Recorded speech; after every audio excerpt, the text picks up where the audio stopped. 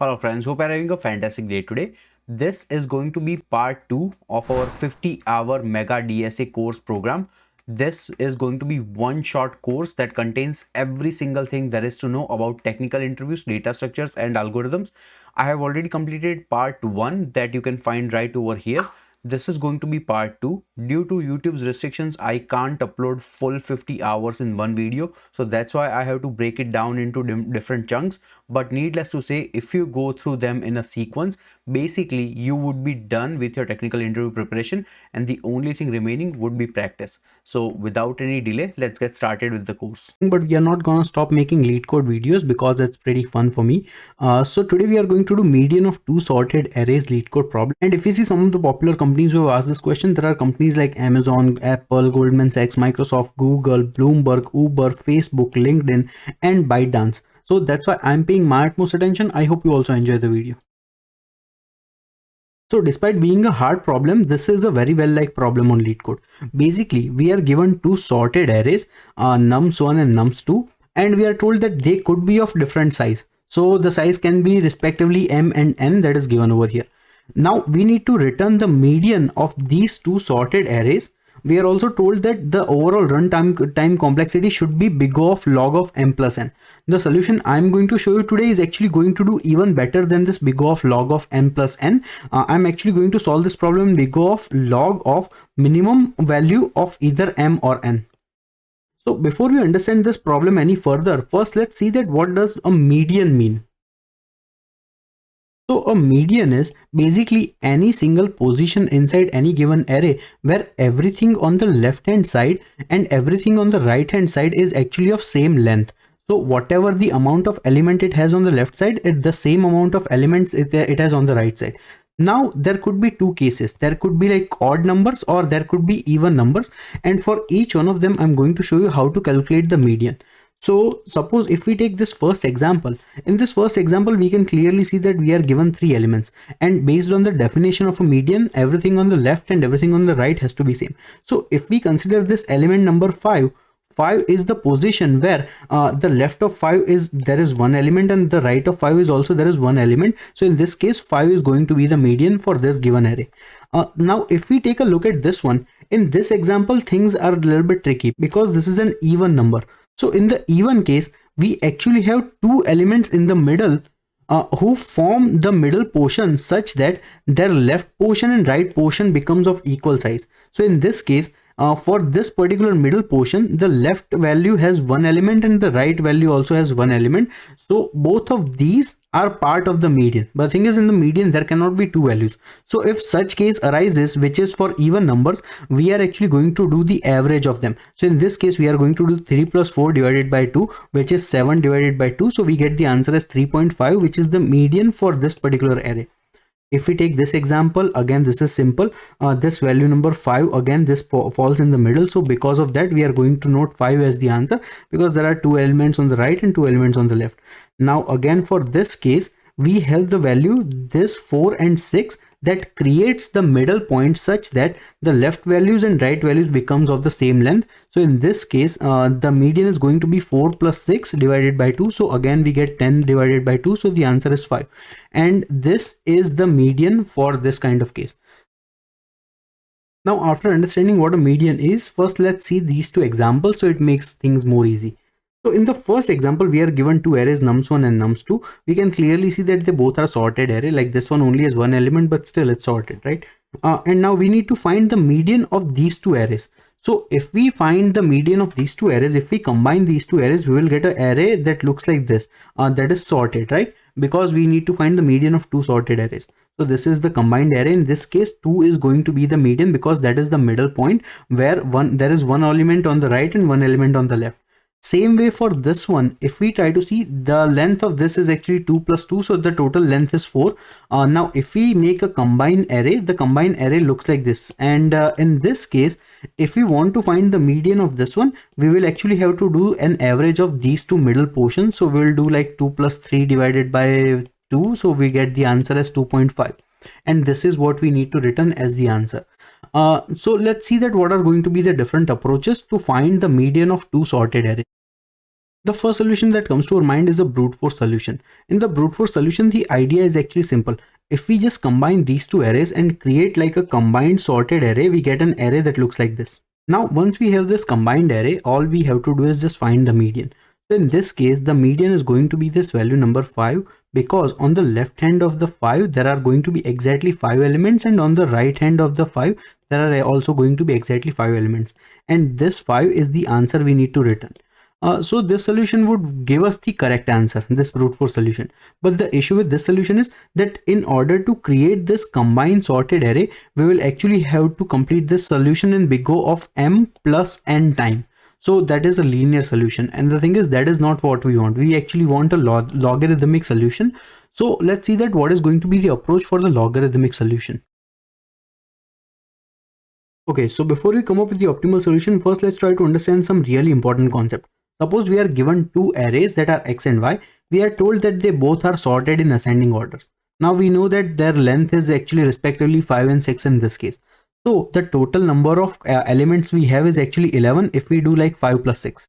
Okay, so now here we are trying to find the median of two sorted arrays. And the thing is, the median, how we are going to find is that, okay, currently we are given these 11 values. So these 11 values, they are combined of these two. Now this 11, we can actually create two partitions. How we are going to create two partitions? So the logic we are going to use is that every single time, whatever the combined sum is, we are actually going to do like plus 1 divided by 2. So in this case, the value we will get is 11 plus 1. So that is 12 divided by 2. So 12 divided by 2, the value we are going to get is 6. So now first partition we will have to do is of 6 elements. And second partition we will have to do is remaining elements. So remaining elements in this case is 11 minus 6. So that this is going to be 5 elements, right? And whichever is going to be the maximum element of this 6. So maximum element of these 6 is going to place somewhere over here in the middle. And that is going to be our median. Now the thing is, how can we define that this maximum value is going to be the median? What are the properties we are going to take for this 6 and 5 value per partition that we are trying to create? And the answer lies right in front of our eyes, that the sorted property has to be maintained. So what does the sorted property has to be maintained means?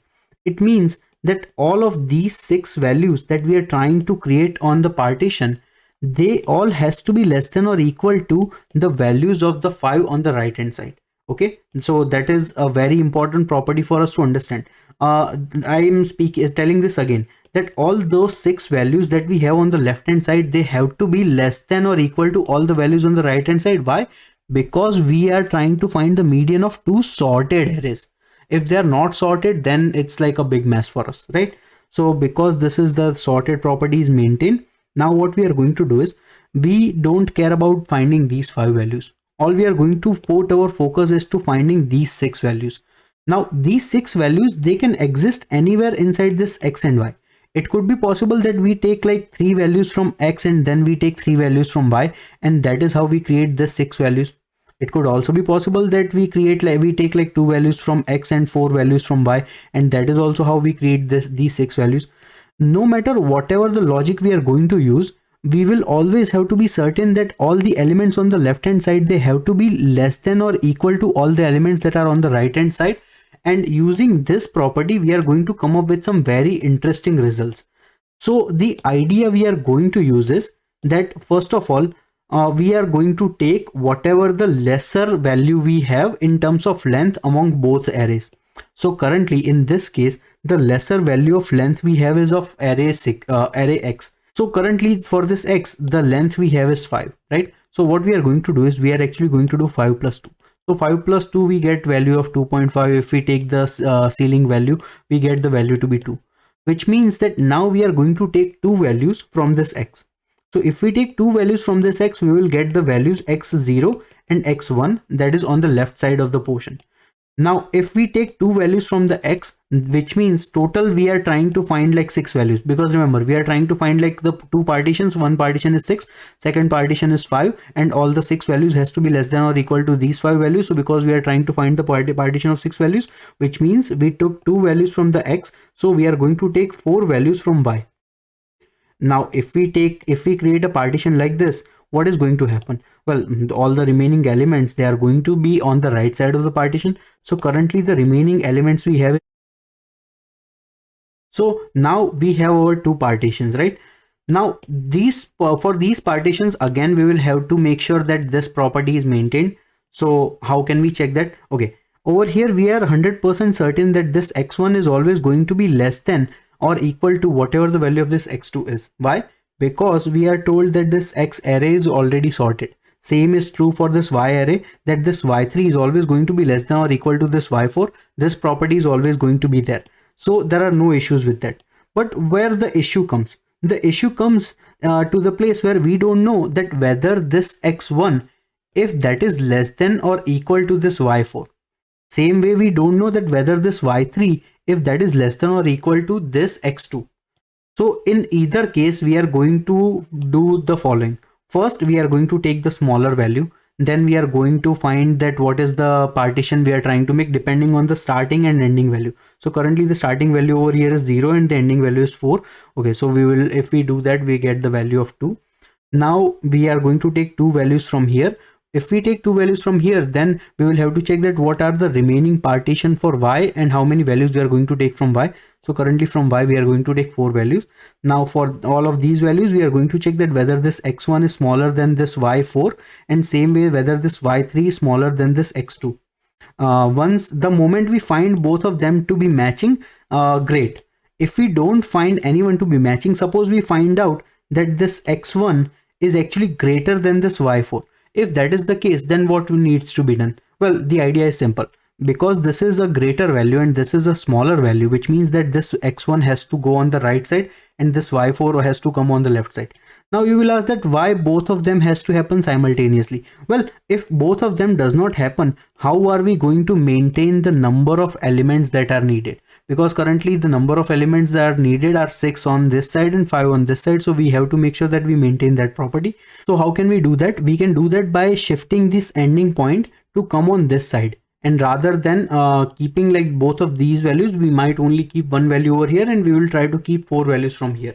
And same way, if we find that this y3 is greater than x2, again we are going to repeat the same process by shifting the starting point on the right side and repeating the same process.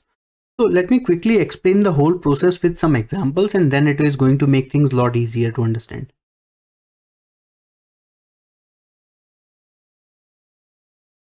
Okay, so now suppose this is the example of x and y values we are given.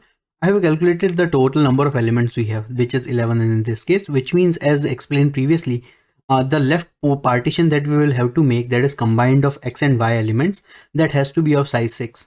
Now for this x partition, what we are going to do is, depending on the starting and ending value divided by 2, we are going to calculate that how many elements are needed in the x position, and based on that we would calculate that how many elements are needed in the y, from the y side or from the y side of array, based on this formula of like 6 minus whatever the value we achieve from this x position, and then we will try to compare the values.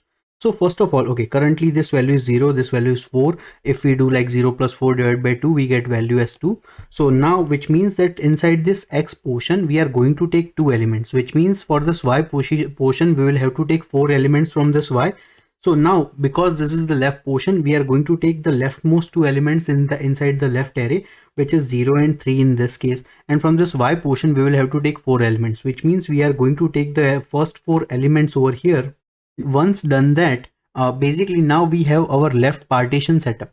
So now, because we have our left partition setup, we can automatically create our right partition from the remaining values, which are, now we know for sure that this 3 is always going to be less than this 5 because they both belong to x array, and same is true for these two.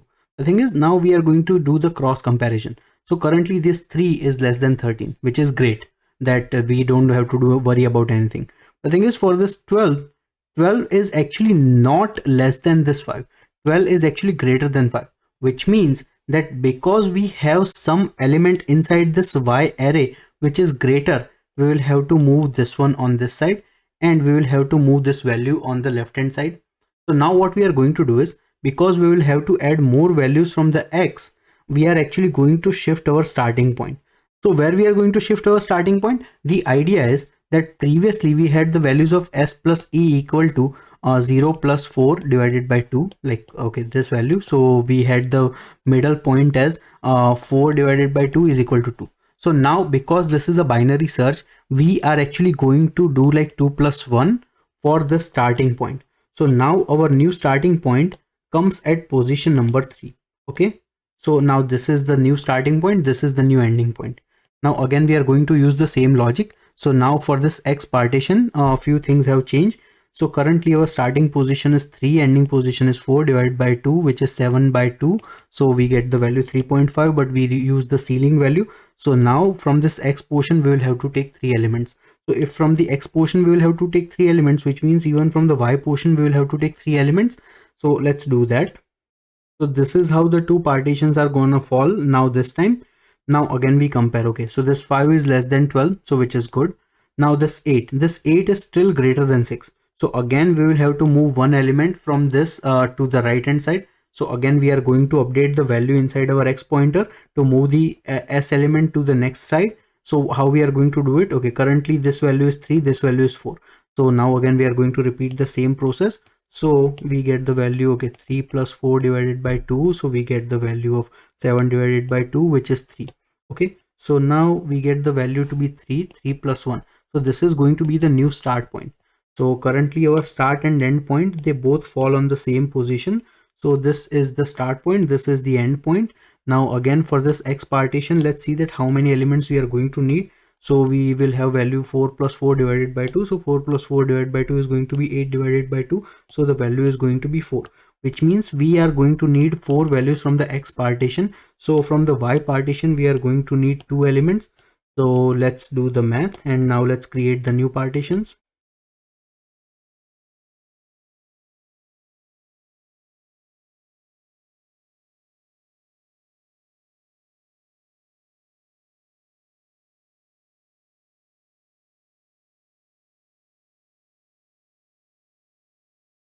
Okay, so these are the two partitions we have.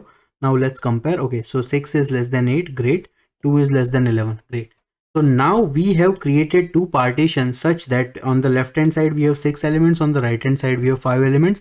We were able to calculate that using the total elements we had. The sum we used was total plus 1 divided by 2. So 11 plus 1 divided by 2. So we get 6 elements on the left hand side. Now from these 6 elements, because the total length was odd, so because of this was odd, so what we are going to do is from this left portion, we are going to select the maximum value. Now you would say that, hey, do we need to calculate all the values on the left portion to calculate the maximum value? And the answer is no. Why? Because all we have to do is check these two values. Whichever is greater value is going to be the maximum value on the left portion, because all of these values are sorted. So amongst first 4 values, this is the maximum value, and same way amongst these two values, this is the maximum value. So if we compare the maximum value between these two, basically we will get our desired answer, and in this case the answer is going to be 6. And because this was the odd case, this 6 is going to be the median that we are looking for, and this is going to be the correct answer. Now let's take one more example with odd case and see that how things work out over here. Suppose this is the second example we are given. I did some math. So total number of elements we have is 12, which means that if we want to calculate that how many elements we need in the left portion, basically we are going to do like 12 plus 1 divided by 2. So in this case, we get the answer to be 6.5, but we choose the ceiling value, we choose the floor value, which is going to be 6. Now for this X portion, we are going to do like starting plus ending divided by 2. So first, currently the starting and ending positions are this one. So we get the value to be now, which means we are going to take 2 elements from the X portion. So if we are going to take 2 elements from the X portion, we are going to take 4 elements from the Y portion. So let's do that. These are the two partitions that we have created. Again, let's compare the values. So first, 8 is less than 6. No, that is not true. 8 is actually greater than 6.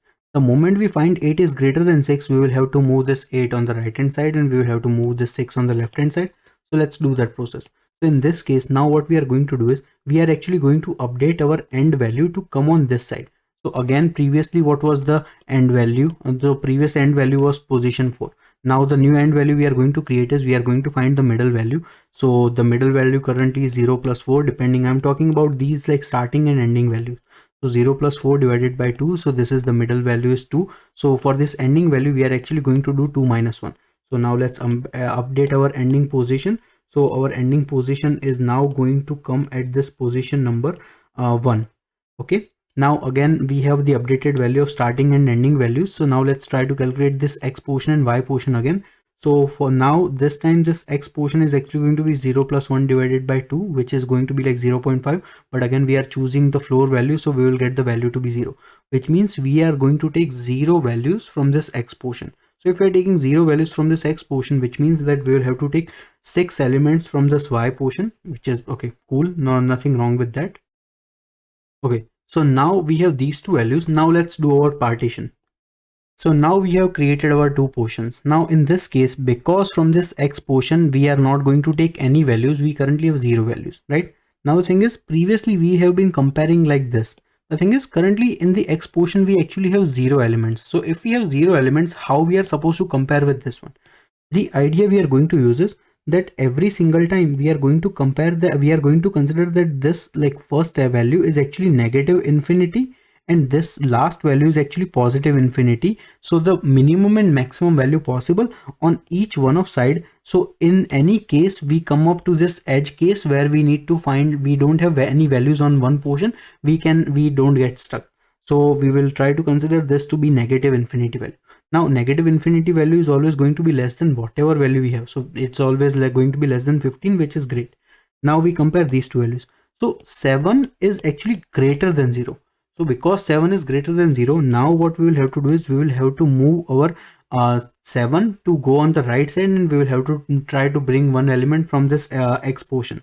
So let's do that. So now we are again going to update the values of our starting and ending values. Now this time we will have to update the start value to go on the right side. So currently the starting position is 0, the ending position is 1. Okay, so the new start value, we will have to find the middle value. So middle value is going to be 0 plus 1 divided by 2, which is going to be 0. We have already established we are trying to taking the ceiling value. So the new starting value is going to be 1. So let's update that, and now we will try to recalculate the whole thing. Now this x position, the number of x element is going to be 1 plus 1 divided by 2. It is going to be 1. So we are going to take one value from this x position, which means we are going to take 5 values from the y position. So let's compare x and y positions. So now we have our two partition setup. So if we compare the 0 with 7, the 0 is less than or equal to 7. That is correct. If we compare the 6 with 8, 6 is also less than or equal to 8, which means that this is a correct partition amongst left and right values. Now in this case, the combination value is actually even for left and right case. So because this is even value, what we are going to do is we are going to pick the maximum value from this one. So maximum value from this one is going to be 6. And we are going to pick the minimum value from this portion. So minimum value from this portion is going to be 7. Now again, same logic, we are only going to compare these two values to find the maximum value. So in this case, we will get that value to be 6. In order to find the minimum values, we are going to only compare these two values. And in this case, the value we are going to get is 7. So now we are going to do the average of these two. So we will get the value of 6 plus 7 divided by 2, which is 13 by 2. So 6.5, that is the answer. And that is the median we need to return. And that is the whole logic behind using this technique. Every single iteration, we are updating the values of starting and ending point only in the array that has the smaller length. So in this case, both the times x had the smaller length. So we are only working on that, and depending on that, we are generating our answer, and we are able to find successfully the median value. So if we calculate the time complexity in this case, the time complexity is actually going to be big O of log of minimum of m or n. And in this case, whatever the minimum value is, we would be able to find the median easily. See space complexity, in this case, the space complexity is also going to be big O of 1 constant space. Why? Because in order to store like the portion, we don't have to store this whole things. We are only concerned with 4 elements, like the minimum of x, the minimum of y, maximum of x, and maximum of y. And using these 4 elements, we can do all sorts of magical things. So this is a very good time and space complexity, and this is a very tough question in my opinion. So if you are able to crack this in an interview, all the companies would be like more than happy to have you as the candidate.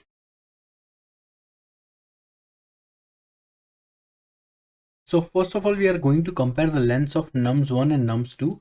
The idea is that whichever has the smaller length, we are going to keep it first. So if not, we are just going to call it recursively again with different inputs. Now we are going to initialize two variables called x and y. and we are going to assign the length of respective numbers.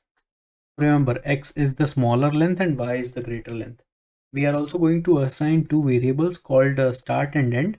So start position is going to have the value 0 and end position is going to have the value of whatever the value of x is. Now we are going to run our while loop that while start is less than end. Now first we are going to calculate that what should be the x portion. So we are going to name it as x part.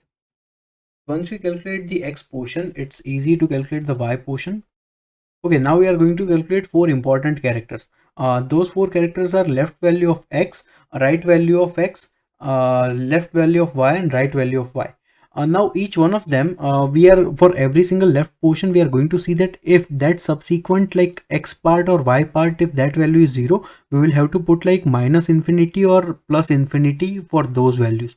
If not, we will put whatever the subsequent value we can find from this nums array. So let me calculate those four values.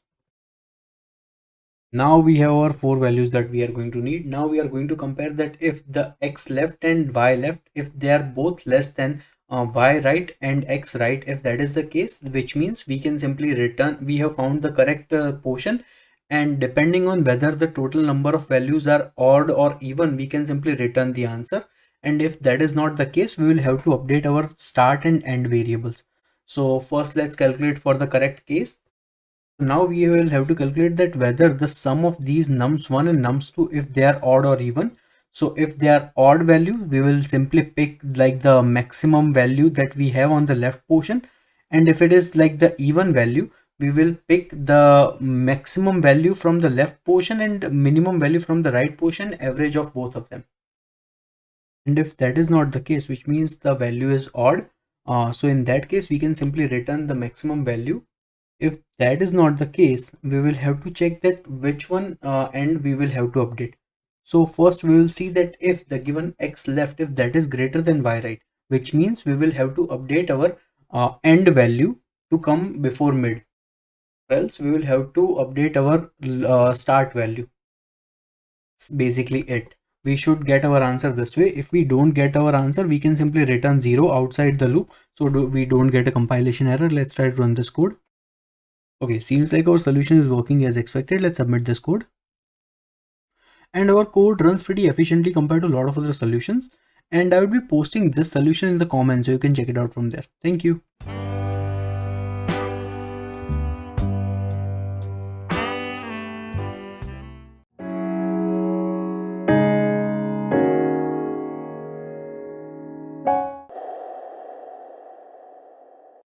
Linked list is a very popular data structure, and it is nothing but a different way to store data inside the memory of computer.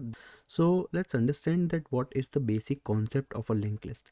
Now, linked list typically defines any particular value that you want to store in a node like block that has two separated entries.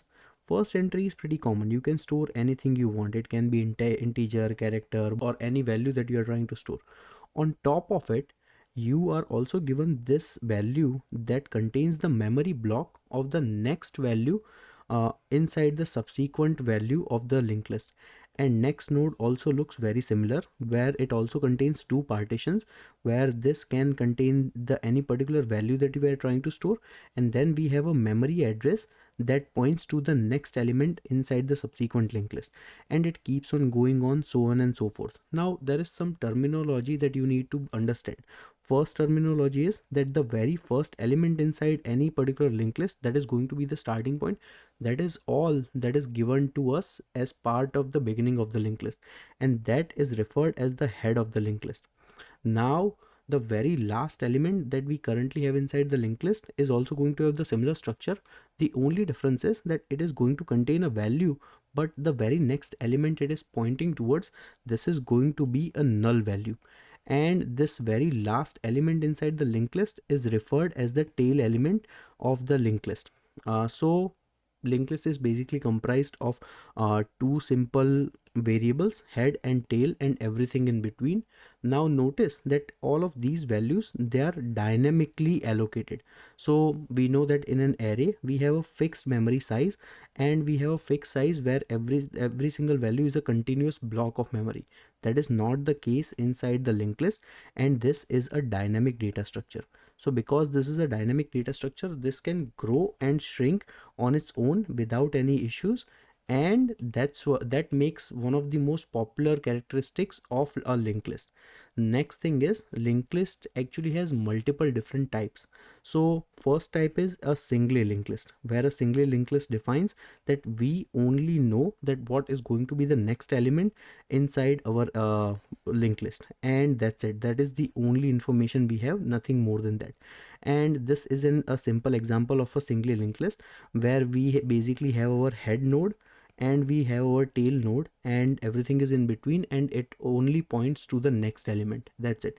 So let's say for some reason we are located at this value x, then we know that after value x what is going to be the next subsequent value inside the linked list, but we don't have any way to identify that what was the previous value where we derived this value x from. And this is called a singly linked list. This is the most basic type of linked list. Second linked list is a doubly linked list. Now a doubly linked list is slightly more advanced and it has some more additional benefits basically. And this doubly linked list contains a node like structure like this, where you can notice that we actually have two spaces to store the memory block, not just one. And as the name suggests, this serves basically double functionality. So we are going to have our very first head node as this, and inside the head node we are going to have our value x that we need to store. We are also going to have this memory block that is going to point to the next memory block. On top of it, we are also going to have a very first memory block that defines that what is the previous block that called this memory block. Now for the head value, because this is the first element, no one else is calling this and this node, so this node is also going to have the null value, or this memory block is going to have null value. Then this memory block is going to contain the address of its subsequent y block, but on top of it, this y block's starting point is also going to contain the address of the previous memory block that called y. And same way at y we can point to the next node, and the beginning of this z node we are going to be able to point back to the node y, and the last node of z is going to be pointing towards the null value, and this is defined as the tail node. So now notice that inside the head node we have the starting pointer, or the previous node that called us as null, so this would be referred as the head node. And the same way, when we identify that the next node is null, then that would be defined as the tail node. And the last one is a circular linked list. Now for the circular linked list, there can be two types. There can be circular singly and there can be circular doubly, but let's just keep it straightforward. Let me give you a very simple example. Basically we are pointing next nodes in subsequent fashion, but in typical linked list we have the next node or the last node of the linked list point towards the null value. In this case, this does not point to a null value, but instead this memory block points back to the very first element, and this creates a sort of like a cycle inside the linked list, and that's why this is referred as a circular linked list. So there can be two types, circular singly and circular doubly. In both the cases we are going to have the nodes point towards subsequent memory blocks. So if this was to be a circular doubly linked list, we would have two blocks of memory being stored at every single value, and then eventually these blocks would be connecting with each other in this fashion. So I know linked list sounds different, but trust me, after we are done with the 14 popular questions from the LeetCode, you would understand every single concept from the linked list. Now let's note some of the benefits of linked list. It's quite straightforward, the benefits, because number one, this is a dynamic data structure, so memory management is much more flexible and much more convenient. We can add and remove elements at will, and we don't have to do much thing about it. Next thing is that it is also scalable, so we can add as many values as we want as we see fit. Plus, linked list is one of those data structures that work really well with other data structures like graph and tree, because many times in representing graph we will have to point like one node pointing to the different node pointing to the different node, and that's where we create something called adjacency list, and that you will learn more about when we reach to the graph topic. But overall, just understand that linked list is dynamic in nature, and it has good amount of value whenever it comes to like removal of any particular node and insertion of any particular node. So let me give you an example. Let's say that I currently have a linked list of these 5 different values. Now for all of these values, they are pointing towards each other, and this is a singly linked list. Now say that somewhere in the middle I want to include one node. So if this was array, I'm dealing with a fixed size data structure, and I need to do a lot of things in order to add this one particular node. But in linked list, it is going to be very simple. All I need to do is iterate to the node after which I want to add this node. So let's say that I want to add this node after this node X. Then this node X is currently pointing towards this Y value. So instead of this pointing towards Y value, I'm going to store this information somewhere in a temporary variable, that what is the memory location of the Y, and then I'm going to have my X point towards this Z character, and then the next value that should be in the node, I'm going to take it from this temporary variable and store it inside the Z. And basically I'm going to delete this node, and I'm also going to remove the temporary node because now we no longer need it. So see how easy it was for us to add any particular node inside the linked list, and this is where the true power of linked list lies. Insertion and deletion and all of these operations are pretty simple and pretty easy to do.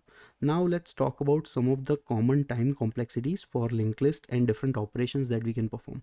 Number one operation we can do is the insert operation. Now inserting at the beginning or at the very first value inside the linked list is going to be big O of 1, because all we are doing is just adding one more node at the front, and then whatever the memory address this had, we are just pointing it over here, and the very first element, this is marking, we are marking this as the head of the linked list. If we have to insert somewhere in the middle or towards the end, then it becomes a little bit complicated, because remember, in the linked list we are only given the very first node that is currently present, that is the head of the linked list.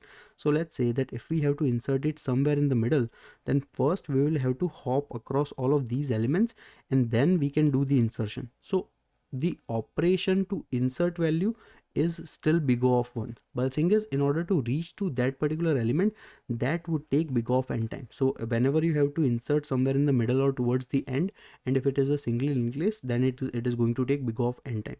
Second operation is delete. Same way for the deletion, if we like any particular deletion is big O of 1, but in order to reach to the point that we are trying to delete, that takes big O of n. So you will have to distinguish this whenever you are trying to thinking about time complexities. Next operation that we can do is iterate over the linked list. So iteration over the linked list is going to take big O of n, because we will have to iterate over every single element, and you can do it using a very simple for loop or a while loop, and the process is quite straightforward. Next operation inside the linked list is a search operation. Now searching an element is going to take big O of n time, because we don't have a way to index values. So whenever you need to search an element, you will have to iterate over every single element to make sure that whether that element is present or not. So these are sort of the main operations that we deal with. And then with the linked list, one more thing I would like to mention is that there is a very popular scenario in linked list where you are trying to find that whether there exists cycle inside the linked list or not. So typically we use an approach called fast and slow pointer, and this is a very good way for us to detect cycle. On top of it, this is also a very good way for us to find the middle pointer of the linked list as well. So we will see the examples of this technique being applied in many different questions. So now this is my introduction towards linked list. I hope you understood the concept. Hello friends, we are not employed by FAANG company, so let's not stop lead coding till we get there. Today we are going to do reverse linked list problem, and essentially this is a very easy but very important LeetCode problem, as it has been asked at bunch of different companies. So this problem has been asked in companies like Amazon, Microsoft, Apple, Bloomberg, Facebook, Google, Nvidia, Adobe, Uber, and also IBM, eBay, PayPal, other companies like Goldman Sachs, and then ByteDance, and a few other companies. So I'm paying my utmost attention. I hope you also enjoy the video.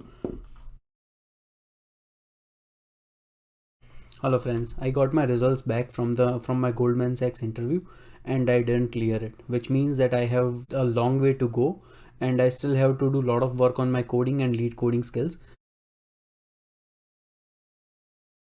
This is a LeetCode easy problem and it is one of the most liked problems on LeetCode. Basically, we are given a head of a single linked list and we need to reverse the given list and then we need to return the reverse list. So problem statement is quite easy to understand, and even if we see the example is also quite easy to understand. Basically, we are given a list like this 1 2 3 4 5 and we are at this position and we are given this head value of this linked list, and basically we need to return the reverse list. So in this case the reverse list is going to be 5 4 3 2 1. So essentially we are just iterating over in this direction and this is what we need to return. The thing is, there happens to be a little bit more complexity because we are told that this is a single linked list.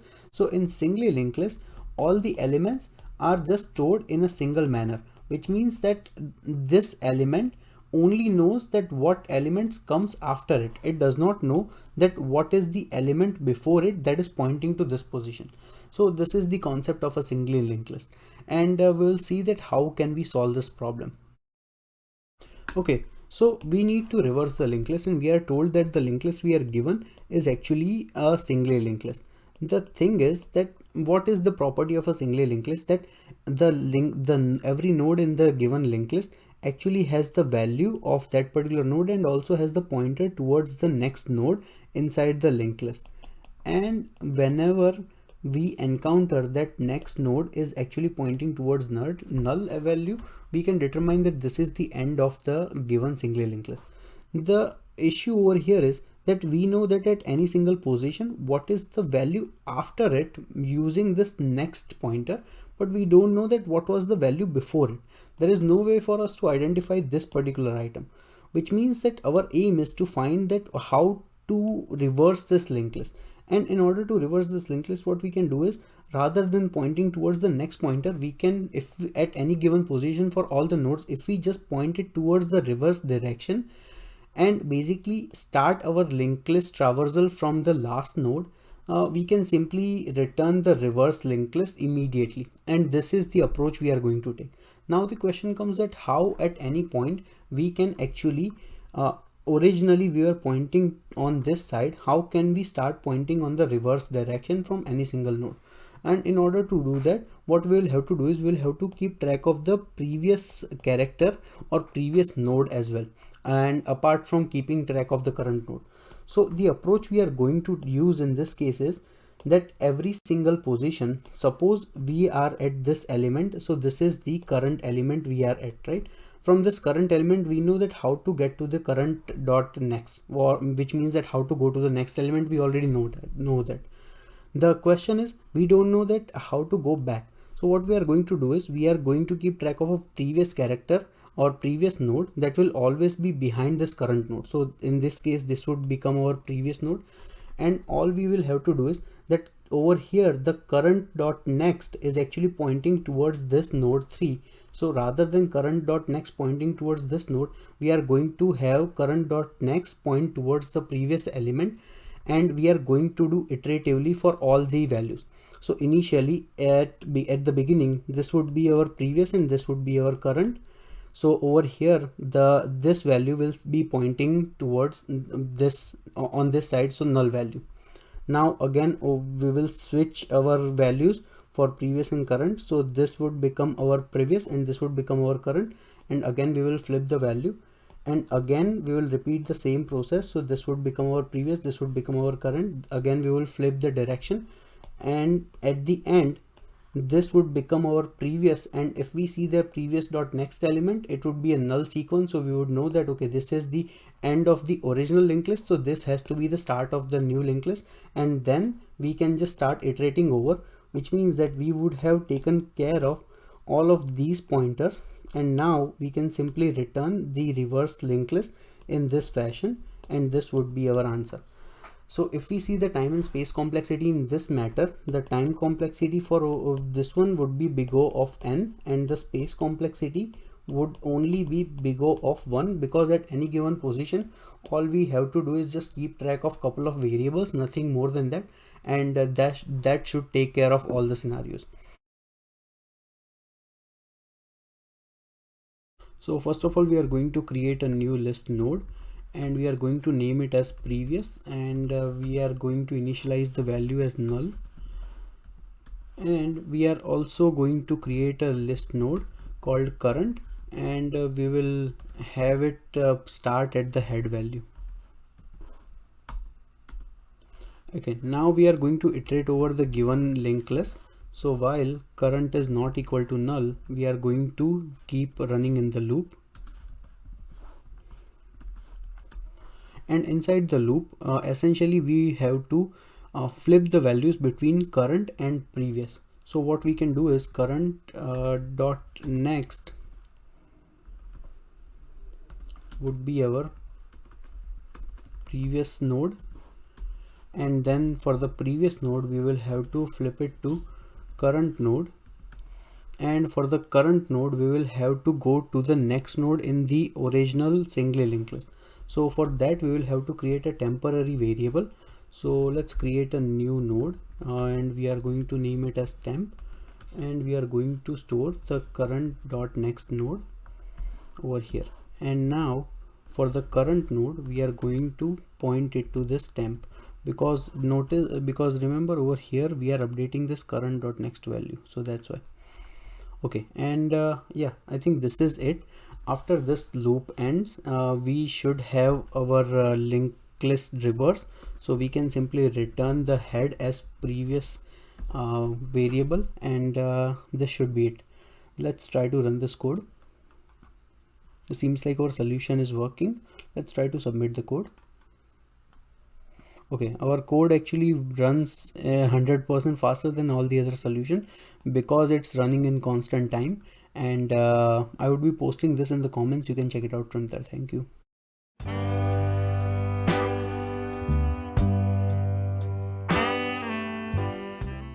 Hello friends, we are still not employed by a FAANG company, so let's not stop lead coding till we get there. Today we are going to do middle of the linked list problem, and this problem can be a great problem to start any technical interview. And this problem has been asked by a bunch of top tier companies like Amazon, Apple, Facebook, Google, Microsoft, Goldman Sachs, Bloomberg, and JP Morgan. So these are some of my dream companies, so that's why I'm making these videos. I hope you also enjoy them. So this is a LeetCode easy problem, and basically we are given the head of a singly linked list and we need to return the middle node of the linked list. We are also told that if there are two middle nodes, we need to return the second middle node. So let's try to understand this with the given example. So over here we are given an example where we are given 5 different nodes. So 5 nodes is odd number. So basically we can determine that, okay, the middle number in this case is going to be the exact number that is at the third position. So we need to return this one as our answer. Meanwhile, inside the example 2, we are given a linked list with 6 elements, and since this is an even number, there can be 2 different nodes we can treat as the middle nodes, 3 and 4. And we are told that if there are 2 middle nodes, we need to return the second middle. So in this case, we will return the value number 4. And it is pretty trivial to understand the problem statement. Let's see that what could be the different approaches. So suppose we are given an example like this, and we need to find that, okay, what is the middle value of this given linked list. The question is that in order for us to find the middle value, first of all, we need to find that what is the total length of this given linked list. And in order for us to find the length, we will have to iterate over this given linked list. That is a given fact, right? But the thing is, only when we find out the length, it is not pretty easy to get the middle value. Why? Because this is a single linked list. So even over here, if we reach and if we iterate through all the values and we find that, okay, the length in this case is going to be 7, so the middle element is going to be length by 2, which is going to be the element located at position number 4, and in this case still, if we want to attain this position number 4, we will again have to iterate over all the elements to get this value. Why? Because this is a singly linked list. So if we want to now we want to address two issues at once. First issue we want to address is that we want to find the length, and second issue we want to address is that we want to find the length in a once we know that what is the length and what is the middle point, we need to find the middle pointer immediately. So one solution that comes to our mind is that we can actually create an array, and we are going to initialize this array with the value 100. So you will ask that why did I choose this value number 100 and why not anything else? Because inside the given input we are actually told that there is a constraint that the maximum number of nodes we can have is going to be 100. So that's why I chose 100. Now once we have that, we are also going to have a variable called length, and we are going to initialize it to 0, and every time we hop on to one element inside the linked list, we will do length plus plus, and we are going to repeat this up until we reach to the null element. And apart from updating the length value, we are also going to add whatever the node we iterate over inside our array as well. And how it will help us, let me just quickly show it to you. So suppose our given array, so these are the index values. Let's start adding the actual list node values. So first of all, we are at this position, so we'll add value number 1, then we will do a length plus plus, so this becomes 1. So then we will add value number 2, and this would also become 2, and eventually we would have added all the values, so our length would become 7, and over here we would have added all the values. Now we have added all the values, we need to return the middle value. So middle value is actually quite simple to get. All we need to do is that for this particular array, we need to return the value located at whatever the length divided by 2 place is. So in this case, the length is 7. So 7 divided by 2 is actually going to be 3. Why 3? Actually it becomes 3.5, but we are going to use int, and we are going to use floor function. So we need to return the value located at the third index, which is this one. So this is the third index, and the value is 4. So a of 3 in this case is going to be 4. So we will return this 4 as an answer, and this would be our solution. And now you will ask that, okay, rather than in this case we had odd numbers, what if we had even numbers? Even if we had even numbers, even if we only had, let's say, 6 elements, so over here the length would be 6. So if we do 6 by 2, the value is going to be 3. And even in this case, we will have to return the element 4. Why 4? Because remember that if we only have 6 elements, we would have 2 middle pointers, and those 2 middle pointers are going to be 3 and 4, and we need to return the second middle pointer, and which is going to be 4. So this can be our solution. This would work perfectly fine, no issues with that. But this will only work just for the sake of solving the LeetCode problem. There are a couple of issues with that. First issue is that we are choosing this value number 100, which we should not choose, because there can be million entries. Your interviewer is going to grind you over it. Second issue is that we are using this additional data structure array to solve this problem. Like, let's see the time and space complexity for this one. So the time complexity in this case is going to be big O of n, and the space complexity in this case is also going to be big O of n. And your interviewer is going to ask you that, can you solve it in better time and space complexity? And the answer is yes. So let me quickly show you how. Okay, so we are going to use the same example, and we are going to see that what would be the better approach. Like, in order for us to find the middle pointer, what we need to do, we need to somehow reach to the end of this given list, and after we reach the end of the list, we need to find that, okay, what was the middle point, and whatever the middle point, we'll need to return that. So the question is, do we really need to use an array for this one? And the answer is no. A better approach is something which is much more beautiful and very intuitive solution, which is 2-pointer solution. We are going to have 2 pointer. One pointer is called fast, and second pointer is going to be slow. Initially, for the fast and slow pointer, we are going to start at the initial position, and both of them have a special property. So slow is going to do 1 iteration, meanwhile fast is going to jump by 2 steps, and we only need to do this until fast reaches to the null or fast.next reaches to the null.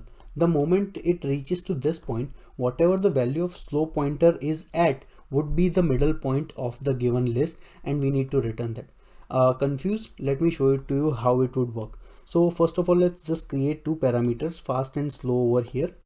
So this is a fast parameter at the top, and I'm also creating a slow parameter at the bottom.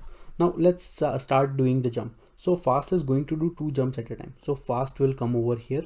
At the same time, slow is going to do 1 jump at a time. So slow will reach over here. Again, fast is going to do 2 jumps because fast is not null or fast.next is not null. So fast will reach over here, and slow is going to do 1 jump. So slow is going to be here. Again, fast is going to do 2 jumps. So fast will end up over here.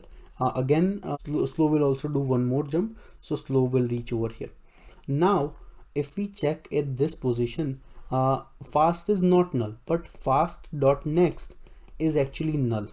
So because this is null, this would be our terminating case. So the moment we reach that, okay, fast dot next is null, fast pointer cannot go any way further, which means whatever the position of slow pointer is, that should be the middle of the given linked list, and which is the case over here, that this value at slow pointer is actually the middle of the list, and we simply need to return that. We don't need to do any additional work, and this is a very beautiful solution. If we see the time and space complexity in this case, the time complexity is actually going to be big O of n divided by 2. Why n divided by 2? Because notice that this fast pointer actually do 2 jump at a time, so we will reach the end of the list quicker. But the thing is, overall in general we can mention this as big O of n. And in terms of space complexity, all we are doing is just keeping track of couple of pointers, and that takes constant space, so it would be constant space algorithm. So this is a very optimal time and space complexity compared to our previous approach, and let's see the solution. So we are going to initialize two parameters, slow and fast, and for both the parameters we are going to put the first value as head. Now we need to iterate over the given list node until we reach that either the fast node is null or the fast dot next is not null. Okay, if this is not the case, we will all we need to do is just update the value of slow pointer and fast pointer. So slow would be slow dot next, so it will do one jump, and fast would be fast dot next dot next, because fast pointer is actually doing 2 jumps. And once this loop ends, we simply need to return whatever the value of slow list node is. And let's try to run this code. Okay, seems like our solution is working. This is very few lines of code, so nothing to worry. Let's try to submit this. Okay, our code actually runs pretty fast. It's pretty efficient. So I would be posting this in the comments. You can check it out from there. Also, I have created a GitHub repository where I have posted the solution of all the problems that I have done so far. So you can check it out over here as well. This is growing by the day, so this would be helpful for a lot of people. I would be posting this link in the comments as well.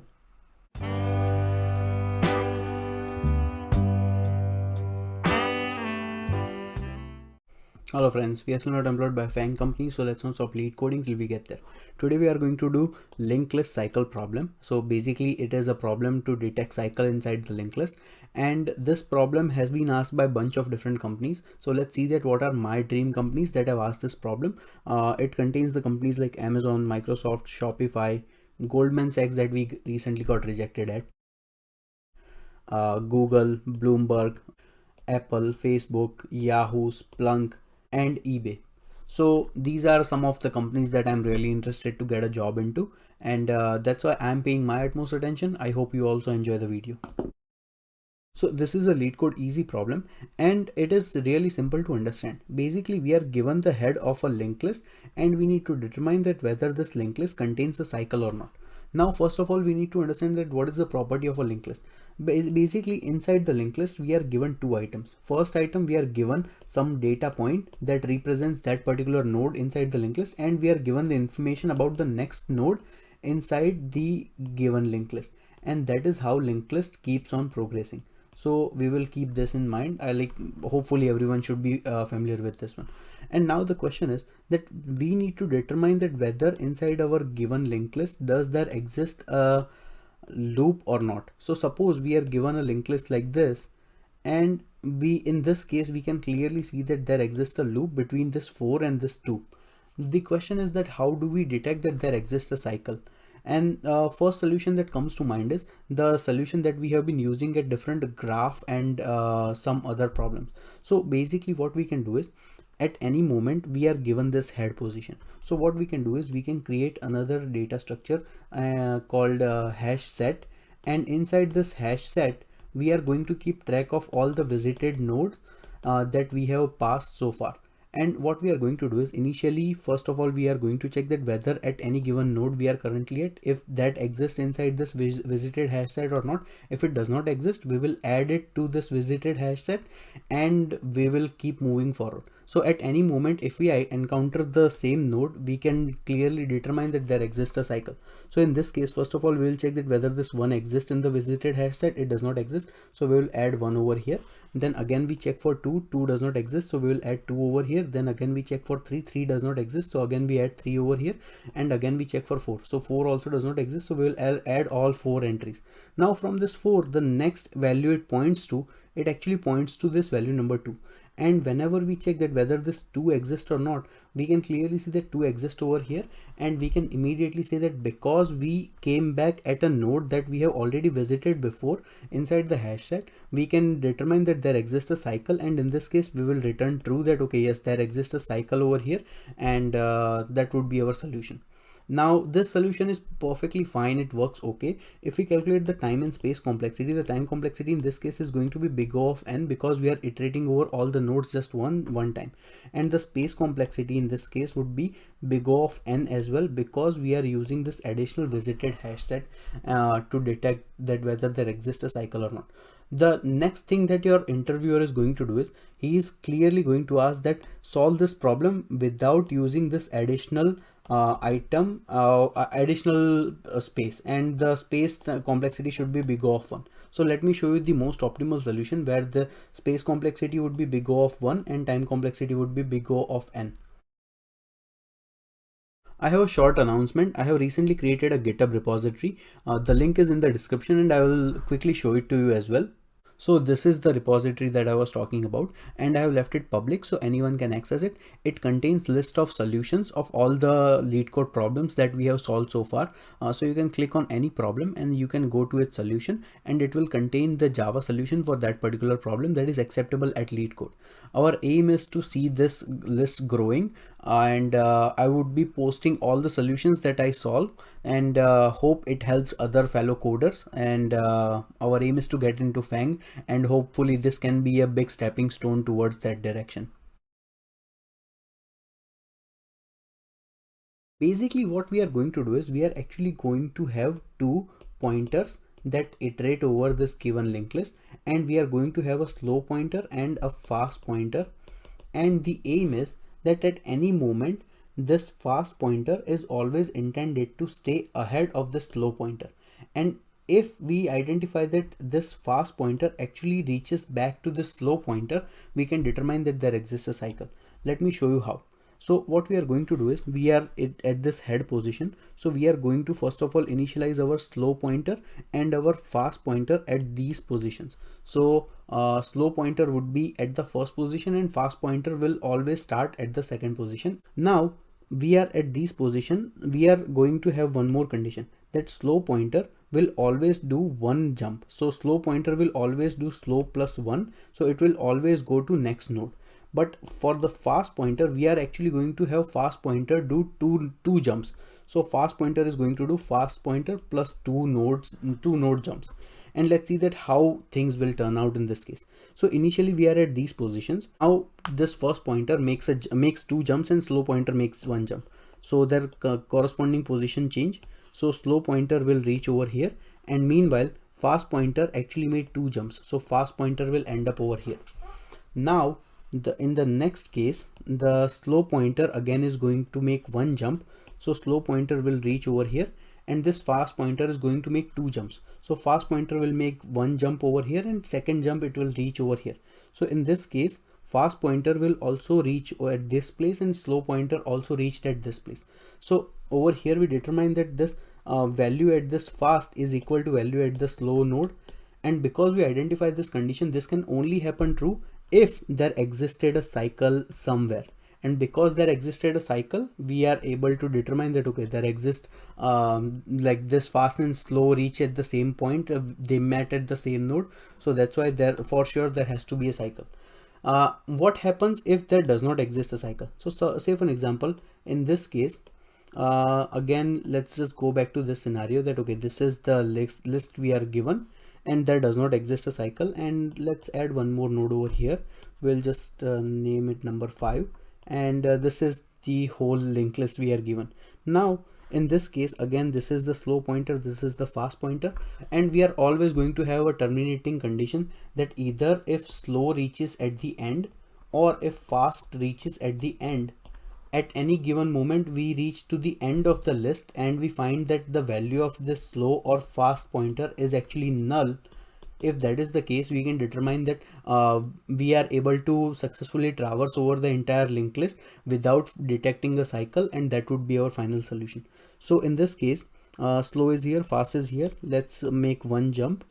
So again, so now the slow would be here and fast would actually be here. Now again, let's just make one more jump.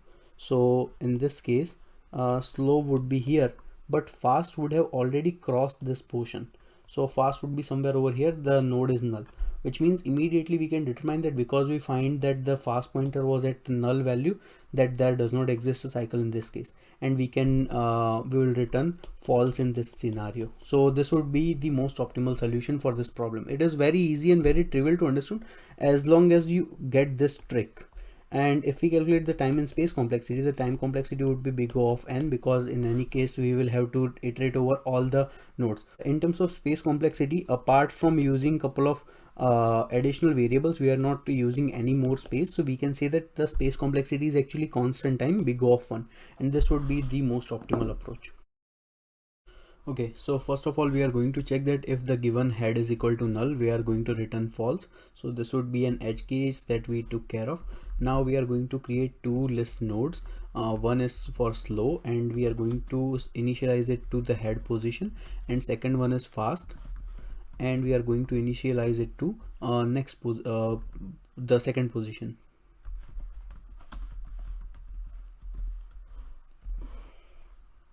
Okay, now we are going to run a while loop, that while slow is not equal to null or fast is not equal to null, we are going to keep iterating over.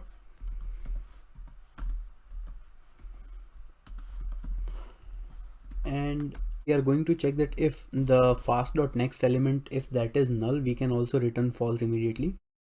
If that is not the case, if at any point we identify that the value at fast is equal to value at slow, if that is the case, we can immediately say that there exists a cycle and we can return true. Otherwise we will have to update the counter. So slow would be slow.next. So because we are incrementing slow by one value, but for fast we are actually incrementing fast by two values. So fast would be fast.next.next, and that's it. And if at any moment we are able to get out of the loop, we can always return false, and this should be the solution. Let's try to run the code. Okay, seems like our solution is working. Let's try to submit the code.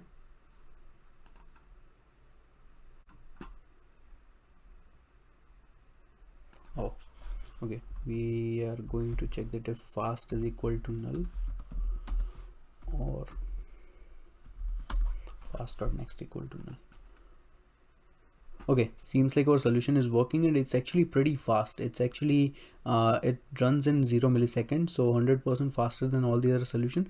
And even in terms of memory usage, we are beating out most of the people, because over here we are actually ending our loop early by using both these conditions. And again, inside the GitHub, I will be providing the solution to all these problems, so you can go and check it out over here. I would be posting this link in the description, and hope this video helps all the other communities that I feel so dear for, and not stopping till we get into FAANG. See you next.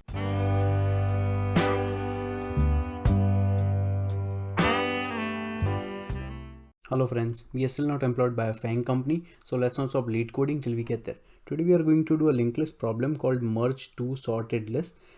So this problem has been asked in tech giants like Amazon, Facebook, Microsoft, Apple, Uber, Google, Bloomberg, ByteDance, which is TikTok, and then companies like Yahoo, LinkedIn, Indeed, and Roblox, and also IBM.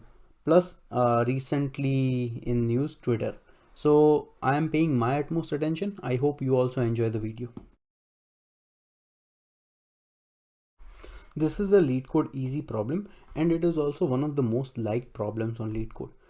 If we understand the problem statement, we are basically given the heads of two sorted linked lists, list 1 and list 2, and we need to merge these two linked lists in one single sorted list. So this is the important part, that it has to be sorted, and in the end we need to return the head of the merged linked list. Okay, let's try to understand this problem with an example. So over here we are given two lists, list 1 and list 2, and we can see that both of them are increasing in ascending order. And now we need to create a merge list from this. So this is the merge list that has been created. Even if you observe the merge list, the ascending property is maintained. So which means that the merge list is also sorted. And how it is sorted, it has taken values from whichever the nodes that had the smaller value. So in this case, these first two values were 1 1, so we can choose from anyone, right? Now this second value, and now we are done with this value 1 and 1 over here. Now we need to take care of this 2 and 3. So when we compare this 2 and 3, we find that okay, this value number 2 is actually smaller, so that's why we add a 2 node over here, and now we are done with this one. And now we still have to compare this 3 with this 4, because remember, we are not done with this 3 yet. So we identify that this 3 is actually smaller. So in this case, we are done with this 3, and we add the 3 node over here in our merge list. Now the values are 4 and 4. So again, we just enter the values 4 and 4, and now we should be done with all of them. And this is the new list that we have created. And in the answer, we need to return the head value. So we would be returning this value as the part of the answer. So this is the expectation of the problem. Let's see that what could be the potential solution. So let me quickly draw just one more list, and we'll see that what should be the approach. Let's see that what should be the merge list at the end. So I'm denoting this as M. Now we are going to compare two values at any given moment, and we are going to have two pointers. So let's say left 1 and left 2, we are going to keep track of them. So over here both the values are same, so we can enter any value. So we will add 1 over here and then again 1 over here, because both the values are same, so you can put condition to choose anyone. Now we are done with both of them, and because we are done with both of them, we will have to update the values of this L1 and L2. So we are going to update its values. So now this becomes our L1 and this becomes our L2. Again we do the comparison. Now in this case we find that okay, this value is actually smaller. So because this value is smaller, we are done with this element. Essentially we will add that value to our merge list, and because in the list 2 we found that that value was smaller, we'll update the list 2 pointer to go to its next element. So we'll do a jump like this, and now this becomes our list 2, and again we will compare list 1 and list 2 elements. So in this case we find that value at list 1 is actually smaller, so we'll add it to our solution, and again we are done with this one now. So we'll update the left 1 pointer. So left 1 pointer would fall over here, and now again we will compare both of these values. So in this case we find that okay, this value is actually smaller, so we'll add one more node to our merge list 4, and again update the value of list 2. So list 2 actually goes over here, and this is done. So this is list 2, and now we compare this value with this value. So over here we would find that okay, this 5 is actually smaller, so now we will have to update the value 5 over here. Now because we have updated the value 5 over here, if we do a next jump for this list 1, we identify that this node is actually null. So the moment we identify that there exists a null node, there is no point of us moving forward in this direction, because we are done. And essentially whatever the remaining values are still pending in the L2, they directly needs to be appended on this merge list. Why? Because so far all the elements we have entered, they were entered based on the some sort of relative comparison. But once we are done with one loop, there is nothing for us to compare. So because there is nothing for us to compare, whatever is the remaining portion we can directly add over here. So we'll over here we only have one node 8, so we'll directly add the node 8 over here. But even if we had some other nodes over here, they all would be directly appended without any issues. I hope this makes sense, and this actually would be our final solution. Now what would be the tricky part in this one? The tricky part in this one would be that because in this merge linked list we are iterating over here, so at the end we would be somewhere at the last position. And remember, we need to return the head node. So what we will do is we are going to use a trick. We'll create some dummy node, and this dummy node would be actually as the head node. We will just assign some random value, whatever, 1 2 whatever. This does not make any difference. And the next value of this would be pointing to the merge dot next, and that would be the trick. So at the end we will just return the next value of this dummy node, and then that would be the start point of our merge list. So if we calculate the time and space complexity, in this case the time complexity would be big O of n actually, because we will have to iterate over all the nodes that are given in both list 1 and list 2. So actually it would be big O of m plus n, where m is the total number of nodes given in list 1 and n is list 2, but in general we can write it as big O of m plus n. And in terms of space complexity, we are only using couple of extra parameters to store the value, and anyways we will have to create this merge list, so we wouldn't consider that to be an additional space being used. So we can say that we are actually solving this in constant time, and this would be the most optimal solution. So first of all we will create a list node, and we will just call it as dummy. And for this dummy node, actually we are going to use this dummy node to keep track of the first element inside our merge list. Now we will create another list node, and we will call it as a merge list. So let's just call it merge, and we are actually going to initialize it with dummy value. And now we are going to run a while loop. Now we are going to run a while loop up until the point that when we have elements in both list 1 and list 2. So at any point we encounter that list 1 or list 2, either of them is empty, we are going to break out of this while loop. And inside the while loop we will have to check that which one is a smaller value, and suppose list 1 is smaller than list 2 value, so in that case we will have to add it to our merge list.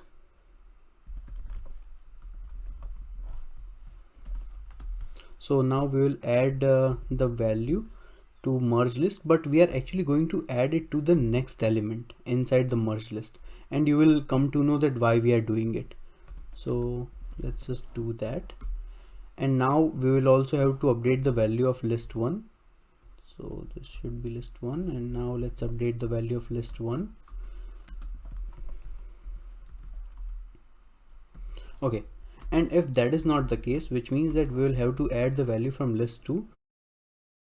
And after we break out from the loop, we will actually have to see that which list still has values remaining, because remember, at any point we encounter null in any either list 1 or list 2, we break out of the loop, which means that there could be still more elements that needs to be appended to this merge list, and that should be taken from whatever the list that is still not empty. So we will just put a condition: if list 1 is equal to null. If that is the case, we know that we will have to append the value of list 2. And if that is not the case, which means that list 2 is empty and list 1 still has elements, so we will add list 1 to our merge list. And once that is done, we need to return the head of this merge linked list. But the problem is that now we are actually at the end of this merge list. So how can we get the head of this? Well, actually we can get the head of this is by using this dummy node that we created, because remember that dummy is actually the start value of 1, and dummy dot next would be the value of merge dot next. So that's why we actually have to create this additional node. And in the return we are actually going to return dummy dot head, and dummy dot next, and this should give us the head value. So let's try to run this code. Okay, looks like we made some mistake. Oh, we are not updating the value of merge element, because at every iteration the merged node also needs to go to the next element because we are already adding a one value to this merged linked list. So now let's try to run the code. Okay, seems like our solution is working as expected. Let's submit this. And our solution is actually 100% faster than all the other Java solutions, so which is pretty good.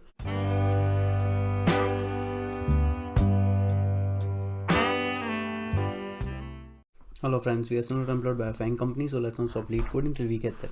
Today we are going to do remove nth node from an end of the list problem, and this problem can be asked in many different ways. And if we see the some of the companies that have already asked this question, it's really nice. So companies like Facebook, Amazon, Microsoft, Google, Bloomberg, Uber, Apple, ByteDance, Goldman Sachs and Salesforce, they have all asked this problem, and they are some of my dream companies that I want to work at, so that's why I'm making these videos. I hope you enjoy them. Let's try to understand the problem statement. This is a LeetCode medium problem, and the title of the problem actually is self-explanatory, that essentially we are given the head of a linked list and we need to remove the nth node from the end of the list and then return its head. So this is the whole problem. If we try to understand it using an example, in the example originally we are given a list called 1 2 3 4 5, and over here we are given that n is equal to 2. So we need to remove second node, but remember we need to remove the second node or nth node from the end of the list. So in this case, this would be the first node at the end of the list, and this would be the second node at the end of the list. So we will need to remove this 4, and once we remove this 4, the answer would be something like this. So this is what we need to return, and in this case we will need to return this head pointer, and then automatically it will traverse towards the entire linked list. Okay, so let's see that what would be the most basic solution to solve this problem. Suppose we are given a custom example like this, and we need to remove second node from the end of the list. Now in this case, this would be the first node from the end of the list, and this would be the second node from the end of the list. So we know that we need to remove this value number 5. But the thing is, we are able to know it because I have drawn in the picture over here, and it is very evident to us. But actually we don't know that what is the length of this given list. So because we don't know the length, what we need to do is that the answer is quite simple. First we need to identify that what is the length, and then we need to, based on this given value n, we will need to determine that what is the element that we need to remove, and then it becomes easy for us to remove the element. So what we are going to do is we are going to use a 2-pass approach, and inside the first pass we are just going to have a variable called n, l, and this L is to take care of the length of this given linked list. So in this case we would find that okay, length is equal to 6 because there are 6 nodes present in this given example. Now once we know that there are 6 nodes present and our given n is equal to 2, we will need to remove the 5th node. Why 5th node? Because the node we need to remove, that is going to be determined based on the formula that total length minus whatever the n is given plus 1. Why plus 1? Because we are using one index calculation over here, that this last element, this 6th element, is also the first last element. Remember that this is the critical part, that this is the first last element, which means this is the second last element.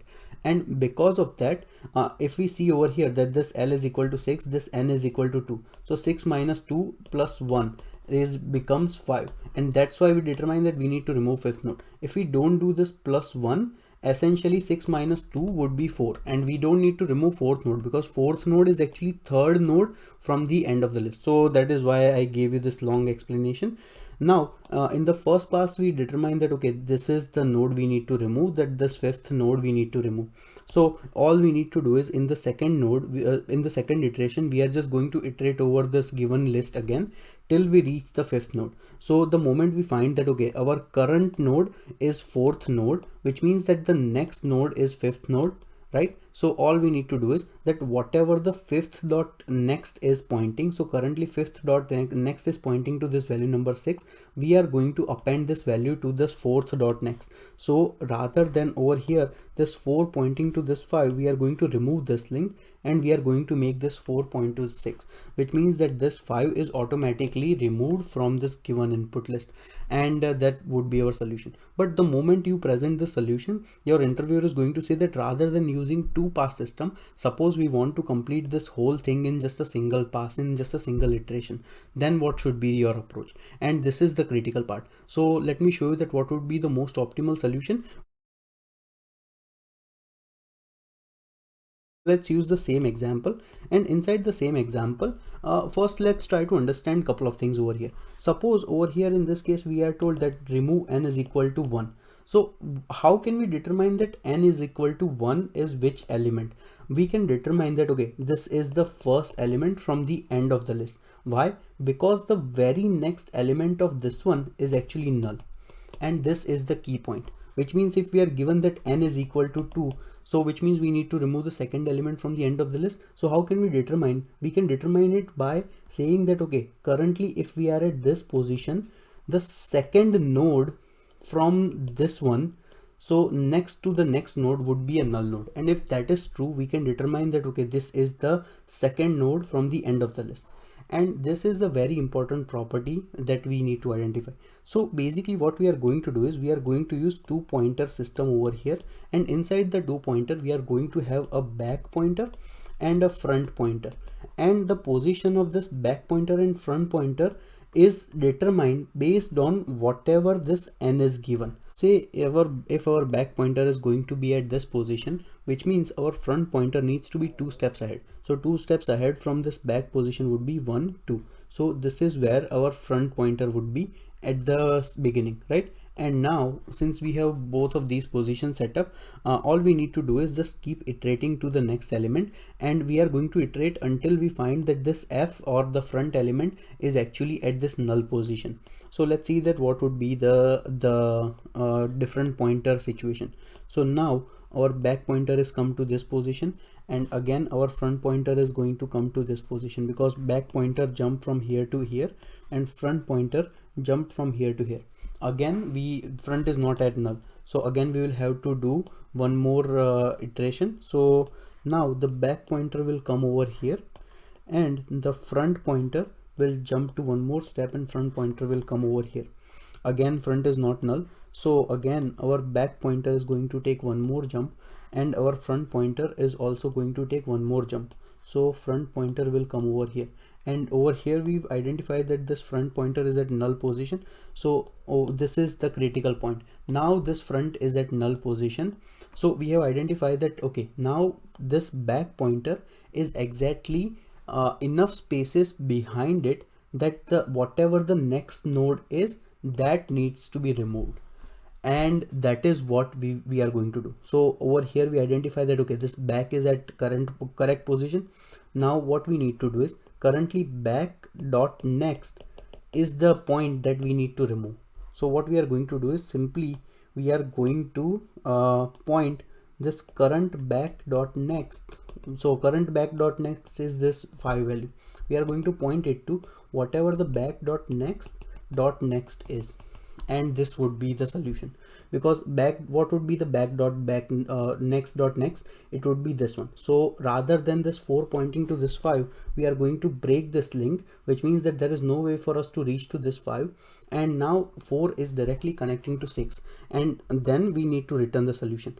Now we need to return the head of this linked list. So we are going to use the same point we have been using so far, that initially we are going to create a dummy node, and this dummy node is going to act as a placeholder, and that is going to store this head value, and we are going to return that in the solution. And let's see that what would be the time and space complexity in this case. So for the time complexity, it's only going to be big O of L, where L is the given length of the linked list, and in terms of space complexity, we are only storing couple of parameters, so it would be constant time, and so we are not using any additional space. So first of all, we are going to create a dummy node, and inside this dummy node we are going to give it some random value. We are going to create dummy dot next equal to head, and we are using this dummy node as a placeholder. Now let's create our two front and back list nodes.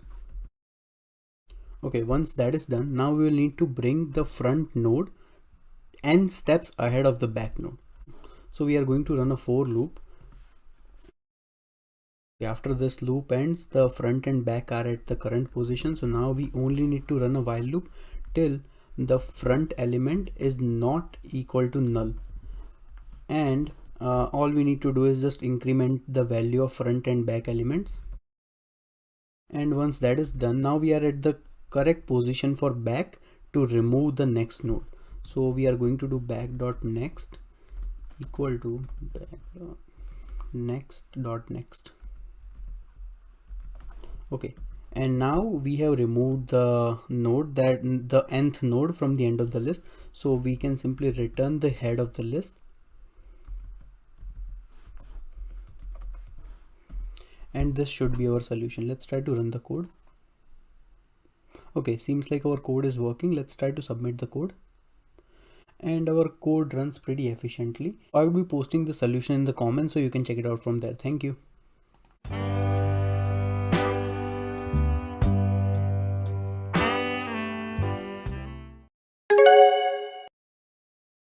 Today we are going to do a very interesting LeetCode problem called add two numbers. And if we see some of the popular companies who have already asked this question, there are companies like Amazon, Apple, Bloomberg, Microsoft, Facebook, Google, Uber, Paytm, TCS, ByteDance, Goldman Sachs, and Airbnb. So that's why I'm paying my utmost attention. I hope you also enjoy the video.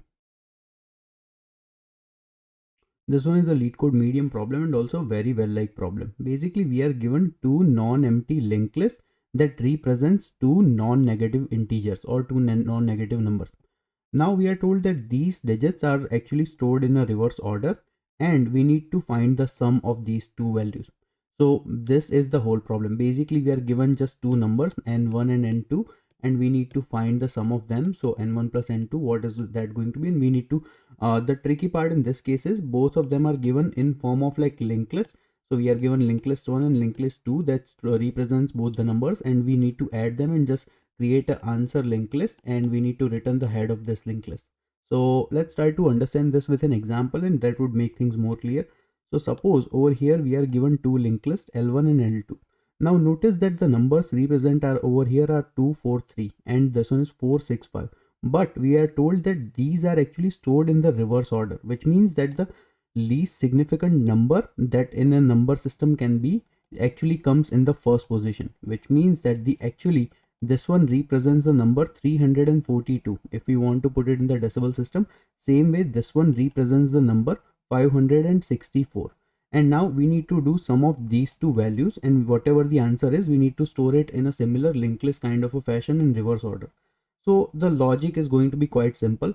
Let's try to understand this with an example. So basically in this case the two linked lists are 2, 4 and 3. So this one is linked list 1 and linked list 2 is going to be 4, 6 and 5.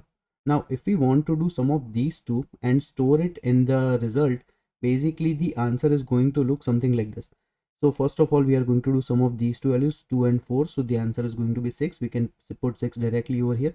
Now in this case the value are 4 and 6. So if we do 4 plus 6, basically the answer we get is 10. So 10 we cannot put directly as it is because we can only store one single character in this kind of a block, which means we can only store 0 over here and 1 is going to be a carry that will be forwarded over here.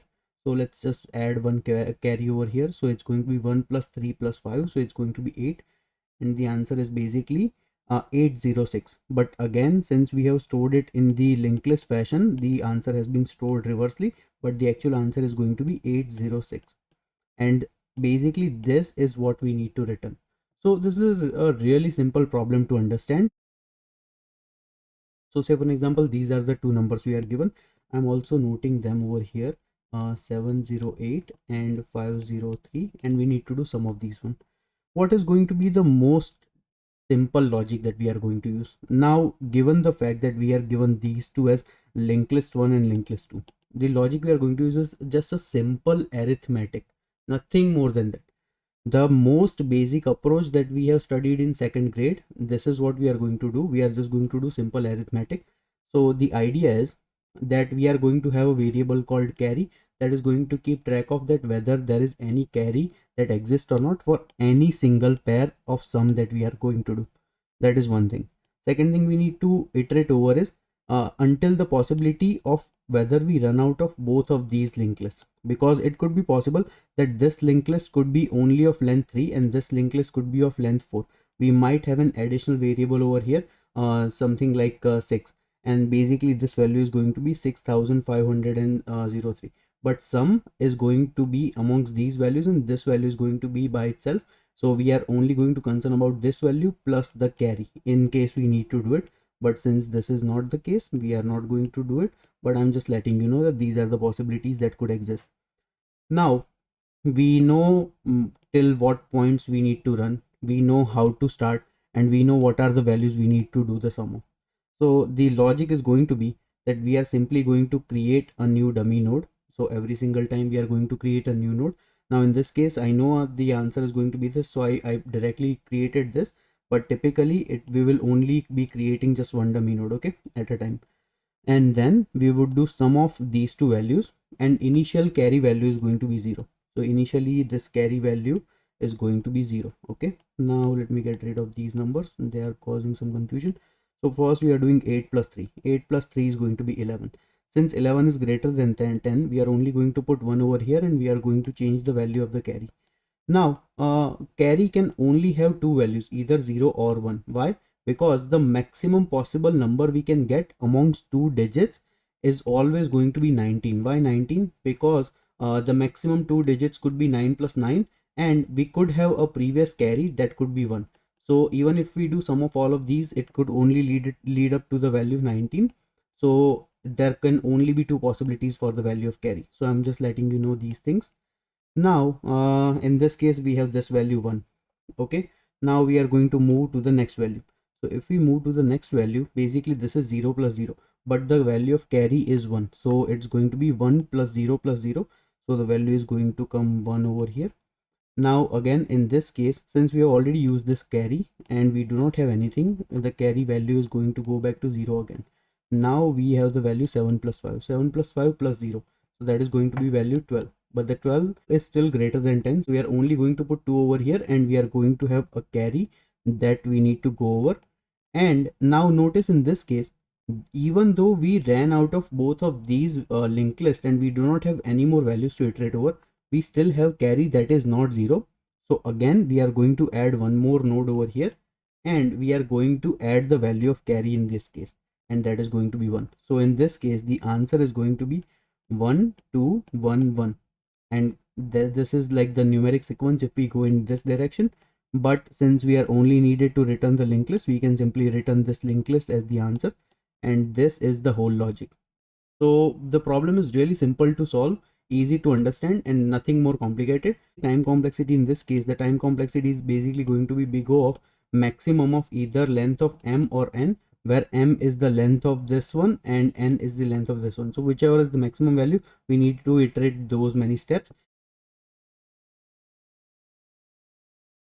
So first of all, we are going to create a new list node called dummy node. This dummy node is going to act as a placeholder for our actual answer. Now we are also going to create a new list node called answer. We are also going to have a variable called carry and the initial value is going to be 0. Now we are going to run our while loop, and inside our while loop we are going to keep on running until we have values in either L1 or L2 or the value of carry is not 0. Inside the loop, first of all, because these are list nodes, we will have to create two integer variables called x and y, where we will store the value of the subsequent list1 and list2 variables if they are not null, and if they are null we are going to store their values as 0. We are also going to initialize a variable called sum and we are going to do x plus y. We are going to calculate the value of carry, so for that we can only do sum divided by 10 and we will get the answer. Now for our answer node, we will have to add the value of the sum that we have calculated, but it could be possible that the value of the sum could be greater than 10 and we only need to store a single digit between 0 to 9. So what we can do is we can inside the answer dot next, we can simply store the value of the sum modulo by 10.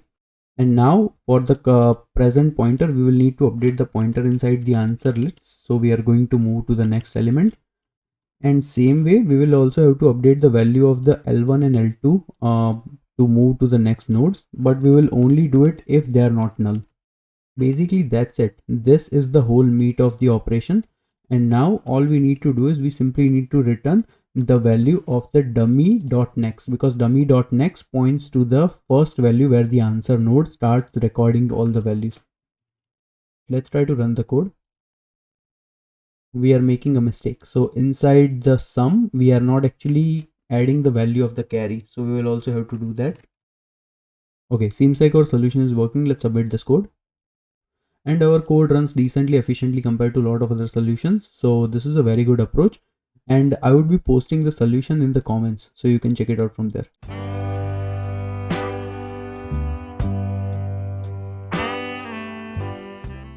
Hello friends, we are still not employed by a FAANG company, so let's not stop lead coding till we get there. Today we are going to do reorder list lead code problem, and solving this one problem is actually equivalent to solving 3 different lead code problems, and I'll show you how in this video. So if we check out the list of companies that have asked this problem, there are tech giants like Amazon, Microsoft, Adobe, Facebook, Bloomberg, Uber, Google, Yahoo, Apple, eBay, Lyft, and Expedia. And these are some of my dream companies, so that's why I'm making these videos. I hope you also enjoy the video. So this is a LeetCode medium problem, and basically we are told that we are given the head of a single linked list and we need to reorder this linked list and return in a different manner. So let me quickly show you by an example that how do we want to return it. So suppose we are given a linked list like this, that 1, 2, 3, 4. This is a normal linked list we are given, and now we need to reorder it in a manner that one node we take from this left to right direction and the another node we take from this right to left direction. So in this case, the first node is going to be this one, this node number 1. And now once we have taken this node from this left to right direction, the second node we are going to take is from the opposite direction. So second node in this case is going to be this value number 4. So second node would be the value number 4.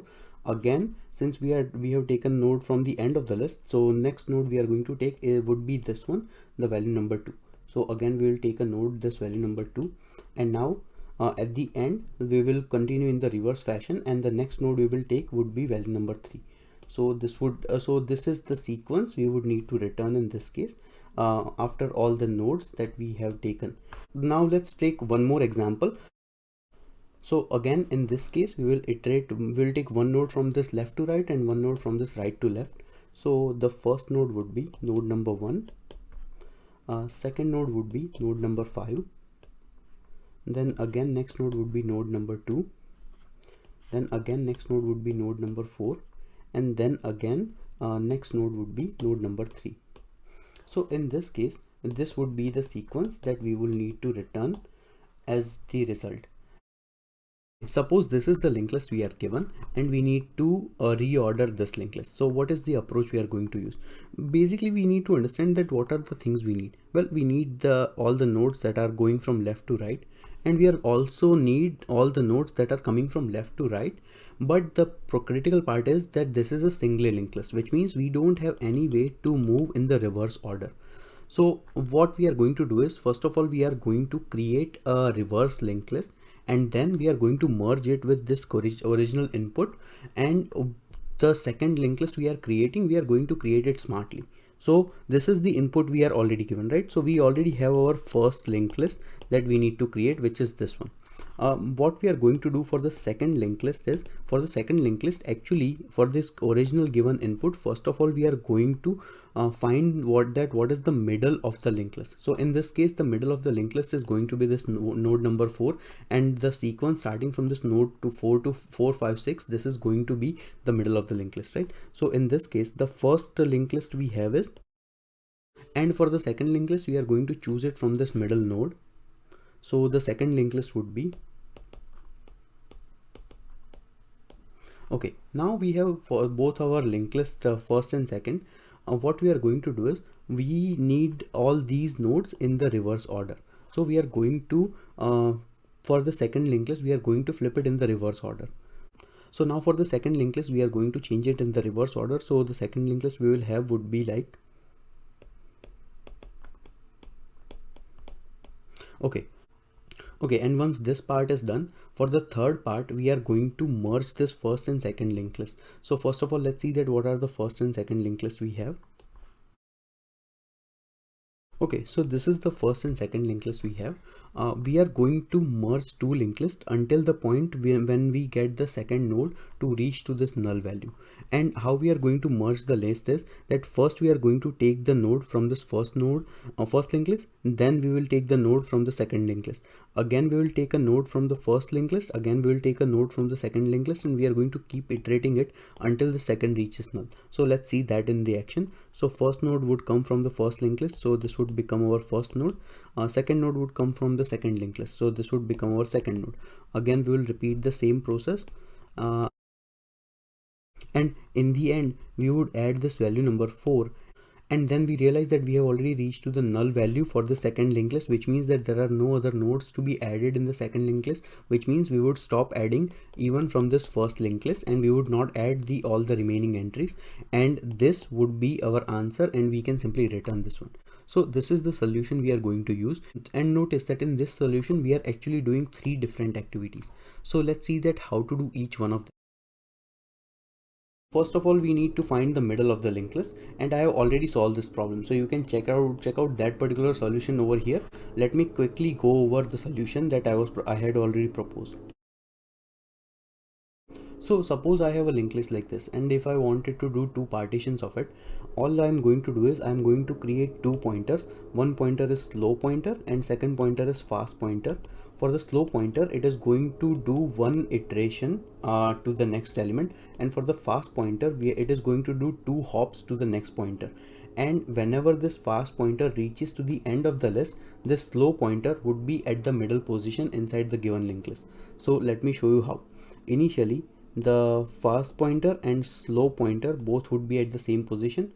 Then fast pointer would take 2 jumps and slow pointer would take 1 jump. So fast pointer would reach over here and slow pointer would reach over here. Again, both of them are going to take subsequent jumps. So slow pointer would reach over here and fast pointer would reach over here. Now again, slow pointer would take 1 more jump, so slow pointer would reach over here, but if fast pointer takes 2 jumps, we already reached to the end of this list, which means that whatever the position of the slow pointer is, this is the part where we need to do a partition, and this would be the middle of the linked list. Next thing we need to do is that we will need to reverse the second linked list. So suppose we are given a linked list like this. So I have already solved this problem as well. You can check out that solution over here. And the idea is that we are going to have two different pointers. One pointer is previous pointer and second pointer is current pointer, and at any point we are going to have the current pointer point to the previous element. So which means, because this is a single linked list, all the nodes are pointing to the next element rather than them pointing towards next element. We are actually going to have any single node point to its previous element, and then this would become our head, and then we would have reversed the linked list. So let me quickly show you how. Initially we would have our current pointer over here and our previous pointer over here. So now right now this current dot next is pointing to the next element. So first of all, we are going to create a temp variable, and in this temp variable we are going to store the value of this current dot next. So current dot next we stored. Okay, so temp variable is currently over here. Now we are going to have this current variable which is pointing to this next element. Rather than pointing it to next element, we are going to have it point to this previous element. So now this 4, rather than pointing to this 5, it is going to point to this previous element, so this would be null in this case. Okay, and now once this is done, we are going to have this previous pointer jump to the current pointer. So now this previous pointer would come over here. So this is the previous pointer because we have already updated the value of this value number 4, and then the current pointer, we are going to take its value from this temp variable. So current pointer would also end up over here, so this would also become the current pointer. Once we have this done, now in the next node we are going to repeat the same thing. So first of all, this temp variable, we are going to jump it to the next element. So this would become the temp variable. Again, for the current variable, we are going to point it to the previous element. So now this 5 is going to point to this node number 4 rather than pointing to this node number 6. So we are breaking up this connection, and then for the temp for the current variable we are going to flip it to this temp variable. So again current is going to be ending up at this position. So this is where current is and this is where temp is, and then we will update the value of the previous node as well. So this is where the previous node is. So once this is done, again we will repeat the same process, and then we will point when the previous element reaches over here to the last node, we are going to return this as the head. So in the answer we would have reversed the original list. So we would have a linked list like this, and then once this is done, all we need to do is now we have two separate lists. We will need to merge them. Okay, so for the merge of two linked lists, you can check out that solution over here, and let me quickly show you over here as well. We will start taking one node from each of the given list, and first node would be node number 1, second node would be node number 6, then third node would be node number 2, and next node would be node number 5, and then we will take node number 3, and then we will take node number 4 from this list. And now we realize that the second dot next is actually null, which means that now we don't need to take any more nodes from any other linked list, and we can, whatever the answer is, we can simply return this as our answer, and this would be the final solution that we are going to use. So let's see that what would be the time and space complexity in this case. So for the time complexity, we are actually doing three different things. So first thing we are doing is that we are actually splitting the linked list in two parts. So that takes big O of n by 2 time. Plus second thing we are doing is we are reversing the linked list, which takes big O of n time, and third thing we are doing is we are merging two linked lists, which take big O of n time. So in general we can say that we are doing big O of n work, and in terms of space complexity, we are actually using an additional linked list, this second linked list, to store the values, and over here we are actually storing like half of the nodes, which means that we will require big O of n by 2 additional space. So generically we can write this as big O of n as well, and this would be the time and space complexity. Let's see that what would be the implementation. First of all, we are going to check that whether the given head is equal to null. If that is the case, we can simply return immediately. And if that is not the case, we will start with our implementation. So first of all, we are actually going to find the middle of the linked list. So let me create two list nodes for that. Now once we have our slow and fast list nodes, we are going to run a while loop, that while either fast is equal to null or fast.next equal to null, we will move slow and fast pointer up until that point. Once this is done, we will have a new linked list starting from the slow endpoint, and we will have to reverse that linked list. So in order to reverse the linked list, we will need a previous node. So we will create a new list node called previous, and we will assign it to the value null. We will also have a current node, and we can initialize it to the value of slow, and we will have a temporary node. Now we will run this loop while the current is not equal to null. So first of all, we will store the value of current.next into temporary variable.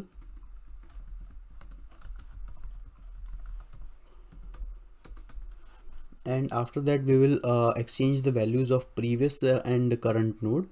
So current.next will get the value of previous node, and previous node will come at the current node, and current node we will need to move one step forward. So we will assign it to the temp node, where we initially store the value of the previous current.next.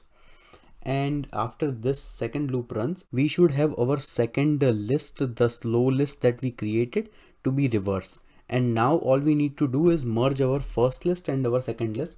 So let's create a couple of list nodes, and we will create a list node called first, and we will assign it to the value of the head.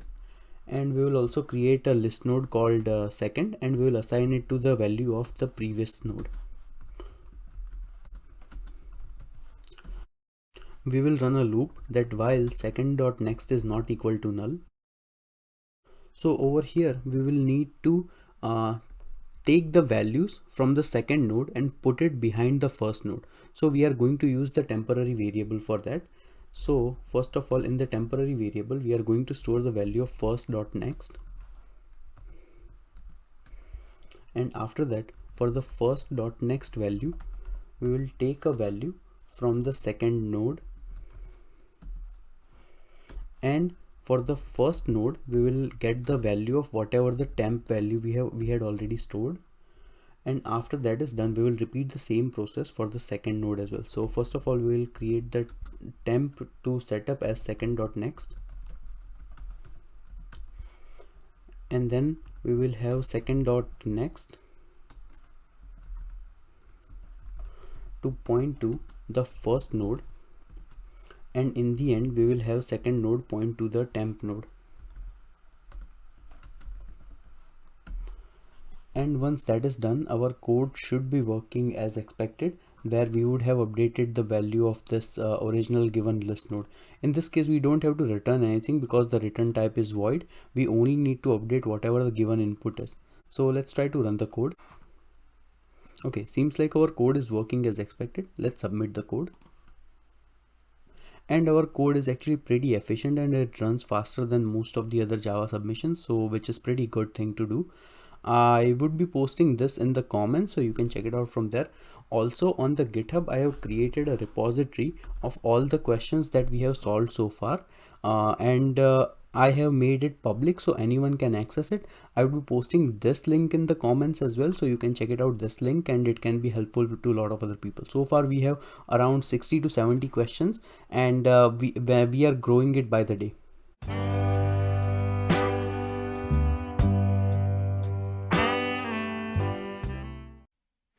Hello friends, hope you are having a fantastic day today. So now once again we are going to do an awesomely LeetCode popular, I can't speak. So let's get started with the question. So the LeetCode problem we are going to solve today is called find the duplicate number. We can see that this one is a medium problem and also extremely well-liked problem on LeetCode. The problem statement is quite simple. We are given an array of integer called nums that contains n plus 1 integers, where each integer is in the range of 1 to n. Now we are told that there is only one repeated number in this nums array that we are given as the input. So we need to find that what is that repeated number.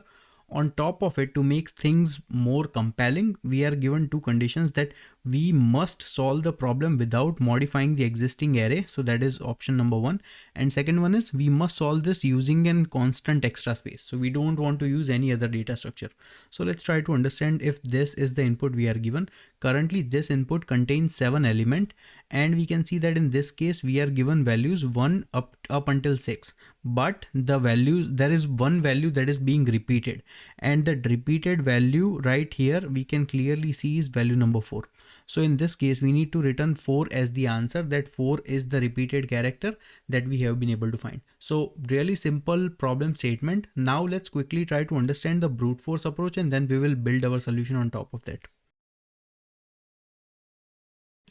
So the brute force approach is actually very simple to understand. We can just simply create a new hash set, and inside this new hash set we will first check that whether the entry we are trying to iterating over, if that is already present inside the hash set. If that is the present, that has to be the repeated element. If that is not the present, we can move on to the next element. So first we find value number 6, it's not present, so we add it to 6. Then we find value number 3, once again we find value number 1, once again we find value number 4, and value number 2. So far none of these values were present inside the hash set, so we added them. Next we identified value number 4, so 4 is already present inside the hash set, and we can check that in big O of 1 time, which means because this is already present, so in this case we can say for sure that 4 is the repeated element. So this solution works well in big O of n time, which is great. But the issue is we are actually using an additional data structure to store the value of this existing array. So this is basically not allowed. So over here space complexity is going to be big O of n, so this is not a good solution. Let's try to see a better solution where we can actually make changes to the existing array that we are already given. Once I know that we are not supposed to do that, but this is one of the way where we can find the solution very easily. The idea is that at any single index position, we try to go to its subsequent index value and keep on repeating the same process. So eventually it should be able to lead us to the repeated person. So in this case, we can see that if we go to element number 6, on the position number 6, we actually have value number 5 located, which means we are going to swap the values. So the value we are going to swap over here is that 5 would come on this place and 6 would come on this place. So in this case, we would have on position number 0, element number 5 located, and so on and so forth. So we would keep on swapping the elements. So now this one will become 6, even eventually this one will become 4, and this one will become 4 as well. So eventually we would be left with element 4 hanging someplace. So the moment we identify that, we can say for sure that 4 is the repeated character.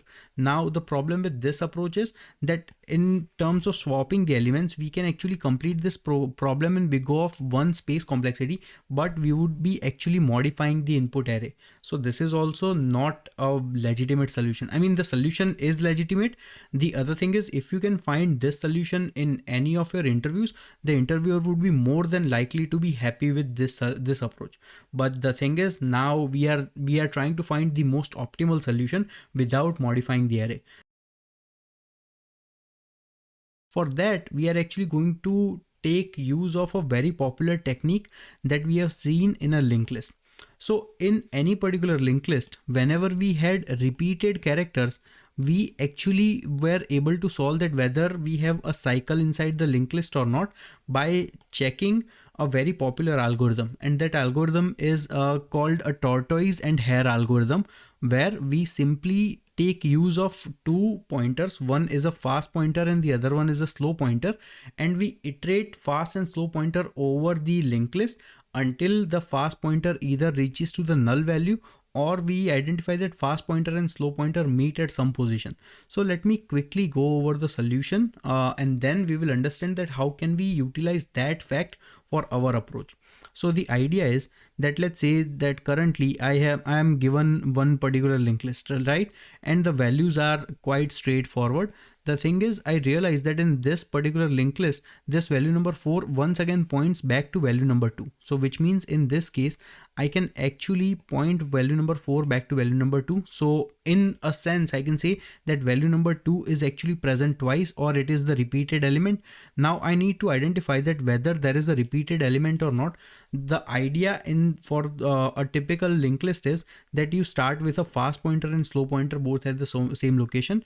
Fast pointer is going to do 2 jumps at a time. Meanwhile, slow pointer is only going to do 1 jump at a time. So during the first iteration, fast pointer is going to end up over here. During the second iteration, slow pointer is going to end up over here. Okay, now we are going to keep on repeating the same process. So during the next iteration, fast pointer is going to go to 4 and once again go back to 2. So fast pointer is going to end up over here. But meanwhile, at the same time, slow pointer is also going to make a jump. So slow pointer will end up with 1 jump over here.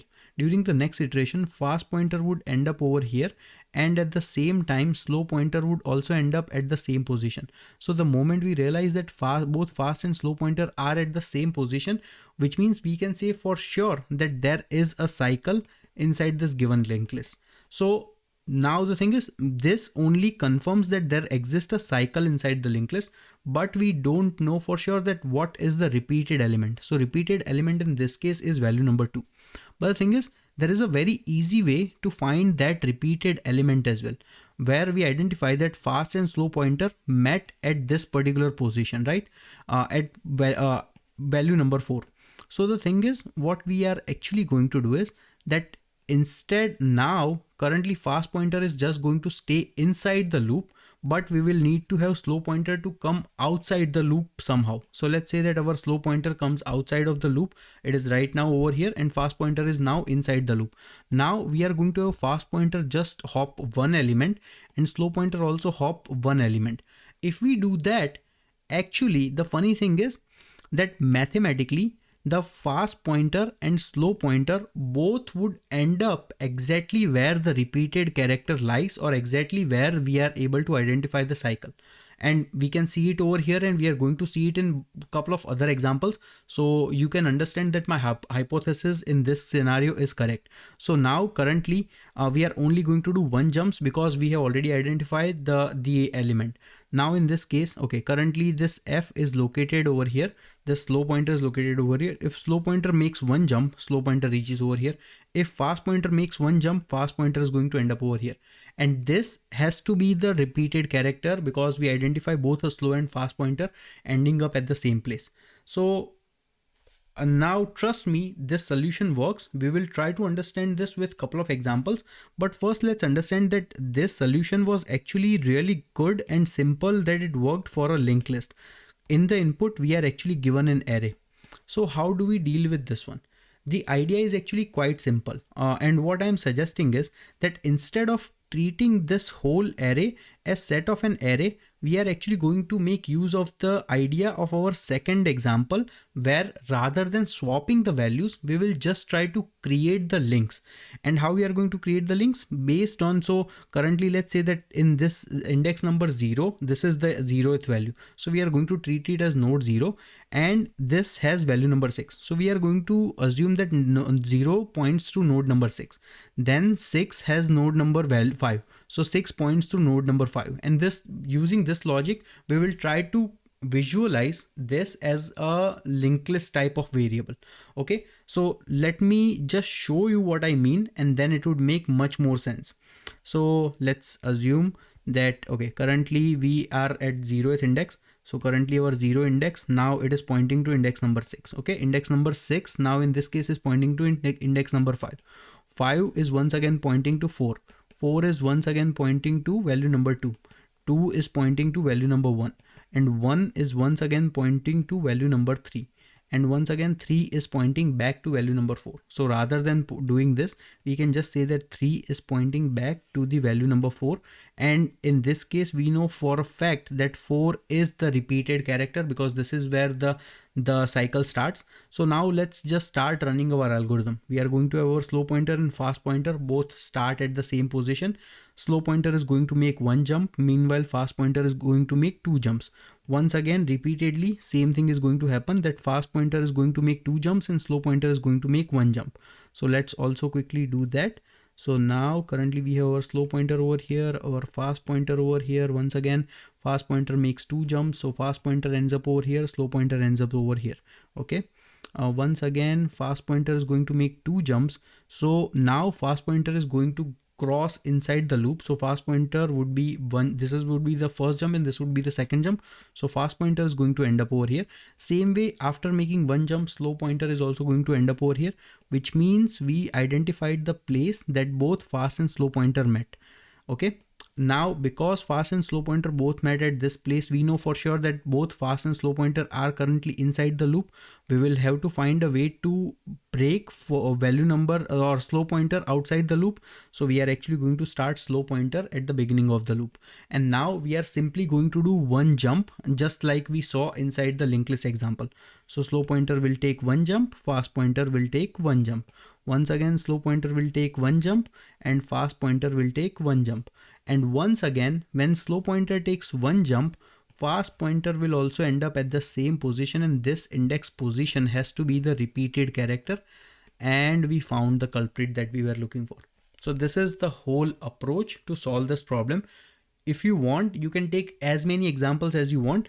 This distance and where the place where both fast and slow pointer meets up, distance from there to the starting pointer is always going to remain same, and this is going to allow us to find the duplicated item without using extra space or without modifying the existing array. So this is a pretty good equation to open up your mind and open the horizons of what can be different possibilities. How can you start understanding that what type of solutions can be there.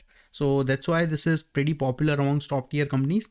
So if we see time complexity, it's pretty obvious it's going to be big O of n, because we are simply going to iterate over the given array like a couple of times, one to find the matching point and second one to find the duplicate number. Okay, and space complexity, we know that this is going to be big O of 1. And now let's quickly see the coding solution for this one.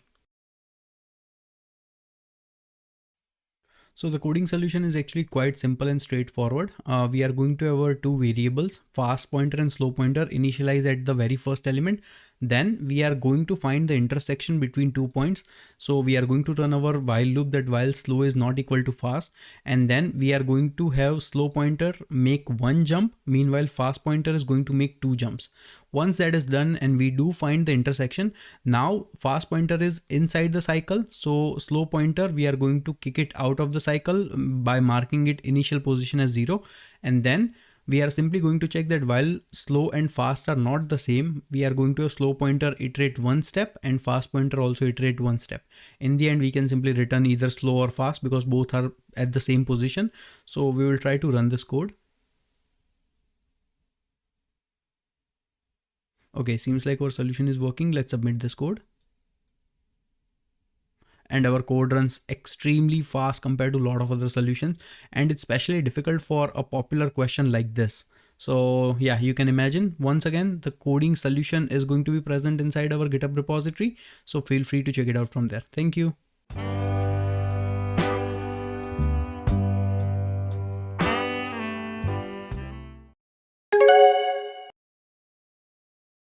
So the problem we are going to solve today is called copy list with random pointer. And if we see some of the popular companies who have already asked this question, there are companies like Amazon, Facebook, Bloomberg, Microsoft, Apple, Adobe, Google, ByteDance, eBay, and Uber. So that's why I'm paying my utmost attention. I hope you also enjoy the video. This is a LeetCode medium problem and a very well-liked problem. Basically, in this problem, we are being asked to copy a linked list. The thing is, this linked list is actually kind of a tricky linked list. It's not your common linked list. So if we know by a definition, the linked list that we understand has a structure that looks like this. And the last pointer points to a null value. So this is a typical structure of a normal linked list. But the linked list that we are given in this case is actually kind of little bit of tricky. It is a linked list that looks like a structure that is something like this. Where in this structure, we have these two parts common. So the green values over here are defined as the regular linked list pointers, where we have a value and we also have a pointer that refers to the next item inside the linked list. The thing is, at times we are also given these random pointers in our linked list as well. And the purpose of these random pointers is that they can point to anywhere. And basically we need to keep track of all of this, and on whatever the given linked list that we have been provided, we need to create a deep copy of that particular linked list. So this is what is being asked in this problem. Like, if you cannot find, or if you try to understand, you can read this problem statement again by pausing the video right now, or you can see some examples that I have shown over here. So let's take a look at the first example. As I was mentioning, that this is not your typical common linked list. You see, in this linked list, we are given one value for every single item. But thing is, with this value, rather than having just a single pointer that points to the next element, which is defined over here as this next pointer, we are at times also given this random pointer as well that can point to any direction. And we need to keep track of that. And we need to create an exact copy. So inside the input, we are only given the head of the linked list, and this is the original linked list structure behind the scenes. And in the output, based on this given head value, we need to iterate over this entire linked list, and after iterating, we need to create an exact copy of it. So if we see some structure of this given linked list, it is going to look somewhat like this. So in the output, basically we are initially located at this position. This is the head of the linked list, and we need to find a way to iterate over this entire linked list in the exact manner and create a deep copy. So what does creating a deep copy means? means that if some node does not exist in our copy, then we would create a new node, take all of these values exactly as mentioned and put these values inside our new node and mark it as the node in our sequence, and then in the end we need to return the newly created linked list. So basically we are going to create like 5 different nodes. Every single node is going to look pretty much similar to this, and they are all going to have a structure that is common over here, and basically we are going to return this as the answer. So this is the whole ask. There are few other examples given as well, but they are not as important. They are just kind of simple. So I think you get a general gist of what are the things are being expected. Now we have already done similar questions like this, and even say for an example, if this was just a random linked list, it would have been too easy for us to solve this problem, because what we could have done is we initially start with the first position, so with this head position, and just keep on creating a new linked list based on whatever the values we are iterating over right now, because we have a very certain path in any linked list where the first node is the value, so we can just copy whatever the value this has. So say for example, this has value number 5, we can just copy this value as value number 5, and this has value number 6, we can also copy value number 6, and if this has value number 10, we can also copy value number 10. So these things are easy to do. It is also easy to iterate to the next node inside the linked list, because we are directly given the pointer, and using that we are also going to do the same thing. And basically in the end, when we reach to the null value, we have reached to the end, and simply we can return this as the answer. Now copying is not as simple in this case, because we are dealing with a structure that looks like this, where there could be potential possibility of cycle. What do I mean by potential possibility of cycle? Say for example, we are given these two nodes, the values are 7 and 8, and we know for sure that this node is going to point over here, and this node is going to point to the null value.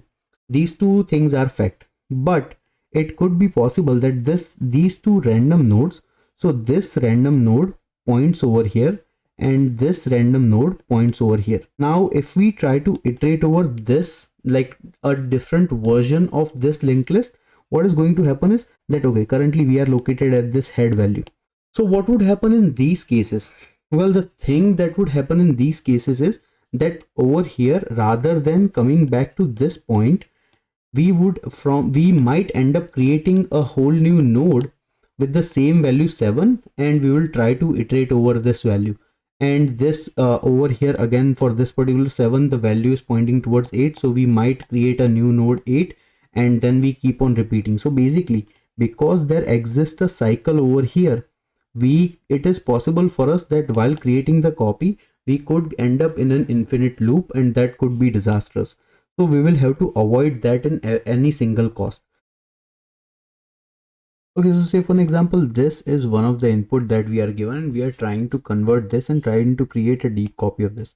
Basically, we are given this as the head node, right? And now we need to iterate over this one. Now, but the thing is, in this case, if you see, there is the cycle present amongst these random nodes. So this is a cycle, and if we don't take care of it, we will actually keep on ending it in an infinite loop.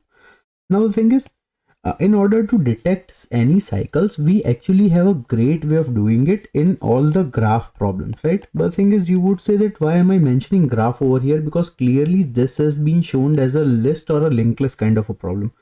The idea is that rather than treating this as the linked list problem, we can actually treat this as a graph problem, where every single items can be treated as the form of vertices and edges. Because remember, in the graph, the two most important items are vertices and edges. So for the vertices, we can actually consider these input nodes of the linked list as the vertices, and for the edges, we can actually consider these like next edges, so the white edges and also these purple edges, to be considered as the edges. Now in this case, the edges are going to be directed and also unweighted. Now after doing this, after treating this and trying to consider this as graph, things becomes much easier for us to keep track. Why? So I have actually drawn this figure where I am visualizing this given input as a graph. Now in this case, if we treat this as a graph, it becomes very easy for us to copy and maintain. Why? Because the logic we can use in this case is that any single node, we can actually create a visited directory or a hash set or a hash table where we keep track of all the nodes that we have visited so far. So that way it is going to be great for us to keep track of everything. And once we are done with all the nodes, we can simply return the copied nodes. So the logic we are going to use is, okay, let me make this a little bit smaller. Okay, so now let's try to iterate over this given node, and we will start iterating through its head. So this is the head pointer, and every single time we are going to keep the same logic that we use in any single graph problem. That first we will check that whether that particular node has been visited or not. If it has been visited, we will skip it. If it has not been visited, we will add an entry over here and we will create its clone node, and we will keep on repeating the same process. Now for every single node, we have its edges. So basically we are going to go in depth first search manner, and in depth first search manner we are going to go over all the neighbors of any single node and keep on repeating the same process. And also because we are repeatedly doing the same thing, we are actually going to do this recursively. There is also an iterative way to doing it, but the thing is I like recursion better, so I'm just going to show you the recursive way. But remember, there is also an iterative way. And if we see this diagram, basically there are just few functionalities. So these white edges, they refer to the values of the next pointer, and also these purple edges, they refer to the values of the random pointer. And let's start iterating. So first we are at this head pointer, so we are at this node number 7 is not present inside our visited hash set. So first we will add an entry 7 over here, and now let's just create a new node called 7. So we will create a new node. Okay, 7 has been created. Now what is the next node of the new node? This is the random pointer. So where the random pointer is pointing towards, it is pointing towards the null value. So if it is pointing towards the null value, we do not need to add it to our visited set, because remember, null is not a new node, but it's just like the end of the list. So we'll just keep track of it. So okay, this one is like the null. And also if we see in this case, the next pointer we need to go over is the next edge. So next edge is pointing towards value number 15. So we will check that whether 15 has been visited or not. 15 has not been visited, so we will add entry 15 over here. Now we will start visiting the 15's first edge, which is the random pointer. So if we go depth first search recursively, okay, so this 15th random, so let me just create a new node 15 over here, and this 15th random edge is taking towards node number 10. So 10 has not been visited, we will add an entry 10 over here, and we will also create a new node for 10. And in this case, the 10th next node, or the node in sequence, is the random pointer. So random pointer is pointing towards 13. So 13 has not been visited, so we will go over 13 node. So we will create a new entry called 13 over here in this case. Awesome. So now we have all 4 of our nodes set up, and we have also iterated towards the random pointers. So now at 13, when we iterate over the random pointer of 13, it takes us back to the node number 15. And because this is taking us back to the node number 15, which means we will check that, okay, whether this has been visited or not. Yes, 15 has already been visited, which means we are in a cycle. So we need to break out from there. So basically we do not care, and we will not get ourselves involved in this one, because we have already created a copy of 15. So because we have created a copy of 15 in this case, so rather than creating a new node, for this particular random node, we will simply point it towards this 15 that we had already created. And that is how everything is going to work. And then we basically have taken care of this cycle without getting secluded in the infinite loop, because we use the visited hash set. And then for every single node, there is still the next node remaining that we need to traverse over, which is simple to do, because for next node it is only pointing towards the next node. And in this case, from 15, after completing this sequence, when we go to the next node, okay, this one is pointing towards value number 13. We already created a new node, so we do not need to create anything. We simply need to add the entry over here to point it towards the correct direction. Same way 13, next node is going to be 10. That is also good. And in the end, this 10 is going to point towards the null value. And this is how our traversal is going to be completed. And we would have created an exact deep copy of this particular linked list with random pointers without doing any extra work. And this is like a wonderful approach. So all we did is we treated linked list as graph, And this is a great way to understand that how can two different data structures can be interchanged, and we can use trick of the one data structure in the other data structure. So I know this was a little bit complicated to understand, but if you just like try to put some thought behind it, things would make much more sense. And if we see time and space complexity in this case, the time complexity is actually going to be big O of V plus E. So V plus A is the number of vertices plus edges. Why? Because this is a graph problem, so this is what we have to deal with. And in general, in this case, rather than treating it as V plus E, we can actually treat it as big O of n, where n is the number of nodes given in the input. And in terms of space complexity, in order to use the recursion, we will have to use big O of n space. So this is a decently good time and space complexity. Well, I just need to make a quick remark. If we use the iterative approach, the space complexity would become big O of 1 in that case. First of all, we are going to create our visited hash map, and inside our hash map, we are actually going to do things a little bit trickily. So as its key, we are going to keep the values of the old node, and as its subsequent value, we are going to keep the newly generated copy that we have created. So at any given moment we encounter any already visited node, we can simply return its copy rather than creating a new node every single time. So this copy random list method is also going to be our recursive method. So first we will create a terminating edge case that if the given head is equal to null, we can simply return null. If that is not the case, first we will check that whether the current head value we are at, has it already been added to our visited node. And if it has been visited, we are simply going to return the subsequent reference value that we have stored inside our visited node hash map. If, say for an example, this has not been visited, so in that case we will have to create a new node.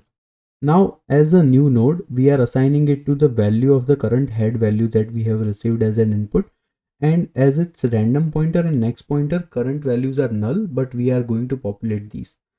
Now once this has been done, since this is a new node, this needs to be put inside our inside our hash map.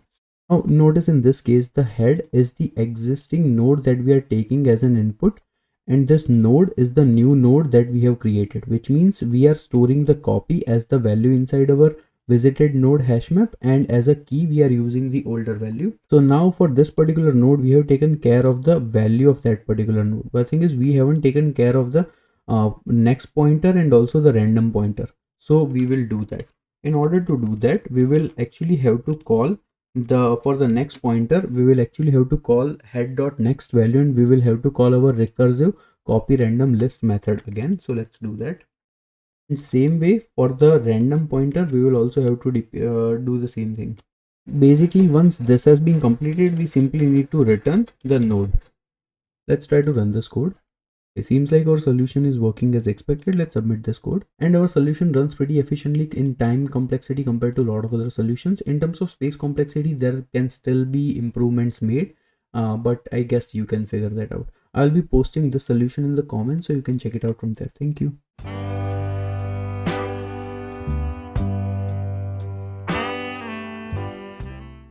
Hello friends, we are still not employed by a FAANG company, so let's not stop LeetCoding till we get there. Today we are going to do merge k sorted list problem, and this is one of the most asked linked list problem. And if you just see that the number of companies that have asked this question is really huge.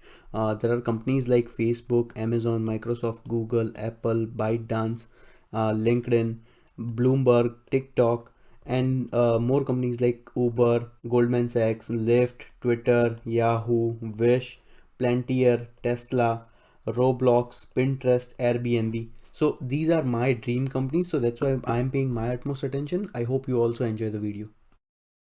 This is a LeetCode hard problem, and it is one of the most liked problems on LeetCode. But in my opinion, this should have been a medium problem, and I'll tell you why. Now, if we understand the problem statement, basically we are given k distinct linked lists, and each linked list is sorted in ascending order. In the answer, we need to merge all the linked lists that are given in one single sorted linked list and then return that merge linked list. So this problem is very similar to a previous problem we did, merge two sorted lists. So you can find that solution over here. And if we see the example for this case, Basically we are given bunch of different linked lists and all of them are sorted. So if we see this first example, we are given linked list like, now we need to merge all of them in one single linked list, and that single linked list needs to be sorted. So if we see the answer in this case is going to be that, okay, the smallest values are 1 1, so they will always come first, so it would be 1 1. Then we will have 2 3 4 4, so 2 3 4 4, and then we will have 5 and 6, and this would be the answer that we need to return in this case. That is the combination of all three linked lists. Basically in the brute force, what we can do is we are given few distinct number of lists, so it could be like list 1, list 2, list 3, all the way up to list k.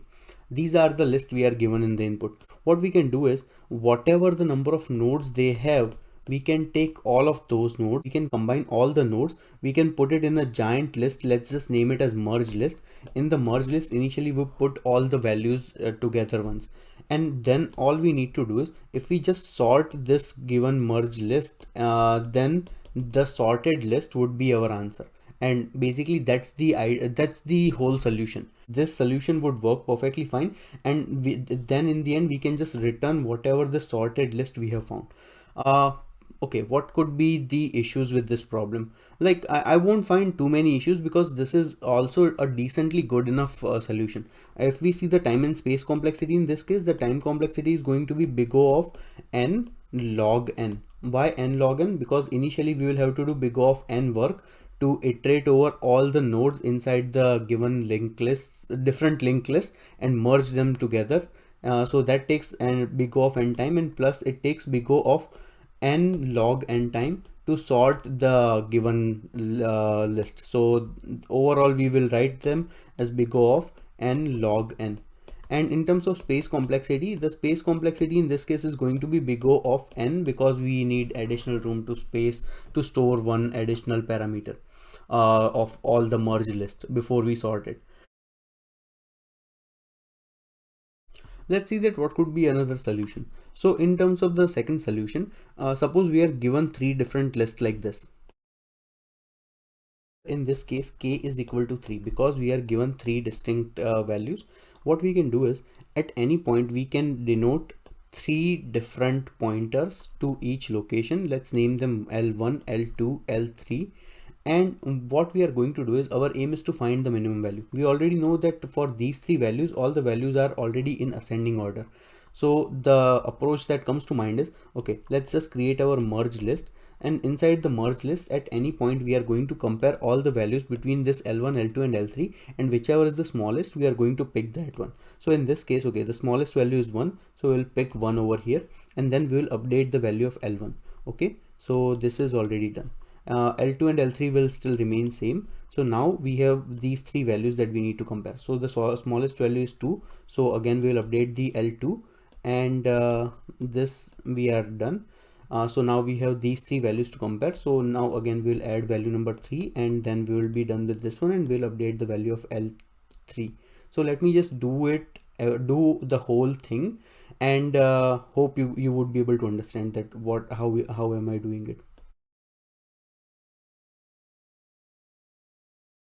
Okay, so this is how we will progress, and this would be our final merge list, so we can simply return this one. So this approach also works fine. There are no issues with that. If we see the time and space complexity in this one, the time complexity actually becomes, so suppose if we consider that all the elements in this L1, L2 and L3, the total number of nodes are given n, so we can say that the time complexity is going to be big O of n times whatever this k is given. So in this case k is 3, so we can do n times k, so it's going to be n times k, and this would be the time complexity. So why n times k? Because remember, in order for us to enter any single element, we will have to do k work. We will have to compare all these three elements, and at any point we find the smallest element, we will have to update that value. So suppose if k is equal to 1000, then we might have to compare 1000 elements at once. So that adds a little bit of complexity to it. So is this approach good? This approach is okay, but not very good, because as I mentioned that if we are given million elements as k, then basically what we are doing is just big O of n square work, while we already know that even in brute force we are able to solve this in big O of n log n. So why do we need to do n square work? Okay, so there is no point in doing that. Let's see that what would be the most optimal solution. Okay, so suppose we are given three lists like this, and I know you are thinking that why I only put two elements in each list. I'll just show you why. Uh, Basically, what is our aim? Our aim is to find that all the nodes that should be merged, and that merge list has to be in ascending order, right? We need to maintain this ascending order. So one of the best thing that should come to your mind is there any data structure that already exists where no matter how many number of elements you put inside it, whenever you start taking the elements outside, they should be following this ascending order property. And yes, there exists a predefined element or data structure that can do it, and that name is actually heap. So if we maintain a min heap in this case, if we add all the values inside the min heap and then we start taking values or the nodes outside of the min heap, it is actually going to give us the sorted list where it is the combination of all the merged elements. Let me show you how. So let's create a priority queue that will represent this min heap. Okay, and now let's start adding elements one by one. So first we will add 4 and 7. Okay, next element is 3. So the moment we need to enter 3, we will have the priority queue is going to fix itself. So now it is going to be 3 4 7. Okay, now we need to enter 8. So 8 we can enter over here. Now this node we have to enter is 1. So again, when we need to enter the 1, the priority queue is going to adjust itself. So now the solution is going to be 1 3. And the last node we need to enter is 11. So this we have all the elements inside our priority queue, and now because we have this priority queue setup, what we can do is now we can start polling all the values from the priority queue, because remember the property of priority queue is that all the values are entered at the back and they gets out from the front. So now we will create a new merge list. Now inside this new merge list, all we need to do is just keep on adding all the elements that are coming out of this priority queue. So sequentially we will be adding 1 3 4 7 and all those elements, and this would be the final solution that we need to return, and we can simply return this as our answer. And this would be the most optimal approach. Like this is there are other approaches that work in the same time and space complexity, but why this would be an optimal approach? Because your interviewer would like to hear that okay, you are aware about this min heap concept and you can use priority queue when needed.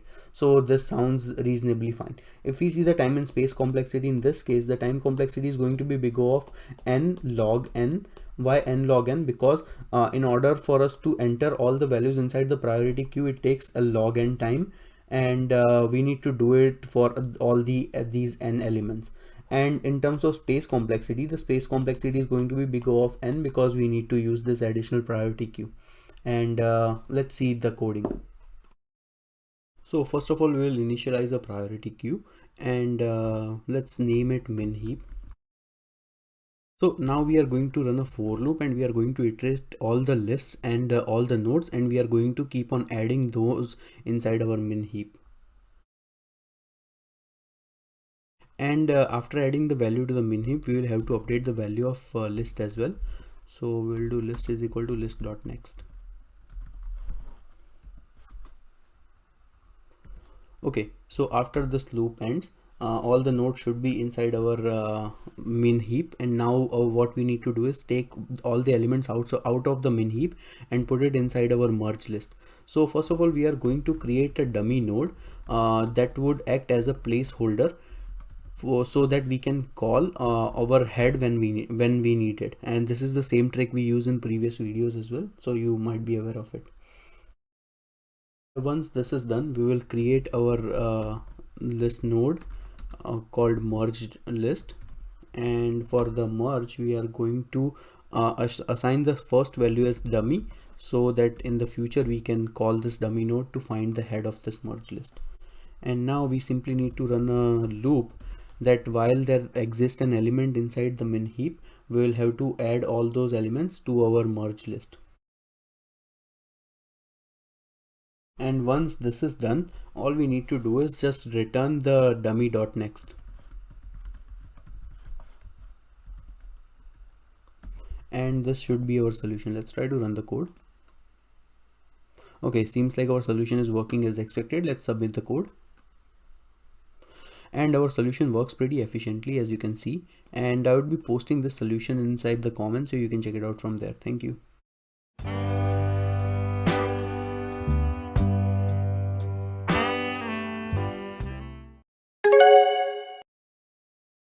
And my aim is to empower every single person to be better at technical interviews. Keeping with that goal in mind, today we are going to do a very interesting LeetCode problem called reverse nodes in a K group. If we see some of the popular companies who have already asked this question, there are companies like Amazon, Microsoft, Apple, Bloomberg, Google, TikTok, Facebook, ByteDance, Uber, Snapchat, Paytm, and Tesla. So that's why I'm paying my utmost attention. I hope you also enjoy the video. So this is a LeetCode hard problem and also a very well-liked problem on LeetCode. Basically, we are given the head of a linked list and we are also given another value, integer value called k. Now, based on this given head of the linked list, we need to reverse the nodes inside the given linked list k at a time, and we need to return the modified list. There are also some additional parameters given which states that basically if we have the number of nodes that are less than k, we do not need to reverse them. Let's try to understand this with an example. If we see in this case, we are given a linked list and we are given the value k is equal to 2. Now, if we understand the problem statement, basically we need to reverse the nodes inside this given linked list k times at a time. So in this case, 2 nodes are given. So we are going to reverse 2 nodes and then keep on repeating the same process. So the idea is first we are going to reverse these 2 nodes. Whatever the answer is, we will store over here. Then we will reverse these 2 nodes. And again we will store that answer over here, and since this one is only one node and we are given the value k is equal to 2, we are not going to change anything over here. So if we see the answer in this case, basically if we just reverse these 2 nodes, the reverse node is going to look like this 2 and 1. Then we have the nodes 3 and 4, which are the two next k nodes or next 2 nodes. So again we are going to reverse them, and since this is only the single node, we will not reverse them. So this is going to be the modified reverse list that we need to return as the answer. If we see, basically we are reversing k nodes at a time, and at any point we identify the nodes less than k, we do not do anything. Now, the most basic thing we can do to solve this problem is, first of all, we need to check for the edge case scenario. The edge case scenario is that if the given number of k is actually greater than the number of elements present inside our linked list, if that is the case, basically we don't need to modify the given input linked list and we can return the answer as it is. Why we can do it? Because the given k is equal to 6 and we are being asked to reverse k nodes. But in this case, since k is greater than the given number of nodes present, there is no way for us to reverse all 6 nodes, which means we don't need to modify the answer as at all, and we can simply return as it is. Now let's try to think about some logical scenarios. Suppose our given value is equal to k is equal to 2, 3, something like that. If that is the case, what is the approach we will take? The approach is quite simple. First, we will take these 2 nodes. We will do the reversing function. For all the remaining ones, we will repeat the same process after we are done reversing these 2 elements. Which means first we will do like a reversing function, and then for all the other nodes, so currently this 1 would be pointing towards this 3. Now for this newly created list, we would be able to repeat the same process. If we repeat the same process, now this time we will reverse these 2 nodes, and again if we keep on repeating the same process, we will only be left with just a single node which only contains one value, which is again less than the value of k, which means we don't need to change this portion. If we see logically, this becomes a very good candidate for a recursive approach. Why recursive approach? Because essentially every single time, first of all, we were considering all of these 5 nodes to do like k equal to 2. Once we are done iterating these 2 nodes, we can get rid of them, and now our input shrinks to the 3 nodes, and then again we will repeat the same process, and then again If we get rid of these two nodes, we only are left with just a single node, and then we need to repeat the same process, which means recursively this is going to be a very beautiful approach to solve this problem. Now we already know the overall framework on how to solve this one, but one key important piece of information missing is the reverse function that we need to perform. In order to perform the proper reverse function, first let's identify that what is the methodology we are going to use. Okay, now let's try to figure out that if this is the given input linked list we are given, we are simply trying to reverse this whole linked list. We are not currently considering about the k values because we already know the solution. So if we want to reverse this entire linked list, what is the approach we can take? Well, let's try to see that what are things we have. We currently have a head pointer that points to the first value inside our linked list. Now since we need to do the reverse linked list, basically the reverse linked list is going to have a new head, and this would be the head of the reverse linked list. So we will also, first of all, we need to create a new node called new head, and initially new head value is going to be null. So let's just create a new head. I'm going to mark it as nh, and currently the value is null. Okay, we will also need to find some way to iterate over the given input existing linked list.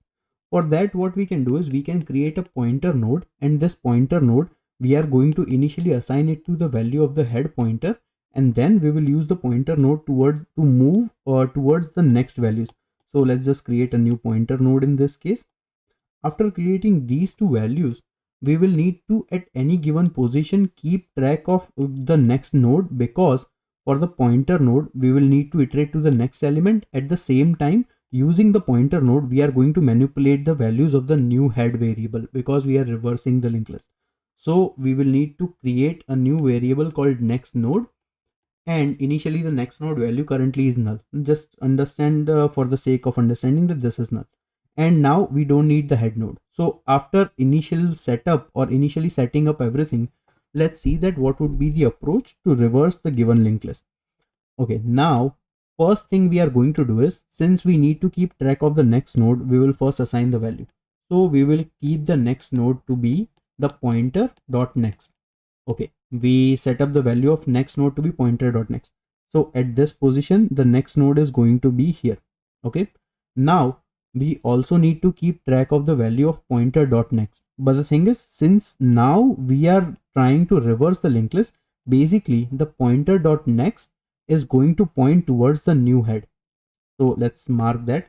So pointer dot next should move towards the new head. Okay, so currently the new head value is null. Keep it that way for now.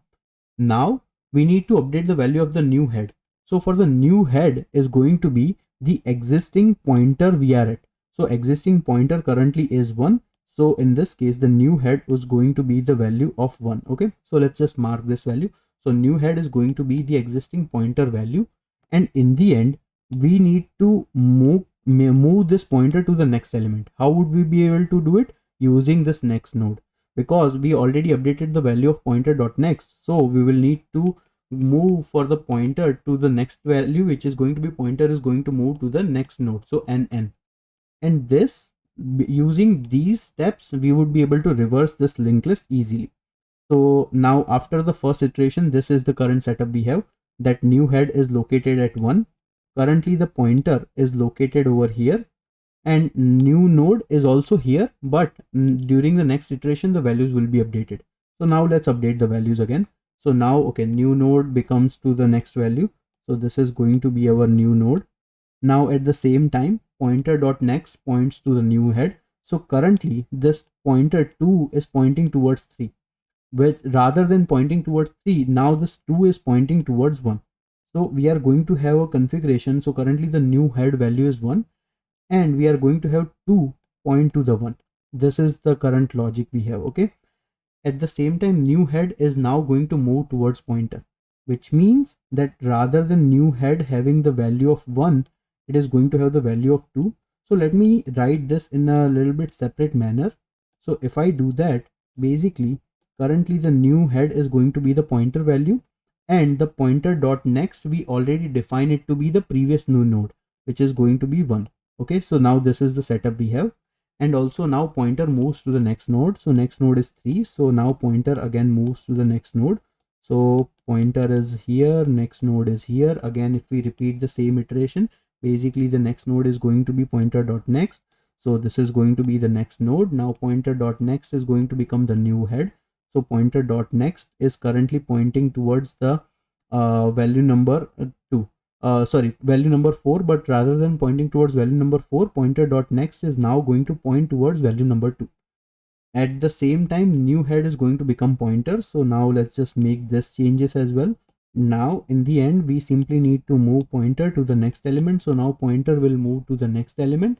And in the end, if we repeat the same process again, basically the next node will end up at null, and we will have the new head to be value number 4. And since the next node is null, we cannot do anything. So we can break out of the loop here, and whatever the next head is, we can simply return that.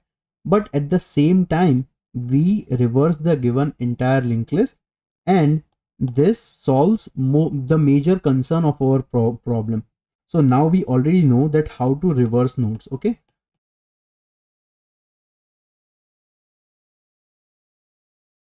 So after understanding all the small pieces, now let's see that what would be the optimal solution. Basically, for the optimal solution, we have two options. First option is that we use the recursive function, and then things becomes much easier for us. Basically, we take these two elements, we apply the recursive function where we basically reverse them, and after reversing, we update our value and again repeat the same process for these three remaining items. Again, we reverse these two items and then we keep the last item, and then basically using the recursion and the reverse function, we would be able to solve this problem quite easily. Now for the recursive approach, if we see time and space complexity, basically the time complexity is going to be big O of n, because we need to iterate over the given input twice. Why twice? Because first we need to check that whether for the given input, if the given value of k is greater than or not, or less than or not. And then secondly, we need to do it for the reversing the k nodes. If we see space complexity, the space complexity is going to be big O of 1, where big O of n, where we will use n space for the recursive stack. So the next question your interviewer is going to ask you is that rather than using the big O of n space complexity, can you solve this problem in big O of 1 space complexity? So that is also very simple to do. Basically all we need to do is that at any given position, first we will try to see that whether the given k elements exist or not. If they exist, then we will simply reverse them, and we can simply use like couple of while loops and do this iteratively. And iterative, the logic is going to remain the same, but first we are only going to check that whether the number of k elements are present or not. If they are present, we are going to simply apply our reverse function, and after keep on reversing the values, eventually we would be able to find our answer as needed. And iteratively, this is the answer we need to return. If we see time and space complexity, in this case, the time complexity is actually going to be big O of n, and the space complexities in this case is going to be big O of 1. Now for the coding solution part of this particular reverse nodes and k group portion, actually I made a blunder before. I recorded the whole video explaining the code, but I forgot to use my microphone, and that's why I didn't record any of the voice. Now I'm not going to do the whole thing again. I can just go through the code, and then I'll post this code in the comments, and also I can post this code in the GitHub repository that I have created and provide links for both of them. So basically you would be able to see the codes. Now in this particular solution, basically we are using the iterative approach by which we will have a better space complexity, and definitely we need a way to reverse a linked list. So I'm creating a helper method that takes in any list node as an input and a k value, and return the reverse linked list new head. So these are all the steps that we discuss in the explanation part of the video, and we keep on repeating the same process, and this is just the helper method. Okay, now let's move on to the main method. Now inside the main method, first of all, we are defining a few of the variables that we need to keep track of different things. So basically we have a variable pointer that will iterate over the given entire list. We are also keeping track of a k tail variable. And what this k-tail variable does is that whenever we are done iterating like any set of k nodes, and we are planning to go to the next step. So if we see on the left side of the screen, suppose we have done iterating, reversing this 1 and 2 node, which means we still have nodes 3, 4 and 5 to process. So k-tail would be pointing towards this node number 2, and we would be able to do certain things with that, that we will see next in the code. Now, first of all, we are going to initialize a while loop that while the pointer is not equal to null, which means this is the loop that runs over entire given linked list. Now inside that, first of all, we have a counter and we also have pointer located at the head position.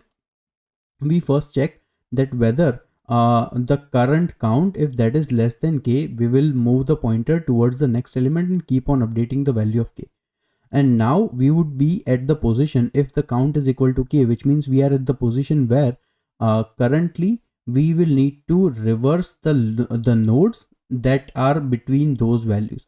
So say for an example, initially count would be 0 at this value number 1 and count would be 2 at this value number 2, and basically we need to reverse like these two values, so we will use our reverse function. And after in this condition is only there for the first case scenario, because if we see in the output, the head is always going to be the reverse portion of first k nodes. All the other k nodes doesn't matter. So that is why this is to define that what is going to be the new head value. And then this checks that whether the k-tail, if that is not equal to null. If that is not equal to null, which means that the k-tail value is actually going to point to the new reverse node value, and that is why we are using the k-tail variable. And in the end, we just update the k-tail pointer and also the head pointer and keep on iterating the while loop. So basically, using the combination of these two, we are able to solve this problem. And in the end, we are simply returning the new head. So we will check that if the given new head is equal to null, if this is the scenario, this will only happen if the given k is actually greater than the number of values present inside our linked list. And in that case, we simply need to return the old head. And if the new head is not null, we need to return the new head value. And this is the whole solution. I hope the solution makes sense. And now let's try to run this code. So our solution seems to be working. Let's submit this code. And if we submit this code, our solution actually runs 100% faster than all the other solution, and that is because the runtime is actually 0 millisecond. And even if we see in terms of space complexity, this is really good. So this is a very good solution. Again, I would be posting this in the comments, so you can check it out from there, or you can check it out from this GitHub.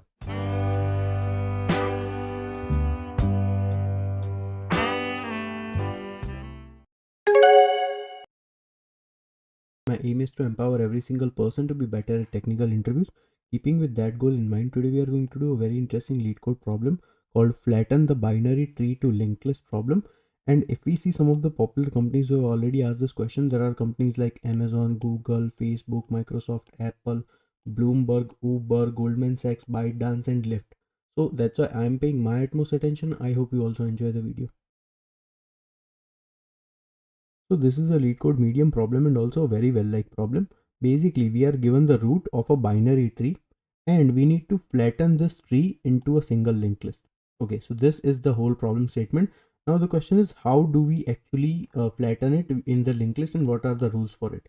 So the first rule is that the linked list should use the same tree node class where the right child pointer points to the next node in the list and left child pointer is always null. So what does it mean by this definition? Suppose we are given a tree or binary tree that looks like this in the example. Basically, the linked list structure would look completely different. It would look something like this, where all the nodes are always on the right side and nothing or the left child is always going to be null. So it is going to be a one-sided tree basically. The second condition we are asked is that the linked list should be in the same order as a pre-order traversal for any binary tree. So the question is, what does a pre-order traversal means? Suppose this is the tree that we are given the input. If we want to do a pre-order traversal, the rules for pre-order traversal is basically first we iterate over the root node, then we iterate its left child, and then we iterate its right child. So as long as the left child exists, we will keep going in the left direction. Once left child is no longer existent, we will go for the right child, and always we will first iterate the root child. If we do that, basically in this case, the pre-order traversal is going to look something like this. So first we are going to iterate to the root node. So root node is 1. Okay, so first we are going to visit 1. Then again left child. So left is also 2. So we will visit 2. Then again left child 3. So again 3. Now we do not have any more nodes below this one. This is null. So because this is null, now we will see that whether its root node had any right nodes or not. And yes, it does have a right node. So we will start visiting the right nodes again. And then we will keep on repeating the same process. So now we have visited everything on the left subtree. So now we will start iterating on the right subtree. So if we go over here, now we will visit node number 5 and then node number 6. So this would be the pre-order traversal. Now the question is that for the given input tree, what should be the answer look like? So we have to consider a couple of items in order to generate the answer. First one is that it has to be the pre-order traversal, and then it has to be like a one directional tree. Okay. So keeping with both things in mind, the tree structure in the answer is going to look something like this, where the first node is going to be 1, and then the second node is going to be in the pre-order traversal 2, but 2 we are going to mark it on the right side. The next one is going to be 3, so again 3 is also going to be marked on the right side. And if we keep on repeating the same process, basically this is the answer tree that we need to return, that represents the flattened binary tree that we are given as the input. So this is the binary tree and this is the linked list version of it, and that this has been flattened. Now in terms of like input and output, basically the input for this one is going to be something like this. So basically this is going to be the original input that we are given that represents this binary tree, and after flattening it, the tree is going to look like this, and we need to return an output that looks like this. So basically this is the whole ask of the problem. Now let's see that what is the approach we can take. Okay, suppose this is the most basic input or most basic binary tree we are given. Now in any tree problem, what we are going to do is we will try to see that what would be the solution for this one, and then using a recursive approach we can actually solve it for much bigger problems, because that is common property in tree. If we see most basic structure of a tree, basically it has a root node. This root node currently has a left child and it also has a right child. Okay, so let's mark some values so it makes sense for us to understand. So this value is 1, this is 2, and this is 3. Suppose this is the given tree. Now if we want to flatten this one, we will have to keep track of two items. First one is that it has to be the pre-order traversal. So pre-order traversal, we already know the value is going to be 1, 2, and 3 in this order. Second thing we have to keep track of it is that it has to be a flattened version and everything in just one directional. Okay, so what does that mean? That structure has to look something like this, where all the three nodes are just the right childs, nothing on the left child. Keeping with these two items in mind, the answer in this case is going to look something like this. And notice in this case, the root node remains the same. This left child is come as the first right child of this root node, and the right child of this root node or this node 2 becomes this node 3. So basically, if we just see what are the actions we did in order to generate this answer, first of all, we took this left child, and currently this left child does not have any children of its own. So there is no like left child over here or right child over here, right? But if we see in the answer, currently for this left child or this node, it has a right node, and that right node is whatever the previous root's right child was. So what we did is, first of all, for the existing left child, we had the left child dot right. So right child of this original left child, which was originally null because it does not have any values over here. So this value was originally null. We marked it as the root dot right, and which we can see over here that in this case, this root dot right, this is this right child, we mark it over here. Okay, so this is one thing we did. Second thing we did is in the answer, currently this root dot left, this left node actually has some value over here, but in the answer this left child is null. So we will also do that. So currently this root dot left is going to be null.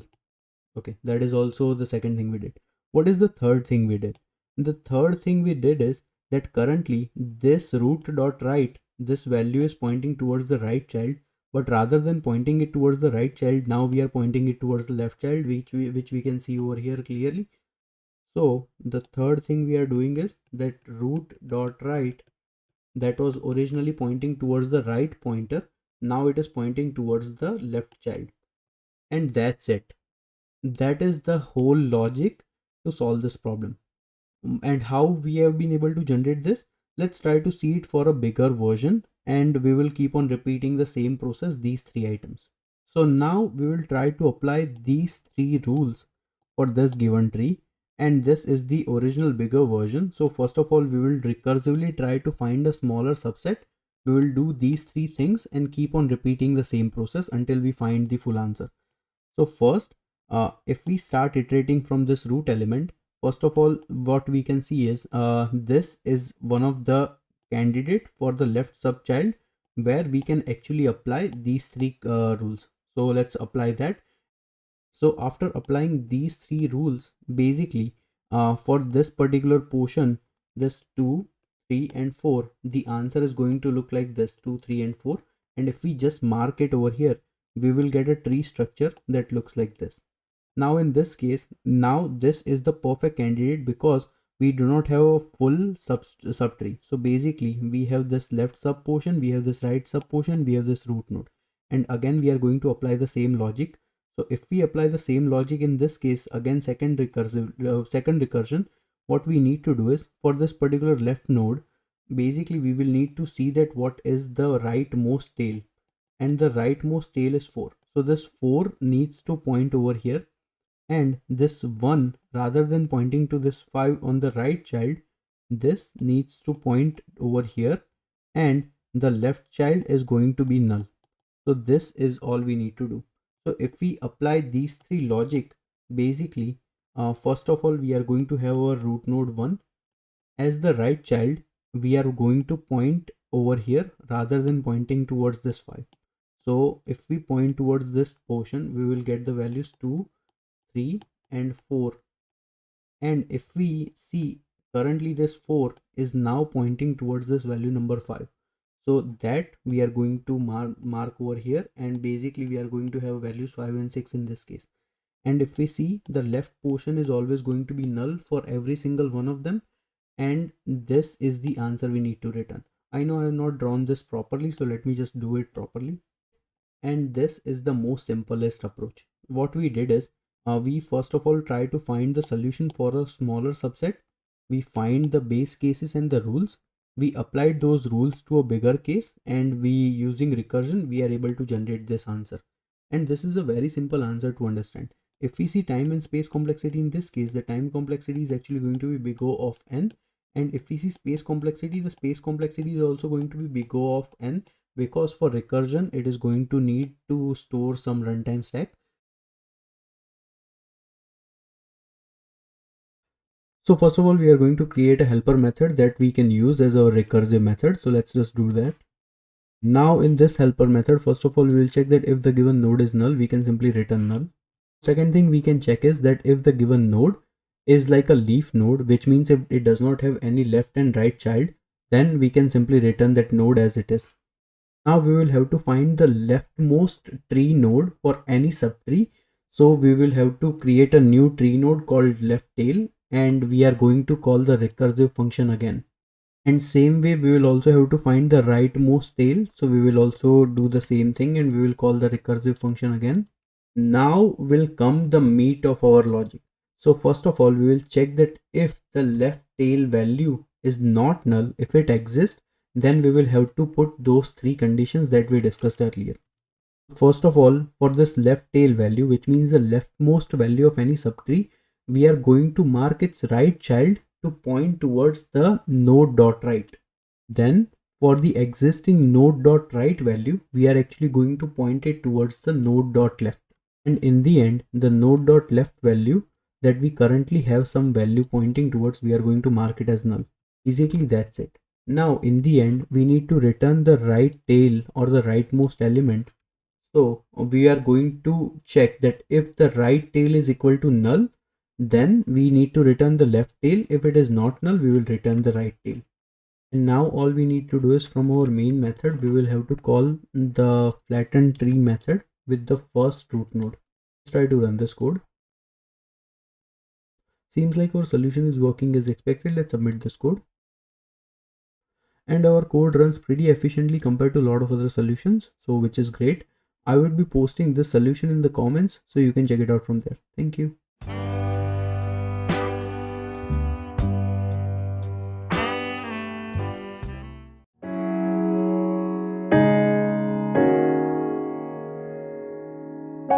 Hello friends, hope you are having a fantastic day today. So now we are going to do a full course on stacks.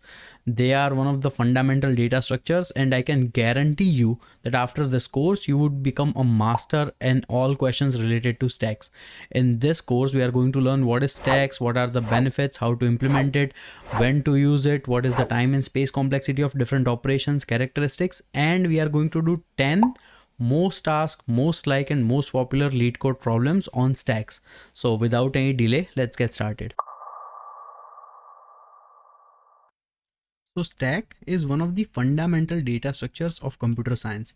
This is a linear data structure, and typically stacks are implemented using some sort of list function. So it can be either array list or linked list. But the thing is, stack is not just typical any single array or linked list.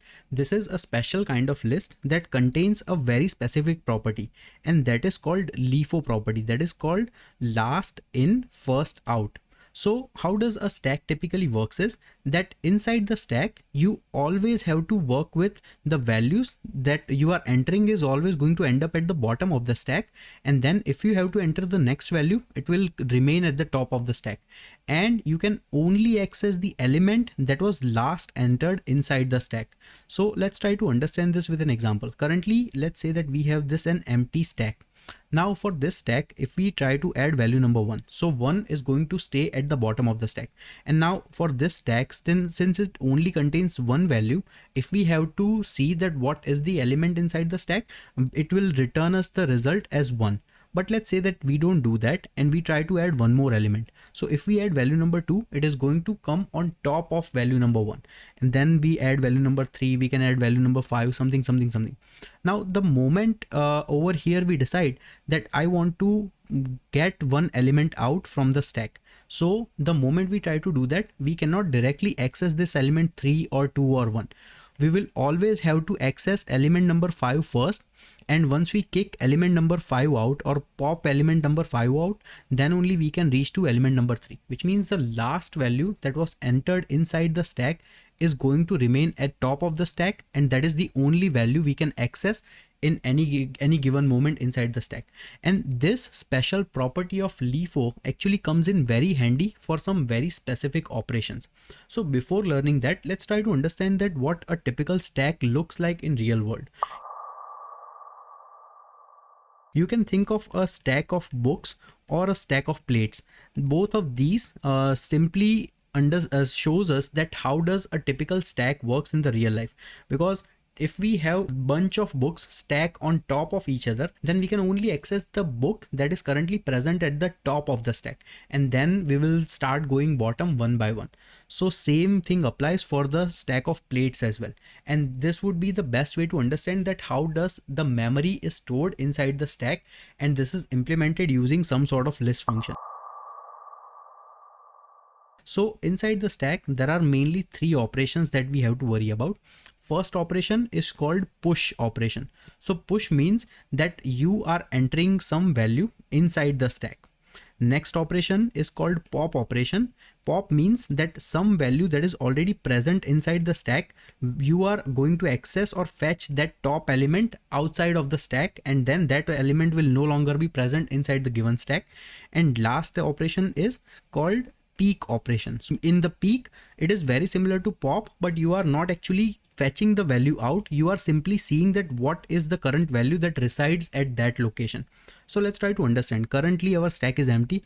Let me push one value. So if I try to push value number 3, then 3 is going to be populated inside the stack. Then I can also push value number 4, then I can also push value number 7, and so on and so forth.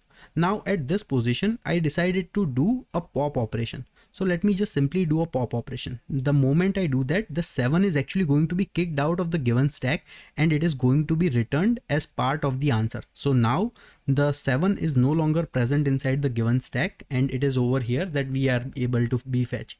If I do pop operation one more time, then we would have 4 also being popped as well. And then if I try to do a push operation once again and try to add value number 5, then 5 is going to be present over here. The moment I do peek operation at this moment, then I'm only going to be seeing that there is value number 5 currently present at the top of the given stack, but I would still keep or leave this 5 untouched inside the stack. I only see that what is the value associated with the peek operation. And all of these 3 operation actually operates in big O of one time. So there is a special way we actually implement stack inside the list, and that allow us to fetch complete all of these 3 operations in big O of one time. So now let's just take a quick look at the implementation for any particular given stack. So let's start implementing the stack class. We are going to use an integer array list to implement our stack class. And now let's create a constructor to open an instance of the array list. Now one by one, we are going to implement our 3 push, pop and peek method. So let's start with the push method. So for the push method, we are not returning anything. We are taking an item, integer item as an input, and we are simply adding it to the array list instance that we have created. Now for the pop method, first we are going to check that if the given items list is not empty, then we need to return the very last element that was entered inside the stack, or the last element that is currently present inside the item, and we need to remove that from the existing array list.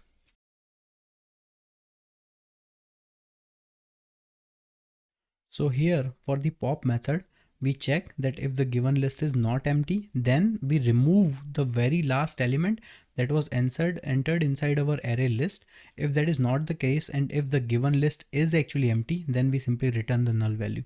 And same way, let's try to implement the peek method, where it is going to be very similar to our pop method. The only difference is that instead of removing the element, we simply need to get the value of that element. And that's it. So now we have implemented the 3 methods for our stack. Now let us also try to implement the isEmpty method. So for the isEmpty method, we are simply checking that if the given items array list, if that is empty or not. And that's it. This is the complete implementation of the stack class. Now let us try to implement a main method and also run some operations on the given stack class. So now we have implemented our main method where we are initializing a new stack. So first of all, we are pushing 3 elements onto the stack. The values are 10, 20 and 30. Next, we are going to be peeking that what is the top element inside the given stack. So this should return us the answer as 30 because that was the very last element that we entered inside the list. Then we are going to pop an element. Once again, that should also return the value 30 because that was the last element that was entered. And then once again, if we do the pop operation, it should return value number 20. And in the end, we are going to simply see the peek operation. So that should return value number 10. So let's try to run this code.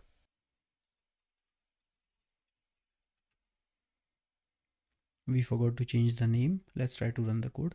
So we can see that for the very first operation, the top element is 30. Then the popped element is 30. Then once again, we pop element number 20. And in the end, after that, when we check for the top operation, we can see a value number 10. So this is how stack is actually implemented. But lucky for us, stack is actually provided as one of the default application, and we actually don't have to implement the stack class all the time. This was just simply for your information. Now let's learn that what are some of the popular use cases that we can apply stack at. And by knowing these use cases, we would be able to quickly identify during our interview or any problem we are trying to solve to realize that whether stack would be a good choice or not. So number one thing where you can think of using a stack is for any time you have to do an undo type of functionality.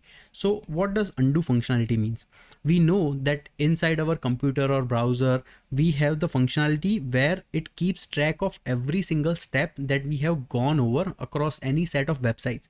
And then if we click the backspace button, or if we do the undo button inside the software such as Word or any other PowerPoint or something like that, it is able to trace our steps back and then put us back to the previous state.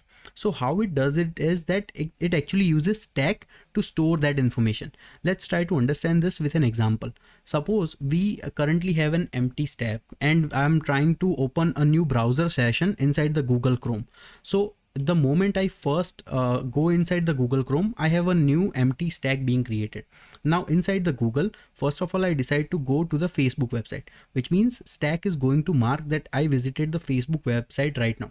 Through Facebook, I decide to go to the X or Twitter website. So next it is going to put the value of X on top of my stack. Then I decide to go to the Uber website. So once again, the same information is going to be recorded and so on and so forth. Now at this position of Uber, I decide to click on the back button or the undo button where I want to go back to the previous state. Simply, the browser is going to pop the element that I have entered at the very last. So this is going to be taken out. Now I'm no longer at the Uber place, and whatever value located over here, it is going to do a peek operation and bring me back to the Twitter page that I was previously browsing. So this is a great use case. Now you can understand that how this LIFO property, last in first out property, actually help us to solve a real world problem. Few other important use cases that we can think of for stack is to have it in the backtracking mechanism. Because how does a typically backtracking works is that, let's try to understand this with a small example of trees. So inside any given tree, if you have to iterate over the tree, you will have to understand that what was the previous state that you were iterating over, and have you visited all of its children or not. So let's assume that I have currently this type of scenario and I'm trying to go in the depth first search fashion. Now I know that this was supposed to be a course on stack, but I'm just explaining you some simple theorem to understand that how stack can be used with different data structures as well. So in the depth first search, we actually go in one single direction, and the moment we try to find some value, if the value is found, that is great. If that is not found, then we have to do the backtrack and do the same operation for the remaining children or remaining leaves as well. So let's try to do that. Let's say that we are trying to find this particular element and we are doing a simple depth first search. So first we are located at this position. So we are going to go to the left child, once again to the left child, and once again to the left child. We did not find the element we were looking for. But the thing is, there might be some path that we haven't explored. So we are going to do the backtracking, and through this backtracking, now we are going to see that, hey, are all the children of this particular node that I have tested? No, I haven't tested them. So I'm going to check one more. Once again, I did not find what I was looking for. Once again, I'm going to do the backtrack, and through here, so now I have tested both of his children, which means now I will need to do the backtrack operation once again. And through here, okay, there are still some children that I haven't tested. So I will go on the right, and once again, I will go on the left, and I found the value that I was looking for. And at every given moment, a stack is going to keep track of every single information that we were iterating over, so we can quickly backtrack to the previous position that we haven't iterated over. Let's try to understand this with some examples. So let's say that these values are A, B, C, D, E, and this is F and I. Okay, let's say that this is I. So initially our stack is going to be empty. Then we are at position number A. Then we move to the position number B. Then we move to the position number C. Then we move to the position number D. At D we realize we cannot go further anymore. So we will pop D out, and we will check that have we explored every single possibility at this C? No, we haven't checked. So once again we are going to go to the value number E. So we are going to add value number E over here. Once again, we haven't checked all the possibilities. We check all the possibilities at E. Once again, we come back to the C. We check all the possibilities at C. So we are going to remove C as well. Now we are at this position number B. So for at B, we haven't checked F. So we will add F over here. From F, we haven't checked I. And we are going to reach to the I, and I was the item that we were looking for. So we found our answer. So we can simply say that, yeah, this element is present inside this tree, and we were able to smoothly iterate over the entire tree using backtracking because we had the stack that contained the last in first out property. So now you start to understand that how specific or how important stack is. Let's try to understand one more use case, that is that at any given moment you want to identify that whether the given sequence of, let's say, brackets or parentheses, are they valid or are they in the correct order or not. And doing this can very easily be done using stacks. How? We can simply have a logic that whenever we identify an opening parenthesis, we are simply going to add that value to the stack, and whenever we identify a closing parenthesis, we will remove that value from the stack and see that the value removed, does it contains the same type of parentheses or not. So let's try to see the example in action, and then you would be able to understand what I'm talking about. So first we encounter a square opening bracket. So we are going to mark square opening brackets, then curly opening bracket, and then a round opening bracket. Okay, so now we took care of all of these three elements. Now we are at this position and we encounter a closing bracket. Now the thing is, in order for this sequence to be valid, the closing bracket has to be exactly the same way that was for this particular bracket. So let's try to do that. So let's say that we pop this element out, and over here we identify that for this circular closing bracket, the value we popped out was also opening bracket, which means this is a good sequence, so we can move forward. So now we no longer have this value. Next we have a curly closing bracket. So for curly closing bracket, we realized that the value we popped out was also curly opening bracket. So this is also a matching pair, that is good. And in the end, we found out that the last element is also a closing bracket, that is square closing bracket, and the value we popped out was also a square closing bracket. So we found this pair, which means this pair of parentheses is valid. Now the question is, this is really important whenever you are building IDEs or compilers. So things like IntelliJ, Eclipse, or JetBrains, or bunch of other compilers, they all use this formula or the stacks to keep track of every single opening and closing bracket. Now imagine in this scenario that this last element, say for some reason, this one is a circular closing bracket. Now at this moment we identified a circular closing bracket and we try to pop this element out, and we identify that this was actually a square opening bracket, which means this was a mismatch. So if that is the case, we can simply get rid of these things, saying that this was an invalid pair, and that is how we can use stack to complete these type of operations. And we can do all sorts of like functional logic and all sorts of important fun stuff using stack. So that's why they remain so popular in terms of technical interviews. And now we are going to go ahead with the 10 questions about stacks that we talked about. Completing these 10 questions will give you the full exposure towards stacks. These are some of the most popular, most liked, and most asked problems in terms of technical interviews. All of them are really popular LeetCode problems, and they have been asked in interviews tons of time. So without any delay, let's get started. Hello friends, we are still not employed by a FAANG company, so let's not stop lead coding till we get there. Today we are going to do valid parentheses lead code problem, and this problem has been asked by some of the companies where I want to work at. There are companies like Amazon, LinkedIn, Facebook, Microsoft, Bloomberg, Spotify, Adobe, Google, Apple, Uber, TikTok, Goldman Sachs, Twitter, Netflix, Twitch, Tesla, ByteDance, Lyft, and Airbnb have all asked this question, so that's why I'm paying my utmost attention. I hope you also enjoy the video. This is a LeetCode easy problem and also one of the most liked problems on LeetCode, and that is because this problem actually solves one of the very real life application where a compiler has to check that whether the code has valid parentheses or not. And so that's why a lot of companies like to ask this problem as an interview question. If we understand the problem, basically we are given a string S that contains just these three types of parentheses: opening parentheses and closing parentheses, and we need to determine that if the given input is actually a valid input or not. We are also given the definition that what counts as a valid input, that if the opening brackets are closed by the same type of closing brackets, and also we are told that the opening brackets must be closed in the correct order. So let's try to understand this with some examples over here. I have drawn a bunch of different potential examples, and we will see that if they are valid or not. So first of all, if we see this example, we know that okay, we have two opening brackets and we have two closing brackets. We can consider this as a valid string, so I'm just noting it as V. Now again, in this case we have two different types of opening brackets and we have two different types of closing brackets, so this is also a valid string. Now in this case, this is an opening bracket, this is an opening bracket, we have corresponding closing brackets, again we have opening and closing brackets, and again we have opening and closing brackets. So everything is in order, and the same kind of brackets are opened and correct in proper shape and size. So we can consider this also as a valid format. Now if we come to this example, this is an opening bracket, this is also an opening bracket, but we only have a closing bracket for this original opening bracket. So we can consider this as invalid option. So we get an idea why it is invalid. In this case we have 3 opening brackets and only 1 closing bracket. So again this is an invalid string. And in this case, actually if we see the number of opening brackets and number of closing brackets, they are actually same.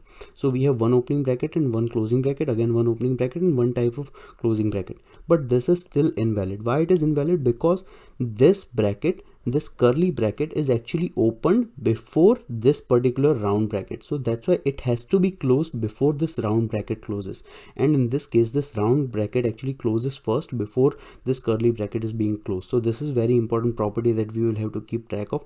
And that is why we are told that we need to keep track of the order in which they are opened and closed, and then only we can determine that whether they are valid or not. So this is also an invalid formula. So let's see that what would be the potential solution. So let's start from the very simple example and see that what would be the intuition behind building a solution. Suppose we are given an example that looks like this, where we are given all of the brackets that are of the same kind, and we are given some opening brackets and some closing brackets. Well, we can clearly see that this is a valid approach, and how we can determine is that we can actually create a counter. And what this counter does is that at any given moment we identify an opening bracket, we are actually going to increase the value in this counter, and at any given moment if we encounter a closing bracket, we are actually going to decrease the value in this counter.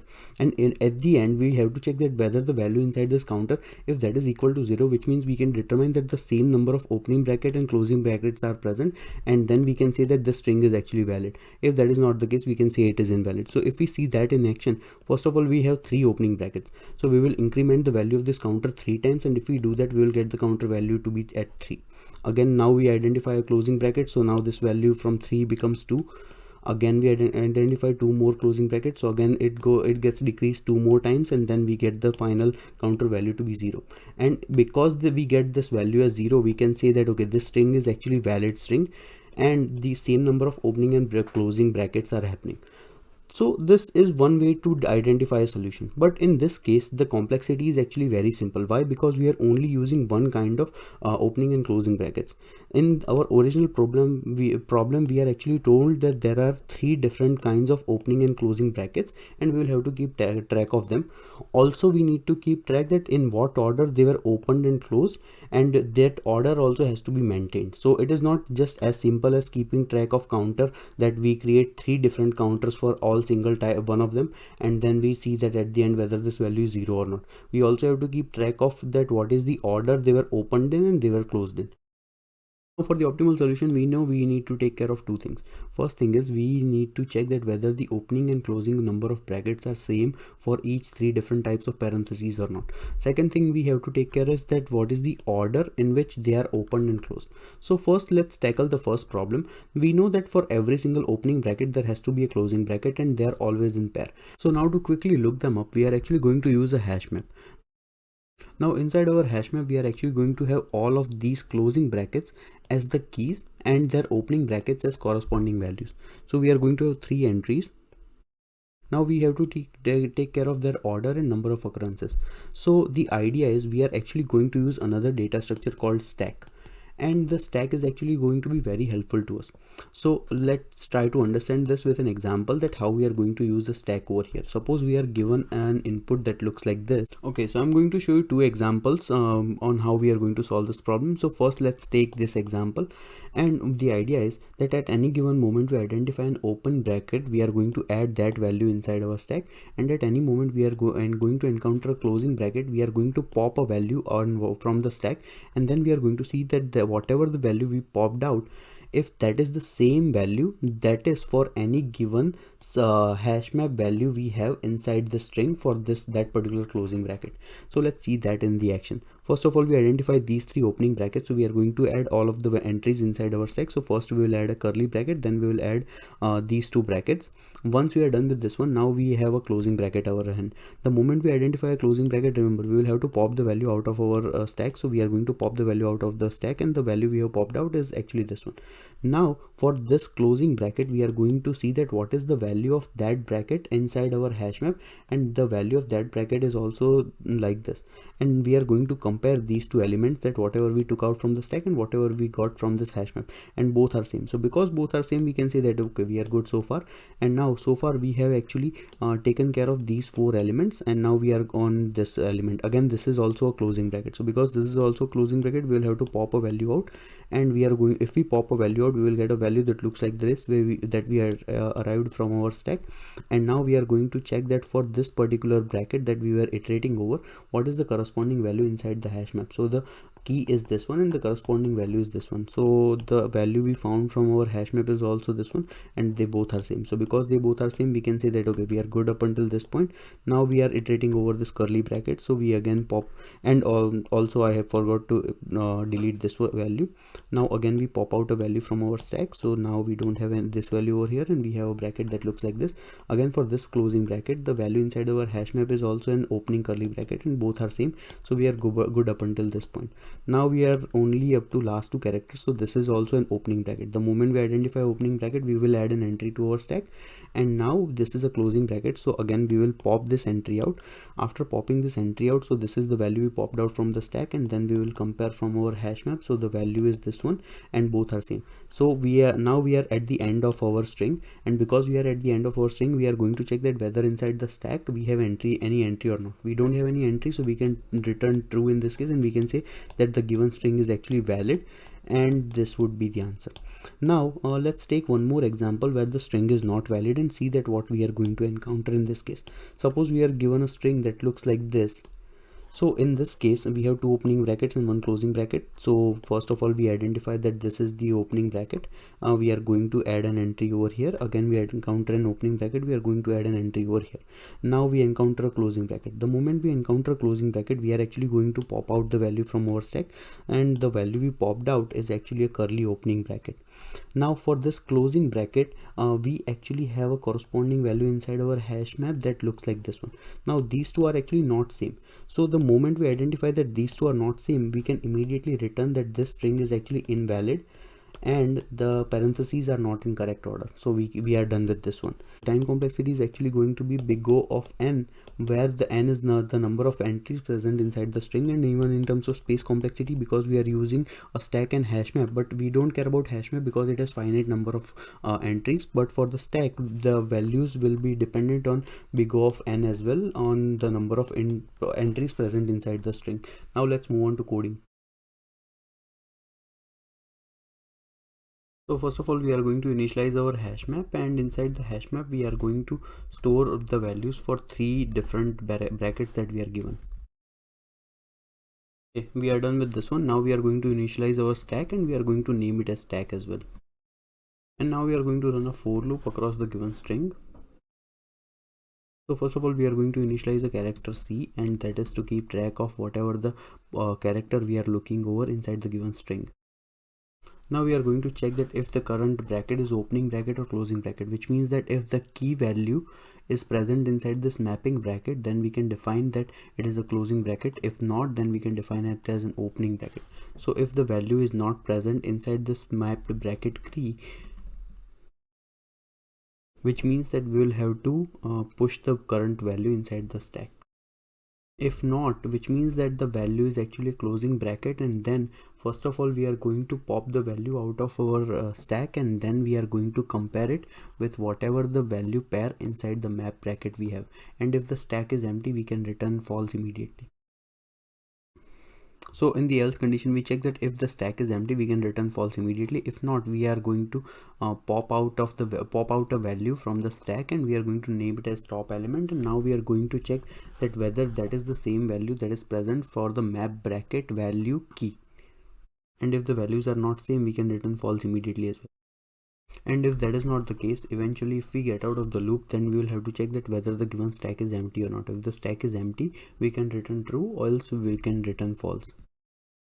Let's try to run this code.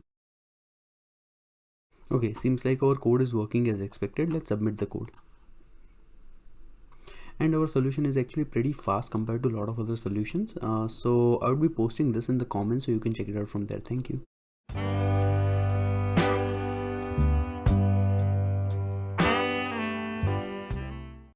Hello friends, hope you are having a fantastic day today. So once again, we are going to do a very popular LeetCode problem that has been asked in companies like Facebook, Amazon, Microsoft, Google, Apple, and bunch of more. So without any delay, let's get started. So the LeetCode problem we are going to solve is called min stack, and you can see that this is a LeetCode medium problem and also a very well-liked problem on LeetCode. The problem statement is very simple, that we need to design a stack that can support push, pop, top, and retrieving the minimum element inside the given stop, these four operations, and it needs to run in constant time or big of one time. So we need to implement the min stack class, and these are all the methods that we need to implement. Now we know that how does a typical stack work. Stack operates in LIFO principle, last in first out. If we decide to push element number 3, then we will have an entry 3 presented inside the stack. Next we can push another entry called 1, then once again we will have entry called 1, then once again we can have push another entry called 5. So currently we have 3 elements now inside the stack.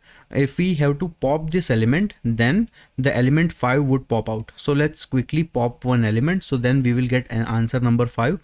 Then if we do pop once again, we will have value number 1.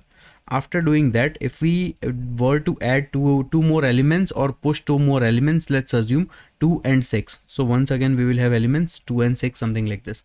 Then if we do top operation, at this moment it should return answer 6 because that is the top element inside the array. And then if we do get min, then it should return us the value s2 because this is the current present minimum element inside the given stack. So these are all the operations that we need to do. We need to solve all of these in big O of one time, which means we will have to do something different when we are designing our stack. So what are some of the considerations that we can do? The thing is, this push method, pop method, and top method, all of these 3 methods can operate in big O of one time, no issues with that. In either case, this get min is a little bit tricky because we will need to know that what is the minimum element at any given moment. Now the very first thing that comes to our mind is that when we are designing the stack, why don't we just have an extra variable called min to keep track of the minimum value we have encountered so far. So currently this is an empty stack. Let's assume that we enter value number 5. So this has been the minimum value so far, 5. Next we add value number 6. So 5 is still the minimum value. Next we add value number 2. So once again we update this and add 2 over here. Once again we add value number 7. So now currently the minimum value is 2. But now there is one problem that you did not see. And that problem is that let's assume that we decide to pop one element out. So now currently 7 is no longer here. But once again the minimum variable is still 2 because that is the minimum variable. Let's say that if we do pop once again. So once again 2 is now no longer inside the given stack as well. So now if we do min operation, we don't know that what is the minimum value inside the array because we just overrode the value. So if we have to check for the minimum value, we will have to pop all the elements out of the stack and then find the minimum value. That is option number 1, which takes big O of n time. And if we don't do that, we basically don't have any other way. So now to overcome this issue and to keep track of the minimum value at every single variable, we can actually do things slightly differently. So the moment we are storing the values inside the given array, we are actually storing different nodes, right, for every single location. Now in this design of node, we can actually have node have multiple items, not only just its value. So let's assume that this is our given node. And so in the node, I'm suggesting to add 3 values. First value is the value of the node itself, that whatever the value we wants to enter, that is your integer value like 1, 2, 3, 4, whatever you wants to put. Next is that what has been the minimum value up to this point inside the existing stack. And if we keep on updating this value with every single entry inside the stack, this would be pretty easy to maintain. And last thing is the reference to the next node, because in case we will have to remove or get rid of the element, we might need to update the minimum value we have entered so far. So let's see that how would this approach is going to look like. Let's say that we want to add these values inside the stack. Okay, so first we want to add value number 3. Currently the node is empty. So because node is empty, we are adding value number 3. What has been the minimum value we have added so far? That is also going to be value number 3. and the reference to the next node is going to be null. So we are not going to be concerned with that this is the very last element inside the stack. Okay, now we need to add value number 5. So we add value number 5, but what has been the minimum value is so far. So for that we can either check the minimum value of the next pointer using this next pointer. So we check that what has been the minimum value of the next pointer at location number 5, that is value number 3, and what is the value of this current value we are trying to enter, that is value number 5. So whichever is the smaller number, which is 3 in this case, so we will still mark 3 as the minimum value we have been able to find, and then we simply have a reference to the next node. So reference to the next node, once again I'm just marking as 3, but that is simply going to be this node. Okay, once again we want to enter value number 1. So now at 1, what has been the minimum value up until this point, that is this value number 3. So instead of using 3, because 1 is smaller, so the smallest value so far is going to be 1, and the reference to the next node is also going to be this one. Same way, now we want to add value number 7, but what has been the minimum value we have been able to find so far, that is value number 1, and then just the reference to the next node, and then in the end the value is 0. So now the value is 0. We are trying to see that what has been the minimum value up until this point, that is 1. So compared to 1, 0 is smaller. So then this is also going to be 0. And then we simply have a reference to the next node. Okay. So now this is what our stack looks like. We are simply updating the node that we are storing the values in. And now let's see each of the operation. So I just mentioned that push operation can happen in big of one time because we are just simply pushing one node inside the stack. Let's try to do a pop operation. So pop operation can also happen in big of one time because we are simply popping one element out. So we will get rid of this element. Okay. Now once again, let's try to do the top operation. So top operation, we can return 7 immediately because that has been the latest value we find. And then if we do the get min operation, this can also happen in big of one time because we can simply find the minimum value we have been able to identify so far. So this is the logic on how we are going to solve this problem, basically by simply redefining the way we are storing the values and then keeping track of the minimum value at every single position. That is the whole trick. And if we see time complexity in this case, well, time complexity, we already know that that is going to be big of 1. And in terms of space complexity, well, this is debatable, but I think it has to be big of 1 because anyways, we are being asked to create a stack. So we cannot create extra space for that.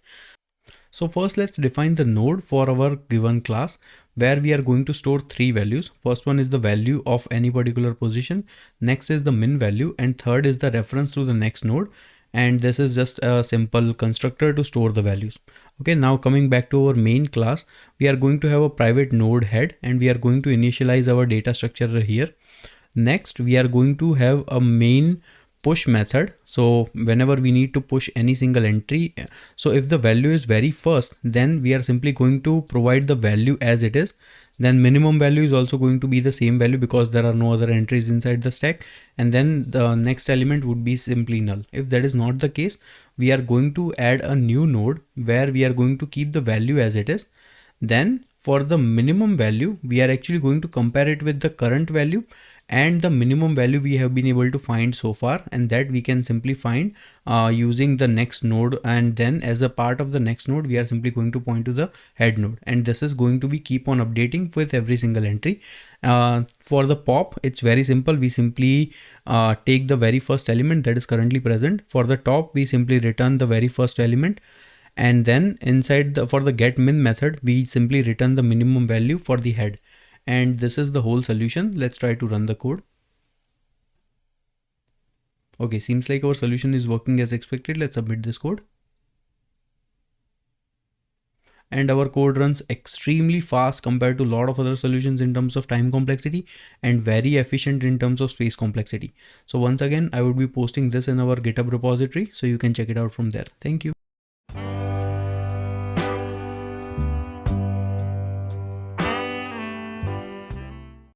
Hello friends, hope you are having a fantastic day today. So now we are going to do an awesome stack problem that is actually a LeetCode premium problem. So this is going to be really interesting, very popular question and very interesting subject. So without any delay, let's get started. Okay, so the LeetCode problem we are going to solve is called max stack. This is actually a LeetCode hard problem, and the thing is, because this is a LeetCode premium problem, I took this description from another website called leetcode.ca. So thank you so much to whoever maintaining that website. Now we need to design a max stack class that supports these 5 functionalities. Now, if we see the functionality, the first 3 are pretty common, where we are pushing an element down the stack, where we are popping an element out of the stack, and where we are just checking what is the top value inside the given stack. These 3 are the common functionality of any particular stack. Then we need to add 2 more methods, where first one is a peak max method, and second one is the pop max method. So if we do the peak max method, we will need to know that what is the maximum element currently, and if we do pop max, then we will have to pop the maximum element that is right now inside the stack outside. So let's try to see the solution for this problem. So logically, let's assume that currently we have an empty stack. Okay, so we have the option to use 5 operations, and so let's try to first quickly push some elements inside down the stack. So if we, let's push value number 3 and then value number 5 and then value number 1. Okay, so now currently we pushed a few elements. Now if we want to pop, and let's just add one more. Now if we want to pop, we can pop one element out as well. So if we do the pop operation, then we won't have value number 7. Now we can also do a peak operation. So if we do peak operation, then we can simply check that what is the very first element. So answer of this is going to be 1. Then if we want to do peak max, which means we should see that what is the current maximum element present inside the given array, which means the current maximum element present inside the given array is actually value number 5. Even though it is not at the top of the stack, this is the current maximum element. So this needs to be value number 5. And if we have to pop max, then we need to pop the value number 5 out of the stack, not value number 1, even though 1 is the very first element.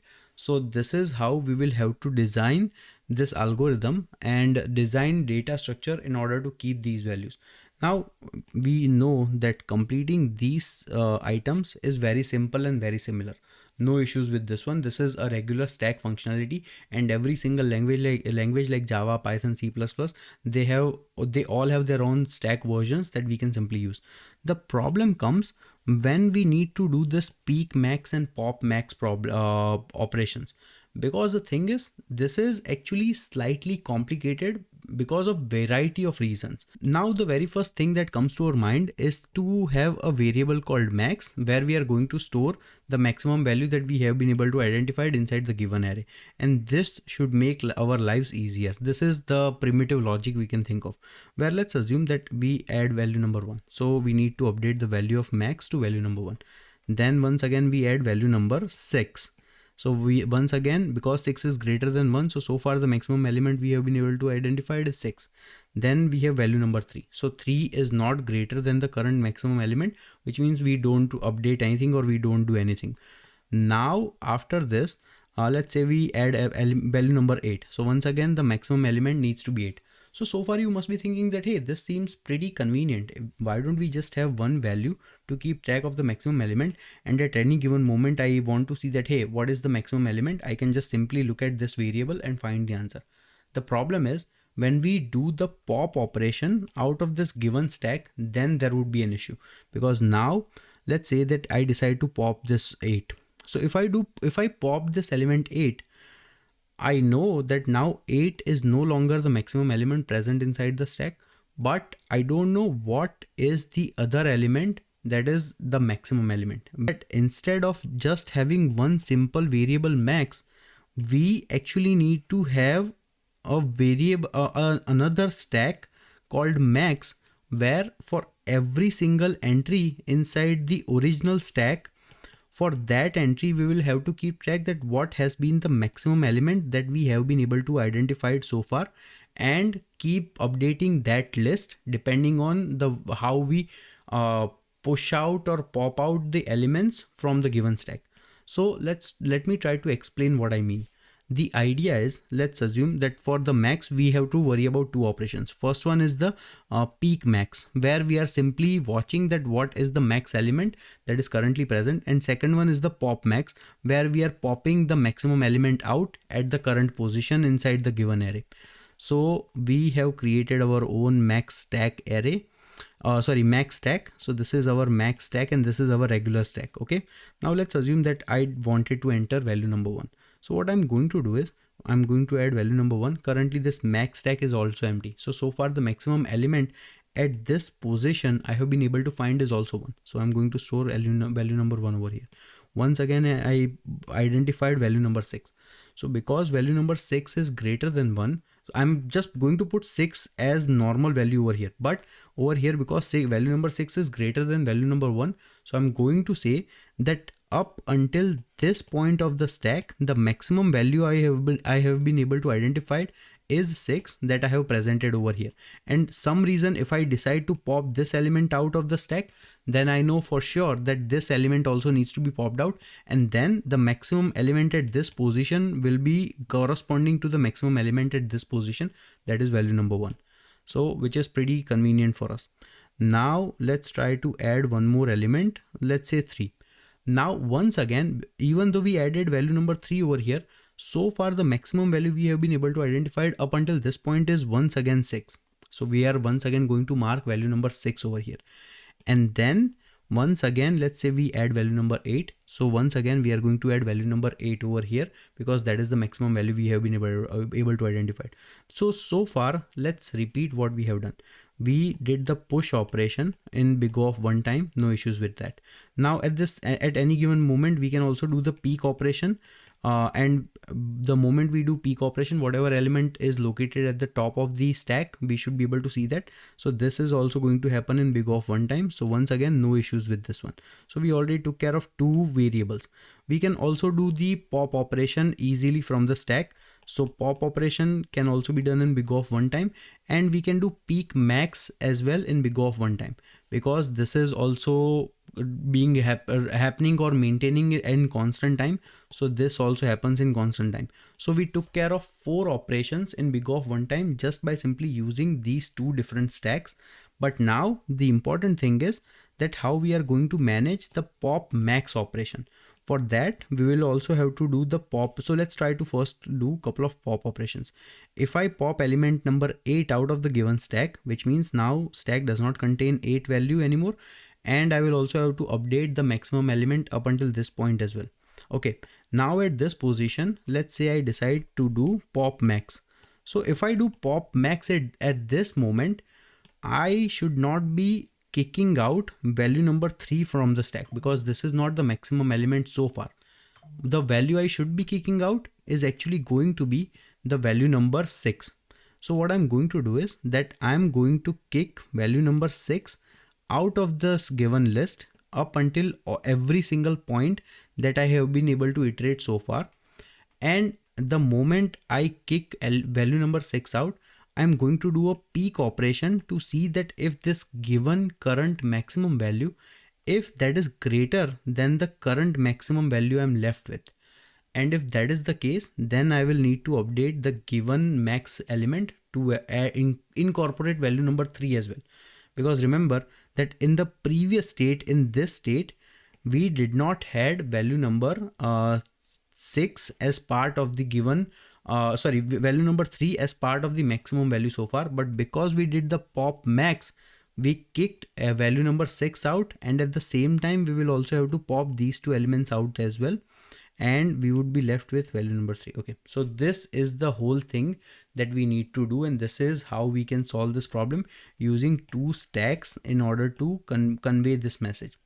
So this is the whole solution, and using this we can complete everything in big O of 1 time, all 5 operations. So now let's quickly see the coding solution, and then things will make much more sense. Okay. So now since this is a LeetCode premium problem and we don't have that subscription at the moment, I'm just going to explain you the solution in the notepad, but this code would work fine, and the code is also present in our GitHub repository. So let's understand the code.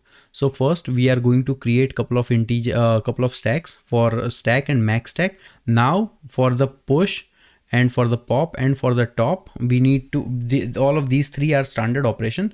The thing is, pop and top are going to remain the same. The only problem is that for the push operation, we actually have to push the element in both the places, which means in the stack we are just going to push it as a regular push entry.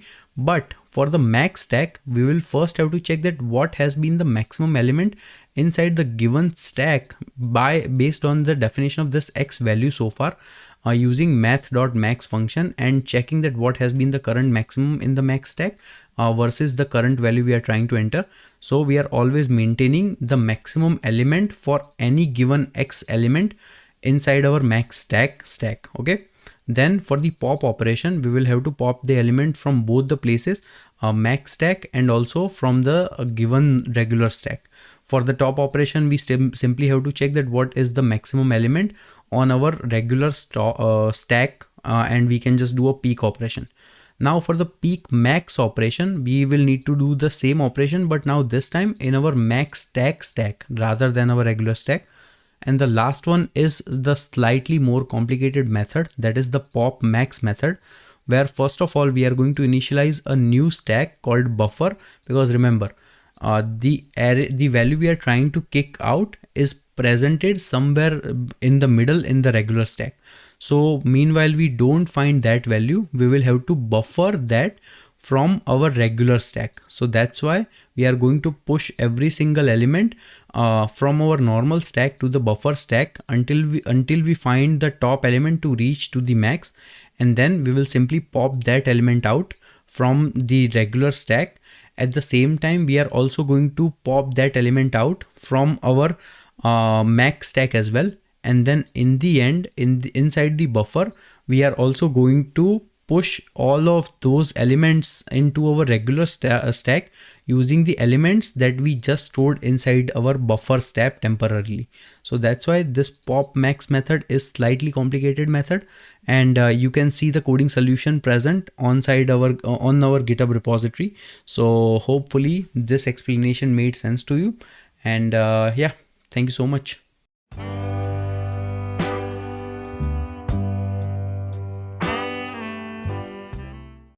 Hello friends, hope you are having a fantastic day today. So once again, we are going to solve an awesome LeetCode problem. So without any delay, let's get started. So today we are going to solve daily temperatures LeetCode problem. That is a medium problem and also an extremely well-liked LeetCode problem. So the problem statement is quite simple. We are given an integer array called temperature that represents the daily temperature over a certain span period. Now we need to return a new answer from this given temperature array such that any particular item in that particular answers array should define that how many number of days you have to wait in order to generate a warmer temperature compared to that particular day's temperature. So let's try to understand this with an example. Suppose this is the temperatures array we are given.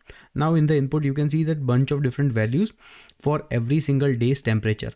Now if we see, on this very first day, the temperature is 73, which means how many number of days we have to wait in order to get a warmer day? Well, a warmer day is right next, which means if we just wait one more day, we can actually get a warmer day. Same way for 74, if we just wait one more day, we also get a warmer day because next day's temperature is 75. Now at this 75, if we have to find a warmer day, then we have to find a day that contains higher temperature than 75, which means this temperature 76 is higher, which we can see that is actually 4 days away. So over here we will have to actually wait 4 days in order to get a warmer day. Same way for this 71, we have to wait 2 days in order to get a warmer day. At position 69, we only have to wait 1 day to get a warmer day. At 72, once again we will have to wait just 1 day because next day is 76, which is warmer. At this 76, we do not find any particular warmer day subsequently, which means we cannot find a warmer day. So we are just going to mark this as 0, that no warmer day exists in front of the value 76. And last one is 73. So since this is the very last entry, we don't know what the upcoming temperatures looks like. So we are also going to return 0. And this is the answer array that we need to return. That defines the days you have to wait in order to get a warmer day from any particular day. Okay, so first let's try to understand a brute force approach to solve this problem. The idea is very simple. We simply go to a day and then we keep on iterating the array until we find the next day that has higher temperature. The moment we find this one, we actually find the difference between the index positions, and whatever the difference is, we mark that in the answer. So for this first one, we can mark first as the answer. For the second one, once again, we are going to repeat the same process. We are going to iterate over every single value inside the array till we find a higher value, and which we find 2 days later. Same way, we are going to keep on repeating the same operation, and eventually we would have our entire answer array to be populated. Now this is the most simplest method, but we can inherently see some issues with this approach. The number one issue is that at any given position we will actually have to traverse over maybe the entire rest of the array in order to find the optimal solution.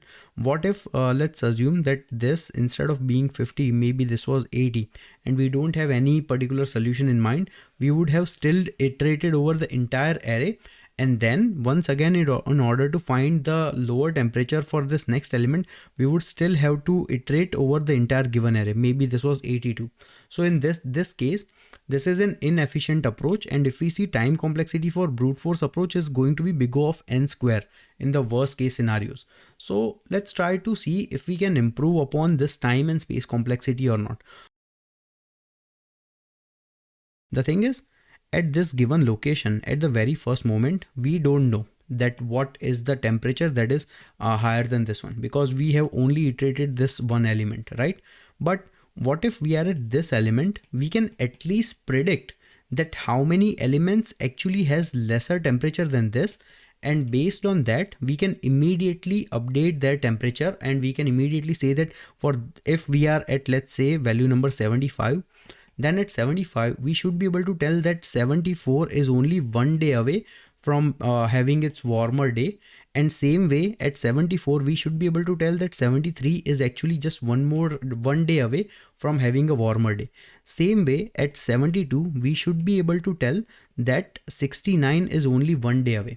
So how can we actually do that? For that we will have to find some way to actually iterate the array in one direction, note that what the current temperatures are, and based on that we will also have to check that what are the immediate temperatures that are actually smaller than this current temperature or greater than this current temperature, so that we can mark their answers. In order to do that, we will have to use an extra data structure to store the values of all the temperatures for which we have not been able to find the warmer days.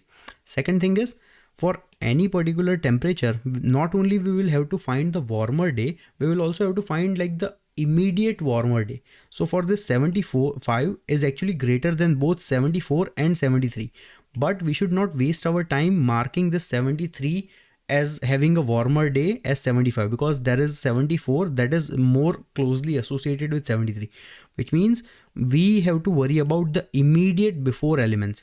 So we are traversing in one direction, but at the very quickly we will have to understand that what was the last item we were at before moving to any particular previous elements. So the best data structure in this case is going to be a data structure that contains the property of last in first out, and the answer becomes very simple, that we are actually going to use a stack to solve this problem. Now how we are going to use the stack is actually quite interesting. Let's first understand a couple of properties. Number one thing is, we are using the temperature to compare the difference between any two given values, which means we are dealing with the value of this given array. But in the answer, we need to store that how many number of days are apart between any two entities, and that we can find using the index values. Why? Because at index value 0 we have this value 73, and at index value 1 we have this value 74, which means index value 0 is only 1 day away from finding a warmer day, because index value 1 minus index value 0 becomes actually value number 1. So this is how we are going to find the answer, which means in the stack it would make more sense to store the index positions rather than storing the actual values. But using the index positions, we can very quickly look up inside the array, find the answer, and then subsequently traverse the answer. So after this long explanation, let me walk through the solution that I'm proposing. So currently we are at 0th index, the value is 73. Currently we don't have any value inside the stack, so we are going to add index 0 inside the stack. Okay, and now we are at index position number 1, the value is 74. The very first thing we are going to do is we are going to check that whether the value located at 0th position, which means the value located at temp of 0, if that is actually less than the current index positions we are at. So if that is less than the temp of 1, which is correct condition, because this one was 73 and this is 74, which means 70, this value can be popped out of the given stack, and we can actually mark the answer for this one by doing the subtraction between the current element minus the index position that we just kicked out from the stack. So this is going to be just 1, where we did a simple equation 1 minus 0. Okay, now we are going to put 74 in the stack, but we are going to put the index value. So now in the stack we have index position number 1. Now once again we are at index position number 2. So this value is 75. 75 is greater than 74, which means we can do 2 minus 1 and the answer is 1. So we can store that 74 is 1 day away from finding a warmer day. Now we popped out 1 from the stack. Now let's add entry number 2 inside the stack. Okay, now we are at this position 71. So currently 71 is actually smaller than 75, which means we don't, for 75 we have not yet found a warmer day. So we are going to add entry number 3 inside our stack as well. Next we are going to be at position number 4, which is 69. Once again 69 is actually less than the current top value we have inside the index, which means we haven't found a warmer day for this top element, and we are going to add one more element that we haven't found a warmer day for. Okay, now we are at position number 72. So 72 is actually greater than this value, the value at index number 4. So we can actually find the answer for index number 4. So let me just go. Okay, so this is for index number 1, 0 we have, 1 we have, for 2 we don't have, for 3 we don't have, but for 4 we found the value, that is 5 minus 4. So we can add 1 as the answer for index number 4. Once again, the moment we pop out index number 4, we should not be pushing index number 5 yet, because we still have to check that whether 5 is greater than index number 3, and yes, it is once again greater.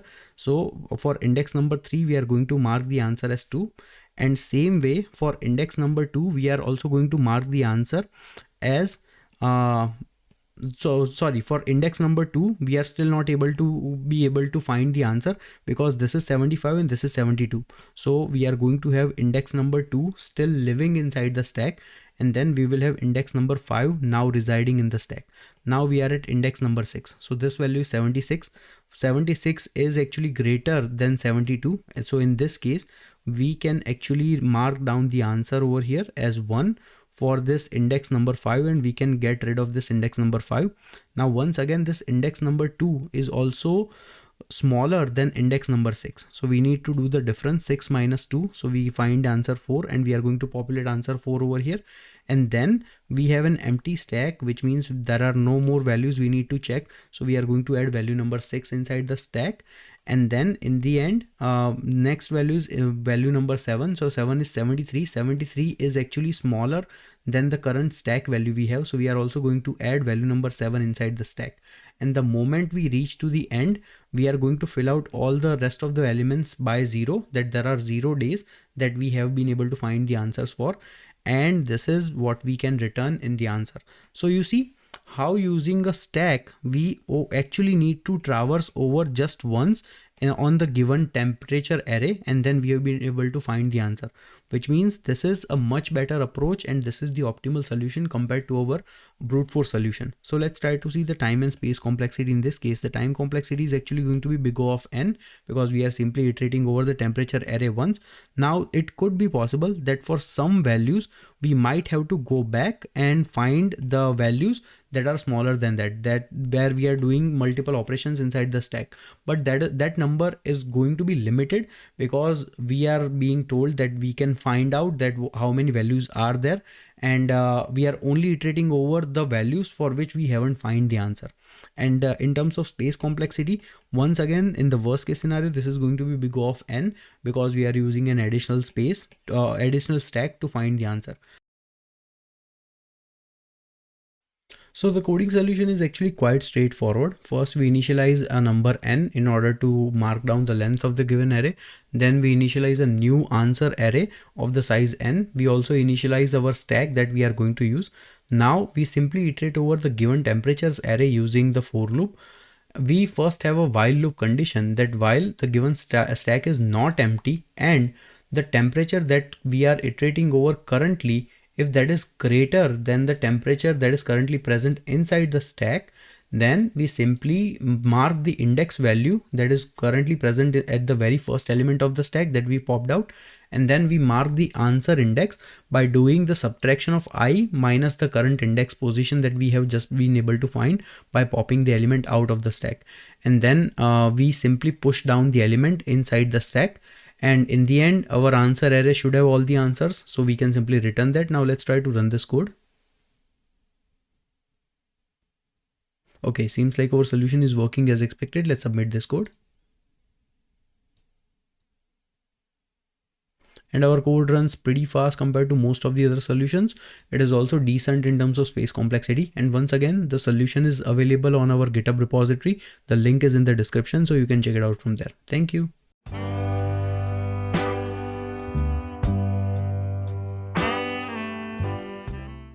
Hello friends, hope you are having a fantastic day today. So once again, we are going to do an awesome LeetCode problem. And trust me, this is an awesome LeetCode problem. So without any delay, let's get started. So now we are going to solve the LeetCode problem called car fleet. Now personally, this is one of my favorite problems. And we can see that this one is a LeetCode medium problem and also decently well-liked problem. The thing is, this is a very long description for this problem because it covers a lot of edge cases and a lot of conditions that you have to understand. If you want, be my guest and read the whole description. If not, let me just point out few important topics and then we will try to understand what the problem is asking us to do through an example. That would make things much more simpler. So first thing is, we are being told that there are n cars going in the same destination along one lane road. So it's a single lane road and we are told that the cars are not going to be overtaking each other. This is not Fast and Furious. This is LeetCode. Okay. Then we are also given a target miles that we need to reach. That is the final destination for our cars. Now we are given two integer arrays. First one is position and second one is called speed. So position defines that what is the starting position for any particular given car compared to that target distance. Okay, and the speed is at what speed that particular car is running on. So we are given both the values inside the car. Now we are being told that cars are not going to overtake each other, but if they are close enough, we can consider them arriving at the destination at the same time. And any car arriving at the destination or set of cars arriving at the destination would be considered as car fleet. And now we need to consider that how many number of different car fleets actually arrive to the destination. So I know that this was quite complicated and very extensive description. Let's try to make it simpler using some example. So over here, we are given a target value of 12 that we need to reach, and we are given the positions and we are also given the speeds of subsequent cars. So here I have actually plotted a graph or a number sequence where this 12 is the target that every single car is trying to reach. Now this C1, C2, these represents different cars, and we can see that based on their positions inside the subsequent array, I have already plotted them on this given line. So this defines their starting position, and subsequently this portion defines that what is the speed that is given to every single car. Okay, and we are being told that the distance we are trying to cover is 12 miles and the speeds are given in per hour basis. So which means this car C2 actually travels 4 miles in 1 hour. Okay, so now we need to understand that how we define car fleets. So let's try to understand it one by one. So we will try to go over that how every single car is actually going to reach to the final destination. And we know for sure that no car is going to overtake one other. So if one car comes closer to the other car, we would consider both of them reaching to the destination at the same time, and they would be part of one single fleet. So first, let's see. So currently this car C1 is located at position number 10 and its given speed is 2 miles per hour. We know that this C1 has to be the first car to reach to the destination because it is the closest car to the destination. So in the first hour, this car is actually going to reach to the destination and it's going to take 1 hour. But during this 1 hour period, because how do we come up with this 1 hour? Because we calculated the distance from the current position to the final destination we are trying to reach, which is 2 miles, and its speed is also 2 miles. So we can easily calculate the time that it takes to reach to the destination. Now for this C2, also subsequently, this C2 would also reach to the destination in just 1 hour. So based on this, we can conclude that both of this C1 and C2 are actually going to reach to the destination around the same time, around at 1 hour mark, which means C1 would be here and C2 would be right very close to it. So these two cars are going to reach to the destination in around the same time, which means this is going to be one of the fleet that is going to arrive into the destination. So now we already took care of one fleet. So let's just get rid of these. Okay. And also let's try to understand that we have already spent 1 hour. So during this 1 hour, what would be the position of all of these cars? So during 1 hour, the C4 would have traveled 1 kilometer. So C4 would be here. Same way, the C5 would have also completed 3 kilometers because its speed is 3. So after this 1 hour, this C5's position should have been at position number 6. But at position number 6, we can clearly see that C4 is already present, which means after 1 hour, the position is going to look something like this, where C4 and C5 are going to be right close to each other. Now remember that the speed of the C4 is 1 and speed of the C5 is 3. But because C4 is ahead compared to C5, even though it has higher speed, it is not going to overtake it, and it is only going to reach to the destination when the C4 arrives. But essentially, both of these cars are also going to reach to the destination in around the same time. And how much time will it take? Well, currently this one is at position number 6. So it is going to take 6 more hours and we already spent 1 hour, which means this C4 is going to take 7 hours to reach to the destination. And because C5 is behind that and it is able to catch up to the C4, it is also going to complete and reach to the destination in 7 hours.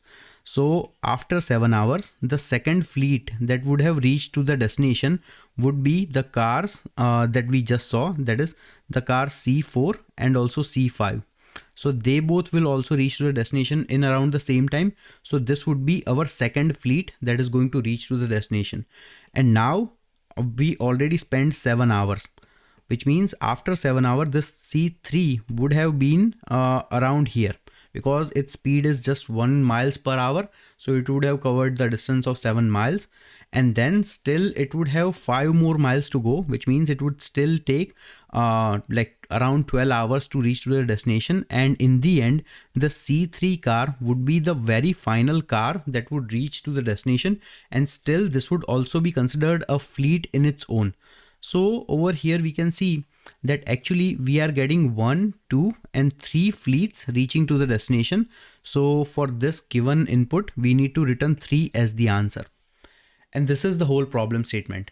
Now I know understanding this problem statement took us a lot of time because there were a lot of moving parts and moving cars that we had to understand. But honestly, this is an awesome LeetCode problem, because if any interviewer dares to give you this problem, this is not very difficult to solve, but it's very peculiar for interviewer to explain. Also, you will have to navigate through a lot of different edge cases and then think about coming up with the optimal solution. So now I'm not even going to be bothered to show you the brute force approach because that would be an insult to this beautiful problem. So let's talk about the actual complete optimal solution that we can use in order to solve this problem. And in order to generate the optimal solution, we need to make some assumptions and we need to do some calculations. So what are some of the calculations we need to do? Number one thing that is most important is that for any particular car, we will have to understand that how much time it takes to reach to the end. That is number one thing. And second thing is, cars can only reach to the target based on the current sequence locations they are present in. So even though if we see the car numbers over here, this C1 and C2 are located at the correct space, but this C3 is actually going to, even though this is the third car, this has to be the last car to reach to the end. So number one thing we are going to do is we will try to find that how much time does it take for any single car to reach to the end. We will try to store this information with the cars. So we actually have a couple of ways to store this. We can either store it using a hash map. That would only make things more complicated because we don't need like a constant time access to that data. And same thing can be achieved using a two-dimensional array as well. So we will try to use it, store it using two-dimensional array. Okay. So in the two-dimensional array, we are going to store the information for a subsequent car and how much time does it take to reach to the end. That is number one thing. Number two thing we are going to do is that we will actually sort these cars based on their positions. So number one car in that is going to reach to the destination is going to be the car that is closest to the destination position. So based on the position size, we are also going to sort them. And once we have that, we would be able to identify the answer quite easily. So now first let's try to understand that how do we actually calculate how much time does it take for any single car to reach to the destination. And that is a very simple calculation.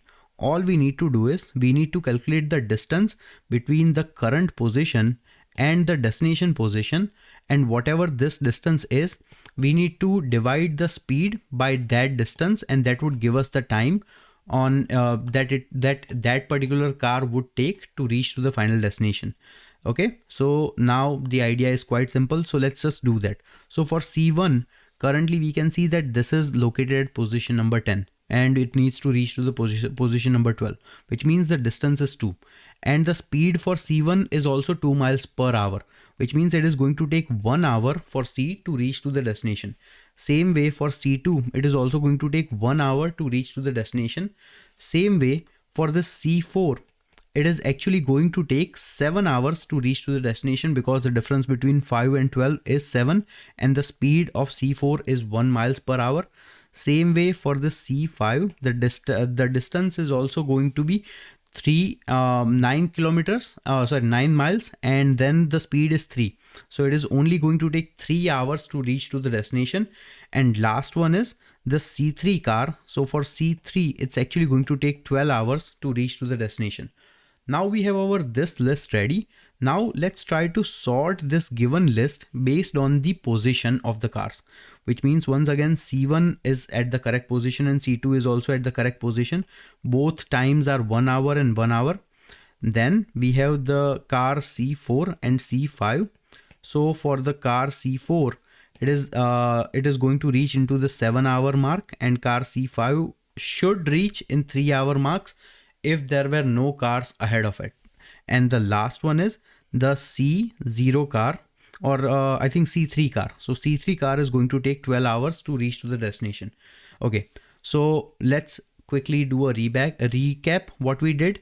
We found out how much time does it take to reach to the destination. Then we sorted all of these cars based on the position where they are compared to the target location.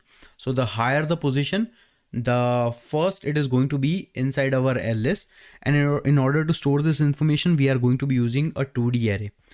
Now, after having this information, it becomes very easy for us to solve this problem, because all we need to do is we simply have to check, because we know for sure that this has to be the first car to reach to the destination.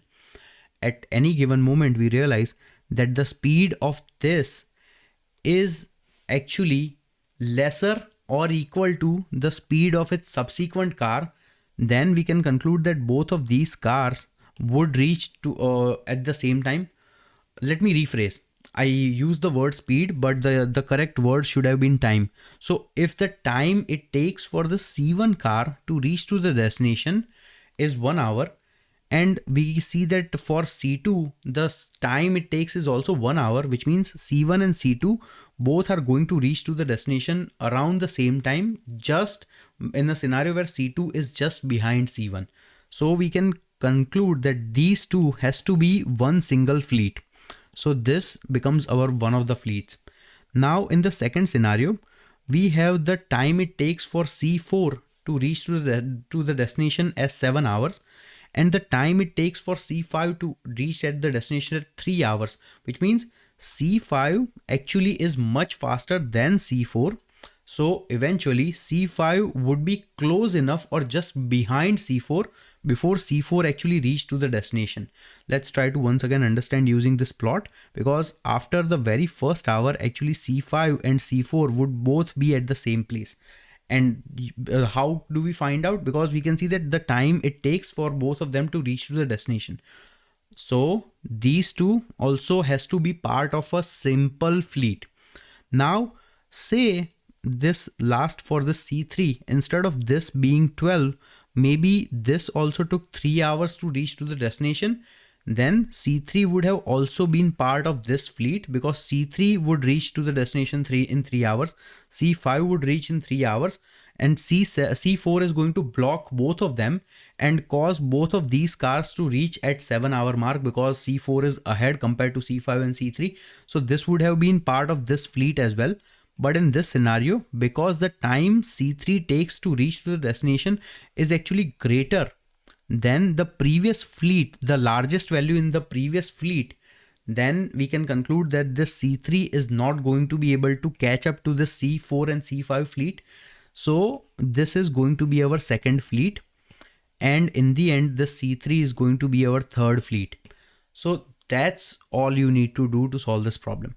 Once we do have the sorted version of subsequent cars with the time it takes to reach to the destination, we can actually very easily compute, because for every single fleet, all we need to check is that what is the longest time it takes for those fleet to reach to the destination. So in this case, for the C4 and C5, it's gonna take 7 hours to reach to the destination. So if this number would have been anything less than 7, then it would have been part of this C4 fleet. But because it's not less than 7, so this has to be a fleet on its own. And that's it. That's what we need to do. And this is the whole solution. So now you see how beautiful this problem is and how awesome the solution is. Like, that's why this is really one of my favorite questions, because it's a combination of math and data structures, and then how do you make things more efficiently, and how can you think about different scenarios and different mathematical equations and stuff like that. Okay, so now let's try to understand the time complexity. It is going to be big O of n, because we are going to be simply iterating over the given input array bunch of times, but still it is going to be big O of n. But you forgot one critical thing, that is we will also have to do the sorting operation, and that is actually going to cause our time complexity to be big O of n log n. And if we see space complexity, well, for the space complexity is actually going to be big O of n square, because we are using a 2D array to store the information of the cars to its subsequent time it takes to reach to the destination. Overall, this is also a very good time and space complexity. Now let me know in the comments if you also want to see a solution using a monotonic stack, because this is pretty popular problem for that. So if you want, I can also show a solution with that. But I think this is a good enough solution for your interview. Your interviewer is going to be more than happy. And now let's just quickly see the coding for this one. So the coding solution is quite simple. First of all, we create an integer n to store the length of the given input array. And then we initialize our 2D array that we talked about, where we are going to store the information about cars and its subsequent time it takes to reach to the end. Then we are simply going to iterate over the given input array, and we are going to populate our cars 2D array that we just created, where we are going to mark the positions of the car, and also we are going to calculate that how much time does any single car takes to reach to the destination. Then we are going to do the most important operation, where we are going to sort the given cars based on the current positions of the given cars. Once we have that, now it is very convenient to solve this problem. We are going to initialize a counter 0, that this is going to calculate the fleet on what time it is going to arrive. And then we are going to have another variable where it is going to keep track that what was the previous time for the car to reach to the end.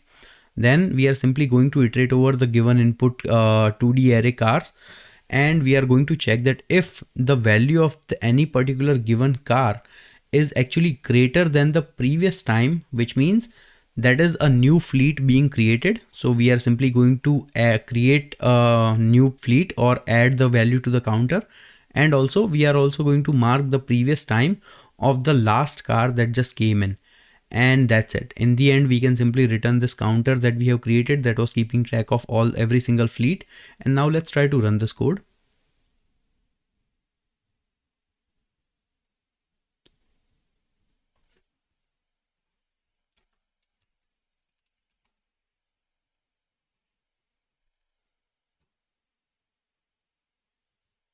Okay, seems like our solution is working as expected. Let's submit this code. And our code runs decently efficiently in terms of time complexity, extremely efficiently in terms of space complexity. And once again, the code is present inside our GitHub repository, so you can go and check it out from there. Thank you.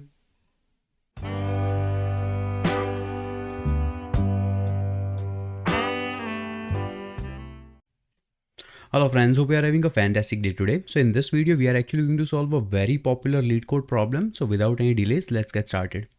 So the LeetCode problem we are going to solve is called evaluate reverse Polish notation. And we can see that this is a LeetCode medium problem and also an extremely well-liked problem on LeetCode. The problem statement is quite straightforward, but it actually has a bunch of different conditions that we need to understand. So we are given an array of strings called tokens. Now these strings represents an arithmetic expression in the reverse Polish notation. Now we need to evaluate the expression and we need to return the integer that represents the value of the expression. Now let's try to see some of the conditions that we are given. Number one, the valid operations are plus, minus, multiply and division. So these are the four operations that we can imagine to expect in our string that is coming in. Now we are being told that each operand may be an integer or another expression. So we will see this in another example. Then we are being told that the division between two integers always truncates towards 0, which means we are always considering the the floor value of any equation. And then we are being told that all the inputs are going to be valid and there are not going to be any issues. So let's try to see one very simple example. So in this case, the answer is going to be that the moment we identify an operator, we will have to go back and take the previous two elements, and if these two are whatever the numbers are, we are going to be using that with this operator. So we are going to be treating this as A, we are going to be treating this as B, and since this is a plus operator, we are actually going to be doing A plus B. So we need to return 3 as the answer in this case. Let's try to take some slightly more complex examples. First we are going to, okay, so this is the number, we move ahead. Once again a number, we move ahead. We identify an operator. So now we are going to be treating these two values as A and B. So we are going to be doing A plus B. So 1 plus 2. So the answer of this portion is actually going to be 3. Our equation looks like 3 and then 3 and then plus. So once again we are going to be doing 3 plus 3. So the answer is 6.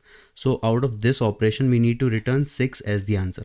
So this is the whole logic of what the problem is actually asking us to solve. That whenever we are given the values, we keep moving forward until we find either one of these three operators like plus, minus, multiplication or division. The moment we identify these four operators, we are going to be treating the previous two values as A and B and then apply this operator and then keep on repeating the same process until we run out of every single digits inside the given inputs, and we are being told that all the inputs are valid. Now after this extensive explanation, let's try to understand the most simplest brute force approach. So brute force approach is actually quite straightforward. Suppose we are given the values 4, 5, plus and then minus and then 7. Suppose these are the values we are given. So idea is that we are going to keep on iterating one by one. The moment we identify an operator, then once again we go back to the previous two elements and we use it with that operator, and then once again we identify, okay, so now this becomes 9 and then minus and then 7. So once again we keep on repeating the same operation using the operator. But the thing is, many times, for let's assume that if this is a very long string and we identify operator at very late, the moment we identify operator, once again we are going to be repeating the same process in order to find the values a and b. So this becomes very tiresome operation. So the idea is that we need to make it better and find some smarter ways to keep track of all the elements from the point we find the operators in the reverse order, and also have an idea on how we can keep on moving forward with the given input array and start parsing the values. So these are the two main considerations that we will have to understand.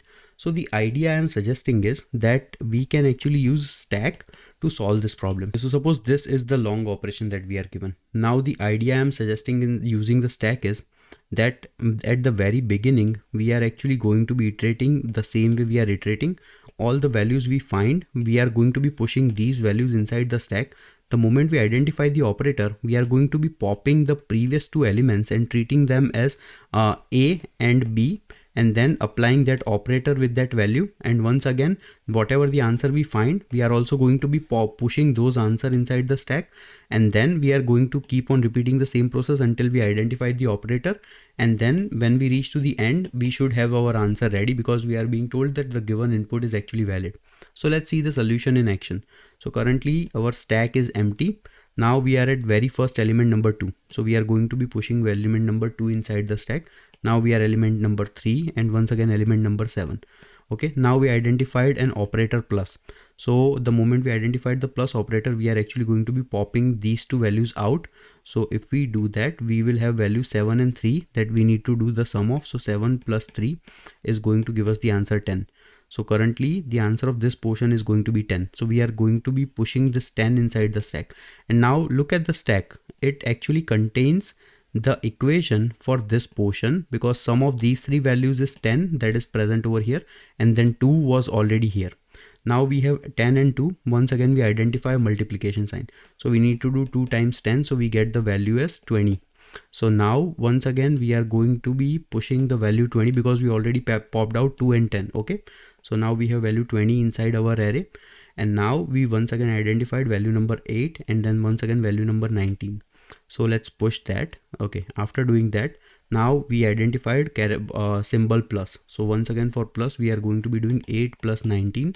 So the answer is going to be 27. Okay, so now we are, because we popped out 19 and 8, we push 27 down, and then we have this minus operator. So last operation we are going to be doing is 27 minus 20.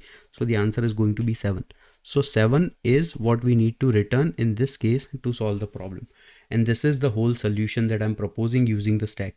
Look how beautiful it is. Look how at any given moment, but the moment we identified the operator, we can actually find the previous two elements back, and we can actually do the sum that needs to be done, or some division, subtraction, whatever. And this is how we can solve the reverse Polish operation very beautifully using stack.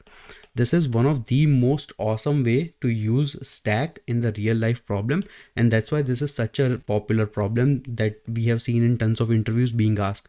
So if we see time complexity in this case, the time complexity is actually going to be big O of n, because we are going to be iterating over every single character just once, nothing more than that. In terms of space complexity, we are using an additional stack. So depending on how apart the characters are from any operation, the size of stack can increase or decrease, but overall it is going to be big O of n. So which is good and acceptable time and space complexity in this regard. So now let's see the coding solution for this one. So the idea is quite straightforward. First of all, we are going to be initializing our stack. Then for every single token, we are first of all going to check that if the given token is operator or not. If the moment we identify that if the given token is operator, we are going to be popping two values out. So first value we pop out is going to be our B, and second value is going to be our A. And then we are going to be applying our operator that we have found using this method. So let's see a couple of the helper methods. First helper method is the is operator helper method, where we are simply checking that if the the given token is equal to any of these 4 values. And second one, we are applying the operator where we are simply going to go over the given input values, that is the string and then a value and b value, and we are simply returning depending on the operator to whether do the addition, subtraction, multiplication or division. And if none of this case is there, we are simply adding one extra argument, but I don't think this is going to be called because we are being told that the given input is valid. If that is not the case and we did not find that these are the operator, by the way, the moment we identified the operator, we also do the calculation, and whatever the result we found, we once again push it down the stack. If that is not the case, which means the given token is not an operator, so we simply push it down the stack, but we first of all convert the value inside the integer because we know that this is going to be the integer value. And once this loop runs, we should have been done with our reverse Polish notation, and whatever the value left inside the given stack would be the answer that we need to return. So we can simply pop the very last element. So let's try to run this code. Okay, seems like our solution is working as expected. Let's submit this code. And our code runs pretty fast in terms of time complexity, which is pretty awesome. Once again, the coding solution for this problem is present inside our GitHub repository, so you can find it from there. Thank you.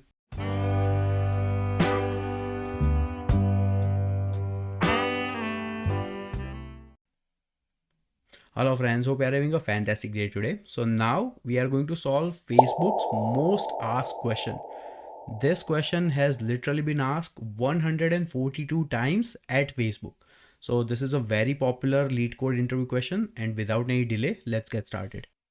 Okay, so the LeetCode problem we are solving today is called minimum remove to make valid parentheses book, and we can see that this is a LeetCode medium problem and also a very well-liked problem.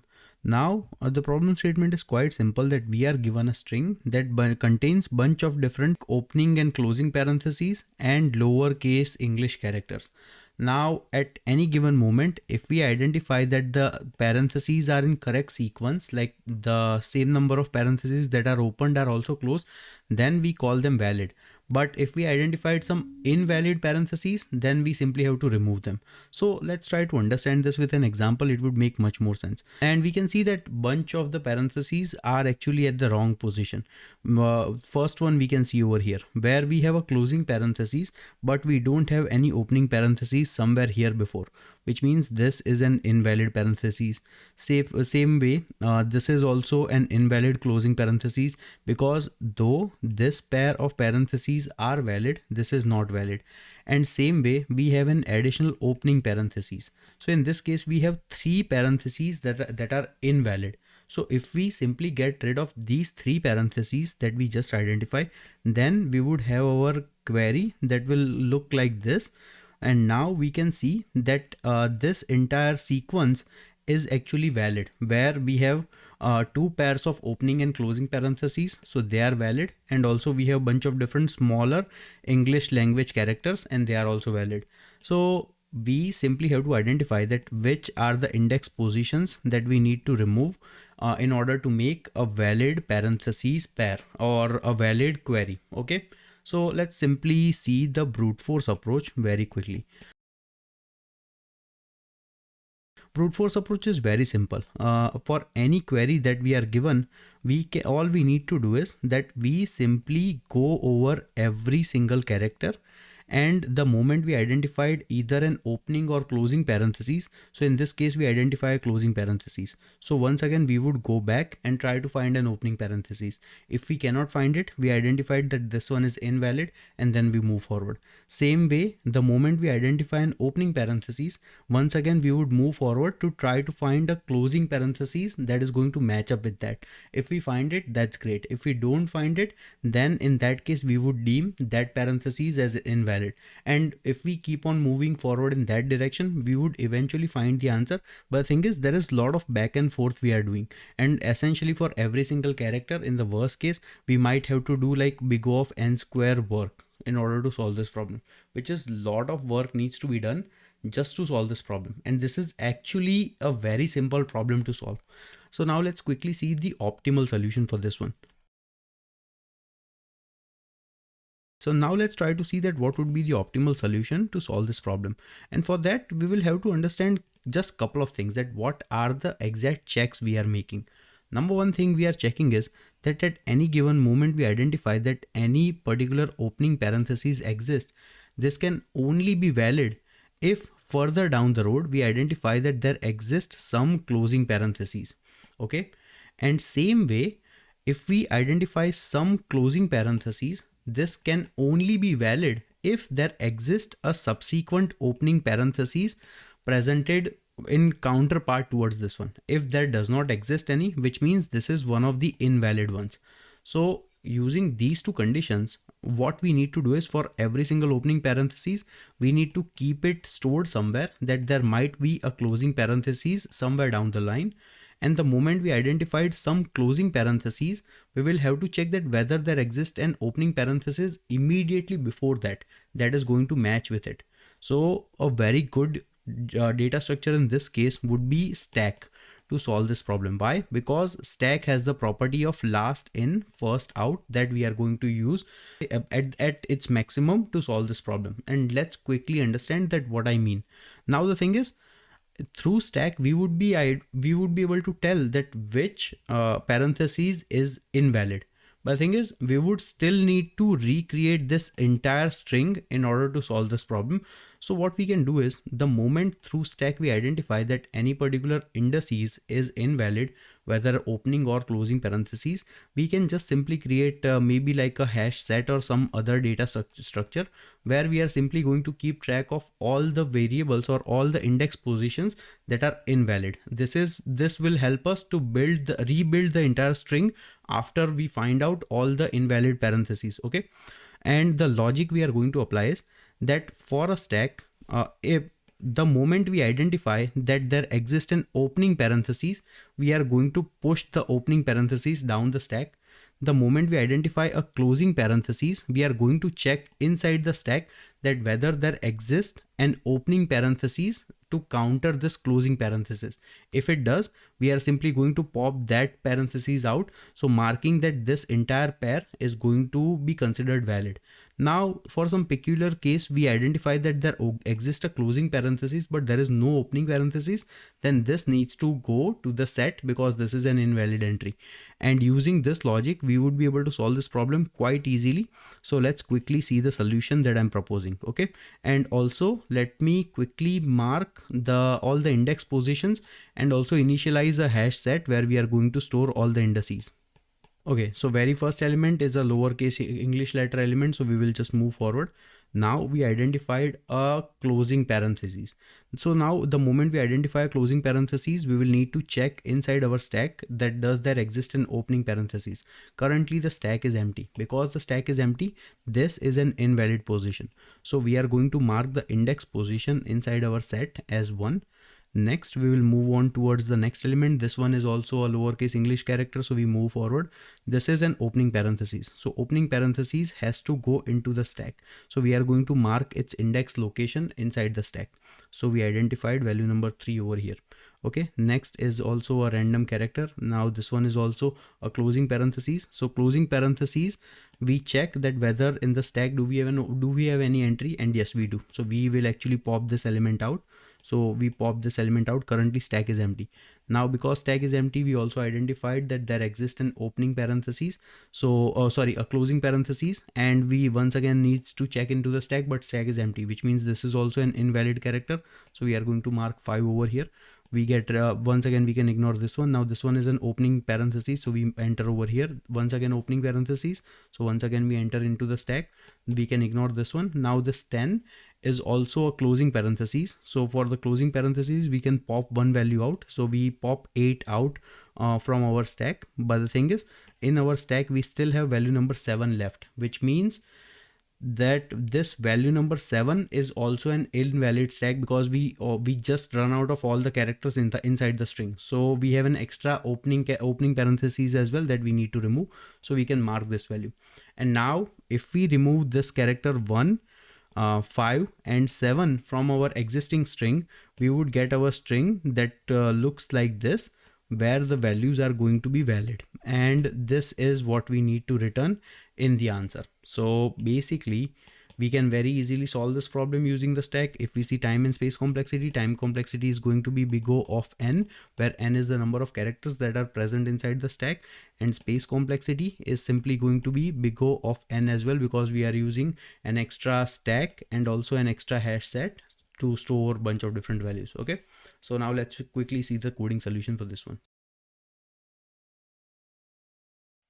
So coding solution for this one is quite straightforward. First we initialize our hash set and our stack, then we simply iterate over the given string, and for every single character we first check that if the given character is an opening parenthesis, we push it down the stack. If it is a closing parenthesis, and if the stack is empty, which means we identified an unexpected closing parenthesis, so we simply add that character to our remove indices hash set that we have created, add its index position.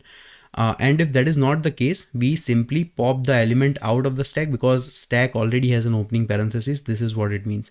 Now in the end, after this particular loop has ended, we would have taken care of all the unexpected closing parentheses that were present, but we still have to take care of the opening parentheses, and they would still be present as unmatched opening parentheses inside the stack. So any single element that is present inside the stack, we simply take them out and work on and add them to our hash set as well.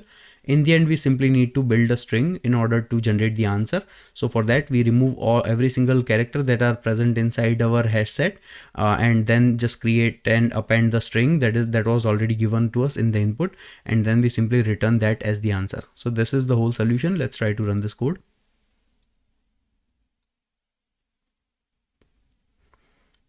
And our code works as expected, so no issues with that. Let's submit this code. And our solution is pretty fast compared to a lot of other solutions. Once again, the coding solution is present inside the description of the GitHub link that I have provided below this video, so you can go and check it out from there. Thank you.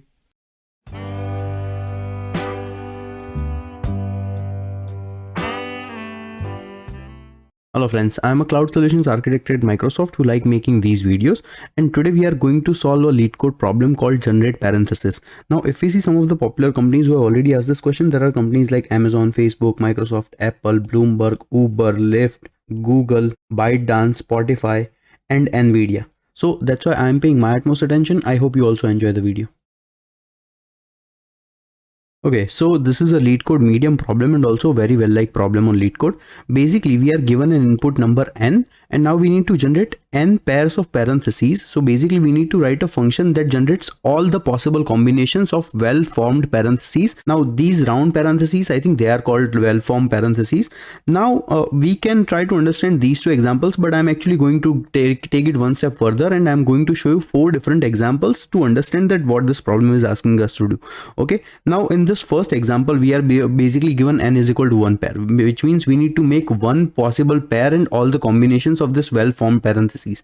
So obviously the answer is going to be quite simple. We simply need to return like just one possible pair that we can make out of this one. Now suppose n is equal to 2. So now for n is equal to 2, we have the choice to take like 2 of these and 2 of these.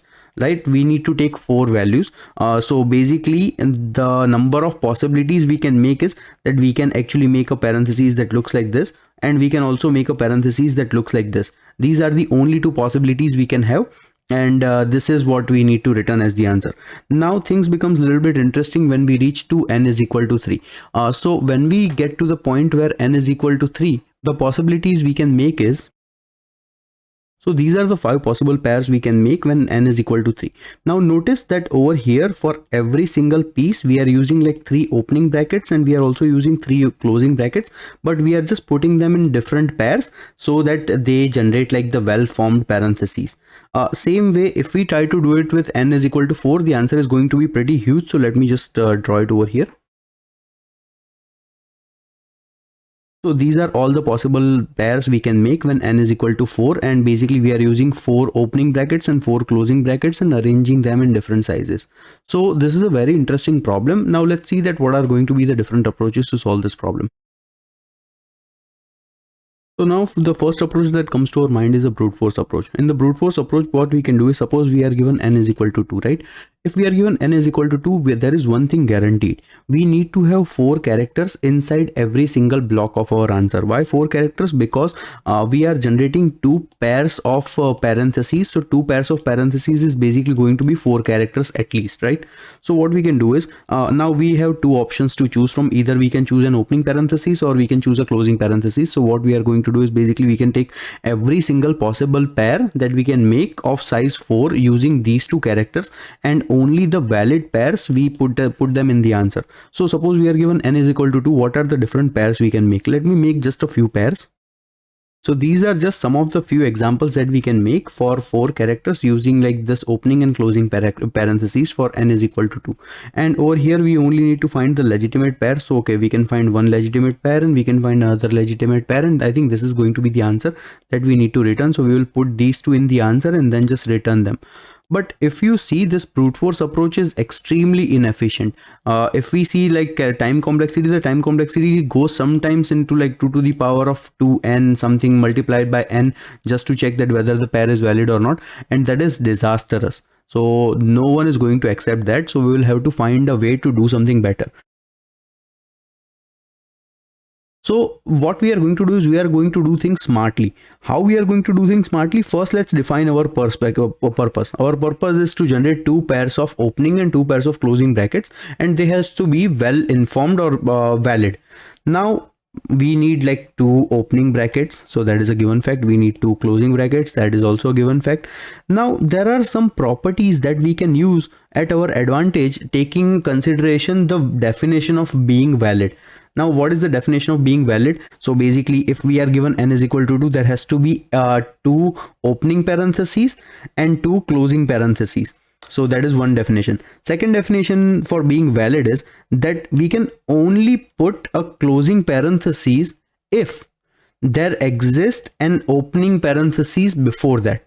Again, I'm repeating myself. We can only put a closing parenthesis if there exists a closing parenthesis before that. We cannot start our answer with a closing parenthesis because that wouldn't be valid.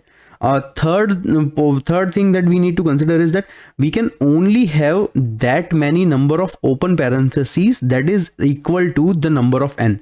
Now you are saying that why am I repeating myself? Because this is going to be the very important property that we are going to use. So now once we know all of these things, let's try to make some smart decisions on how we can actually generate the answer for valid parentheses. Basically, we are given n is equal to 2 over here, right? Now we have option to choose like 2 opening parentheses and 2 closing parentheses. So okay, now what we are going to do is for our answer generation, always we will have to start with an opening parenthesis, right? Now we created the opening parenthesis that starts with this one. Now we are going to keep track of few values. First value we are going to keep track of is the number of opening parentheses, right? So number of opening parentheses that we have used so far is 1. And what is the maximum we can use? Maximum we can use is 2 because that is the value of n. We are also going to keep track of the number of opening parentheses. We already know that is 1, right? We are also going to keep track of number of closing parentheses, and so far we haven't used any closing parentheses, so that this value is 0. And we can only add a closing parenthesis if the number of opening parentheses is greater than the number of closing parentheses, because we already proved that over here. Now using this logic, let's see that what is the sequence we can make. Okay, so first we start with this value. When we start with this value, number of opening parentheses is 1, number of closing parentheses is 0. Now over here we have 2 options, and those 2 options are we can either add one more opening parentheses or we can add a closing parentheses. So let's see options in both of the cases. The number of opening parentheses is going to be 2, and we can have this value to be 2 because we are given n is equal to 2. And in this case the number of closing parentheses is still going to be 0 because we have only used 2 open parentheses over here.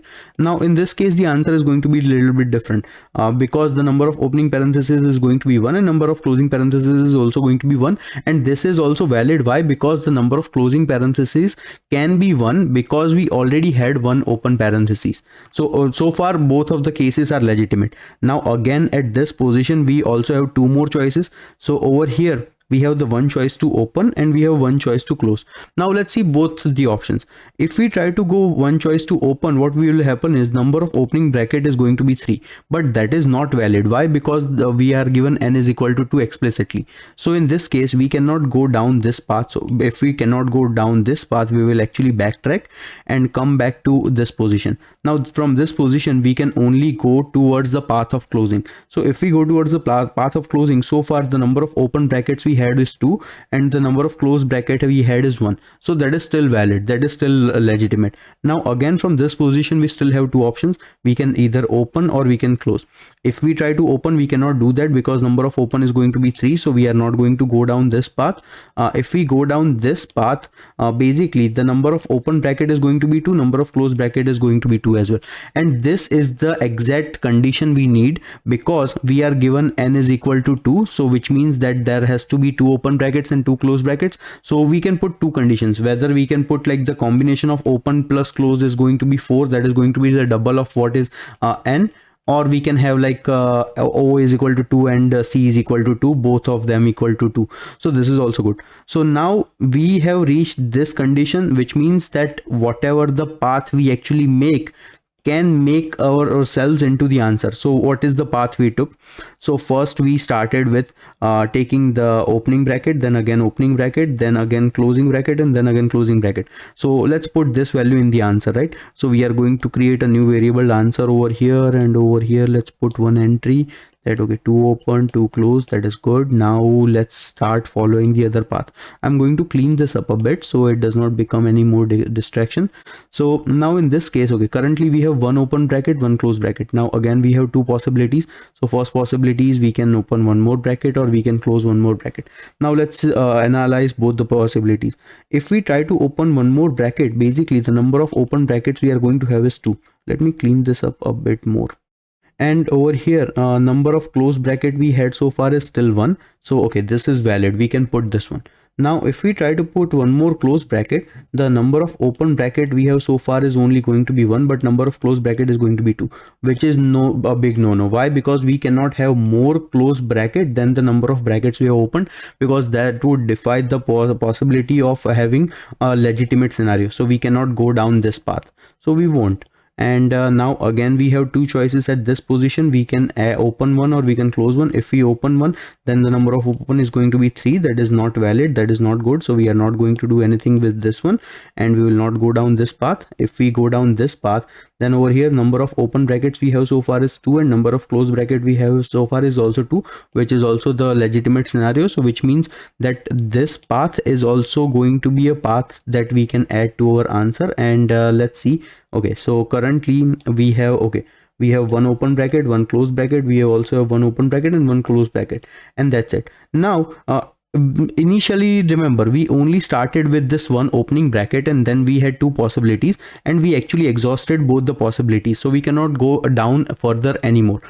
Now because we cannot go down further anymore, we can conclude that whatever the values we find so far, this is the complete answer, and we can return this as the answer. And basically this is the whole crux of the finding the optimal solution.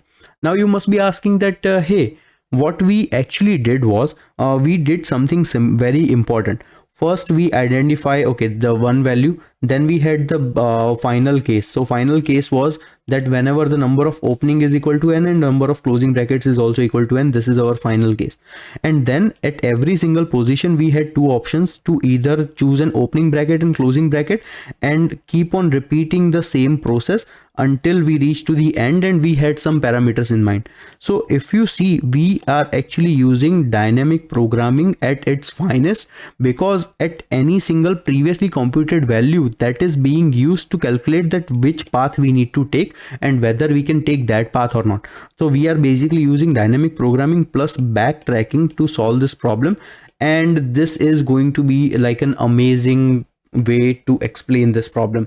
Logically think that in the brute force, what a disastrous result we were having, and we actually brought it down to such like beautiful answer, and then we are just presenting it. So this is the whole power of using any like computer language. So before we start implementing the generate parentheses method, first we are going to create our backtrack method. That is going to be our helper method that we are going to use recursively. Now for the backtrack method, it is not going to return anything, but it is going to add all the values towards the answer. And inside the method, we are actually going to create a list of lists that is going to store the answer. We are also going to have a string builder to keep track of the current values we have, and the number of opening and number of closing brackets, and also the maximum number of values we can generate. Okay, so now first let's create the acceptable scenario. So if basically the current length is actually going to be maximum times 2, which means that we have reached to our answer and we can add it to our answer. So this is the legitimate scenario. Now let's see, say for an example, we find out that we have not reached the answer. Then what could be the possibility? Well, first possibility could be the number of open brackets that could be less than the number of maximum brackets that is allowed. If that is the case, basically for the current string builder, we can actually append an opening bracket. So let's do that. And after adding the opening bracket, basically we will have to call the backtrack method again with a reduced value of one open bracket. So let's do that. So in the backtrack method, we are going to call the answer, and we are also going to call the current string builder list we have. But for the open, we are actually going to add one value, and for the number of close brackets, we are going to keep it as it is. The max is also not going to be changed, and that is awesome.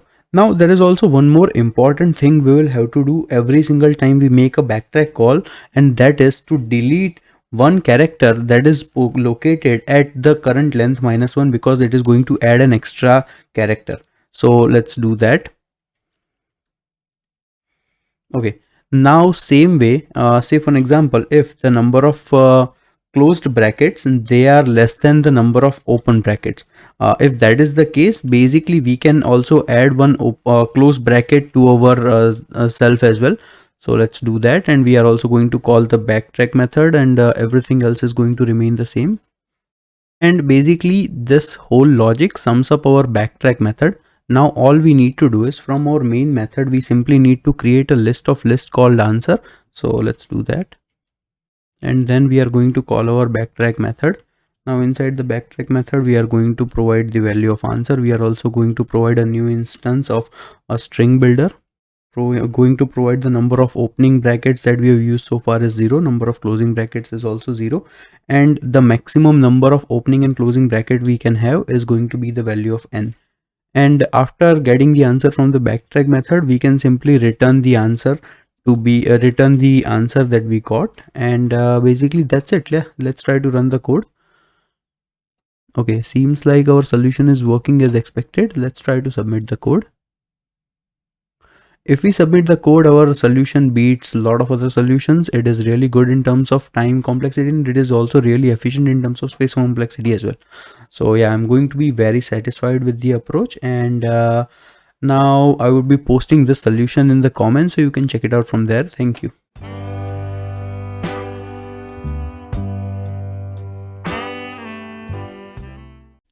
Hello friends, hope you are having a fantastic day today. So once again, we are going to do an awesome LeetCode problem that is really popular amongst tech companies for the interviews. So without any delay, let's get started. So the LeetCode problem we are going to solve today is called longest valid parentheses. And you can see that this one is a LeetCode hard problem and also an extremely well-liked problem on LeetCode. The problem statement is actually quite simple, where we are told that we are given a string that contains just the characters opening circular bracket and closing circular bracket. And now we need to return the length of the longest valid parentheses substring. Suppose we are given a string like this. Now we can see that all of these are actually valid substrings because they are coming in correct order. So in this case, since all of them are correct, we can say that the longest substring that is valid is currently of 6 characters. Same way, let's try to take one more example. Suppose the string we are currently given is something like this. Then we only have a valid substring that is only valid for just 2 characters, and these 2 are not part of the valid substring. So okay, so we need to calculate that what is the consecutive longest valid substring, and we need to return that.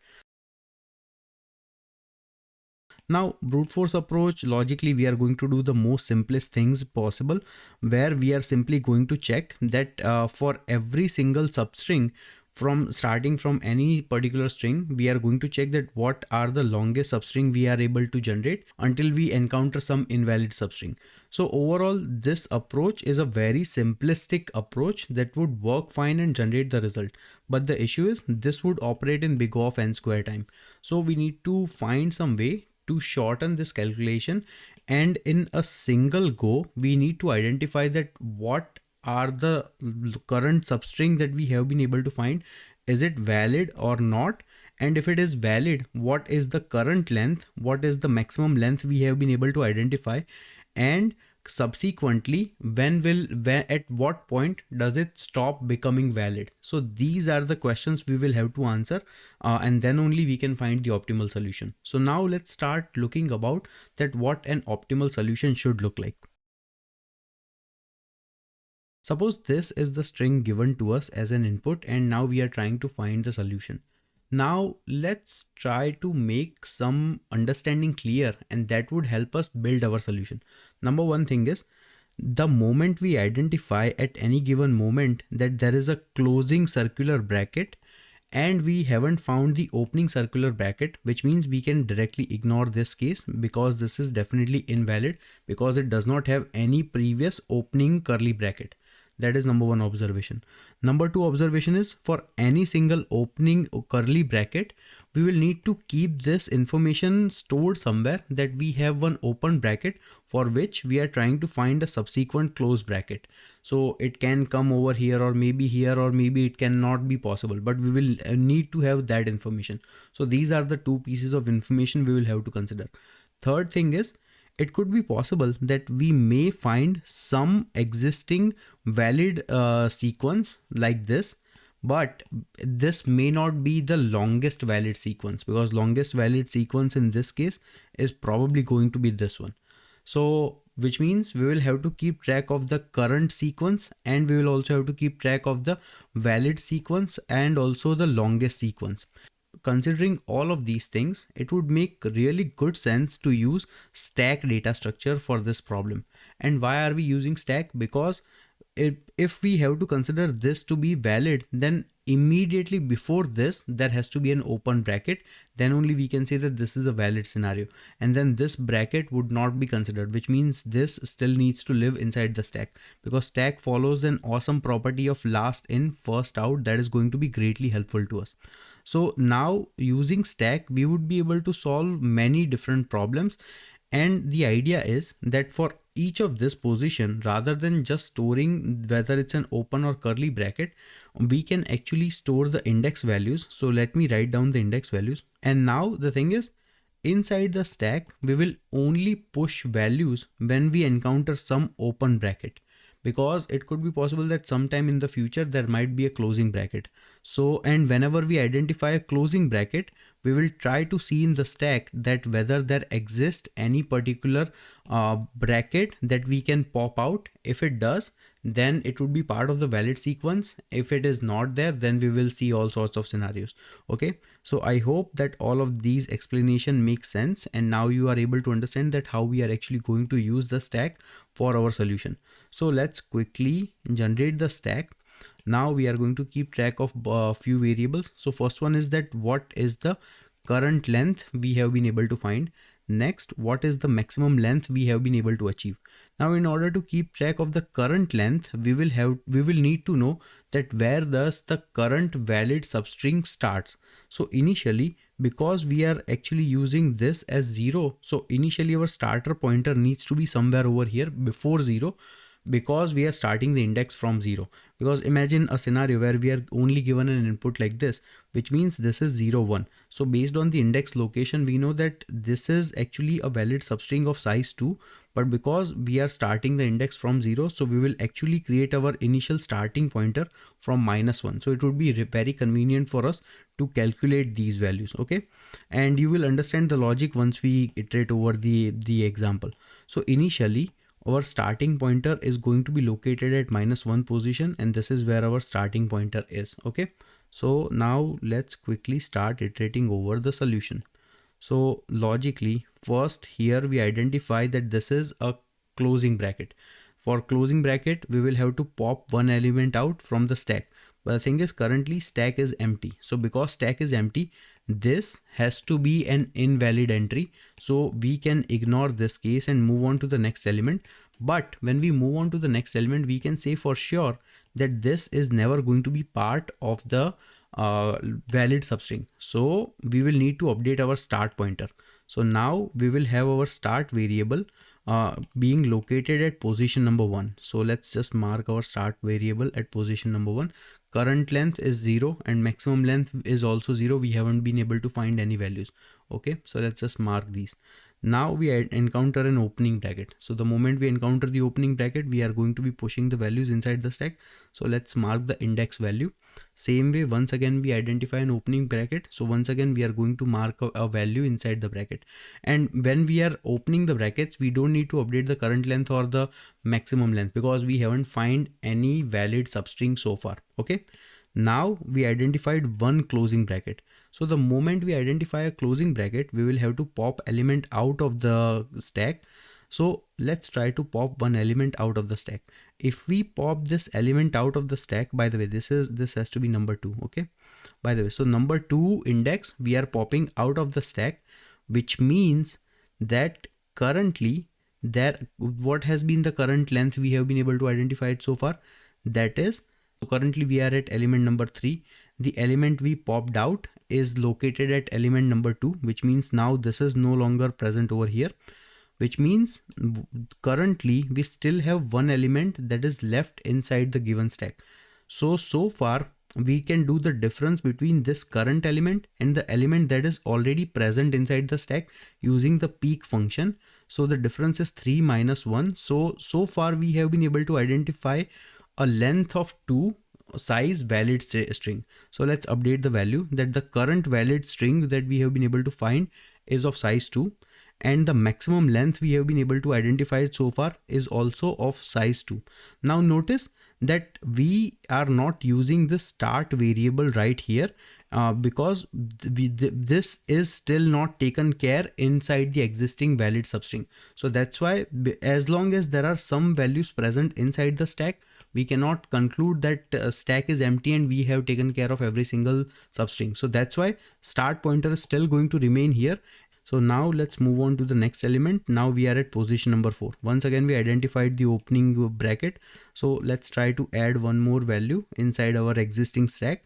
So now the value is 4. Okay. Now once again, we identified a closing bracket. So the moment we identify a closing bracket, we will have to pop one element out. So let's quickly pop this element out.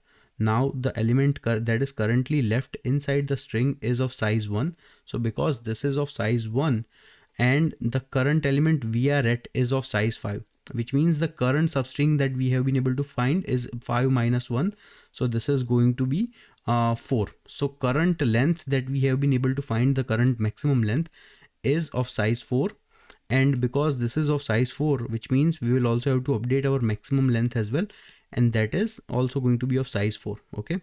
Now currently inside our stack, we only have one element that has been here for quite some time. And now let us also try to move to the next element. So once again, we identified one more opening bracket.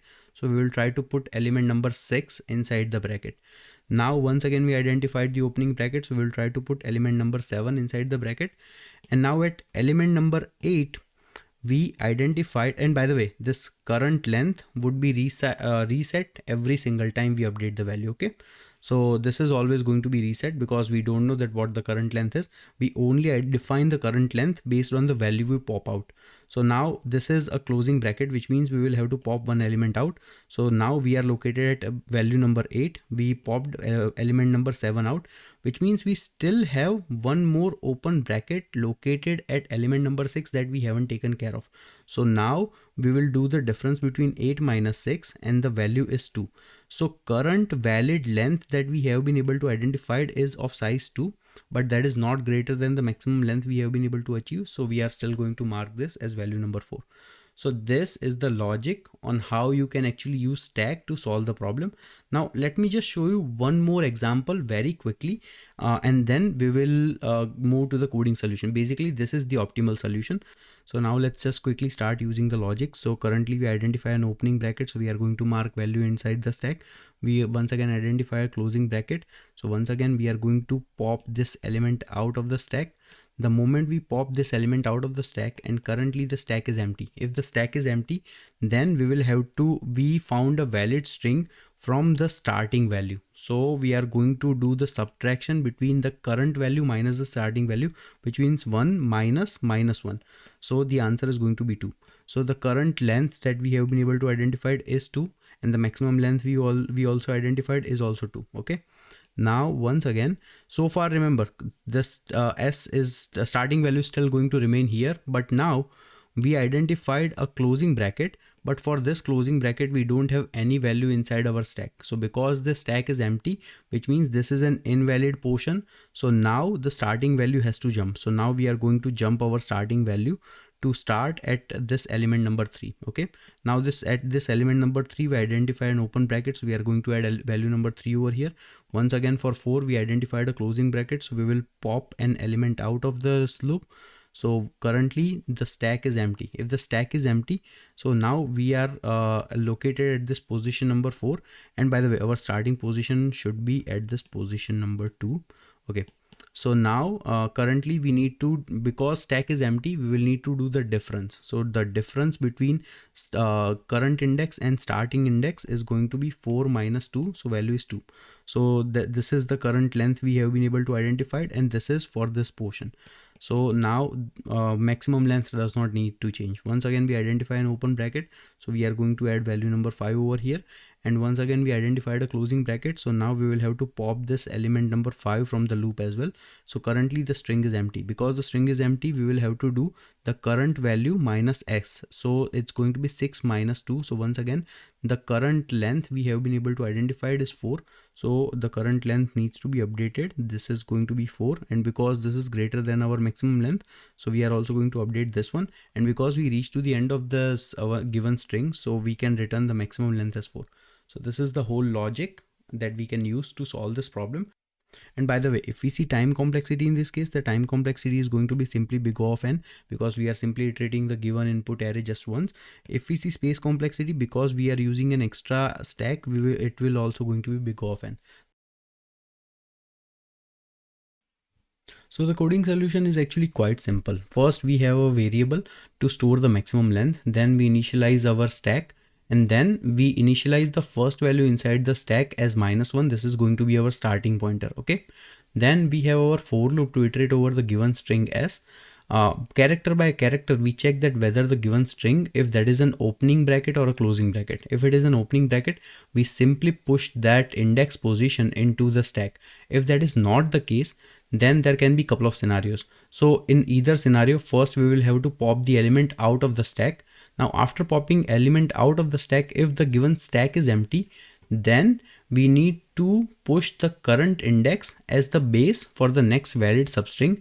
And if that is not the case, then we are going to calculate the maximum length.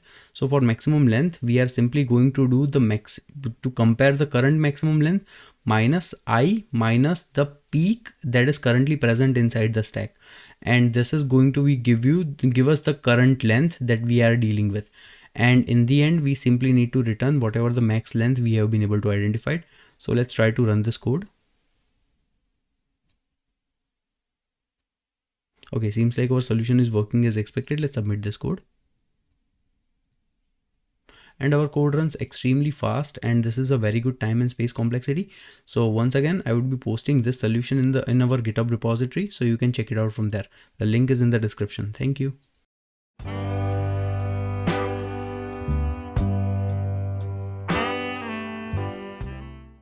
Hello friends, hope you are having a fantastic day today. So once again, we are going to do an awesome LeetCode problem that is extremely popular at all sorts of IT companies. So without any delay, let's get started.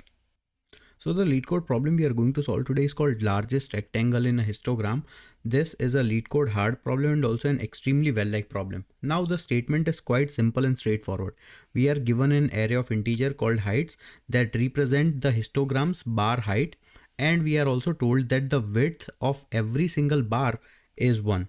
Now we need to return the area of the largest rectangle that we can make inside this given histogram.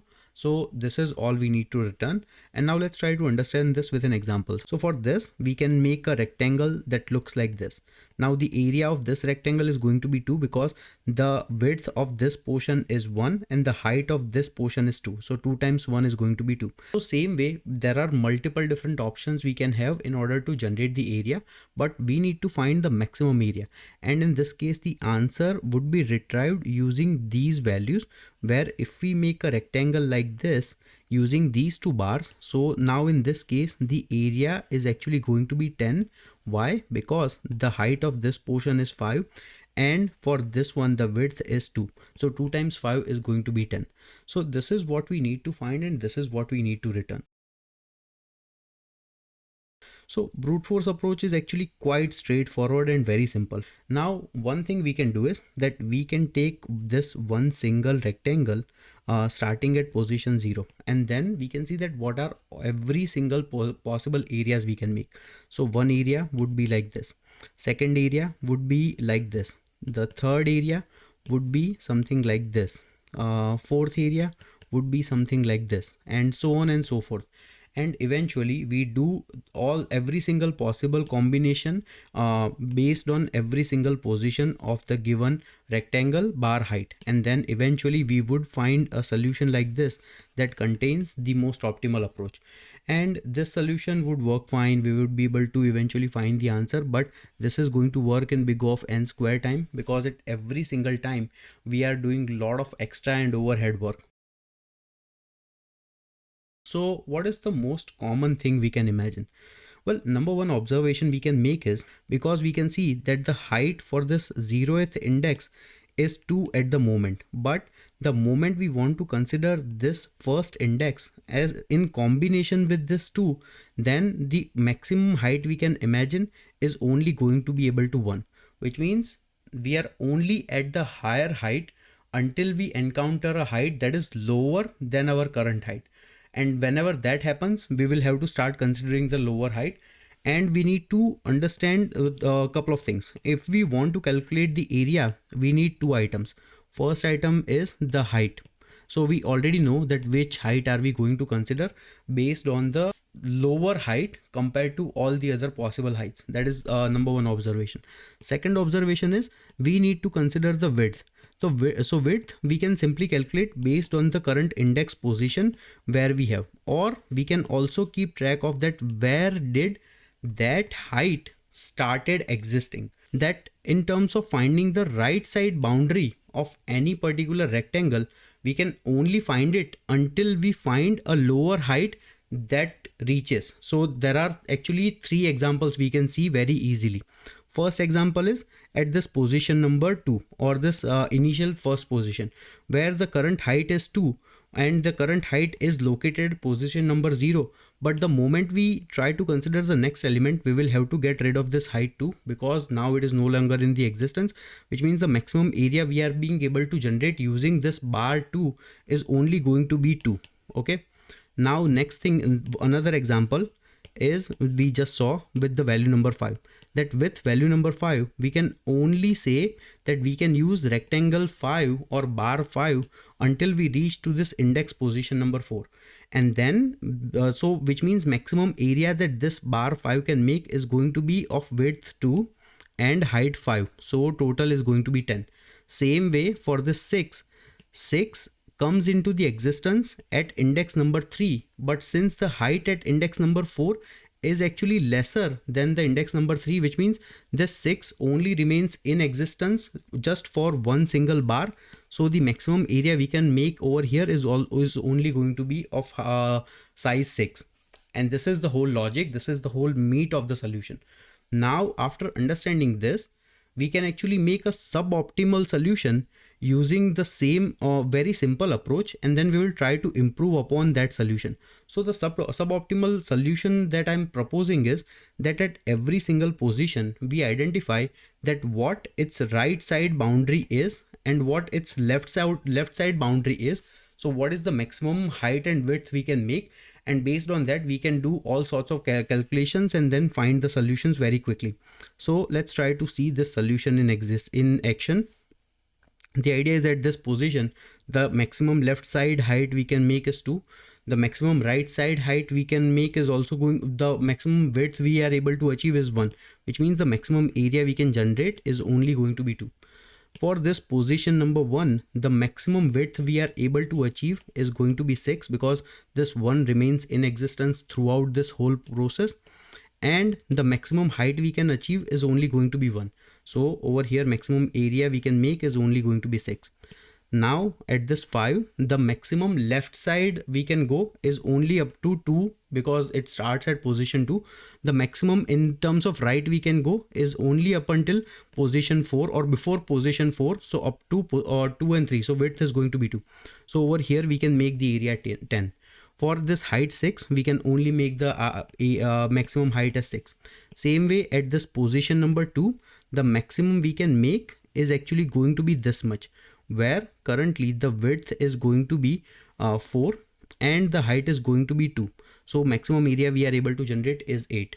And same way at this 3, the maximum we are able to generate is simply going to be just this one, because one before that is actually in the lesser height. So we can maximum area we can make using only or the entire height of this area is going to be 3, and in the end we can simply return 10 as the answer. So what we did is, for every single element we try to see that what is the left limit, what is the right limit, and what is the total area we are able to generate, and then we can very easily store the answer. Now this solution would just be good if you provide this solution in an interview. It might even work, but the thing is there exists a better solution, where if we just use stack to keep track that what is the current index position and until what previous index positions we are maintaining that height, then we can very easily solve this problem. Why we need to use the stack? Because think about it, for every single position we are only going to have that position in existence until we find another bar with a lower height, which means the moment we find another bar with a lower height, we can actually go back to the elements that are already present inside the stack with the higher height and calculate the area. That's it. That is the whole logic. So now let's try to see the solution I'm proposing in action. So now let's just quickly initiate our stack. Now inside the stack, we know that this is going to operate in terms of last in first out principle. And the other thing is, we can actually keep track of the bar heights, but then we would also have to find that what was the initial position of this particular value. So rather than, a better approach is that we actually store the index values, and using the index values we can quickly look up that what has been the bar height at that position in big O of one time, because we already know the index position, and then we would be able to also calculate the width depending on the current index position and the existing index position inside the stack. So let's try to see the solution in action. So initially stack is empty, okay, and we are also going to have a variable where we are going to store the area. So let's just mark this one as max area that we have been able to calculate so far. Okay, so initially stack is empty. Now we are at this index position number 0. So we add index position 0 inside our stack. Okay, and currently we know that this height is 2. Now next thing is, we iterate over to the next element and we identify that currently we are at index position 1. So the height at index position is actually less than the height we currently have on the element that is already present inside the stack, which means this position of this element 2 is no longer relevant, because we found out a value that is lesser inside in its existence, which means this only exists until this portion. So we will try to we will pop this element out and we will calculate the possible area that this element has been able to generate. So currently for this first position, this has been the area it is able to generate. That area is going to be 2, that is the height, and multiplied by width, that is 1. So the maximum area we have so far is 2. Okay, now once again we are going to add value number 1 inside our stack, saying that currently 1, so the height of this 1 is also 1, and currently we will only pop 1 out when we either reach to the end of the array or end of the heights, or we find some place where the height is actually 0 and then we have some more elements. Okay, so this is always going to be relevant in this example. Now we are at index position number 2. So notice what happened at index position number 2. The height suddenly increased compared to what the height we already have, which means this 1 is still valid. So because it is still valid, we are going to keep it inside the stack, not popping it out, and we will add one more element 5 or this index position 2 on top of the stack, because now this is also relevant so far. So we are going to put 2 inside the stack, so its subsequent value is bar height 5. Then we identify height 6, which means this 5 is still relevant. So because 5 is relevant, we are once again going to add value number 6 on top of the stack, or sorry, not value number 6, but the index position of 6, which is value number 3. So we put value number 3 inside on top of the stack, and the height is 6. Now we suddenly encounter the value at index position number 4, that is height 2. So any single value that has greater than 2 height has to be popped out of the stack, because now that is no longer relevant, which means first of all this 6 is now no longer going to be relevant because the height is 6 and currently this index position is 3. And notice that the index position for this bar height 2 is 4, which means depending on the index position difference, we can actually calculate the width for which this 6 was relevant. So 6 was currently relevant for width 1. So currently let's pop 6 out. If we pop 6 out, currently this 3 is no longer present. We know that this was relevant for 1 width, which means width was 1 and the height was 6. So now the maximum rectangle we have been able to find is of size 6, which is greater than the previous maximum we had. So we are going to update that. Okay. Now are we done? No, because this is 2 and this value is 5, which means we would still have to pop one value out. If we pop one value out in this case, now notice that the height at this position is 2 and the height at this position is 4. So because this is a greater position compared to over here, so what is the width we found? The width is actually 2 and what is the height we have is 5. So this is the height, and also let's get rid of this 2 from our existing stack. Okay, and now this area is going to become 10. So let's just add an area 10. Now once again we have this element 1 and currently this element is 2. So 2 is greater than 1. So because 2 is greater than 1, we are not going to pop 1 out because this 1 is still relevant. So we are just going to simply add 2 on top of 1. So let's just quickly add this index position number 4 with the height 2. Okay, and now currently next one we found the increase inside the height, which means this 2 is still relevant. Because this 2 is relevant, we are simply going to add an element 5 on top. So we are going to add element 5 on top. Now adding index position number 5, now we reach to the end of the array, which means the moment we reach to the end of the array, we will have to start popping every single value out compared to its current position. So currently we pop value number 5 out, which means what is the height over here? The height is 3. What would be the width? Width would only be 1 because it is only relevant for this one portion, because currently we are at the end of our loop. So the area we have been able to calculate by popping this value number 3 out is going to be 3. Now currently 3 is less than value 10, which is the maximum area we have. So we are not going to update the maximum area. Okay, now we are going to next pop out element number 4. So if we pop element number 4 out, it has been relevant for this much portion of the time, which means currently we have 2 multiplied by 2. So the area is going to be 4. 4 is also less than 10, which means this area is also not relevant. And last one, we will have to pop element number 1 out that has the size 1 or the height 1. So for this, height is going to be 1 and this has been relevant since position 1 until the very last position. So this has been relevant for the width 5. Oh, sorry, for the width 6. Since the very first position it has been relevant. So now because this has been relevant since position 6, so the maximum area we have been able to generate is also going to be 6, but still it is not greater than the maximum area. So after the end of this loop, we can simply return the max area to be 10. And that's it. That's the whole answer. Now if we see time and space complexity, in this case the time complexity is going to be big O of n, and the space complexity is also going to be big O of n. So the coding solution is actually quite straightforward. First, we have a variable called max area, where we are going to be storing the maximum area we have been able to identify so far. Then we have our stack that we initialize, and we also have a variable n to store the length of the given array. Then we have our for loop to iterate over the given array. Now first we check for a condition that if the given I is equal to n, which means we have already crossed every single element, then we can mark the current height as 0, because this is to take care of the last element. If that is not the case, we simply take the value of the given subsequent height from the heights array. Okay.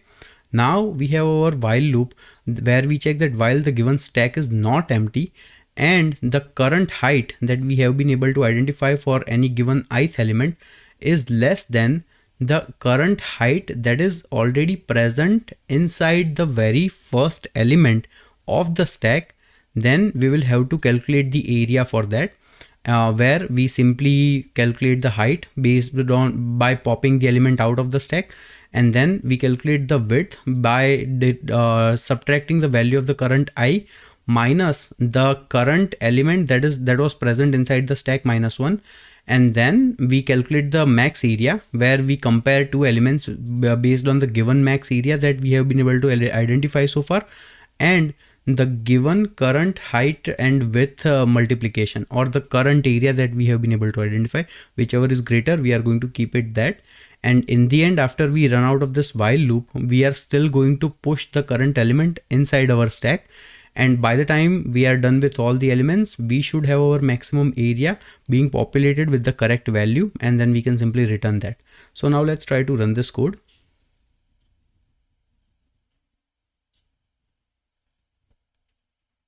Okay, seems like our solution is working as expected. Let's submit this code. And once again, our solution runs beautifully, extremely fast in terms of time and space complexity. So once again, the solution is present in the GitHub repository. The link is in the description, so you can check it out from there. Thank you.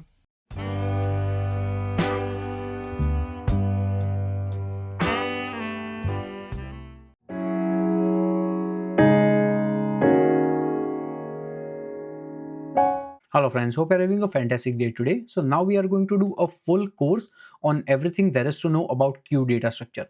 It is one of the fundamental data structures, and also it has a lot of massive applications both in the real world, and also it is very popular in technical interviews.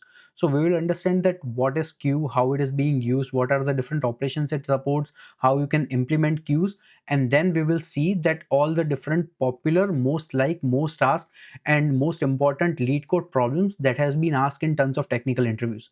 Queues goes well with a lot of other data structures such as trees and graphs and arrays and stuff like that. So we will understand it from that perspective as well. So without any delay, let's get started. Now let's try to understand that how does queue work. Queue is a very simple linear data structure, and we have all seen queues in real life in action. Basically, let's say that if there is a bank teller who is providing their services and bunch of different people wants to access these services, typically they are going to form a set of queue, and this queue is going to follow the principle of simply first in first out. What is first in first out means that whoever was the first person within the queue is going to be the first person eligible to receive whatever the services that they are looking forward, and once they get done with their services, next person in line would come in and again do the same thing. So if more people wants to enter the queue, they are typically going to enter the queue in the back side of the queue. Meanwhile, the queue is going to keep on ending from the front of the queue. This is a slightly different data structure compared to the stack that we have seen before, where stack typically operates in last in first out principle. Meanwhile, queue operates in the first in first out principle. and there is a difference on the stack. Both input and output typically operates at the same end, meanwhile the other end is always going to be sealed where nothing can happen. But in the queue, where we are going to have two ends typically, where one end is the place where new entries would be entering within the queue, and one end would be the place where all the previously existed entries are going to come out in the FIFO fashion. So think of it like a printer job in any particular company where there are hundreds of employees and a single printer. So printer is going to print whoever requested first, and then they would complete their job and move on to the next candidate. So let's try to understand that what are all the different operations you can perform on any given queue. Now, I already told you that queue typically operates on two different ends, where we have one end where the stuff enters and one end where the stuff gets out. So let's try to understand that what are the different operations we can typically perform. First operation is enqueue. Enqueue means that we are inserting an element at the rear end of a queue. So this is going to be the first place where element gets entered, and if any new elements comes in, depending on the implementation, essentially this element would move forward in the place. So this is going to be X, and let's say a new element Y comes in, then Y would be typically entering once again at the rear end of the queue. Now, same way we can enqueue, we can also dequeue. So dequeue means that we are getting rid of the elements that are already present. So eventually, let's say that this queue contains A, B, C, X, Y, and they came in as the sequence of A, B, C, X, Y.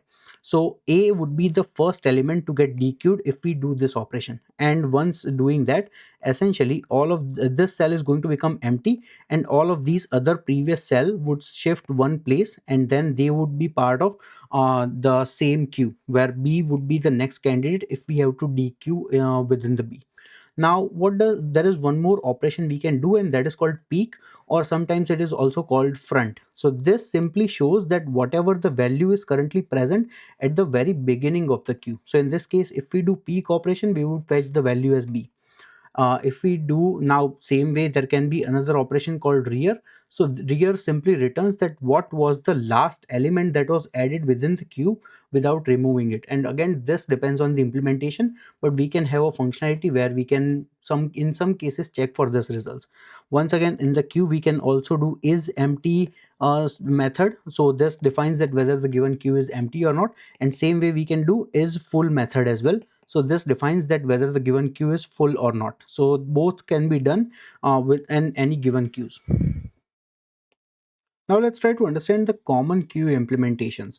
So most common way to implement a queue is using an array. Now we all know that how does an array looks like. It is typically a fixed size queue that is going to have one end where we enter the stuff or where we enqueue the stuff, and there is going to be a second end where we can dequeue the stuff. So in this case, there are some benefits and there are some discontinuations as well, because if we add stuff at the rear end, if we have one more value we are going to add, we will have to essentially readjust our existing array, and then we are going to have values like this. So if we keep on doing that for a bunch of different insert and delete operations, then in that case our whole system can basically operate for insert in the worst case in big of one value, or in the first iteration, initial iterations, the array might remain empty. So because of the fixed size, there can be some concerns, but this is a common way to implement a queue. Same way, a better way to implement a queue is a linked list, where we don't have to worry about the size being fixed or not, because it grows and shrinks dynamically. So we don't have to care about that. On top of it, we always know that we are going to have our head that is going to point towards the first end or the first pointer that is currently present within the queue, and we are also going to have a pointer that is going to locate to the rear end of the queue. So if we have a new element we want to add, we can simply add it at the rear end without worrying about much about anything else, and then we can just have it point to the null pointer and then mark it as the rear end or the last element within the queue. And if we have to enqueue stuff out, we can simply go over the head of the queue and check out whatever the first pointer it is, and then we can get rid of it and then have our head point to the new element. So enqueuing and dequeuing becomes much more efficient, essentially in big O of one time. And this is going to be a much quicker way because we are not worried about having a fixed size queue at any given moment. So there is better memory allocation and faster way of enqueuing and dequeuing stuff. So in the most of the real world application, we typically have something like a linked list that is always going to be implementing a queue. Now there is also one more conceptual queue, that is the circular queue. Essentially it's an array based implementation, in which case we are going to have rear and front being close to each other or next to each other, and then we can start filling stuff from the front, and we will keep on going on and on and on until we reach to the rear, and eventually the next element would be the front. And if we have to remove stuff, we will just simply remove the stuff from the front position, and then we will update the existing front position to the next position available. So that's where we are going to essentially enqueuing and dequeuing stuff. So we are going to see a problem that defines that how does a circular queue operates, but it will give us some idea. Now let's talk about a couple of special queues. First one comes to mind is called double-ended queue. So in simple terms, we also write it as DQ, but don't get it confused with the DQ operation that we do. Okay, so let's understand the concept. Double-ended queue means, as the name suggests, we do both the operations that are insert and also removal at the both ends of the queue. So in simple terms, we can insert from both the ends, and if we have to remove elements, we can also do it from both the ends. Now in a typical queue, we simply follow the FIFO principle, but in a DQ or double-ended queue, we can do it in both the places. Now we can be restrictive about some cases. If we want to restrict it based on the input, we can say that input all only comes through one end, but we can have output going from both the ends. That can be an option. Or if we want to become restrictive based off of output, we can say that output will only happen through one way, but input can happen through both the ways. So there are some variations around DQ or double-ended queue, but more or less we have this implementation, and we are going to see some examples of this. Now question comes that why do we even need a scenario like this? Well, this is actually quite useful in many of the typical lead code problems we are trying to solve, something like sliding window approach or generating different palindromes. Second one is a called priority queue. Now this priority queue can also refer to as heap sometimes. Now this is a very unique case because we use heap in all sorts of places. Heap is an implementation of queue where we always store either minimum value or maximum value on one end of the queue. So we can have a queue that contains bunch of different elements, but when we are adding those elements, let's say that this is going to be a min queue. So we first try to add element number 5 inside it. Now currently this queue is empty, so 5 is the minimum value that is possible. So we can have 5 sitting over here. Then we are trying to add another value 3, but now 3 is smaller than 5, so the very first element present within the cube has to be 3, and then the whole queue is going to be readjusted. Meanwhile, if we had just followed the simple FIFO principle, where then 5 would have been the first position in the queue, and then 3 would have been sitting next to it. But since this is a minimum heap that we are trying to maintain, basically we would have 3 come in over here. So why this is being used? This can be helpful in all sorts of priority queue based cases where we have some weight associated with any kind of queue that we are trying to maintain. Now don't worry about this, this is a very important concept. So we have created an entirely separate course on priority queues and bunch of different examples of that. So we are going to be studying this in very much depth because it's also one of the most popular topics at companies like Google and Amazon. So we will keep that in mind. Okay, now we have understood the basic principle on what queue is. Let's try to go over some most popular LeetCode problems that would really solidify our knowledge on queue related data structure questions. So the LeetCode problem we are going to solve now is called implement queue using stacks. This one is a LeetCode easy problem and also a very popular and important problem because we are tackling the core principle of two different data structures in a simple problem. So let's understand that what do we need to do. Basically, we need to implement a queue data structure only using two stacks. That is the whole purpose. And now we are given the definition that what operations do we have to support. So first operation is push. push means that let's say that this is our current queue and current queue is empty. Now we all know the concept of the queue, that we have stuff entering from one end and going out from the other end, where we are following the principle of first in first out. So let's say that we first push an element 3, so that 3 is going to present within the queue. Now we also push one more element within the queue, that is 5. So now we have two elements living in the queue, that is 3 and 5, and then we add one more element, that is let's say 1. So now we would have three elements living, that is going to be 3, 5 and 1. So now we have three elements within our queue. Now next operation we'll have to support is pop. So if we pop one element out, basically we would be popping 3 out, then we only have 5 and 1 present within the queue. Now next operation we need to support is peek. So peek means that we are not popping the element out, but we are checking that what is the first element that is eligible to get out, or at the top of the queue. So in this case that element is going to become 5, so this would have returned 5. And last one is empty. So currently our queue contains two elements, 5 and 1, so this is not an empty queue. So in this case we would return false. Now the problem is stack only follows the last in first out principle. So let's say that if I have given one stack and if I'm trying to enter value number 5 over here, this 5 is going to reside over here. Then if I want to enter one more value 1 over here, this 1 is going to reside over here. Now if I try to pop elements out, and I'm going to be eliminating value number 1 first before eliminating value number 5. But in the actual real world, where if I'm trying to have a queue like structure, I should have eliminated 5.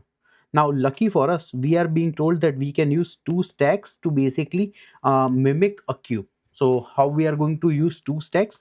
Basically we are going to have one stack that is dedicated only for input or insertion steps. So whenever we need to input any element, we are going to put in this stack. So let's just call it an in stack, where we are only adding the values. Same way we are going to have another stack dedicated simply where we have to pop elements out. So we can call this an out stack. And now using this, we can actually implement queue very easily and very efficiently. So let's understand that what are the operations we will have to support. First operation we need to support is push. Second one is pop. Next one is peep. And last one is empty. Okay, so currently I'm not too worried about is on empty operation because it is like a given fact, so we can check it anytime. I'm more concerned about these three operations. So now let's try to see that how would this work in this scenario. So let's say that our queue is currently empty. Now we need to enter element number 1 in the queue. So we were always going to insert things in the in queue. So now we have pushed element number 1. Next sequence is that we once again need to push element number 5. So we are going to push element number 5 over here. Now next sequence is that we need to push element number 7. So now we are going to push element number 7 over here. Now I want to do a pop operation. Now notice that we always do pop operations through our out stack, but our out stack is currently empty. So whenever we find that our out stack is empty, but there are still stuff available in our in stack, so we are going to pop all the elements and then we are going to dump them in the out stack. Let me explain. So if I pop all the elements right now, basically I'm going to have 7 sit over here, then 5 sit over here, and then 1 sit over here, and this whole stack is going to become empty.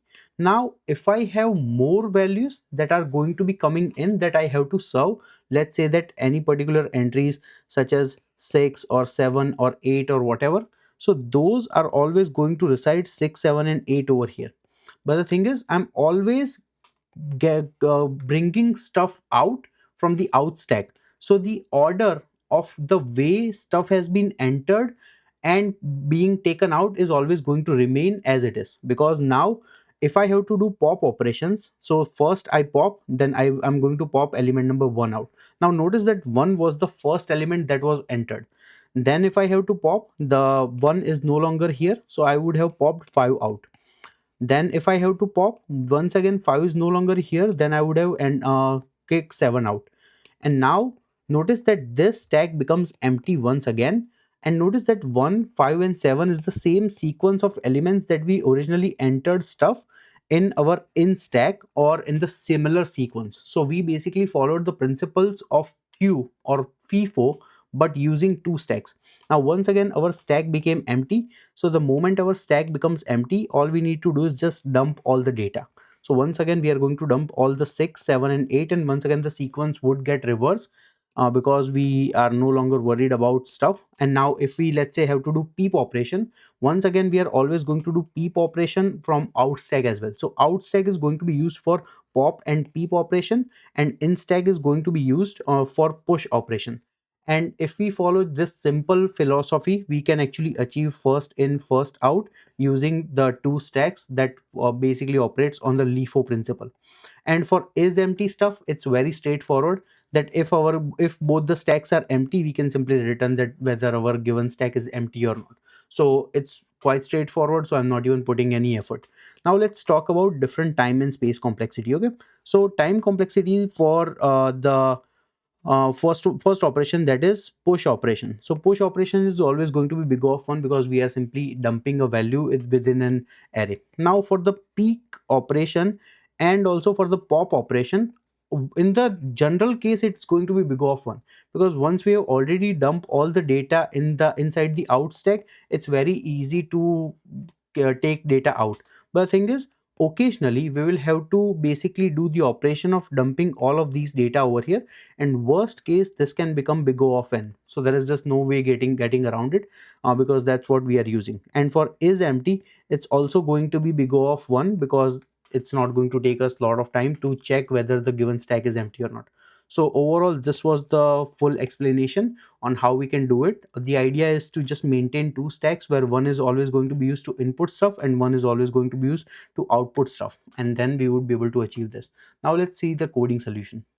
So the coding solution is quite straightforward. We have our class myQ, and we are going to be using a couple of DQs or double-ended queues to implement our in stack and out stack. Now let's notice, and we will keep on going on each of the methods. So for the push method, it's quite straightforward. We are simply going to push inside our in stack. For same way for the pop method, first we are going to check that whether we need to move from the pop or not, and then we simply are going to pop it from our out stack that we have defined. Same way for the peak, once again we are going to be using the method move if needed. This is a helper method we have created that basically helps move all the elements from in stack to our out stack. And then this is also going to return that what has been the peak result from this out stack array. And for the last one, we are simply going to check that whether both the stacks are empty or not. So we check that whether in stack is empty and out stack is empty. If that is the case, we can simply return true or false. Now our move if needed method is quite straightforward. We are going to check that if the given out stack is empty, then while we have any elements present inside the in stack, we are going to dump all of them into our out stack. And then once again we are going to come back to the appropriate out stack that is going to do pop operation or peak operation that we will have to follow. So let's try to run this code, and seems like our solution is working as expected. Let's submit this code. And once again our code runs beautifully, beats 100% of all the other solutions, and that is because this also runs in big O of 1 time constant time complexity, so everyone is basically achieved this solution.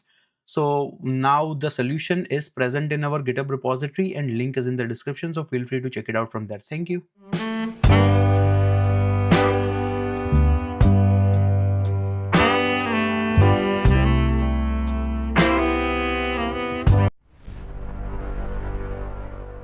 So the LeetCode problem we are going to solve now is called implement stack using queues. Now this one is also a LeetCode easy problem and pretty popular problem, because we are using two fundamental data structures to basically implement each other. So this is going to be interesting. Now we all know that stack has the property of LIFO, last in first out. So whichever was the last element would be the first candidate to get out. And meanwhile queues have the property that is FIFO, that is first in first out. Now we need to implement stack using two queues. That's the only thing we need to do. And then we are given that what are the different operations we need to support. So we should be able to push an element in at the top of the stack. We should be able to pop an element. And when we pop the element, it has to be from the top of the stack as well.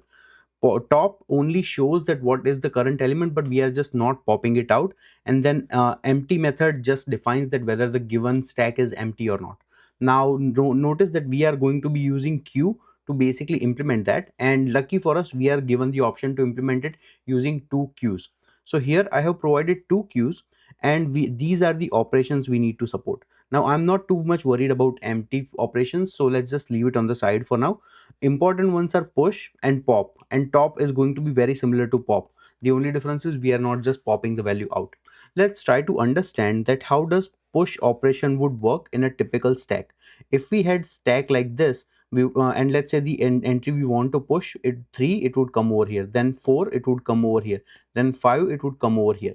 Now in this case, if we had just one cube, basically we would have 3, 4 and 5 sitting in this order, but if we had to take this one out, then we would have taken 3 out, but meanwhile we should have taken 5 out. Now notice that we are trying to implement this using a single-ended queue, not a double-ended queue, because if it was double-ended queue, we could have just inserted from both the ends and it would have been easy for us, and also exited from both the ends, but that is not the case. So let's see that how does our push operation works in such a manner that the element we enter is always going to end up at the beginning of the queue. So for that we are going to do like something tricky. We are going to have q1 and q2, and whenever a new element gets entered, it always gets entered into q2, second queue, and we are going to make sure that q2 always remains empty for now, and then only we are going to insert the element. And once we add value to the q2, then we are going to dump everything that is in the q1 and then dump it into q2, and then we are going to swap names. So let's try to understand why we are doing each of these three steps, and let's see each of the three steps in action. So first step is that let's say I have value the one that I'm trying to enter. So 1 is going to come at in the q2. Now currently in the q1 I don't have anything, so I don't have to move anything to the q2. And now last step was to swap names. So we are going to swap names between q1 and q2. Now why are we swapping names? Because remember we defined that q2 always has to remain empty where we are going to enter stuff in, and then things can change, but basically q2 we are always trying to make it as an empty queue. Now let's say that one more element 2 is going to come in. Now this 2 is also going to end up inside the q2, in the rear of the q2, and next step is going to dump everything we had from q1 to q2. So now we would have also inserted value 1 over here, so this is going to become 2 and 1, and this current q1 is going to become empty. Now after this is done, once again we need to have a q2 that is always empty, so we are going to replace the names. So this is now going to become our q2, and this is now going to become our q1. Now let's say there is an element 3 that we are trying to enter. Once again 3 is going to enter over here, then we are going to dump both of this 2 and 1 sequentially from q1 to q2. So this is going to become like 3, 2 and 1, and then we are going to have the names being replaced. So q1 is going to become q2, and this is going to become q1, and this is going to become an empty queue. Now notice that what is the property we are maintaining in each of the queue. We have inserted values 1, 2 and 3 so far. Now if this was just a simple stack, we would have entered values such as 1, 2 and 3. So 3 should have been the first candidate to get out, then 2 and then 1. Now if we have to start popping values out, basically we would always pop it from q1, and we would be able to maintain the property that this is going to look a stack like data structure, where the value is going to come out as if it was coming out of a stack. So this is why we are basically doing for the push operation, we are doing that always enter into the q2, then move everything from q1 to q2, and then swap names. So this is basically the whole core idea about solving this problem. Now some might say this looks like a trick, some might say this looks like something that you mugged up. If you had just put down your pen and paper and try to do some permutations and combinations, eventually you would be able to come to this same conclusion as well. It's not very complicated. Now let's try to understand that how does pop operation work. So we are always going to be popping out from whatever the value is present from the q1 as if this was a normal queue, And for the top operation as well, we are just going to see that what is the current value at the top of the given q1, but we are just not going to remove it.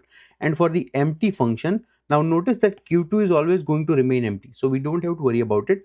For is empty method, we are going to check that whether the q1 is empty or not. If it is empty, we can return true, otherwise we can return false. And this is the whole solution basically. Now let's try to understand time and space complexity for each one of them.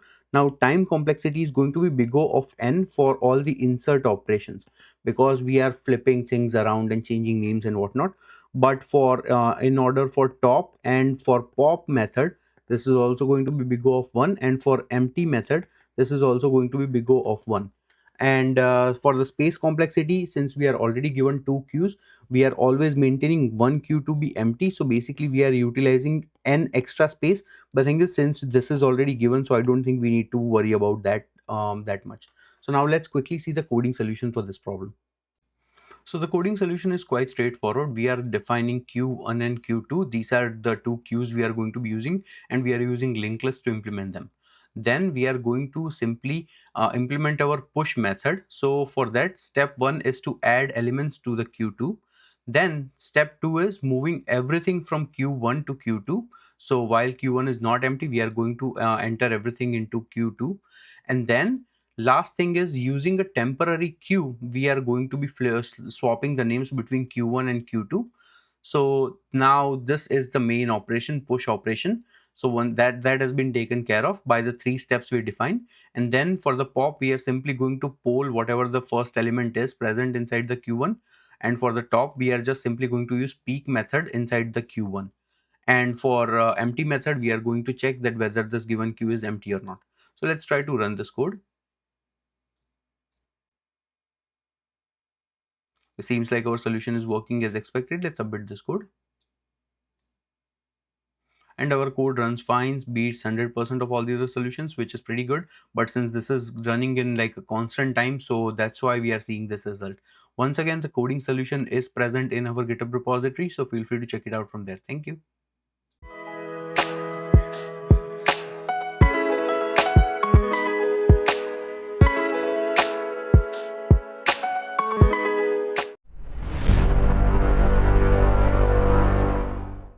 So the LeetCode problem we are going to solve now is called design circular queue. Basically, we need to implement a FIFO-like structure. Now we all know that what FIFO is. It is simply a queue where you enter stuff from one end and then the stuff gets out from the other end. So whoever was the first in the queue would be the first to get out of the queue. Now this is going to be a similar structure, but this is going to be a circular queue. So the last position inside the queue is also going to circle back to the first position inside the queue to make it a circle, and we can also refer to it as a ring buffer. So let's try to understand that what is the difference between a normal queue and a queue that is a circular queue. So this is currently a normal queue. Now inside the normal queue we can have, let's say, this is going to be our front of the queue and this is going to be the rear of the queue. So let's say that we started entering stuff at the front of the queue. So then we can have entries like 10, 11, 12 and 13. Now let's say for some reason we get rid of this 10. So in this case, because even though we get rid of this 10, currently this space is empty, we always enter stuff in the queue at the rear end. So basically we cannot enter stuff over here unless we do the operation of moving all of these entries one by one, and then only we can enter stuff over here. So you can notice that how quickly this can become annoying, and we can have like basically insertion happening at either big O of n space, or basically we just choose not to do if we are using an array based implementation. Now let's try to understand that what is the concept of a circular queue. So we notice that we are going to have a queue that is once again going to look like this, but the position of front and rear is going to keep on shifting from every time we enter, and basically if we reach to the end, basically the rear is going to switch back like this. So even though it looks like a normal queue, visually we can understand it to be more of like a circle, and we can have like a circle like this where we can basically enter 4 values. And let's see that how this is going to work in action. Let's say that currently our front is also here and our rear also sits at the same position. Okay, and we are always going to enter stuff from the at the rear place, and we are going to eliminate stuff from the front place. So front we basically dq, and at the rear we basically nq. Okay, let's try to just understand this for now. So we are going to have our front and rear right now, and at the rear end we are going to enter stuff. So let's say that we want to enter value number 10 once again. So we entered value number 10, and let's try to see that how does it look inside the ring or ring buffer as well. Okay, now our front is going to remain over here because this is where we can get stuff out. You get out of from the queue from the front of the queue. Okay, not from the rear of the queue, but you enter through the rear of the queue. Now our rear is going to change, and this is going to be our new rear. So once again, let's say that value we are going to enter is 11. So we can enter 11 over here, and notice so far this is the front. Okay, so front is not changing, but rear is changing. And once again, let's say if we have to enter value number 12, once again the rear is here. So because we entered 12 over here, and this is where rear is. And if we have to enter value number 13, once again we would be able to enter value number 13 over here. Now this time rear sits over here, and same way for value number 13 the rear sits over here. Now notice that in this case, because we have front and rear constantly switching, now if we have to enqueue any more elements, we cannot do it. Why? Because the whole queue is full. So since this is already full, we cannot enter stuff right now. So what is going to be the next approach? Okay, let's say that we get rid of some elements. So we do like dq and then dq again. So we get rid of 2 elements, and notice that we are always removing from the front. So we got rid of this 10. So now this is no longer here, and our front switches back to the next element. So now this becomes our new front. And same way, if we get rid of 11 as well, once again our front switches again, and then we can get rid of this element as well. Now notice that if we have to enter stuff in, basically we are going to check that whether the queue is full or not. Queue is currently not full, so we can just simply switch our rear to the next element, and here we can enter value number 14, and our 14 is going to live over here. Meanwhile, if we have to remove element, we can still remove 12 because we already have it covered through the ring buffer. And notice that previously in the previous queue we had to basically like jump the elements. We don't have to do that. We are simply jumping the pointers, and we are utilizing the same space to basically work as a circular queue. So this is the whole concept. And if we go back to the problem statement, let's see that what are they asking us for us to solve. Basically, we want to implement a myCircularQueue class. Now for this class, we will have to implement these methods. So first method is called front.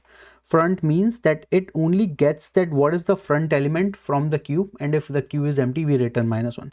Rear means that we only get the last element of the queue, and if it is empty, we return -1. But basically we are just fetching that what is the current value. We are not removing them from the queue. Next element is boolean nq, and it has value. So we are going to check that what is the value we have to insert, and if the insert is successful, we return true. If it is not successful, we return false. Same way for dq, if it is successful, we return true. If it is not successful, we do not return true. But dq means that we are kicking element out from the existing queue.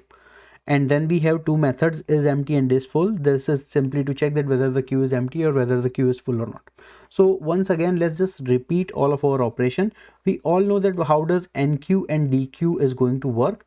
Same way front and rear can also work. Basically, we simply have to fetch that what is the current value at the front of the queue and rear of the queue. And then we have the method of is empty and is full. So how each of them is going to work, we'll just try to understand it visually very quickly. Essentially, we are doing the same operation. So currently, once again, we are going to have an array like this. Currently, both front and rear sits at the same place. And if we are being asked that what is the front and what is the rear, currently the queue is empty, so we can simply return empty. Now in this case, if we have to check that whether the queue is empty or not, we can keep track of a counter called size, and that is going to initialized as 0. And then we can have a counter called capacity, and using this capacity, it would basically mean that what is the current capacity or how many elements it can hold in the cube. So current capacity is going to be 3. Now every time we NQ stuff, we are going to do size plus plus. Every time we DQ stuff, we are going to do size minus minus. So whenever we have to check that whether the given queue is empty, we simply check that whether if the size is equal to 0, then it is empty. If it is not 0, then essentially it's not empty. And for full, we only have to check that if the size is equal to 3 or whatever the capacity is. If size is equal to capacity, then it is full. If not, then it's not full. So these two are very easy to manage. We would be able to do it. For front and rear, it's pretty much the same concept, that we will have to have 2 pointers that are going to keep on switching between the given array to figure out that where we need to enter the stuff.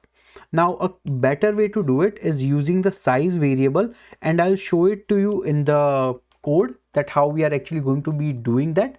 But for simplicity, we are just understanding that we will have 2 pointers, front and rear, that is going to be moving around the given queue. Now for NQ and DQ, essentially NQ we are entering some value as well, and for DQ we are just saying that whatever the value that just gets out, we don't have to return the value, we just have to say that whether it was true or false, that whether it kicked element out or not. So let's say if NQ is 10, so we enter value 10 over here, and then because we enter at the rear, then our rear gets updated to the next value in case we will have to NQ stuff. So currently now if we have 20, once again it's over here, our rear sits over here, front sits over here. Once again, if we have to NQ new entry, we will have to check that whether the space is available. If it is available, we enter to the next element by updating the rear pointer, and that's it. Now the queue is full because and once again with everything we are increasing the size because all we have done is the NQ operation. So currently the size is going to be 3. And then if we have to DQ, all we have to do is just update the front counter and then get rid of this element from the given queue. And now our front sets over here. So once again, by manipulating front and rear pointers, we would be able to do all of these operations. I think it's more of like a conceptual problem than an actual implementation problem. So in my opinion, this should have been easy problem. It's just the only difference is we are playing around some pointers. And if we have to see time and space complexity for each of the operations, it's going to happen in big O of 1 time complexity because we are not doing anything special. In terms of space complexity, it would be big O of k, where k is the total size of the queue that we will have to be allocated. And now let's quickly see the coding solution for this one. Now let's try to understand the code. Basically, we have our myCircularQueue class and we are going to have 4 different variables. First one is the data, that essentially the sequence will have to enter the data in. Then we have the capacity of the given queue, and then we have the head position. So this is going to be the starting pointer, and then we have the total size of the queue. So instead of just utilizing like front and rear both pointers, we are only going to be utilizing the position of size, so total size of the queue, and what is the current head position or the first position within the queue. And now let's try to understand that how our queue is going to operate. So essentially the constructor is going to return that what is the data that is currently present that we have to enter, and then what is the given capacity of the given queue. So this is going to determine that how many elements we should be able to add, and head and size are by default going to be 0, so they are going to be starting at the first position. Now whenever we have the NQ method, we are always going to enter it at the rear end, and whenever we have the DQ method, we are always going to remove it from the front of the queue. So let's try to understand a couple of helper methods first. First one is empty and is full. So is empty method is quite straightforward. If the given size is equal to 0, we return is empty. If the size is equal to capacity, we return is full. Okay, now whenever we are NQing stuff, we will first check that whether the given queue is full or not. If it is full, then we can't do anything. If it is not full, then we are going to determine an element called tail that is going to give us the idea on where we have to insert the element, and that is defined by head position plus size modulo by the current capacity. So this is going to be our rear pointer where we are going to add stuff in, and then we can simply insert that value and then update the size of the queue. So first let's repeat. First we will check that whether the queue has enough size to enter the value or not. If it does, then we are going to first of all find the rear pointer, and then we are going to add over there and then simply return true. Same way for the DQ stuff, we are going to check that if the given queue is empty, then we can simply return false because there are no elements to be DQ'd. If that is not the case, we will first try to identify that what is the position where we are going to be DQing stuff. So that is going to be head is equal to head plus 1 modulo by cap, and this is going to be our front pointer that we were discussing, and then we can reduce the size of the existing queue. Now, in terms of for the front and for the rear, it's quite straightforward. We simply return whatever the value is present at the head or at the tail of the given queue, and then we will again be checking that whether the given queue is empty or not. If it is empty, we can't return anything. If it is not empty, then only we will return. So this is a very simple implementation of all the 6 methods that we were discussing. Now let's try to run this code. Okay, seems like our solution is working as expected. Let's submit this code. And our code runs beautifully, beats all the other solutions because it's more or less big O of one or constant time complexity. So once again, the coding solution is present in our GitHub repository. Feel free to go and check it out from there. Thank you.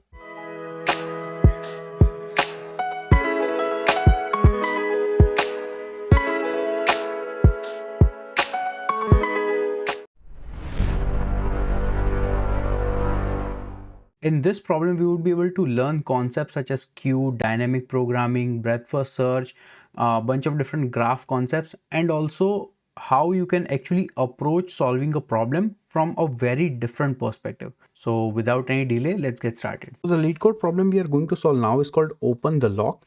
And we can see that this one is a LeetCode medium problem, but we can also categorize this as a hard problem in some facets. So let's understand that what does the problem statement is asking us to do.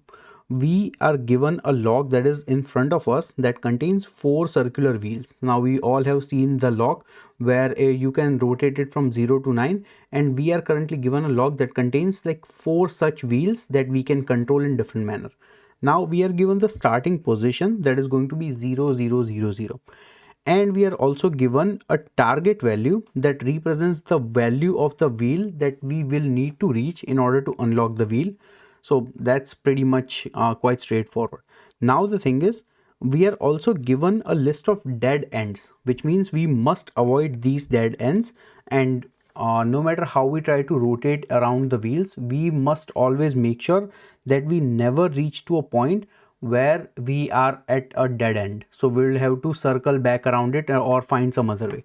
And once we do that, once we reach to a target value, we need to return the minimum number of total number of turns that are required for us to make in order to reach to that value. If we can't reach, we will need to return -1. Now, the complicated part in this problem is actually understanding the whole problem.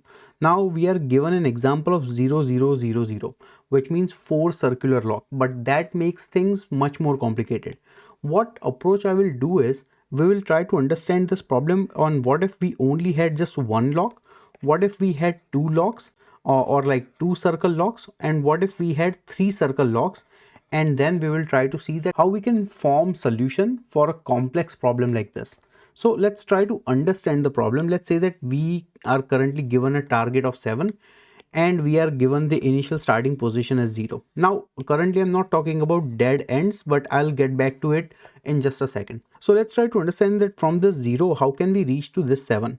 Well, first of all, from this 0 we have 2 options. We can either go from 0 to 1 or we can go from 0 to 9.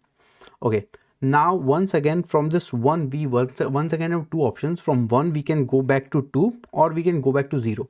But the thing is, 0 we have already come from 0, so we are not going to go back to 0. Let's just say keep it for simplicity. From 9 we have once again 2 options. We can either go back to 8 or we can go back to 0. Once again we are not going to do that. From 2 we have once again 2 options. We can either go to 3 or 1. And from 8 we have 2 options. We can either go to 7 or we can go back to 9. So now we have reached to 7, and this is the solution that we are basically trying to achieve, the target value. So how many turns did it took us from reach to 0 to 7? Well, this was the first turn, this was the second turn, and this was the third turn. So 3 is the minimum number of turns required for us to reach to the value 7. Now let's presume that in this case, if we had a dead end located at position number 8, what would have happened in that case? Well, once again, we would have proceeded in the same manner right now. But at the 9, the moment we saw that one option is 0, which we have already seen, and another option is 8, which is a dead end. So we cannot move forward with 8. So in that case, this entire path closes for us. So we no longer would be able to consider this one. So the only way for us to move forward would be using this path, where eventually we would have reached to value number 7, and that would have taken us basically 7 different ways in order to reach that. And in this case, 7 would be the minimum number of clicks we would have to make in order to reach to the final position. So that is the answer we will have to return. So now, what are the things we are ignoring when we are building the solution? Number A, we are always checking that whether the solution we are reaching to, or the data point we are reaching to, whether it is part of the dead end or not. If it is part of the dead end, we are simply stopping exploring any further from that point onwards. That's number one thing we are doing. Second thing is, we are also checking that all the things that we have already seen, are we also repeating those or not, and we are not repeating those. So somehow we will have to find a way to keep track of that, what are the different dead ends that we should never go, and what are all the elements that we have already seen that we should never go. These are the two intuitions we can build. Now let's try to explore a 2 lock system where we are starting from 0 0, and let's say for simplicity our target value is 19. So what we are going to do is that we have 4 different possibilities at this position. First position is going to be 0 1, next position is going to be 1 0, next position is going to be 0 9, and next position is going to be 9 0. So notice that for each character we are taking 2 possibilities on whether this value 0 can be the subsequent value 1 or the previous value 9, while we are keeping the other value unchanged, and then we are repeating the same process. So logically, even at the 0 1 location, once again we are going to have 4 possibilities. First possibility is that the 0 remains as it is. So in that case, this 1 can become 2, so we can become 0 2, or we can, this 1 can also become 9, so we can become 0 9. Now notice that 0 9 is already here, but we are also once again we can compute beforehand. So eventually when we get to this point, we might have already computed that, but let's not worry about that at the moment. So these are the 2 possibilities. What are the next 2 possibilities? So next possibility is that this 0 can be turned into 1. So it can either become 1 1, or it can also become 9 1. Okay, now let's try to calculate more possibilities, but for simplicity we are just going to consider the 0 9, because that is going to give us the answer. So the 0 9 can have one of the possibilities as 1 9 if we just convert this 0 into 9. So this is the target that we are trying to find. Now notice that how many clicks it took us. It took us 1 2 and then 3. So answer is going to be that it took us 3 attempts to come up with this answer. Now logically, what we are doing to build this solution? Well, basically we are just building a decision tree for any given set of nodes. So what we are doing is, we are currently given a starting point, so we can treat the starting point as one of the node within the graph, that is going to be the entry point in the graph, and then we are going to have a connected graph where we, for each of the different possibilities, they are going to be the nodes in the graph, and each of the different connections we can make would be the edges within the graph. Now once we find that from point A all the way up to point B we can reach in any particular fashion, then this is going to be, let's say, the answer that we are trying to get to. So all the different edges is going to be, sum of all the different edges is what we are looking for. So these are the number of clicks required for us to come to that solution. That's a given fact, right? Now, how do we get there? Basically, what we are doing is that at initial position, we have multiple different possibilities. For each of this possibility, we are exploring all the other possible options. Same thing we are doing for the previously calculated value, same thing we are doing for the previously calculated value, and so on and so forth.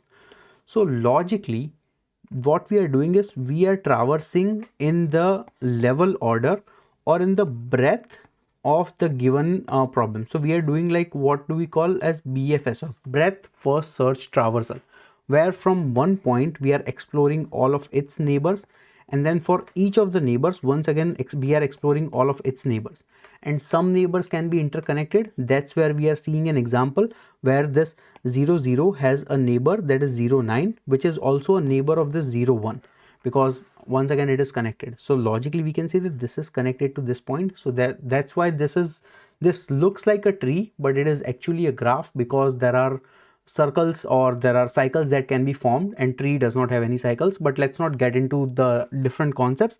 Let's just stay focused towards our actual problem we are trying to solve. Now we know that we are trying to compute a breadth first search. Now breadth first search is achieved using queues. So whenever you are trying to solve any particular problem and you reach to a conclusion that we are reaching a breadth first search approach, we will have to use a queue. How does breadth first search approach works? Let me give you a very simple example. Let's say that currently I have one possibility A. Now for this A, we are going to have three different neighbors. That is going to be B, C, and once again D. And let's say that for this B, once again I'm going to have all the many different like X, Y, and Z. These are going to be its neighbors. So what I'm going to do is, we know the concept of queue. It operates on first in first out principle. So we are going to insert A at the beginning of the queue. So currently my queue is going to be empty. I'm going to add a value entry A over here, and then I'm going to enter all the neighbors of A that are currently present. So these are the values going to be B, C, and D. And once I have explored all the neighbors of A, then I can get rid of A, because I have already processed A. But in the meantime, I haven't processed all the remaining values because they are still within the queue. So we will keep the queue going until we reach to a point where the queue is completely empty, and queue would only be empty if we have taken into the consideration of all the different neighbors that exist. So now for B, I have entered the value X, Y, and Z in the loop, and after entering that, I can get rid of B because I have already explored this solution. And then all I need to do is just see all the neighbors of C. C does not have any children, D does not have any children, X, Y, and Z is what I was looking for. And let's say that Z is the answer that I'm looking forward to. I have already processed Z because through Q or through BFS, and then whatever the distance was from A to B to Z, I can keep a track of in some sort of, let's say, steps variable or answer variable that is going to be storing all the results. So this is the whole solution that we are trying to build. That now I gave you an example of one string and two string. Same can be true if we are given three different locks. Once again, we are going to have multiple different permutations and combinations that we can make, and then we would be able to just driving that solution forward. Now we know that we need to avoid dead ends, and we need to avoid all the values that we have already seen. So what we would do is, we would just create a hash set for both of these things. And after, because why are we creating hash sets? Because even though it's going to consume extra space, we will have a separate data structure that performs all of the search steps in big O of 1. So we are going to be storing the results, that any pair that is part of dead end, if that is the case, we will just stop immediately and we would pop that element from the queue. So we would not be exploring any of the neighbors of that particular element. If we see that element is already, we have seen something, so we know for a fact that it does not lead to a proper conclusion, or its neighbors are already part of the queue, so we don't even need to consider that for our solution. And that would be able to give us eventually that we would reach to a node that is our target node, based on just different probabilities or different permutations and combinations of solutions. Now what is going to be the time complexity in this problem? So time complexity for this problem is actually going to be constant time complexity. Why? Because we are for sure given that there are only going to be 4 different possibilities. So since there are only 4 different possibilities within a lock, the maximum number of combinations we can have is going to be 0 all the way up to 9999. So in total 10,000 combinations, and for each of the pair or each position we can have 8 possibilities. So it's 10,000 multiplied by 8. So overall since we only have 80,000 possibilities, that is the maximum time, worst case time complexity we can have. So because this is a finite number, I'm considering this as a constant time complexity. But I know your interviewer is not going to ask you a number like this. What if this number pair was going to be in millions? So in that case, the time complexity would have been to go over all the different possibilities of nodes and edges within the given graph, and that would have been big O of m multiplied by n, where m is the total number of nodes and n is the total number of possibility for each of the nodes or total number of edges. So overall, your interviewer would be very pleased with this explanation of time complexity. For the space complexity, because we are using an additional hash set to store the values of all the already previously calculated result, it's going to be big O of k, where k is the total number of possible combinations we can add to dead ends and our hash set. So whichever is larger would be our space complexity. So I hope this solution makes sense. The core concept of this problem was to explain you that how does a BFS work and how you can break a complex problem down into bunch of different smaller subsets and then try to make your way around through building logic through that way. And now let's move on to the coding for this. So here is the coding solution. First of all, we are going to define a hash set that is going to take care of all the different dead ends that we are provided. And then we are going to check that if the dead end contains the 0, 0, 0, 0, basically the very first node, we can simply return -1. And also we can check that if the 0, 0, 0, 0 is the target that we are given, that is one of the edge cases, we can simply return 0 because we don't have to change any locks. Now let's see our breadth first search implementation. So we are going to have a queue where we will add bunch of things. We are going to have a hash set that where we are going to keep track of all the elements that we have already seen. And then we are going to start our queue with adding the value of 0, 0, 0, 0 as the first node in the queue, and we are also going to be marking it eligible for our scene hash set. So in future we don't just repeat the element. Now initially we are at step 0, so because we haven't made any clicks. Now our breadth first search implementation starts that until queue is not empty, we are going to check that what is the current size of the queue. Then we are going to check that for any single element that is currently present within the given queue, we are going to poll or get rid of that current item. Then we are going to check that whether that is present inside our one of our dead end. If that is the case, we will just get rid of it. We will just skip those states because we don't need to worry. We don't need to enter any of its subsequent neighbors. If that is not the case, if it is the target, then we can simply return the steps as well. If that is not the case, then we will have to generate all the neighbors by turning the wheel +or -1. And for each of those neighbors, this is the simple logic on how we are going to be doing that. For each of those neighbors, we are once again going to adding them up to the queue, and we are also going to check that whether they are part of the given dead end or the scene element that we have seen. If that is the case, we would not be adding it into the queue. If not, we would be adding it into the queue, and that goes for both turning it up and turning it down, both the different possibilities. And we will keep on repeating this, and with every new neighbor or new level being added, we will update our steps. So total step it takes to reach to that next possibility or set of levels. And if we have a combination, we should be able to reach it within this queue. If we don't, then we simply return -1. So this is the full coding solution. Let's try to run our solution. Okay, seems like our solution is working as expected. Let's submit this code.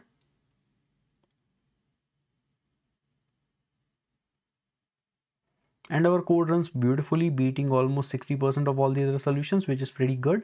We are also really efficient in terms of memory usage, so that is also nice. Now once again, the coding solution is present in my GitHub repository, so feel free to go and check it out from there. Thank you.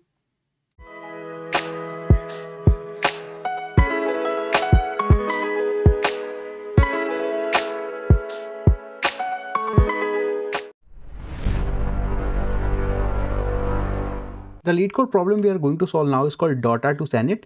This one is a medium problem, and also in this problem we are going to play a game between two political parties. First one is called Radiant and second one is called Dire. But for simplicity, throughout this video we are simply going to refer to them as Republicans and Democrats. If you want, you can read through this whole statement, or let me quickly explain you the rules. So the problem statement is we are currently given bunch of different senators that are present in a simple queue, and each of them is going to be doing a vote. Now in this vote, each senator belongs to a different party. So we have some senators that are currently representing Democratic Party, and then there can be some other mix of a bunch of different Republican parties, but overall it's going to be either Democrat or Republican in whatever sequence. Now the thing is, we need to determine that which party is going to win. Now how would a party win? Basically, any single senator who comes in to vote, that senator currently has two abilities. Number one ability is that that senator would be able to kill someone's vote or get rid of some senator from the other party. So let's say that if this guy is a Republican, then this person can kill or get rid of a Democrat vote. So that Democrat would not be able to vote, and vice versa is also true. And second thing the senator can do is that if there does not exist any other person that they can eliminate, then this person should be able to declare victory.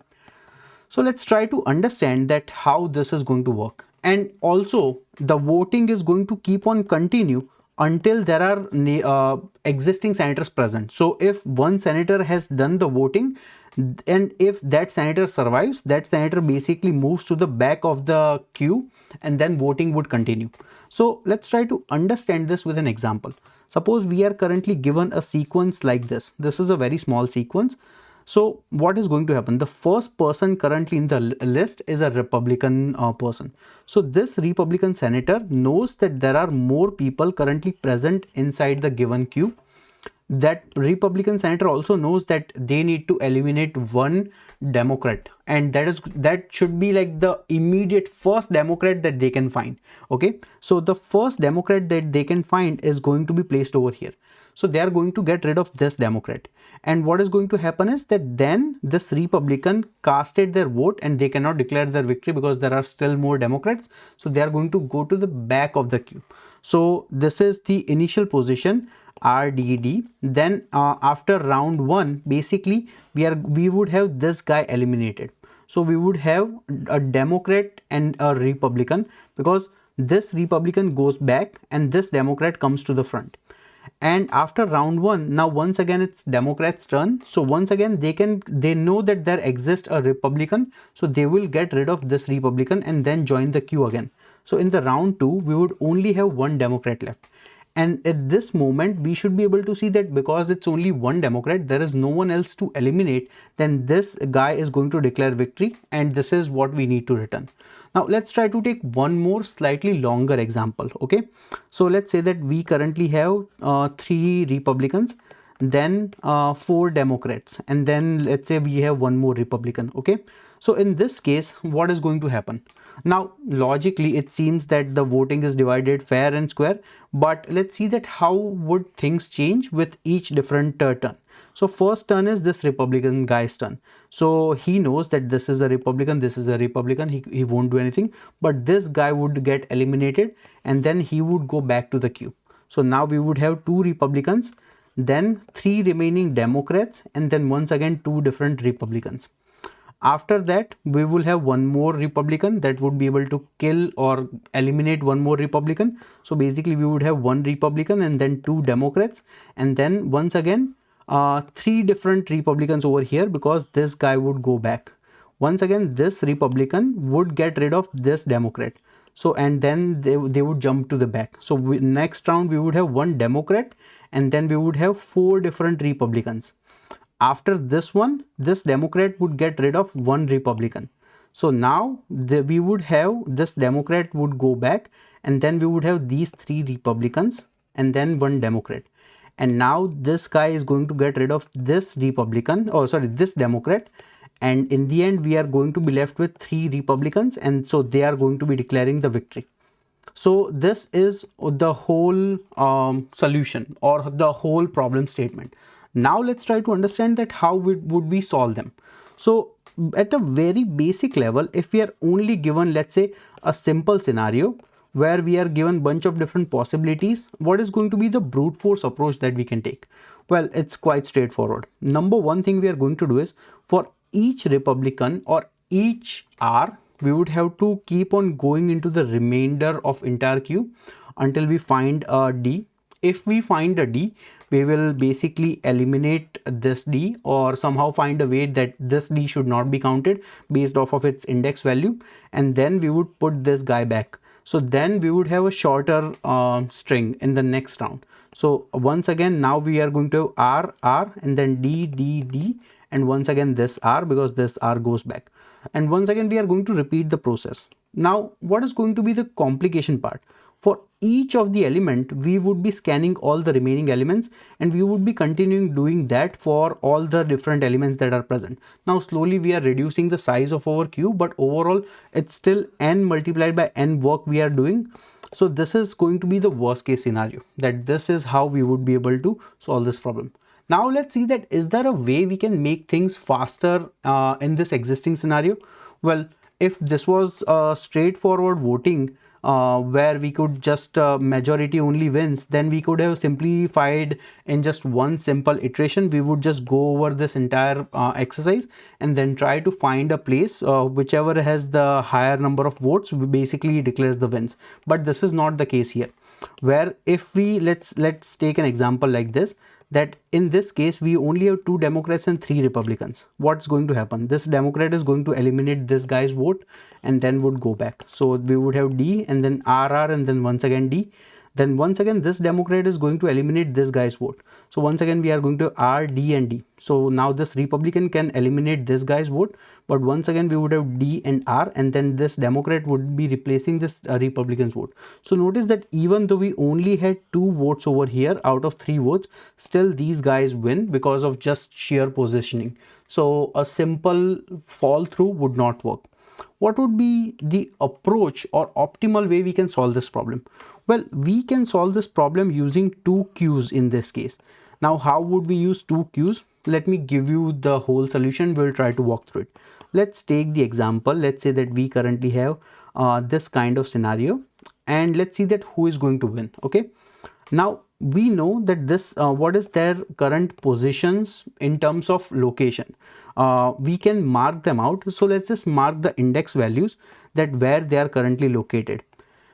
And at the same time, we are also going to keep track of them in 2 different queues, and each queue is going to represent one party. So we would have one queue that is simply going to represent the Republican Party, and then we are going to have another queue that is simply going to represent the Democratic Party. And for each of them, we will have the positions of the queue located, and based on that we would decide that whether one should stay inside the queue and come back, or should they be eliminated.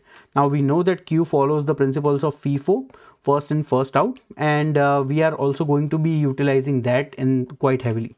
So let's start creating our queues. So, and we would be entering just the index positions in the queue. Okay, so currently we have Democrat and Democrat sitting at position 0 and 1, so 0 1, and then this Democrat is sitting at position number 4. So let's just put it over here, and then we have 2 3 and 5. So let's just put it over here. Now let's see that how our queue is going to work. First of all, we are going to be fetching both of these entries, and we would only pick the smaller entry. So we know that amongst 2 and 0, 0 is the smaller, which means 2 would be eliminated. So we would simply get rid of 2.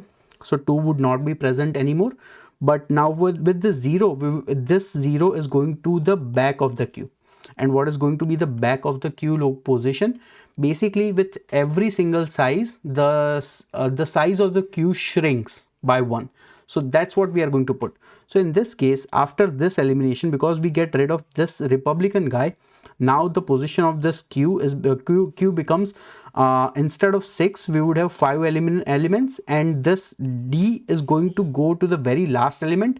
So that element number is going to be 4, like index value is 4 and the position is going to be 5. So we would have 4 coming to the back of the queue. Okay, and at the same time this 0 would be eliminated from the existing queue. Now the same operation would get repeated amongst these 2 values. So amongst 3 and 1, once again 1 is smaller and 3 is larger.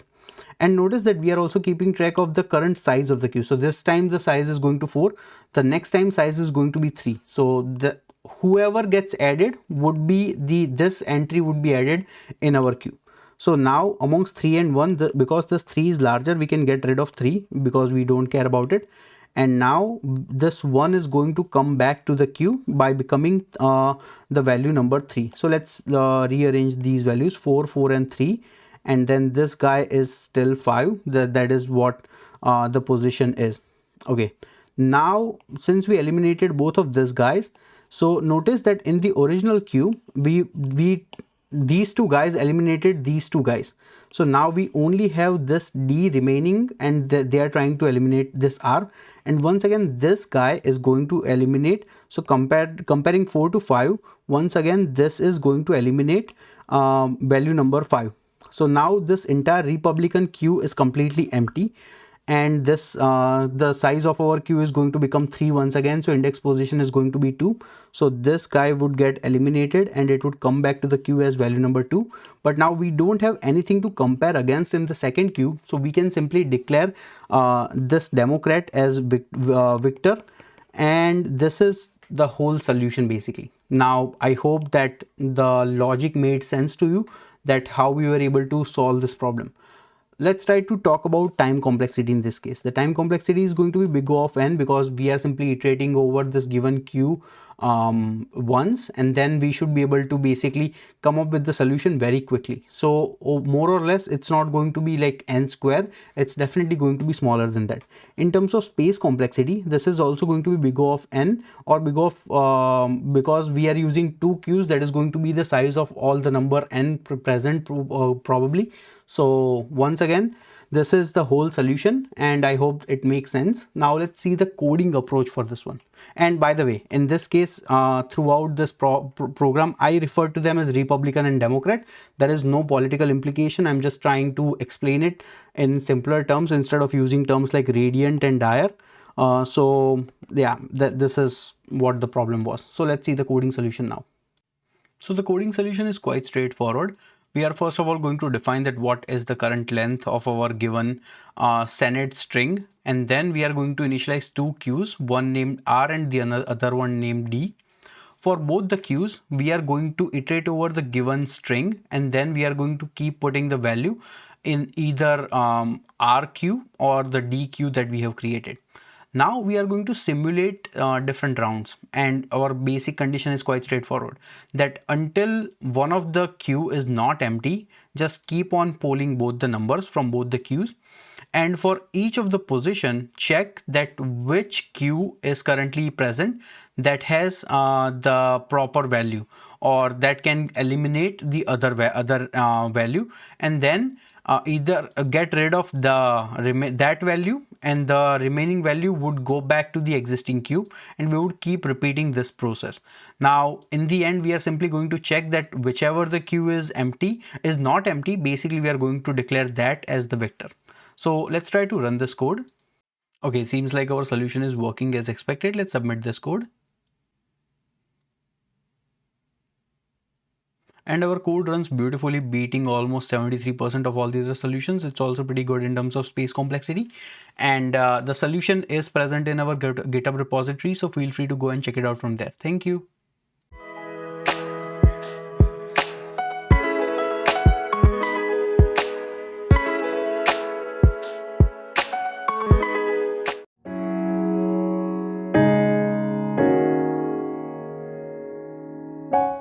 Hello friends, hope you are having a fantastic day today. So in this course, we are going to learn everything there is to know about heap and priority queue. We will understand that what is heap, what is min heap and max heap, what is priority queue, how to implement heap, what are the benefits and limitations, time and space complexity, operations you can perform, and the most important part, under what type of scenarios should you consider using heap or priority queue to solve the problem that is currently at hand. And my expectation is that by the end of this course, you should become a complete pro in all sorts of heap and priority queue questions. So now without any delay, let's get started with the course. So heap is nothing but a very special type of binary tree. The thing is, heap contains two very special properties that differs it compared to rest of the other binary trees, and also it is slightly different than binary search tree as well. So let's understand that what are the two unique properties or characteristics that heap possesses. Number one characteristic is that heap can be of two types. It can be either a min heap or a max heap, and for both the property is very similar. The only difference is if the heap type is a min heap, that means it contains a very special relationship between a parent and its child node. The relationship is that the parent node is always going to be less than the child node. That's it. There is no particular pecking order that left child is needs to be smaller than the right child or whatnot. Same way for the max heap, it's the reverse order, that at any given moment the parent is always going to be greater than the child, and once that property is followed, we can conclude that this is a max heap. Let's say that suppose we are currently given these nodes that follow the property of min heap. So logically, the root node always has to be smaller than its subsequent child node. If this is the case, we can clearly see that in this case it follows the property of a min heap, where at root level the value is always going to be smaller than all of its subsequent child. So over here we can see that this 0 is the smallest element, and if we see the child, it is the value 2 and value 3. Once again, even at the subtree level, we can see that this 2 is actually smaller than its child 6 and 7. Same way, this 3 is actually smaller than 4 and 5. Now, at a first glance, this looks very similar to a binary search tree, where in the binary search tree, we have a condition that left node or left child is always going to be smaller than or equal to the right root node, and that is always going to be smaller than the right child. So in this case, though it looks very similar, this property is not always maintained in the heap, and that's where binary search tree and heap differ with each other, where we can see that in this case we have value number 4 present over here as part of the right child, which in theory, if this was to be a binary search tree, 4 has to be located somewhere over here, because the 6 and 7 are actually greater than 4, which means we do have some property inside the left subtree that is actually greater than some property in the right subtree, and this disqualifies this particular entire tree from being a binary search tree. But even though this is not a binary search tree, this is still a heap. So now let's go back to our discussion. I mentioned that heap needs to follow two special properties, but I have only explained just one property, and that is that currently I have only explained you the property of the difference between parent and child. The second property that heap contains is that heap tend to be a balanced heap or a balanced tree. Now what does a balanced tree means is that at every single layer it tries to balance out the nodes, and the only place where heap may not be balanced is in the last layer. So let's say that in this particular heap, if we have to consider this would still be a valid heap, because all the values are placed in proper balancing order, and in the leaf node or in the very last node we have all the values that have been filled from left to right. And if this is the case, we can identify this as a proper heap. Now let's try to play around with some examples with these two properties, and we will try to guess that whether they are heap or not. Okay, so let's try to take this first example and we will try to understand that whether this is heap or not. So as we can see in this case, we are actually following the property of a max heap.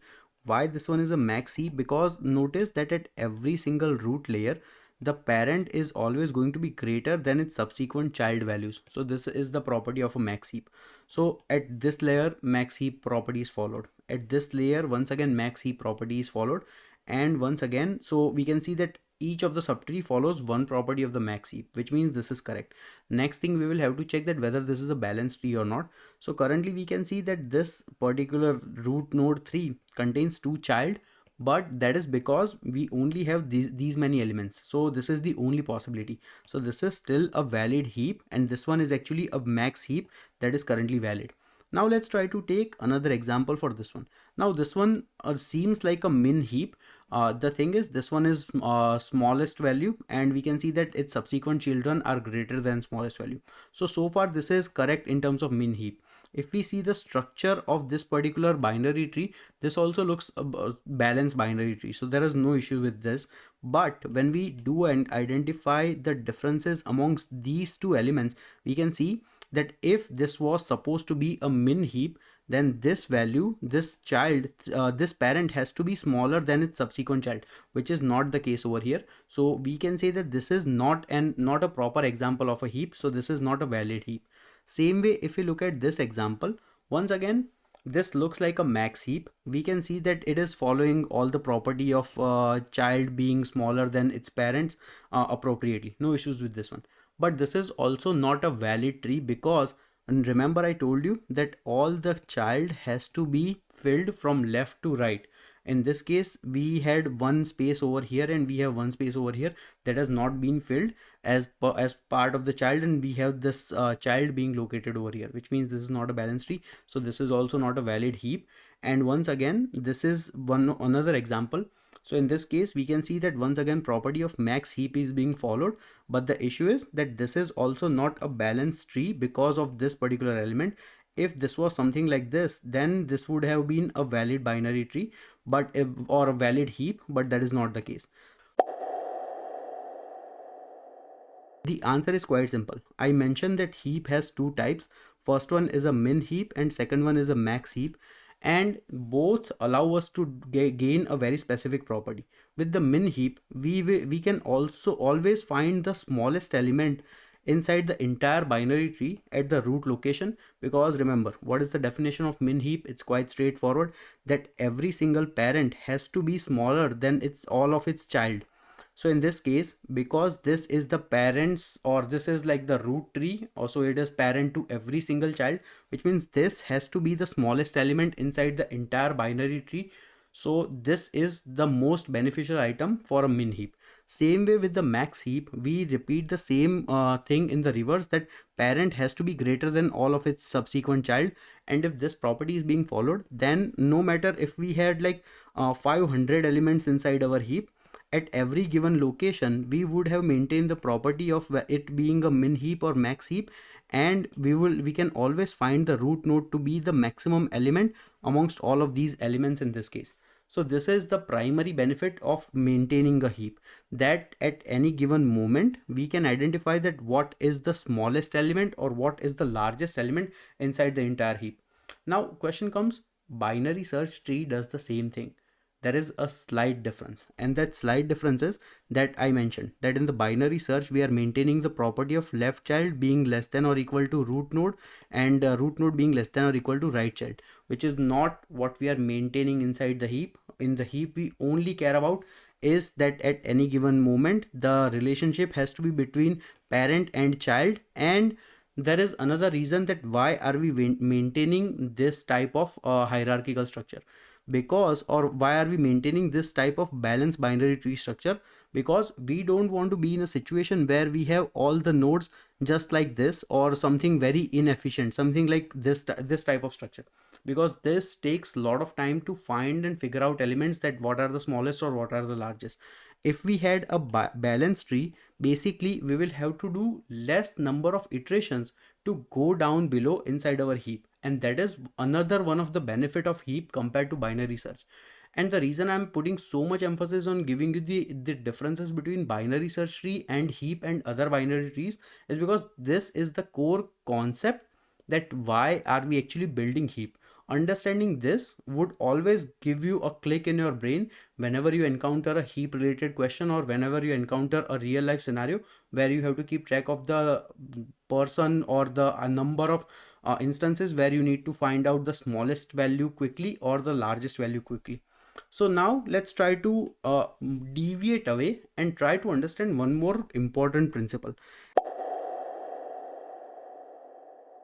Queue is a very simple data structure where we simply follow the normal principle of first in first out, where let's say that we currently have elements come in from this way, and then we have values coming in 0 1 2 3 4 in this fashion. Then the values going out are also going to be in the same fashion, and we are going to have a valid legitimate queue. in real life we see many examples of queues being formed. Maybe we go to banks, or maybe we go to ATMs or places to fill up our gas. We follow the same principle.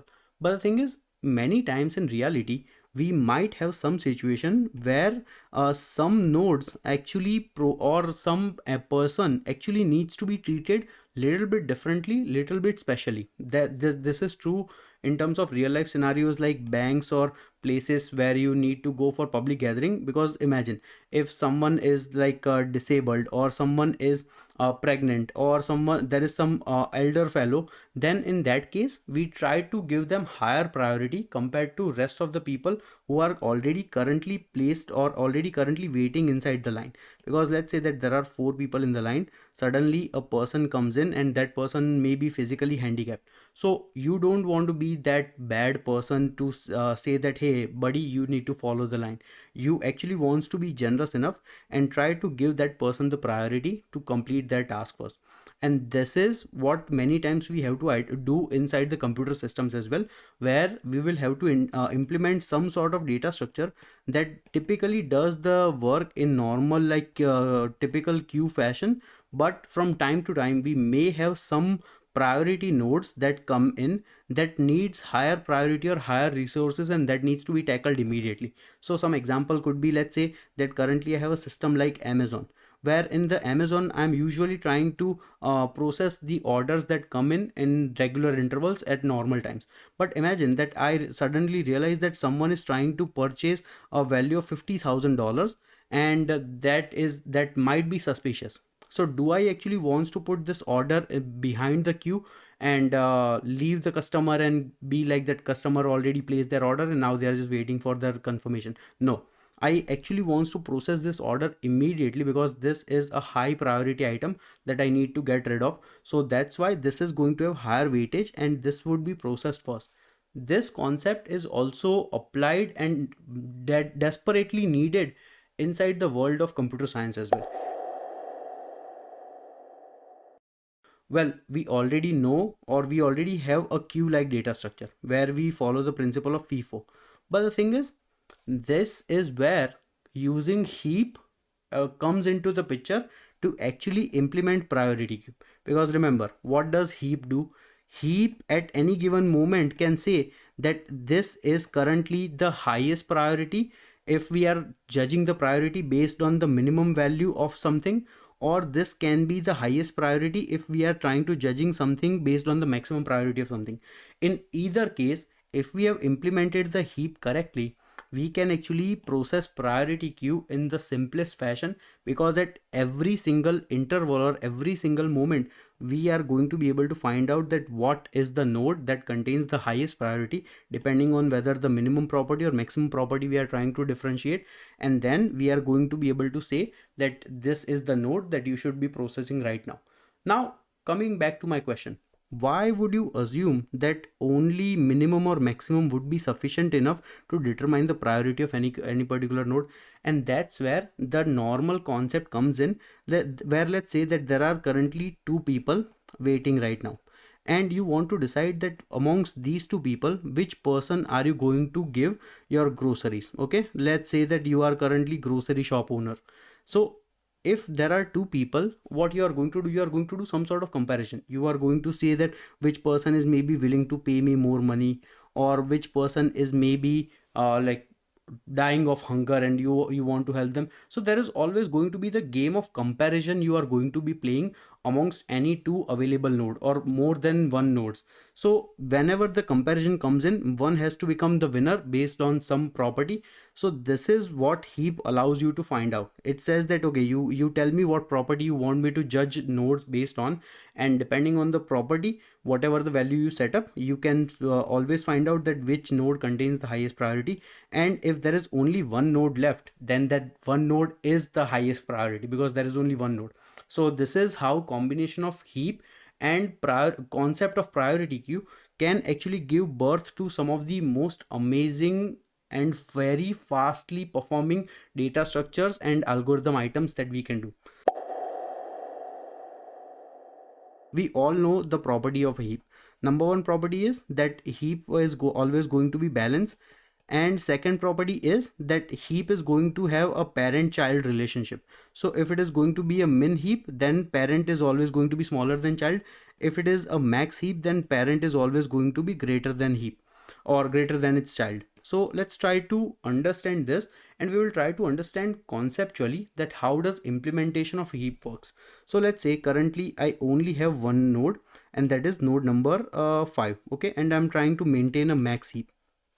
Now logically, the core concept of a heap is that you are always going to add values to the bottom place or to the last element. Then you are going to be checking that whether whichever property you are trying to maintain. So currently we are dealing with the max heap. You are trying to see that whether this property is followed or not. If this property is not followed because we added the value at the very end, we are actually going to do a shift up or bubble up operation with the parent. So wherever we see that this property is not being followed, we will swap the values of parent with its subsequent child. So let's say in this case, the value we are trying to enter is value number 7. Now we all know that 7 is greater than 5. So let's first add value number 7 over here. Now we notice that this max heap property, if that is being followed, no, it is not followed. So then we are simply going to do a swap operation, and we are going to have 7 located at the top, and then we are going to have 5 located over here. Now let's say that next element we are trying to enter is going to be value number 3. So we will simply add value number 3 over here. So currently after adding this 3, does any equation change? No, because 7 is still greater than its child 3, so that's good. Now let's say that now once again we want to add value number let's say 1. Okay, so if I add 1 is going to come over here. Once again this is good. Now let's say I want to add value number 4. So once again value number 4 I can add without any issues. Now once again I want to add value number 6. So if I want to add value number 6 over here, what's gonna happen? Well, we are going to see a discrepancy between these two nodes. So we will have to do a swap operation or a heapify operation. If we do heapify operation in this case, then this node 3 is going to be replaced by node 6, and then this 6 is going to have node number 3. And notice, because of this heapify operation, we are actually never going to be able to maintain a binary search tree, because at any given moment we might have to swap with either left child or right child. So that's the difference between heap and a binary tree. Now let's say that in this case we want to add value number 9. So once again we added 9. 9 is definitely greater than 6. So we are going to do a switch operation.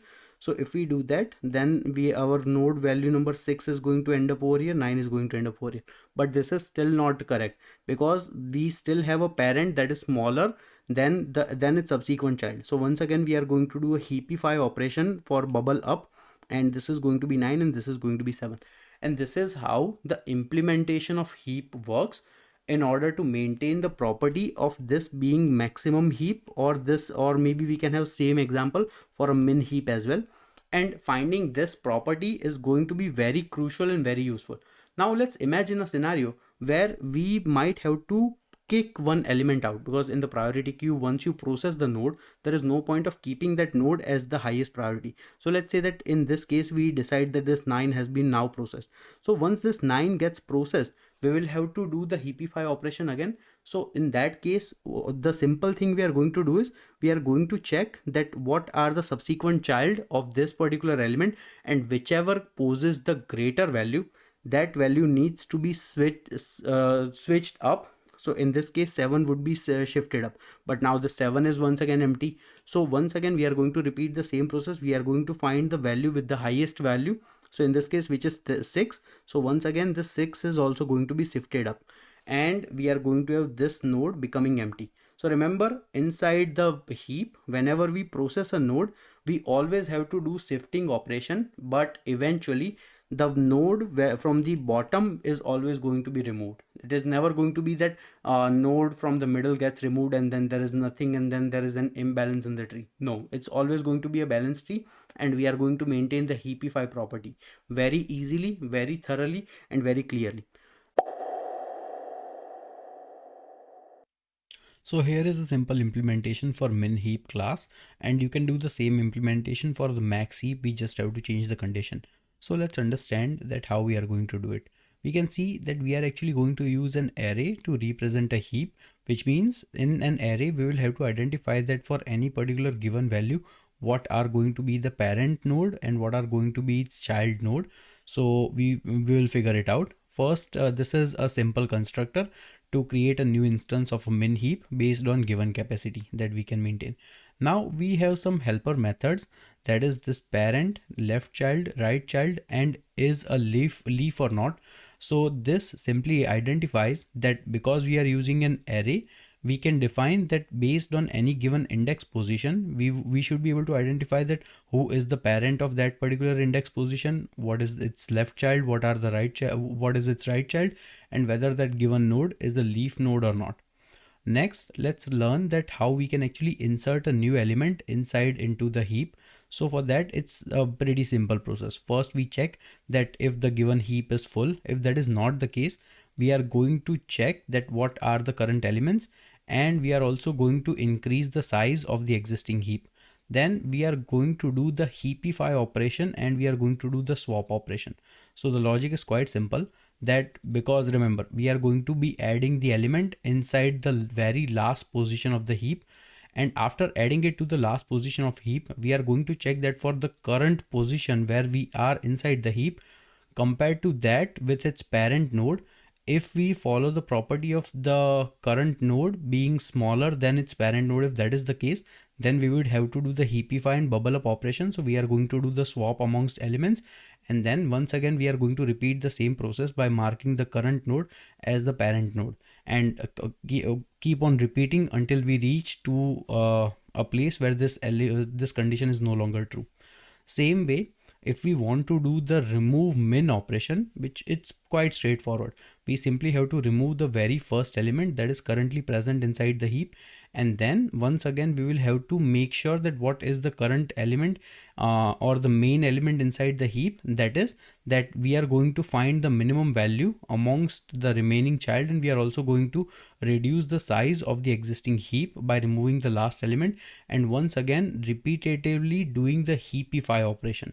So here is the condition of the heapify operation we already talked about, where we are going to check amongst the left child and right child for any given node to make sure that whether we need to do the heapify and are we following the property of min heap or max heap depending on whatever the values we are given. So this is that logic that we just saw inside the construct inside the inside the conceptual overview of the heap. And same way we have a very simple swap method, that is just to swap two elements. This is a pretty elementary method. So this completes all the items we need to implement our heap, and then we are going to have our main method where we are adding bunch of different entries inside the heap which we can see. And as we know that since this is a min heap, we are trying to fetch the minimum value of this particular all the values that we have inserted. Now we can see that so far the minimum value is 3, and which is what we should be returning based on our heap operation. Let's try to run the code, and we can see that the value returned is min 3, so which means our class works fine. Okay, now we understand all the way on how implementation work, what is heap, what is priority queue, what is tree, what is binary tree, binary search tree, differences of each one of them. Now let's try to understand that what are the benefits, or under which type of scenarios should you start thinking about using heap. So number one benefit of heap is that at any given moment you can identify that what is the element which contains the highest priority, and you can work on that. So whenever you are dealing with any question related to priority, you always have to make sure that you are following, you can try to think that, hey, in this scenario, can I use a heap or can I use a priority queue to solve this problem? And more than likely you would be able to solve this one. Next thing is, you will also have to understand that at any given moment you are being told that what is the kth highest element or kth lowest element or something like this. So k, maybe some anything with kth. So and this k can be like third highest, fourth highest, like third lowest, third biggest, third largest, third smallest. Whenever you see any particular type of this type of condition, in that case that answer has to be solved using a min heap or max heap. Now the question is, when to use min heap and when to use max heap. I'm going to give you a shortcut that is going to be very much helpful to you. Imagine that, let's say currently I have these 5 elements that are given to me, right? And they are just placed in random order and I don't know which is which. Currently these are the 5 values. Now the question is, I tell you that find me the third largest element. Okay, so which means the logic is, or not third, but let me give you the question for, let's say, second largest. Okay, this would make more sense. So if I want to find second largest element, so then because we are trying to find largest element as in biggest element, so the idea is that we, whenever you want to find big or find bigger element or larger element, try to build the min heap. Okay, do the reverse. Okay, and why we will do that, I will also explain it to you. Do the reverse. So build a min heap, and of what size? It has to be of size 2. And now let's try to do our logic that I'm suggesting. So currently we have our min heap of size 2. Now the only thing we are going to do is, whenever we realize that there is a new value we need to bring in, and that new value is actually greater than the very first element we currently have, then we are going to pop one value out and we are going to push that value inside, and automatically heap will maintain. You will see what I mean right now. So let's say currently we have value number 5. Currently we are maintaining the min heap. So 5 is the smallest element we find. Next is value number 7. Okay, so once again we are trying to find the min heap. So once again 7 is going to be placed later. Okay, currently we had space inside the heap. Now let me also make some changes. Okay, this one is 8, let's say, and this one is value number 9. Okay, now we have value number 1 coming in. So should 1 come in? Currently heap is full, but the thing is, this 1 is actually smaller than the very first element. If it is smaller, then we don't care about 1, then we get rid of 1. Okay, now this 9 comes in. Once again this 9 is actually greater than the very first element we have inside the main heap. So we are actually going to kick this element out, and we should be placing 9 in. But now once again the proportion of heap is going to change. This is going to become 7 and this is going to become 9, because currently 7 is the smaller element out of these two, and this is a min heap. Once again we have element number 8 coming in. So once again for this one we see that 8 is greater than 7, so 7 needs to be kicked out.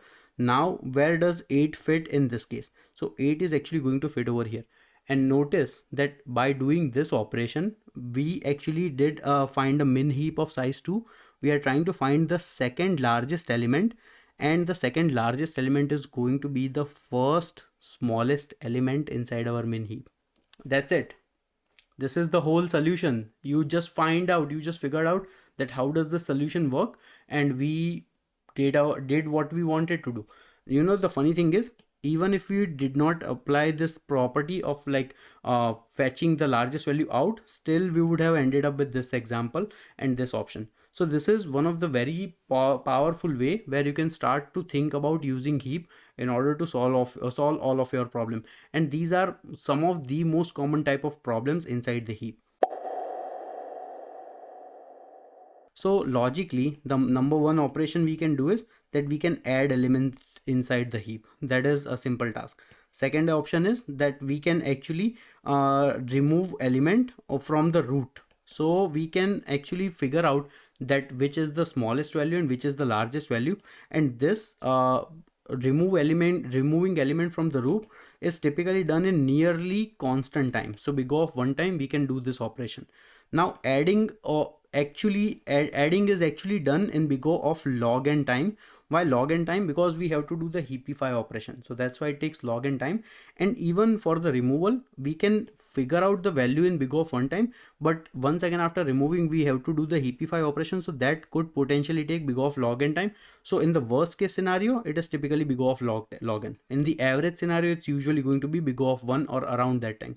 Now the thing is, if we have to do a search operation that whether any element is present inside the heap or not, this is an expensive operation because we don't maintain any order inside the heap. All we know is that whether the parent is going to be larger or smaller than its child, but we don't know that what is the packing order, where does the value lies. So in the worst case scenario, this can operate in big of n time. So you will have to be careful about that you should only be using heap when you are dealing with some sort of priority.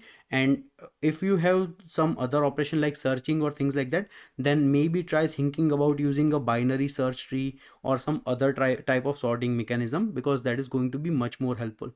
And now after this, if you have to remove or if you have to delete any specific element, then that is also going to be once again big of n, because you will have to first search that where does that element lies and then removing that.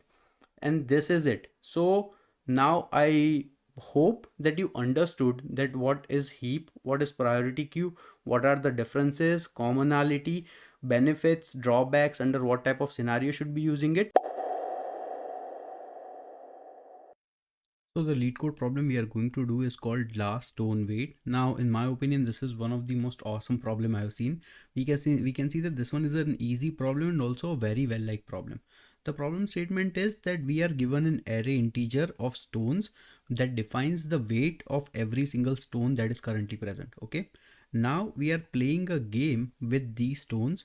Now during the each turn we choose the heaviest two stones. So this is the important part. We choose the heaviest two stones and then smash them together. Now the question is, there can be two possibilities. One possibility is that either for two stones x and y, either both are of same weight or both are of different weight, which means one is heavier than the other. If both are of same weight, then both stones get destroyed. Okay, because we are smashing them together, both stones get destroyed. If that is not the case, and if we realize that one stone is heavier than the other, then the stone with lesser weight gets completely destroyed, and the stone with higher weight has a new weight that is like a y minus x. So whatever the difference between weight is between two weights, and then we are going to keep on repeatedly going to do the same process until the end of the game, where there is only one single stone left, and then we are going to see that what is the weight of that particular stone, and that's why the name is last stone weight. Now let's try to understand this with an example so it would make more sense. Currently we are given an array where every single value represents the weight of stones at that particular position. What are we being told? That we need to find the two heaviest stone during every single iteration. So currently two heaviest stones are going to be 8 and 7. So currently 8 and 7 are not equal to each other, which means when these two stones get smashed, this 7 is going to completely be destroyed, and this stone 8 is actually going to be only of size 1, because we will have to do 8 minus 7. Okay, following this particular condition. So once again, if we do that, currently we have this 7 gets completely destroyed, and we have this element number 8 that is now being turned into element number or stone weight size 1. So now the new array we have is values 2, 4, 1, 1 and 1 and 3. Once again, we are going to repeat the same process. So find the two heaviest stones that are 4 and 3. Once again, both are not same. So once again, if 4 and 3 gets collided, we are going to left with one stone that weighs 1 kilogram, and this stone number 3 is going to get destroyed. So the new array we are going to get is going to look like this, where the values are 2, 1, 1, 1, 1. Okay, so once again in this case, now this 2 and 1 are both are the stones, so they both are going to be crashed against each other. So if we do that, once again this stone will get completely destroyed, this one only becomes of weight 1. So new value is going to be 1 amongst these two, and then these 3 ones we already had. Okay, so now once again we are going to repeat the same process. Now two heavy stones are both contains the same weight. If the weight is same, both gets destroyed. So in the next iteration we are only left with two stones, 1 and 1. And once again, if we try to smash these two stones together, both will also get destroyed. So we will not have any stones left in this case, so we will need to return 0. Now let's say in the same condition, let's take one more example where we try to have some weight inside the stone. So let's say the values are, now in this case currently the two heavy stones are this 8 and 6. If both gets smashed, then we will have values with 2, 3 and 4. 6 will get destroyed. So once again, the two heavy stones are 3 and 4. So once again, if both get smashed, then this 3 is going to be destroyed and we are going to be left with values 2 and 1. If these two get smashed together, then this 1 is going to get destroyed and last stone will only be left with size 1, and this is what we need to return as the answer. So basically this is what the problem statement is asking us to solve. The brute force approach is actually going to be quite straightforward, where at every single iteration we will first have to find the two heaviest stones. Once we find the two heaviest stones, then doing all the remaining work is not that much complicated. Then we can simply find the difference between them and then once again create a new array and then once again try to repeat the same process until we are only left with just one stone or no stones at all. So brute force approach would yield us the correct result, but the issue is for every single time if we have to find the two heaviest stones for each of the remaining array, basically we are going to be doing big of n square work just to find the two heaviest stones. And once we do that, solving this problem is very simple and very easy to do. So the question we will have to focus on is that how can we improve upon the scenario where finding the two heaviest stone becomes very convenient for us at every single iteration. And for that, the idea is whatever the given input array is, we will actually try to create a priority queue or a heap where we are going to store all the values, and we are going to set up this heap to be of max heap type. So max heap means that whenever you try to add the values inside the heap, it is going to store the maximum element first and then smaller elements later, which means it is going to store all the values inside the descending order. Okay, this is the whole concept of max heap. So that's what we are going to use in this problem. And let me quickly show you that using max heap, this problem becomes really easy to solve. The idea is that first, currently we are simply going to iterate over every single values and start putting them one by one inside the max heap. If we do that, we will get a sort of I would say a value that is sorted in decreasing order. So very first element is going to be value number 7, and then we will have value number 6, and once again then we will have all the subsequent values in the same decreasing order. And this is the input we currently have. So once after finding this input, in order to find our x and y values, we simply need to poll these two values in. And after polling these two values, all we need to do is find that if they are of same size, then destroy both of them and move forward. If they are not of the same size, find that what is the delta between them, and whatever the difference is, try to put that back inside the max heap. Keep on repeating the same process until we are only left with just one element. And let's try to see the solution I'm proposing in action. So once again, in this case, currently this is our max heap, and currently these are the two largest elements, 7 and 6. We will try to pop them out and we find that the difference is going to be 1. Okay, so currently this 7 and 6 has been popped out and we have element number 1 that needs to be added. So in order to add element number 1, it will be added in the back side of the heap. So we will I will not draw a new heap. I will just keep on adding 1 values. Okay, and these are just empty shells, so don't just ignore them. Now once again, during the next iteration, we are going to find the two heaviest elements that are 4 and 3. Once again, the difference is going to be 1. So once again, now we no longer have values 4 and 3 inside the heap, and we are just going to add one more element 1 at the end of the heap. Next two heavy elements are 2 and 2. So because both are same, so we are simply going to ignore them and not add any other values. Now the two heavy elements inside the given heap are 1 and 1. Once again, both are same, so we are going to delete both of them and don't do anything. And lastly, there is only going to be one stone left that is going to be of size 1, and this is what we need to return as the answer.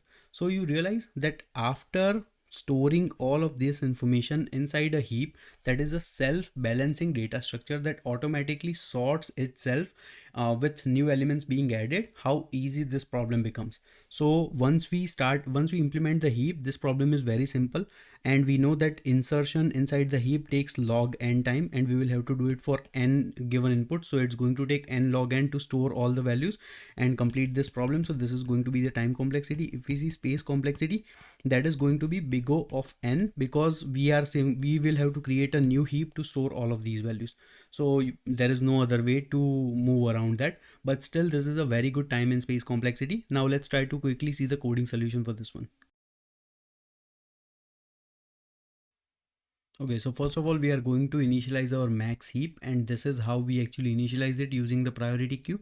And in the comparator class, we are mentioning that only the maximum element has to be at the beginning of the heap. Then we are going to add all the values inside our max heap, and then we are going to continuously remove and smash the two heaviest objects until we are only left with just one element. And for that we find our y as the very first element inside the heap, we find our x as the second element inside the heap. We simply have a condition that if x is not equal to y, then we are going to add the element that is the difference of weight between y and x elements back inside the heap, and keep on repeating the same process while the size of the heap is greater than 1. And the moment we reach to the end, we are simply going to check that if the heap is empty, we are going to return 0. If the heap is not empty, we are going to poll the last remaining element inside the heap as the answer, and that is going to be the heavy last remaining stone weight of our original input of stones that we were given. So now let's try to run the code.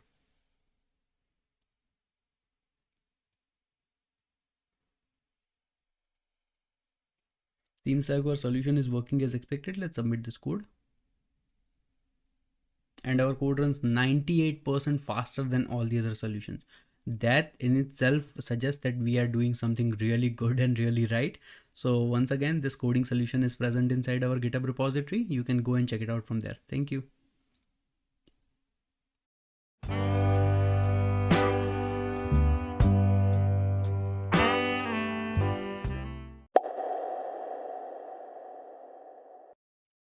So the LeetCode problem we are going to solve today is called kth largest element inside an array. And we can see that this one is a LeetCode medium problem, also extremely well-liked problem. Now, in my personal opinion, this should have been an easy problem, but anyways, they have put it as medium. So let be it.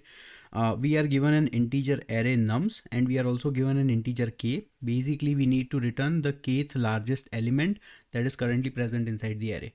Now let's try to understand this with an example. Suppose this is the input we are given. We can see that there are a bunch of different random values present at the random location. Now let's say for this problem we are given k is equal to 3, which means we will have to find the third largest value that is currently present inside the given array. Now we can see that the largest element is 7, so that is the first largest element, 6 is the second largest element, and 4 would be the third largest element. So in this case we will have to return 4 as the answer as the third largest element. Now let's try to find that what are the different approaches we can take to solve this problem. First approach comes to our mind is a brute force approach, where the idea is quite straightforward. We simply iterate over the given input array simply one by one, and in order to find the maximum value, then once again we iterate over in order to find the second maximum value, and we iterate over the third time to find the third maximum value until we reach to the kth maximum element, and we return this value as the answer. Obviously you can see that we are doing a lot of repeated work with the brute force approach, and the time complexity is going to be big of n multiplied by k, so that is not a good approach. Let's try to find the second solution.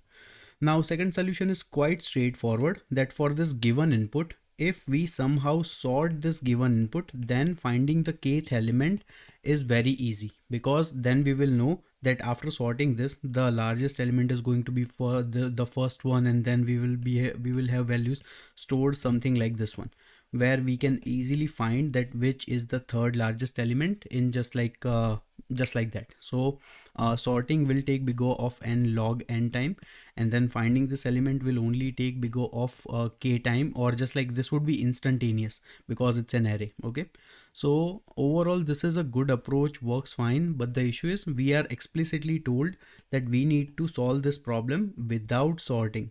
So let's try to see that how can we actually solve it without sorting.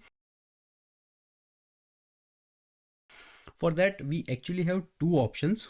First option is that we find the most optimal way to solve this problem, that is using a priority queue or a heap.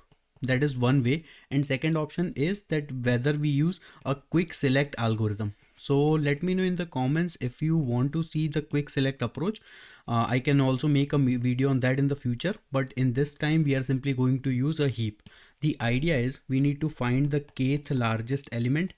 So we are actually going to store a min heap where we are going to store all the values in a min heap fashion, which means in a ascending order. Okay, so the very first element inside the min heap is going to be the smallest, and then all the other values are going to be larger than that. Next thing is we are going to have this min heap of size k. So we are only going to store k values at one time.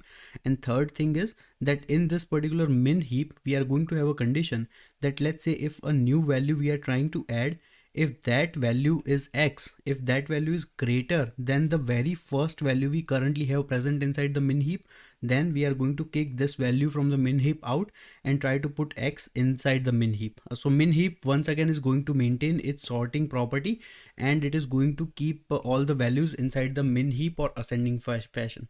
So let's try to see the solution in action.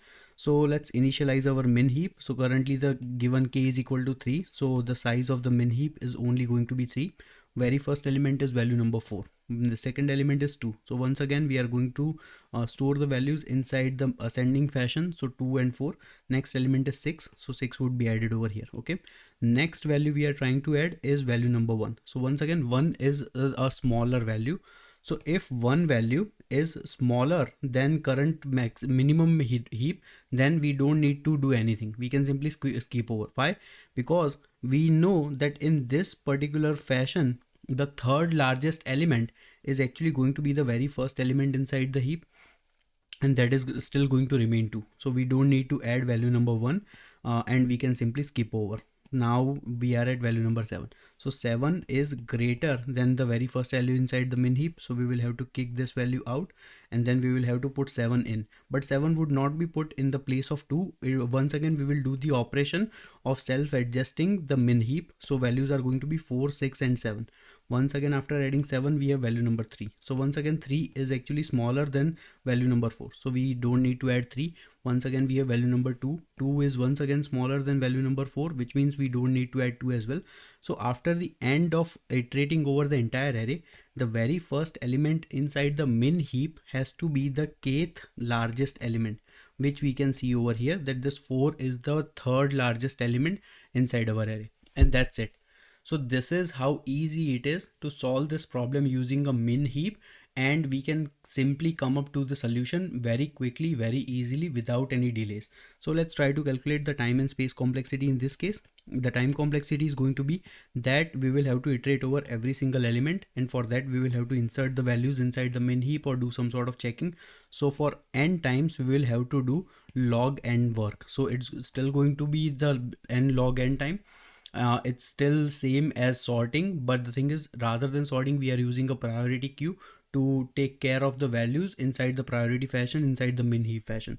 If we see space complexity in this case, space complexity is going to be big O of k, where k is the size of the given kth element we are trying to find, because we are initializing a new min heap to store the value. So it makes absolutely good sense to store this one. So we can see that this one is a really good time and space complexity to solve this problem. And once again, as a general rule of thumb, whenever you find any question where you want to find kth smallest element or kth largest element or kth biggest element, something like this, whenever you see kth, try to see that if you can use a heap to solve this problem, and almost 99% of the time you should be able to solve this problem. Okay, so now let's quickly see the coding solution for this one. So this is the coding solution. We can see that this is very simple and short coding solution. Basically, we first of all initialize our priority queue or min heap, and then we have a for loop to iterate over the given input nums that is provided to us, where we are simply going to add these values inside the min heap one by one. Then we are going to check for a condition that if the size of min heap is greater than k, then we need to poll the very first element that is present inside the min heap, and that's it basically. So in the end, we should have a min heap that only contains the kth largest element at the very first position, that we are going to do a peek operation and return. And let's try to run the code. Okay, seems like our solution is working as expected. Let's submit this code. So our code runs faster than a lot of other solutions, and this is a really good approach. So I would be posting this solution inside our GitHub repository.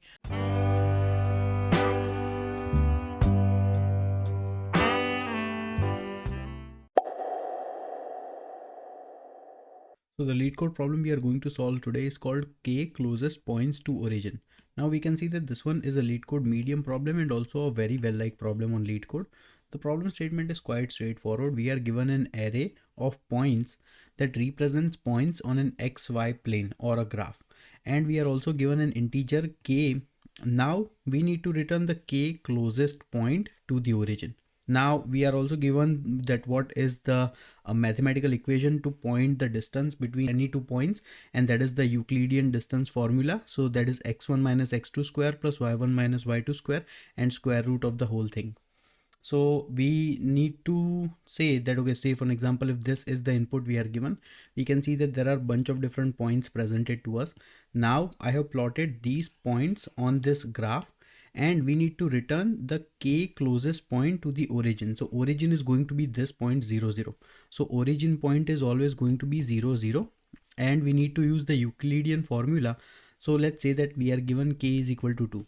So we need to return that what is the second closest point to the origin. So we can see that in this case, this is going to be the first closest point to the origin, and the second closest point is going to be this one. So we need to return this value 2 and 1 as the answer, as this is the second closest point to the origin. Now in order to calculate the distance between any two points, let's say that we want to calculate this distance between this 1 1 point and 0 0 point.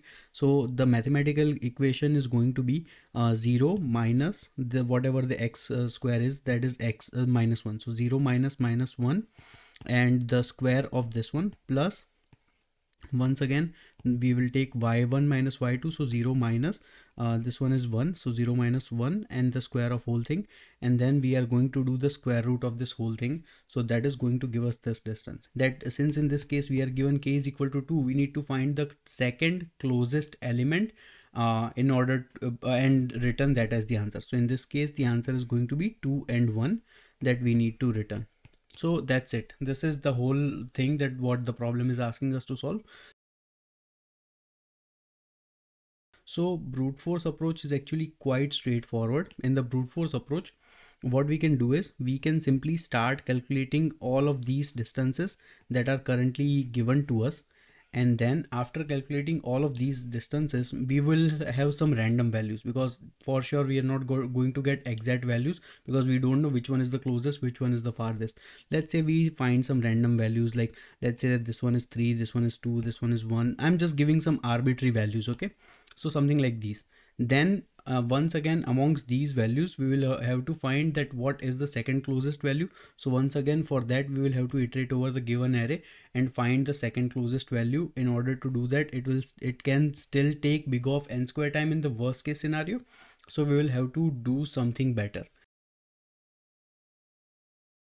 So here now for the optimal solution, I have just put down like every single point denoted as a number, and for that number I have calculated that what is going to be the distance from the origin point for that particular value, and I have marked all of these values over here.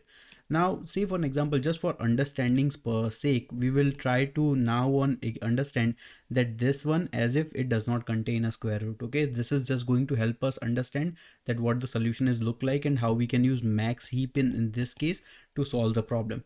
The idea is that we are going to create a max heap of size k, and inside the max heap we will always try to first add the value inside the max heap, and the moment we realize that the size is actually greater than k, then we will have to pull the lastly added element outside of the max heap. Okay, we are only going to store the k values. So in this case we are trying to find the second closest point to the origin, so k is equal to 2.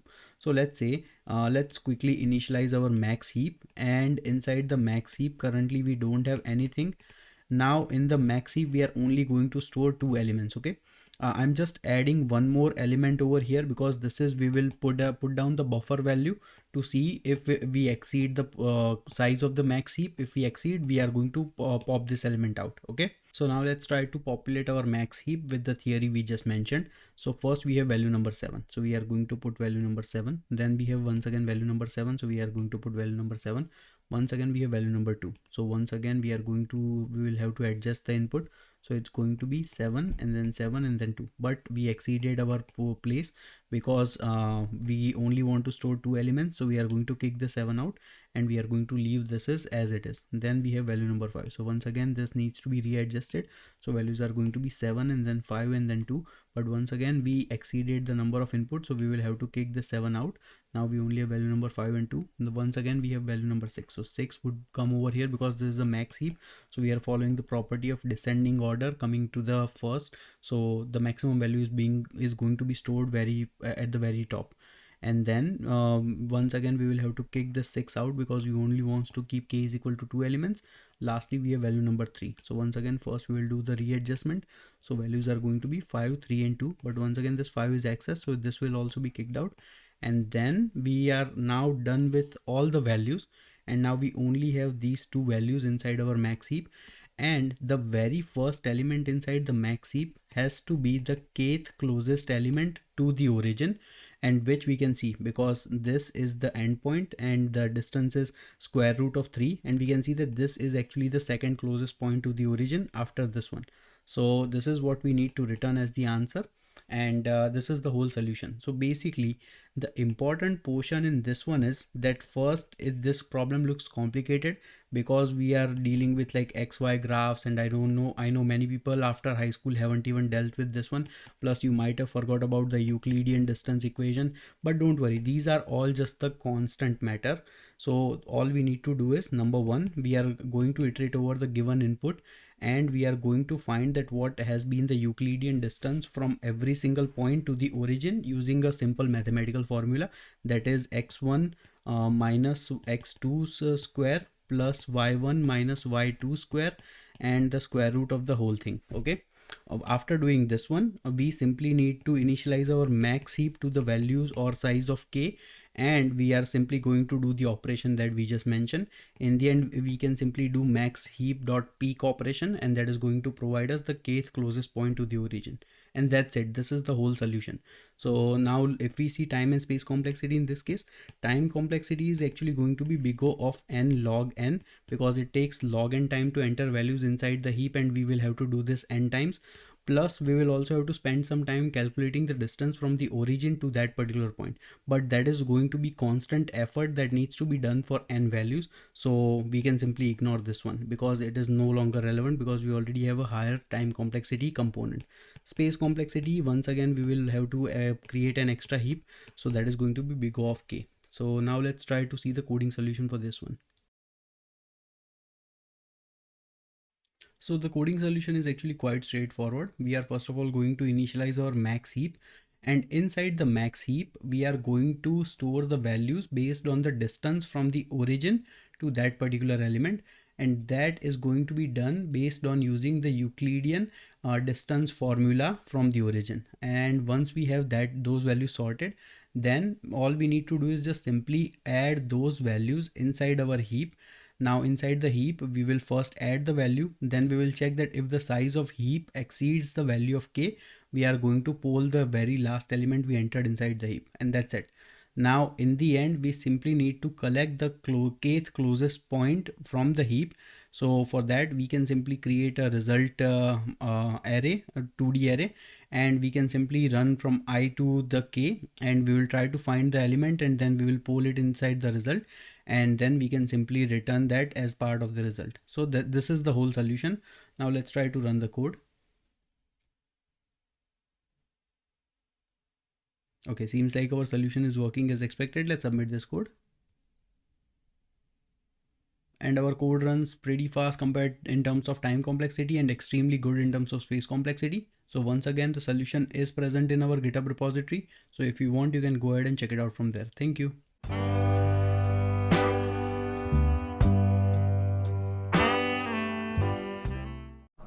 Hello friends, we are still not employed by a FAANG company, so let's not stop lead coding till we get there. Today we are going to do a LeetCode premium problem, high 5, and though it seems like an easy problem, this actually covers a pretty interesting topic that is asked by a lot of FAANG companies, and that topic is max heap, min heap. So let's understand the problem statement. Essentially, we are given a two-dimensional array that looks like this, where we are given ID and score for different students that are studying in a class. Now we are given at least 5 scores or more for every single students, and which we can see over here, that over here we are given two IDs. So the IDs we are given are student ID 1 and student ID 2, and for student ID 1 we are actually given the results of 6 different scores, and for student ID 2 we are given the results of 5 different scores. Now our aim in this case is to calculate the average for top 5 subjects. So this is really important, that we need to calculate the average of top 5 subjects. So in this case, since we are given 6 scores, we only need to choose the top 5 scores and not all 6 of them. So this is a key point to understand. And we need to build a two-dimensional array in the result, and we need to return the result for every single ID. So ID number 1 and ID number 2, in this case we need to return whatever the average we have found for top 5 subjects, and we need to return them in an increasing order based on whatever the given ID. If we take a look at this example, in this example for service ID number 1 we are given following scores. Since we are given 6 scores over here, we only need to choose top 5. So we are not going to choose this score number 60 because that is the lowest out of all, and we are going to choose the remaining 5 scores. So essentially we are going to do a sum of all these scores, and we are going to divide it by 5. So that will give us the average of top 5 scores for this one, and for student ID number 1 the average would be 87. Now we need to do the same calculation for student number 2. Now in student number 2 it's a little bit easy because we are only given 5 different scores, and we just need to do sum of those. So we don't have to eliminate any score, we can simply do sum of those to 88. So now we have reached the end of all the student IDs and we have found the average. So in this case we are going to return a two-dimensional array like this,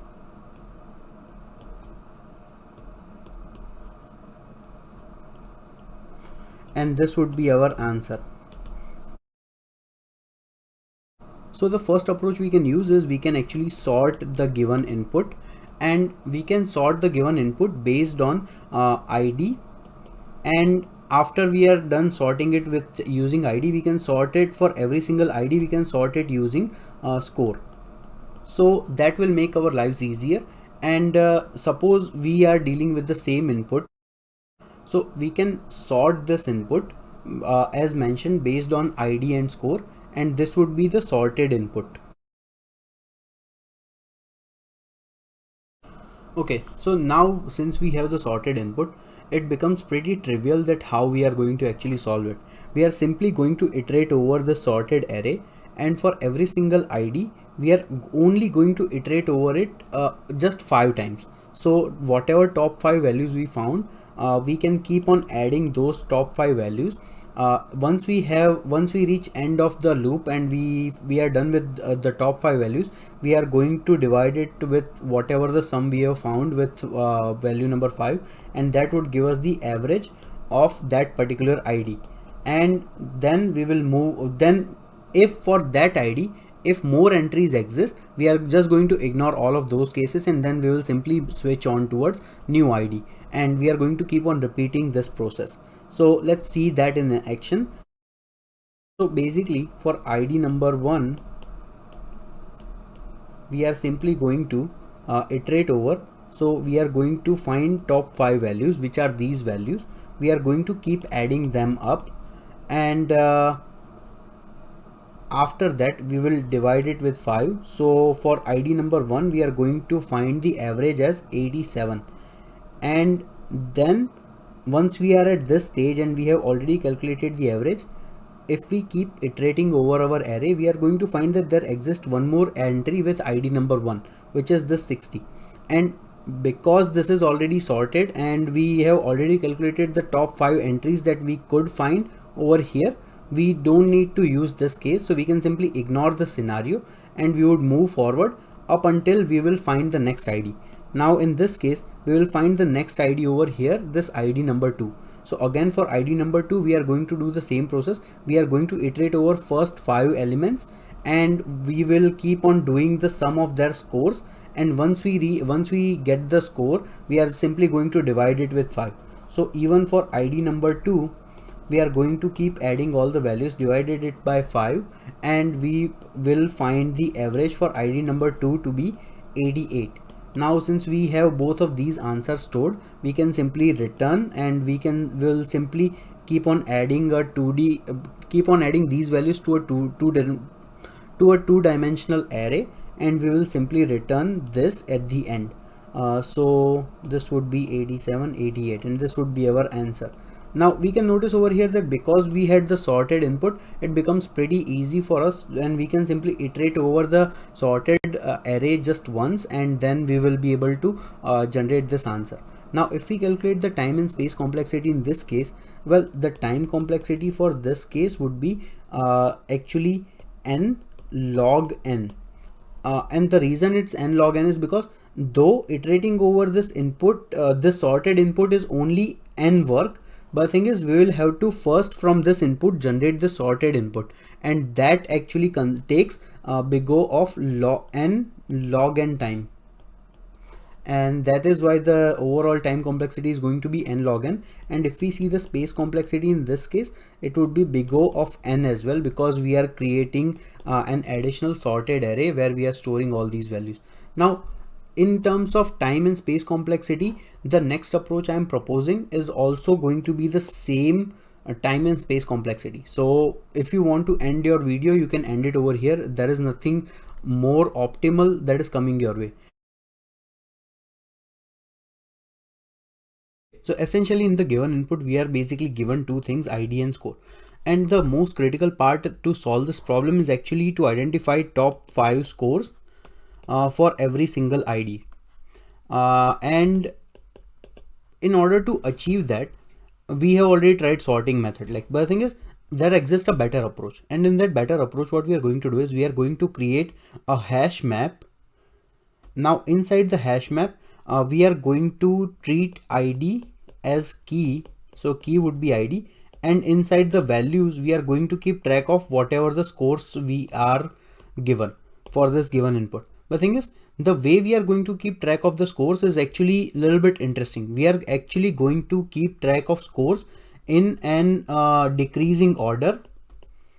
So the way we are going to keep track of the scores in decreasing order will allow us to identify the top 5 scores in this case. That essentially for this course, we will have some sort of queue or list, and we only need to select first 5 element and we can ignore rest of them. So let's see that what I mean. So suppose in this case, we start iterating over this this input, and we will first of all check that whether ID exists in this new hash set. If it does, we will update the value in the score. If it does not exist, we will add the value. So initially we find that the ID is 1. Now ID number 1 does not exist. So we will create an entry over here that ID number 1. And now the score we are given is 91. So we will just enter the score. Now again, we identify ID number 1 and ID number 1 exists. Now the score is 92, which means that inside the scores, we are putting a condition that we are only going to keep the stores in a decreasing order, which means that now we will have to update the score like this.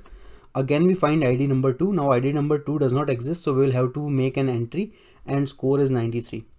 Now again, the score is 97. So again, since we are keeping track everything in decreasing order, so we will have to replace the values.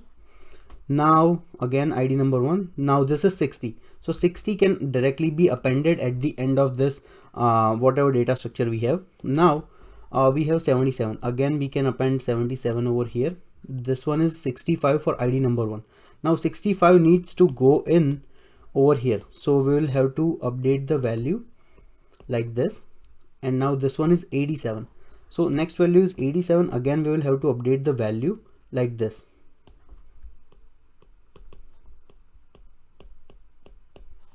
Now next value is 100. So for 100, we will have to update all the values. Now even for ID number 2, we have 100. So we'll have to update all the values. Last one is 76. So we can simply append that value at the end. And now essentially we have iterated over this input. We have created this new data structure. If you see the qualities of this new data structure, it serves our needs. Essentially we are given IDs. Now if you see the IDs, they are sorted in increasing order. So initially this is ID number 1, ID number 2. If we had ID number 3 over here, it would be placed somewhere at the bottom. If we see the number of scores, we are given for this ID number 1, we are given 6 different scores, but the thing is they are all in decreasing order, which means that since we are only worried about top 5 scores, we only need to select first 5 entries, and whatever the remaining values, we can simply ignore that. Same we are going to do for this value number 2, that we are only concerned with the top 5 values, and if there existed any other values, we would have ignored that, but that is not the case in this scenario. And now it becomes really easy for us to identify that what is the average of these 5 values, and we can simply do the sum of them and divide it by 5, and whatever average we find, we can just create our answer two-dimensional array, and we can simply put it over here, so that for value number 1 the average is going to be 87, for value number 2 the average is going to be 88, and this would be our final solution. Now if we see the time complexity and space complexity in this one, first we will have to identify that how we are going to implement all of this over here. And the way to implement this is actually a hash map, but the thing is we are directly not going to use a hash map. We are actually going to implement a tree map over here. And why we are choosing tree map? Because tree map has a property that it automatically sorts all the values based on its ID or key. So since we already need that, so we are good with that.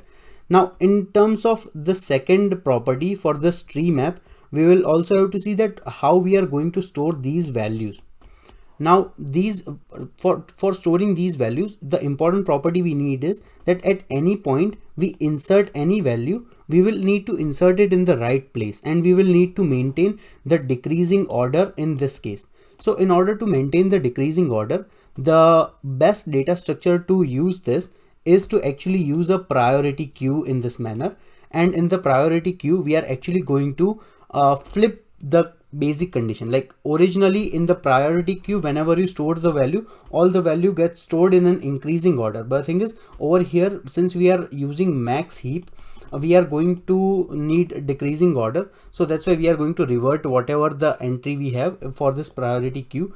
And this is how we are going to use an additional data structure to solve this problem. So now if we calculate the time and space complexity, for time complexity, essentially we are going to do big O of n log n work in total, because first we will have to iterate over this input that takes n work.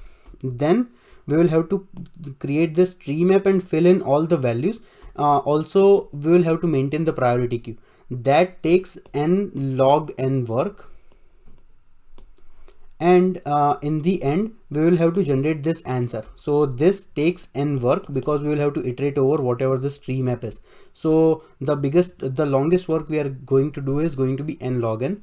And in terms of space complexity, we are creating this additional data structure to store all the values. So that's why we are going to use big O of n as additional space complexity. So if you see this is also same as our sorted approach. Like time complexity and space complexity are not different at all. But the thing is, in this approach, we are actually doing things pretty smartly. And as mentioned, like suppose rather than in this case, we are given the problem for student and scores.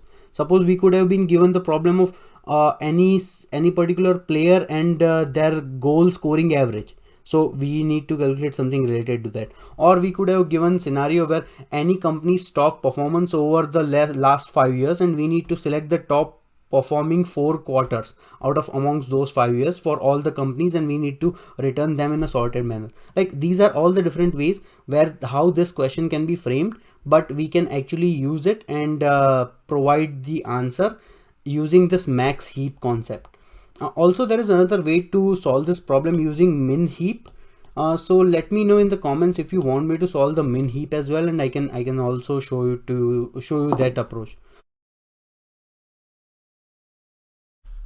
First of all, we are going to create our tree map where in the key we are going to store the ID, and as the value we are going to store a priority queue. We are going to name it scores.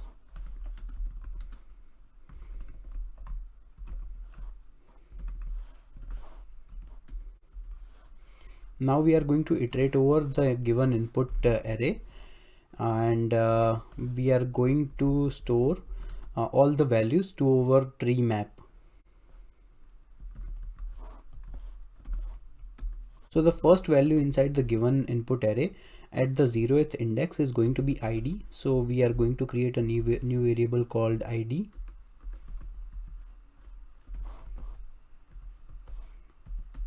And the second value is going to be score.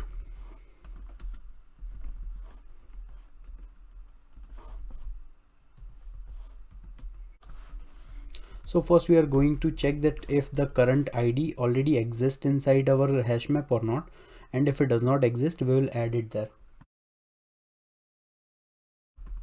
And we are also going to initialize a priority queue to manage the heap property, where we are going to store all the values in a decreasing manner, and by default all the values in the priority queue are stored in an increasing manner.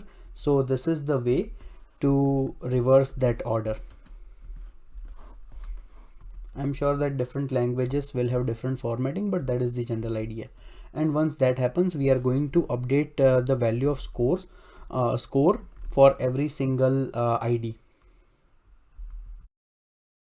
Okay, now this hash map should have all the values stored, and now we simply have to iterate over it and generate our answer. So first we are going to create a list of integer where we are going to store all the answers. Now we are going to iterate over the new hash map that we have created.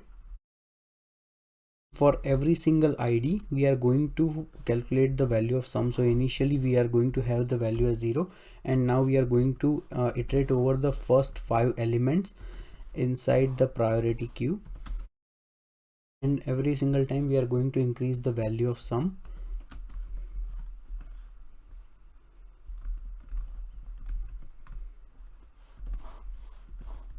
And since this is a queue, we are simply going to poll values every single time. And once that is done, we can simply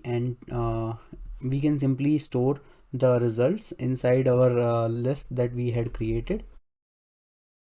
And for the sum, we are going to divide it by 5 because we need to store the average. Okay, so now we are done with all our calculation. Now we simply need to create a 2-dimensional array and store the value of whatever the answer we have found and return that. So we are going to name it as answer array, and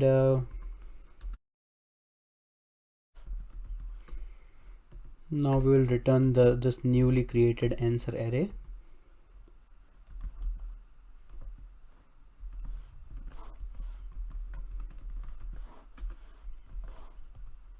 And yeah, this should be our answer. Let's try to run this code. Seems like our solution is working. Let's try submitting this problem.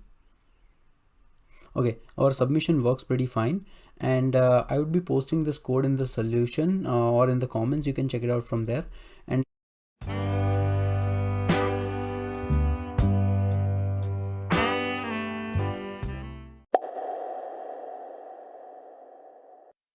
so the LeetCode problem we are going to solve is called kth largest element in a stream. Now we can see that this one is a LeetCode easy problem and also an extremely well-liked problem on LeetCode. The problem statement is quite straightforward. We need to design a class where we can find kth largest element inside a stream, and we are told that we need to find the kth largest element in terms of sorted order number, not the kth distinct element. This is just to avoid confusion. Now let's see the requirements for kth largest class. Basically, we need to implement two methods. First method is kth largest method, where as an input we are given an integer k and we are also given an integer array called nums. Now amongst these integer array nums, we need to return that whatever the kth largest element is. So suppose the given k is equal to 3, we need to return that what is the third largest element inside this array. Second one is an add method, where we are continuously adding value to a continuous stream, and in that continuous stream we are able to represent or return the kth largest element in that continuous stream. So with every new value being added, we can determine that this is the largest element inside the current k array. So for both the case, let's try to understand this with an example. Suppose this is the array we are given as an input, and we are being told that k is equal to 3. We need to find the largest element. Okay. So logically we can see that over here the largest element is 7, second largest element is 6, and third largest element is 5. So in this case we need to return 5 as the answer, that this is the largest element. Now say for the same example, this we took care of the kth largest element method, the first method. Now for the second method, the add method, basically let's say that we are given k is equal to 3. Okay, and this is a continuous stream. So first we add value number 1. Currently we don't have any large value.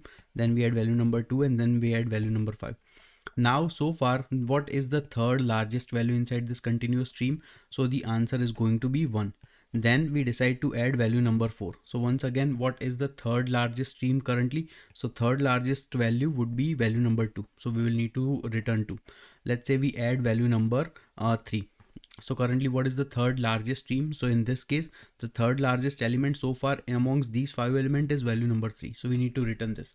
So basically in both the cases, we need to find that for any particular given input, what is the kth largest element. Now for this add method, you would say that, hey, we need to check for every single time. So how can we do that? The idea would be to design a data structure where at every given moment we should be able to quickly identify that, hey, currently by adding this value to this particular data structure, the kth largest value is going to be either 1 or 2 or 3, depending on the number of elements that are currently present inside our existing stream. So let's try to see that how we can actually solve this problem.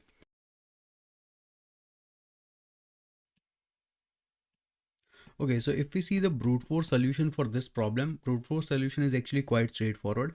Let's say for given input array, we can simply start iterating over every single value in order to find the maximum value we found so far. Then we can repeat the same process to find the second maximum value, and then we can find the third process to find the third maximum value, and that would basically yield us the result of, let's say if we are given k is equal to 3.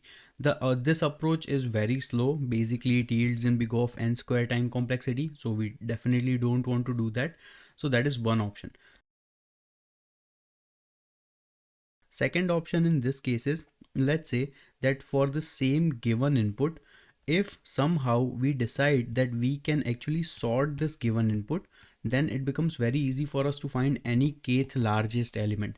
So let's say in this case, the sorted array is going to look like just all the values from 1 to 7. And in this case, the kth largest element, let's say our k is equal to 3, which means we need to pick the bottom third value in the answer, and we can simply return this one. So the sorting solution would work fine, but the thing is, in order to create like from this non-sorted array to sorted array, it's gonna take n log n time. So but this is still a much bigger improvement compared to our brute force approach, and this is actually what we are going to take into account in order to solve the problem. But the thing is, not only we need to create like a data structure where we can store the sorted value and find or calculate the result, but for our add method, because we need to continuously check for any particular existing value that is being added into the stream, that what the kth largest element is. So for every single time doing the sorting would not make much sense. Rather, with addition of every single value, we need to keep track of all the largest values that we currently have so far. And for that, what I'm suggesting is that we actually use a very popular data structure called heap that is specifically designed to store or identify kth largest or kth smallest element. The approach I'm suggesting is that for this particular heap, we actually create a min heap of the size k. Okay, and what does min heap means is that it stores the values in like the minimum order in its sequence. So let's say currently in our array we have values like 2 and 4 and then 1, something like this one. So this is currently not sorted, but if we try to put these values inside the min heap, it is going to store values as 1 and then 2 and then 4. So basically we will have sorted values that are being stored, and adding every single new value inside the min heap only takes logarithmic time, so log n time. So the idea would be that if we just have a min heap of size k, that is number one scenario, and number two condition is that whenever we find a value that is actually greater than the current value we have, then we are going to pop this value out, and then whichever value x we found, we are going to push this value inside our array, and this should allow us to find the kth largest element very quickly. Let's try to see the solution I'm suggesting in action, and then it would make much more sense. So currently this is our given input array. We are trying to find the third largest element. So what I'm suggesting is to create a min heap of size 3. Okay, currently this min heap is empty. Now we have value number 4, so we simply add value number 4. Then we have value number 5. So remember, because this is a min heap, if there is like the low value, it needs to be at the very beginning. Okay, so then we add value number 5. Once again we have value number 1. So currently value number 1 is actually smaller than both 4 and 5. So we will min heap automatically would readjust itself, and we would have values 1, 4 and 5 stored in this manner. Once again, okay, so now let's say if up until only this point we want to find out that what is the kth largest element, all we need to do is just simply check that what is the very first element present inside the min heap, and that is going to be the kth largest element. So not only this min heap is going to allow us to calculate the kth largest element for given input array, it can subsequently applied in order to use for our add method as well. And that's why this one data structure is going to solve both of our problems. So now currently the kth, let me just put down the answer over here. Okay, that currently the minimum value is 1, so that we can find, and this answer is for the add method. And at the same time we will find this answer over here for the kth largest as a. Okay, that will come when we reach to the end of this given input. Now once again we have value number 2. So currently 2 is actually greater than the very first value inside our min heap, which means 2 should be in our min heap, and we are going to pop the smallest value inside the min heap. So now currently we have values 2, 4 and 5. Once again the answer is going to be 2, because this is the third largest element we found so far in this stream. Next we have value number 6. So the moment we want to add value number 6, which means 2 is definitely clearly smaller than value number 6, which means 6 needs to be added, but with addition of 6, 4 and 5 also needs to be readjusted. So now 4, 5 and 6. So far up until this point, the third largest element is going to be value number 4. Okay, once again now next element we need to add is value number 3, but currently 3 is actually smaller than the current value we have inside the min heap, which means we don't need to do anything. We can just simply skip over 3 as it would not be part of the solution. Next is value number 7. So for value number 7, once again we will have to do the readjustment. So 4 would be kicked out and 5 and 6 would be adjusted to have 5, 6 and 7. Currently our inside the stream the value is going to be 5, and the answer is also going to be 5, that 5 is the third smallest element, or sorry, third largest element inside the given array. So just by simply using min heap of size k, and then having the logic that if the value we are trying to add, if that value is actually greater than the current very first element inside the heap, we will need to kick this element out and insert this value inside the heap. then the solution would work perfectly fine. If we see time and space complexity, in this case the time complexity is going to be big O of n log n, because for every single element we will have to enter it into inside the heap. So that's why the time complexity is n log n. If we see space complexity, it is going to be big O of k, where k is the the kth element we are trying to find, because we are initializing a new min heap of size k. And for those who don't know, min heap also means a priority queue. So that's the logic right there.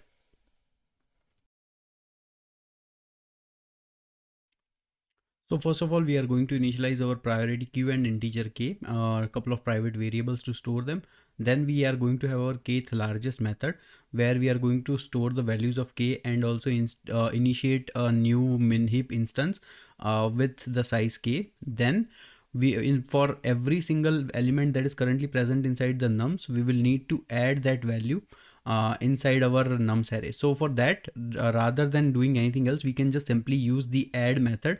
And now let's quickly also see the add method, where we first check that if the current min heap size is less than k, then we are simply going to add the value inside the min heap. If that is not the case, then we are going to check that if the given current value is greater than the current very first or smallest value we have inside the min heap, then we will have to kick that value out, and then we will have to add the new value we are currently at inside the min heap. In the end, we simply need to do a peek operation, or the very first element that is present inside the min heap, and that is going to be the kth largest element for us. And that's it basically. So now let's try to run this code.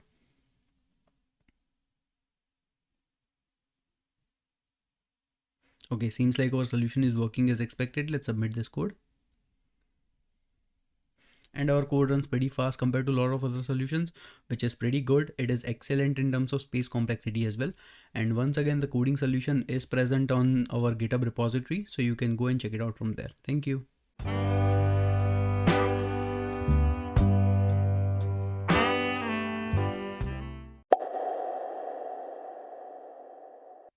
So now we are going to do one of my favorite problems on LeetCode, that is called task scheduler. We can see that this one is a medium problem and also a very well-liked problem. Now I just have one request for you. I really want you to pay utmost attention to this particular problem, because if you can understand to solve this problem, there are a lot of important LeetCode concepts that would enshrine in your brain. So please, please, please pay utmost attention. Now let's get started with the question. Basically, we are given an array of CPU tasks, and each task is represented by a letter somewhere between A to Z. Then we are also given a cooling time n. Now we are told that each cycle or interval allows the completion of one task. Okay, that's fine. And then we are told that task can be completed in any order, but there is one small constraint regarding this interval n that we are given. And that is that identical task must be separated by at least n intervals due to cooling time. Okay, so let's try to understand what it just mentioned with some examples. And basically we need to return the minimum number of intervals required to complete all the tasks. So let's try to understand this with an example. In this case, we can see that we are given 3 tasks that we need to complete. First task is A, second one is B, and third one is once again A. We are also given the cooling down period of 2. Now, how does this cooling down period affect our task is that identical task must be separated by n intervals. So let's assume that during the first window, we start to complete task A. Okay, so we got rid of this task. Once again, we got rid of this task as well, task B. Now the thing is, we only have one task remaining that we need to complete, but if we try to complete task A over here, and if we see the difference between this interval and this interval, then we can see that the difference is only going to be 1. But the thing is, it has to be separated at least by 2, because that is what the cooling period is. Because once again, I'm repeating, both A and A are identical tasks. We are told that identical task must be separated by at least n intervals. n in this case is 2, which means two identical tasks has to be separated by two intervals. Currently we only have it separated by one interval. So we will actually have to add one more interval over here where we are not going to do anything. So this would be an idle period where we are just going to stay idle just to complete that one more interval. And now we have 1 and 1, two intervals completed after we completed task A, and then once again we can complete the remaining task A. So totally we need to return the minimum number of intervals required to complete all tasks. And in this case, we can see that we took 1, 2, then this idle third, and then this completing A4. So in total, we took 4 intervals to complete this task. Let's try to understand this with a couple of more examples. Next example is, once again, we are given n is equal to 2. Now in this case, we have 3 identical tasks. We have 3 A's and 1 B. So one logical solution would be, we can start with task A. Once again, we go to task B. Now we know that the cooling period is 2, which means we cannot use a task A once again. We will have to stay idle. So we got rid of this one. Okay, now once again we can do task A. But after completing task A, once again the next task we need to do is once again task A, for which we have to have 2 idle cycles. So since there are no other tasks remaining, we are going to remain idle for 2 more cycles, and then we are going to complete task A. So if we calculate in this case, we need in total 7 intervals to complete every single task in this input. And same way in this approach, we would actually need in total 8 intervals. How? Because we are given 3 A's and 3 B's. So logically we can do task A, then we can do task B, and then we cannot do task A or B once again. So we will do an idle scenario. Once again we would do A, once again we would do B, and once again we would do idle, and once again we would do A, and once again we would do B, and then we don't need to stay idle because we completed all these 6 of the tasks. So that's what the problem is asking us to solve. I know understanding this problem is quite tricky. Now first let's try to understand the brute force approach. Now logically, the most simplest brute force approach would be to try out every single possible permutations and combinations. So we start with task A, then once again we try to find that what is the next task that is not A. Once again we identify task B, once again we mark task B, once again we try to identify that is there any other task that we can do that is not A nor B within this 2 window period. We cannot find anything, so then we decide to go idle. Once again we repeat the same process, and once again we keep on finding the next task. So this is a very slow approach, and we are doing lot of repeated work just to do this one, because number one, we are not sure that how many number of total tasks are available. Number two, we are not sure that what is the frequency of every single task. So we cannot know that during any particular interval cycle how many number of tasks we can accommodate. That is one huge problem with this brute force approach, and this problem is what we are going to solve and exploit it in order to make this algorithm much faster. So let's try to understand that what is the optimal solution I am suggesting. But for optimal solution, first we will have to build up some logical understanding on how we can improve our solution. Okay, so for that, once again let's take our favorite example where we are given 3 A's and 3 B's, and once again we are given our n is equal to 2. Logically, most efficient matter for us to solve this problem would be that in any particular given input, first we need to find out that what is the character that occurs most number of times, and we always have to start with that character in order to complete it in the fastest manner possible. So logically, in this case, both A and B occurs 3 times. So what I'm suggesting is that first approach we can take, first smart approach, is that we can actually take an entire input, run it through some sort of like array or hash map, and create a frequency map. And in this frequency map, we are going to make sure that every single time any particular character, how many times it appears. That is number one thing. Next, we will need to learn that what is the maximum time any particular value repeats, and then we will need to store the values in the decreasing order. So once again, we will need to find some way to sort this frequency map. So for that, one of the very good approach we can take is that we can actually create a heap where inside the heap we can store the information that how many times any particular character appears, and we can actually store its information. So let me just make this slightly different, and we are going to have B appear 2 times. Okay, so now it makes sense that A is 3 times and B is 2 times. Okay, now one more logic I'm suggesting is that we actually take understanding of this scenario, that what is this n represents. So basically this n simply represents that how many number of computations we can do back to back on separate characters during any particular interval size.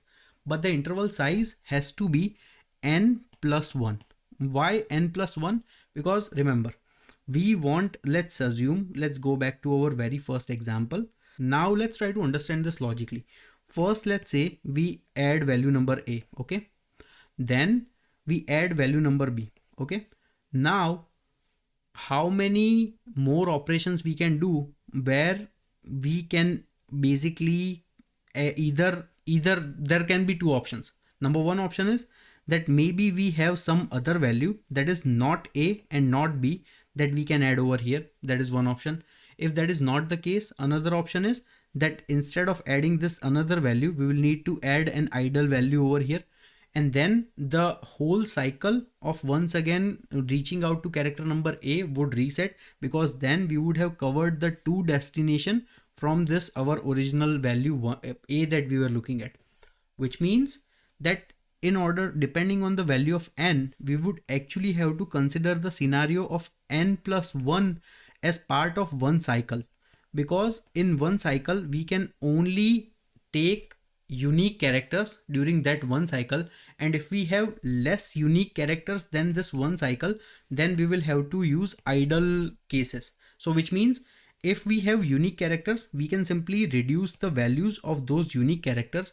So in this case, we got rid of this 1A and then 1B. So we are basically reducing the values. Let's say if this one was C, then we could have just reduced C, but we don't have C. So we still have A. So which means repeated characters would only be decreased by 1 during one n plus 1 cycle. And if we have unique characters, we will try to fit as many unique characters as we can inside this n plus 1 cycle. So this is the second improvement we are trying to do of applying n plus 1 cycles.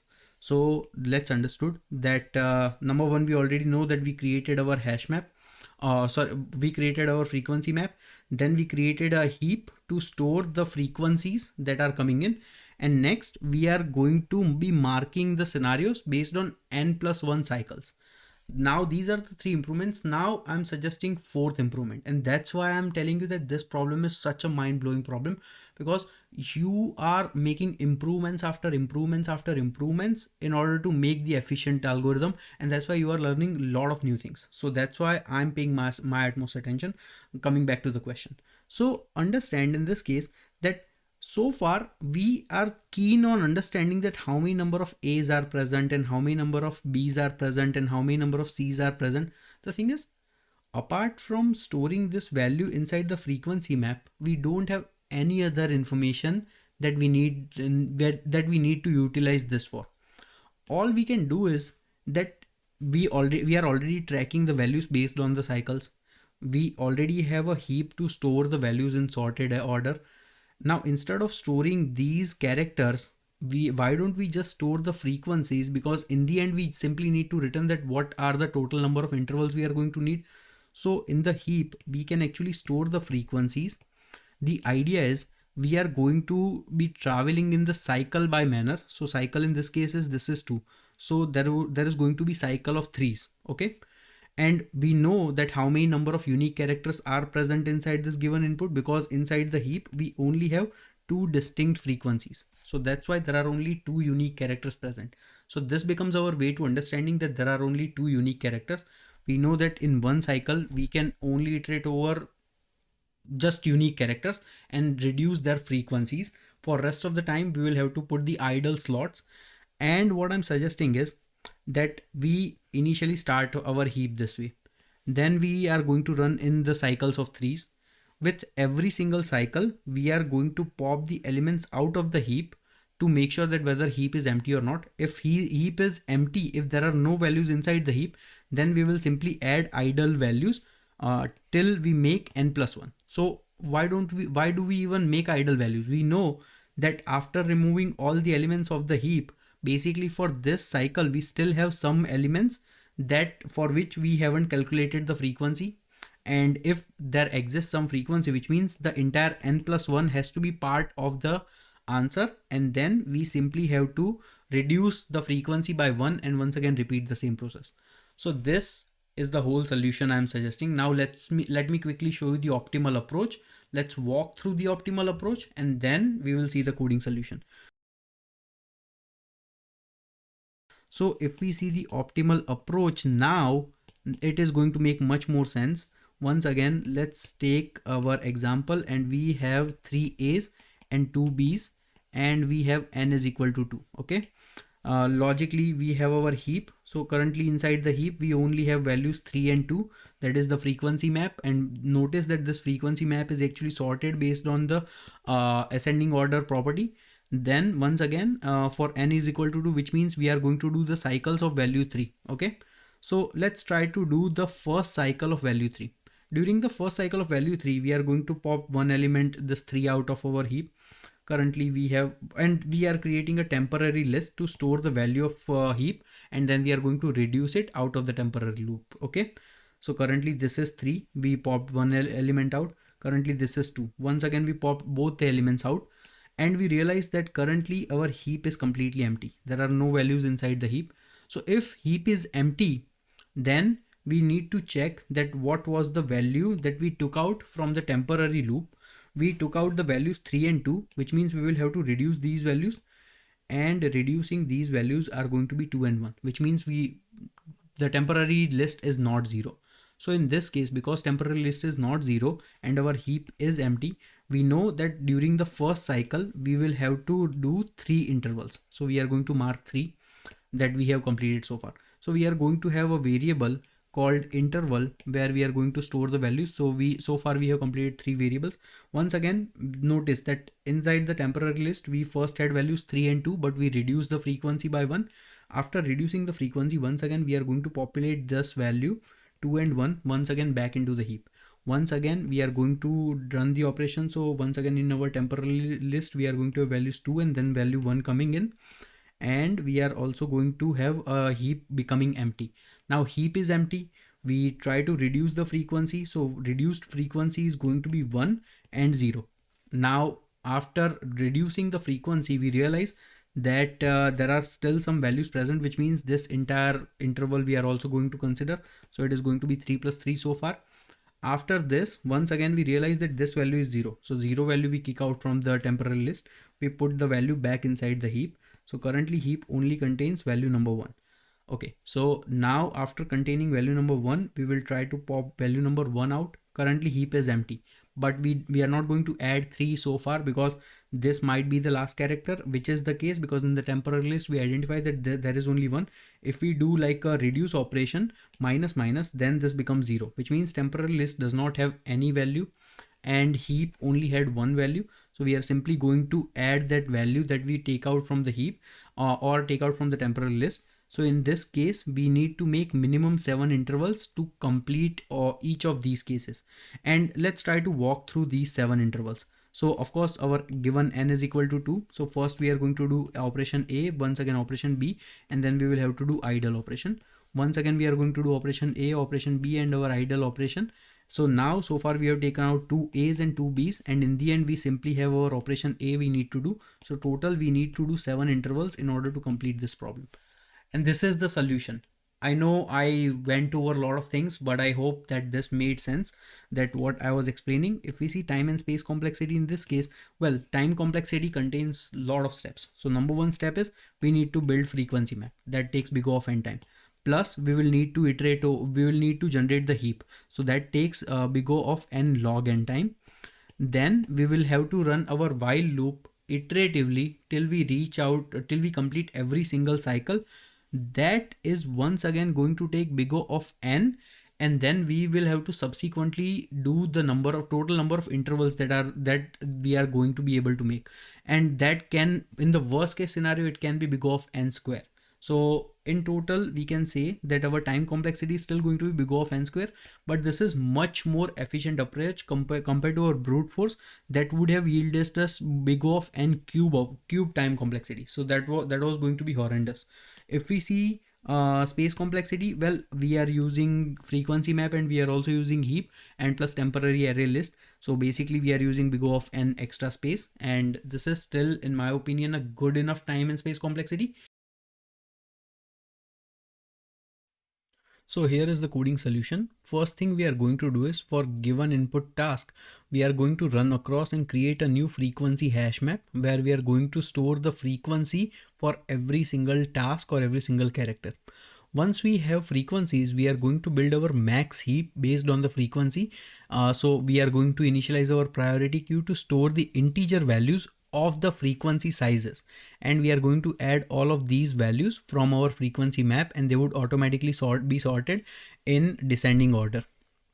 Next thing is, we will need to process every single task. So initially we are going to have our variable time set up as 0.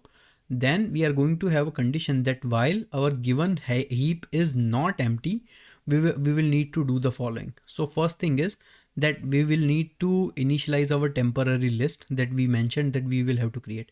Then we are going to run a for loop from I is equal to 0 to I is less than n plus 1, which means this is going to be one of our cycles. So this is going to be our cycle logic where we are simply checking that we are going to check if the max heap is not empty.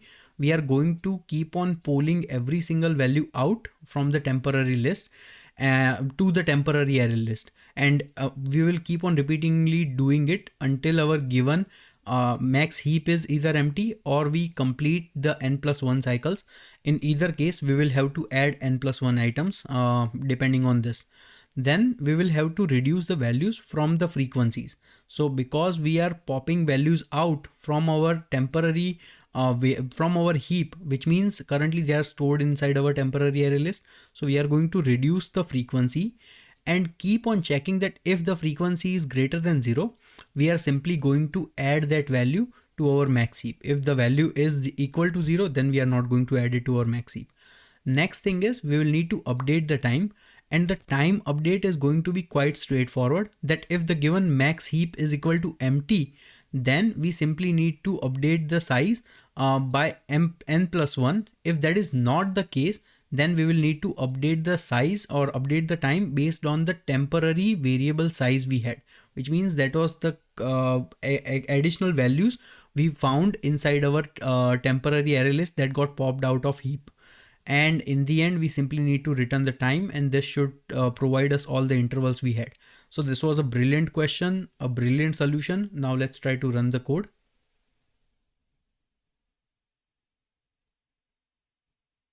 Okay, seems like our solution is working beautifully. Let's try to submit this code. And our code runs pretty fast in terms of time and space complexity. Once again, the coding solution is available in our GitHub repository, and the link of the GitHub repository is in the description. So feel free to check it out from there. Thank you.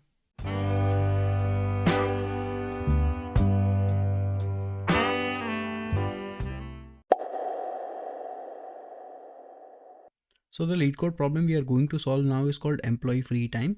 With this one is actually a LeetCode premium problem, and that's why you see that this interface looks different. This is actually defined as a LeetCode hard problem, but in my opinion, this should have been a medium problem. But anyways, let's try to focus on what the problem statement is. Basically, we are given a list of schedule of employees that represents the working time for each of the employee. Now, each employee has a list of non-overlapping intervals, and these intervals are in sorted order for each employee. Okay, now we need to return the list of finite intervals that represents common positive length free time amongst every single employees in a sorted order. Now in this list, we can see that we are given the working times for three different kinds of employees. So this is the timing for employee 1, this is the timing for employee 2, and this is the timing for employee 3. If we plot all of these timings on one single linear line, we can see that employee 1 works from 1 to 2 and then works from 5 to 6. So amongst all of this time, employee 1 is free. Same goes for employee 2. Employee 2 only works from 1 to 3. So apart from this, the entire period is empty for him or her. And this is the list or the timing for employee 3. So we need to find that what is the common free time amongst all of these employees, and we can clearly see that amongst this period every single employees are free. So this 3 and 4 is the interval that is common free time amongst all 3 employees, and this is what we need to return as part of the answer. So after understanding that what problem statement is asking us to solve, now let's try to realize that what is going to be the common approach we can take to solve this problem. First, you see that for any particular employee, this given intervals are in sorted order, that employee is working from 1 to 2 and then works from 5 to 6. Same way over here, we are just given one single data set, but you get the idea that what I'm trying to refer. But the thing is, when we actually have to find the common intervals for each one of these employees or each one of these timings, question is, why are we even treating these as separate entities? Why don't we just consider that what if all of these intervals are just a simple intervals on a string or on a time frame, and then we just need to find that what are the common spaces available between each one of them, and that's the whole logic. So the idea is that for some reason, in order to do that, we will actually have to sort all of these timings that we are given for separate employees. Now sorting these can be done like couple of ways. Either we can just simply use like sorting function, or we can create an additional data structure where we can inject all of these values one by one, and we make sure that we try to sort them. So basically what I'm suggesting is that we use some sort of a heap or a priority queue. Now we know that the condition of a heap or priority queue is that whatever value you enter, it tries to sort it in some order. So we will try to actually sort all of these numbers in the ending period. So whichever one has like the earlier ending period would be sorted first, and whichever has ending period later would be sorted later. If we try to do that with this given input size, then we would find some results that looks like this. Now this is what our heap would have stored, that these are all the intervals we have, and currently we see that these are not independent intervals. There is a lot of overlap also present amongst these intervals as well, but this gives us much clearer idea on what we are trying to find. So now the logical step to do is that if we just try to go and start finding out that what are the free slots, then it would not work. Why? Because imagine over here we see that this one ends at 1 and 2, and then this one ends at 1 and 3. So we can infer that there is some overlap amongst these two. So we can deal with the overlap, and we can say that combiningly, like after 3, we can try to find some potentially empty spaces. Now after 3, we identify that for the next slot starts at 5. So this slot ends at 3, this slot starts at 5. If that is the case, we can clearly see that, hey, this 3 to 5 slot is an empty slot, so we can use this one. But this would not work. Why? Because for the next one, we can see that this actually starts at 4. So this 3 to 5 is not a proper answer, and we can find many false positives. So before we start finding out the empty slots, we will have to do some work in between, and that work is actually quite simple. All we need to do is that every time we find an overlap, we simply need to merge those intervals. And how do we find overlap? Well, the answer is quite straightforward. If for one interval, if the ending period ends before the starting period of the other one, we can define that there is an overlap between those intervals. So if we do identify the overlap, what we need to do is for the starting value, we need to find the smaller value amongst both the intervals. For the ending value, we need to find that what is the larger value amongst both the intervals. So if we repeat that scenario in this case, we can see that for this first scenario, this one ends at 2 and this one starts at 1, which means there has to be an overlap. So we encounter an overlap. So let's select the smaller value. So smaller value is going to be 1 because it's same for both, but the ending period is going to be 3 because 3 is the larger amongst both of them. So combining these two, we can just say that we only have one interval of size 1 and 3. Same way, this one is 5, 6. Okay. So currently this is 3 and this is 5. So there is no overlap. So this is a separate entity. Now amongst this 5 and 6, we need to check that whether this 6 and the next interval starts after 6 or before 6. So this one starts before 6. So because this one starts before 6, these two also contain some sort of overlap. Because there is an overlap, once again for starting pointer we are going to take the smaller value. So smaller value is going to be 4. So we are going to put 4 as the starting of the new interval, and for the ending point value we are going to use 10. So 10 is going to be the new ending interval, and that's it. After completely merging the all the overlapping intervals, we are only left with just two intervals. So this, now we can very easily process that this one ends at 3, this one starts at 4. So from 3 to 4 we have some empty slot that we can use. So that's quite simple, and this is what the whole solution is. So let's do a quick recap on what we just did. First of all, we use a heap to basically sort every single interval inside based on the ending order. So whichever was ending before would come first inside the heap. Okay. Next, we did the merge interval operation for all the overlapping intervals, and also we did that in like normal fashion. We simply need to iterate over the given values that are already sorted inside the heap, so that can very easily be done. And after merging, we only need to find the empty slots and put those empty slots in some sort of answer array list that we have created, and that's it. This is simply we can return. Let's try to calculate the time and space complexity. So in order to generate this process of sorting of every single value, it takes n log n work. Okay. After we are done with this one, we need to do the merge interval. So that takes big of n work. And after that, we need to find the answer or empty slots. That also takes big of n work. So overall, we can say that time complexity is going to be big O of n log n, which is quite good given the input. And this actually has practical applications as well.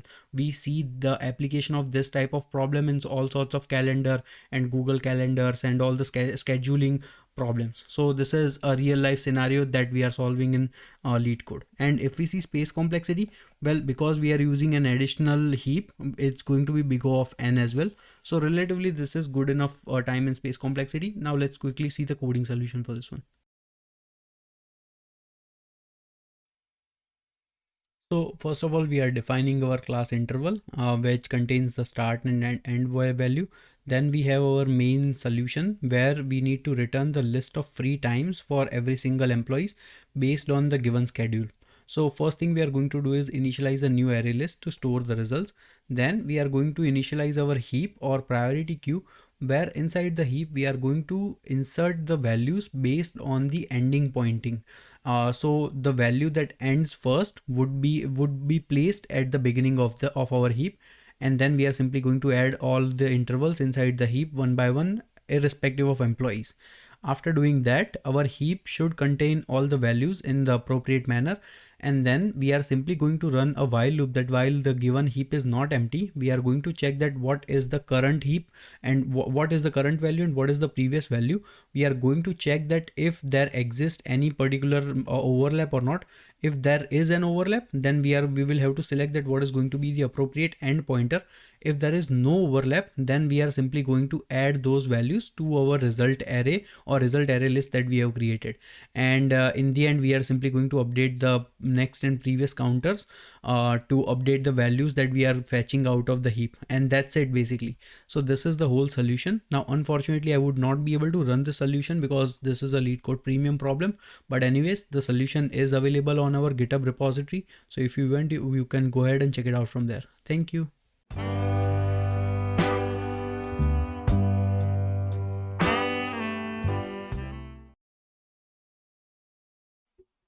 Hello friends, we are still not employed by a FAANG company, so let's not stop lead coding till we get there. So the LeetCode problem we are going to solve today is called find medium from a data stream. It is a very nice problem. And if we see some of the popular companies where I want to get a job who have already asked this question, there are companies like Amazon, Apple, Uber, Adobe, Bloomberg, Google, Spotify, Microsoft, Facebook, Nvidia, ByteDance, LinkedIn, and bunch of more. So that's why I'm paying my utmost attention. I hope you also enjoy the video. So this is a LeetCode hard problem and also a very well-liked problem. Basically, we need to find the median from an incoming data stream. Now, in this problem, basically we are being asked to implement the median finder class. Now in this median finder class, we need to implement these three methods, where the first method is the median finder method by itself. Second one is a void add number, which means that if this method is being called, it will add an integer called nums from the data stream to our data structure. And third one is the find the median, that we need to basically find the median. Now let's come back to the problem statement. First, we are given the definition that what a median is. Median is the middle value in an ordered integer list. Now this is the tricky part. We are being asked to find the median from an ordered integer list, which means that the input, whatever the input comes, let's say the input comes like 11, 3, 5, something like that, we still need to find the median as if the input was 3, 5 and 11. So this is the tricky part. Like most of the people would not realize that the wording ordered integer is there, and then they will get confused. So now we have get that sorted. Now we need to see that what is the definition of the median is. Basically median is the middle value, and if the size of list is even, then which means there is no middle value. In that case, we need to find the median as the average of two middle values. And we are given some examples, but we are going to see this in much broader examples. So first let's try to understand this with some existing example. Suppose we are given a stream that looks like this: 1, 2, 5, 11, 15, 16, something like this.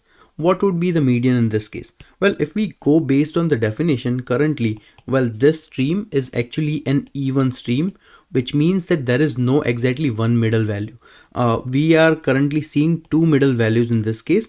And also notice that for this whole thing, I actually set it in ordered motion already. So we are going step by step. So first, this is an ordered list that is an even list, and it has two middle values. So in this case, the median is going to be the average of these two values. So which turns out to be 5 plus 11, 16 divided by 2. So the answer is going to be 8 in this case. So second, again, let's suppose that once again the list is ordered list. So 1, 2, 5, 8 and 9. In this case, we are dealing with odd numbers. Now for these odd numbers, the middle value is quite obviously clear, and that is going to be value number 5. And again, the ordered property is still maintained in this example as well. So in this case, the answer is going to be simply value number 5. Now let's take one notch a little bit more complicated. What would be the median in this case? Since this is odd number, we know that we need to find the middle value, but in this case, this is not in order. So first we will have to put this in order. So that is going to be 1, 3, 5, 8 and 15. And in this case, now since it is easy to calculate the middle value, it is going to be 5. So this would be another scenario. Now with these examples, you at least got one broader idea that how to deal with the median finder class. Like when we need where we need to first of all create a method to find the median. Second, we need to create a method to add the median. And third, we need an object of this median finder class. So basically we need to focus on these two items the most. Now the most important part in this one is first we will have to see that what would be the actual problem is going to look like. So actual problem is going to look something like this, where there can be multiple options. So first, let's say that it selects, and the option is that you need to find the median. But currently, if we see our list or our input data stream, let's just mark this as input data stream.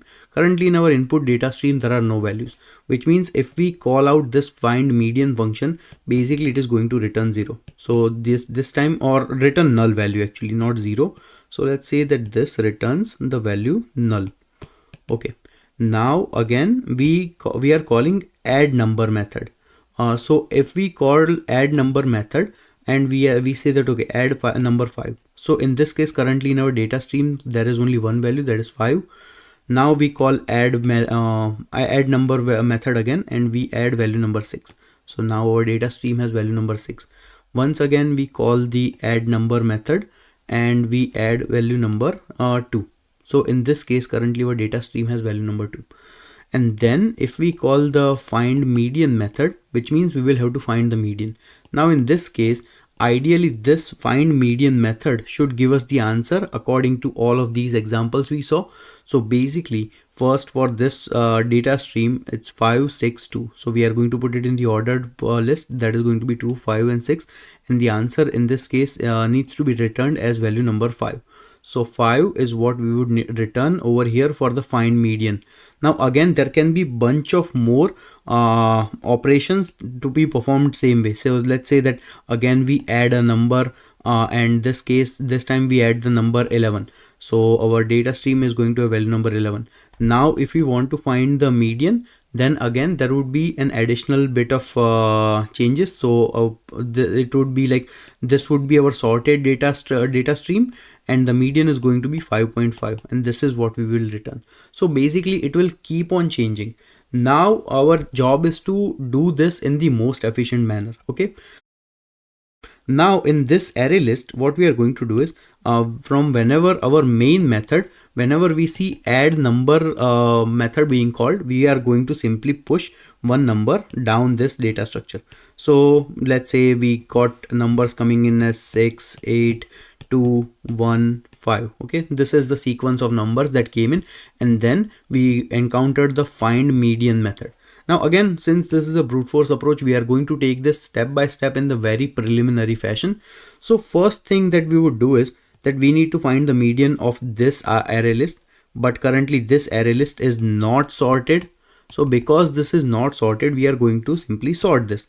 Now sorting an array or array list, actually there are a bunch of different ways, but typically this can be achieved in n log n time if we use something like quick sort or merge sort, but we are not even going to bother implementing those quick sort or merge sort. What we are simply going to do is call collection.sort method. So if we call collections.sort method in any programming language, basically it sorts the given array for us in n log n time.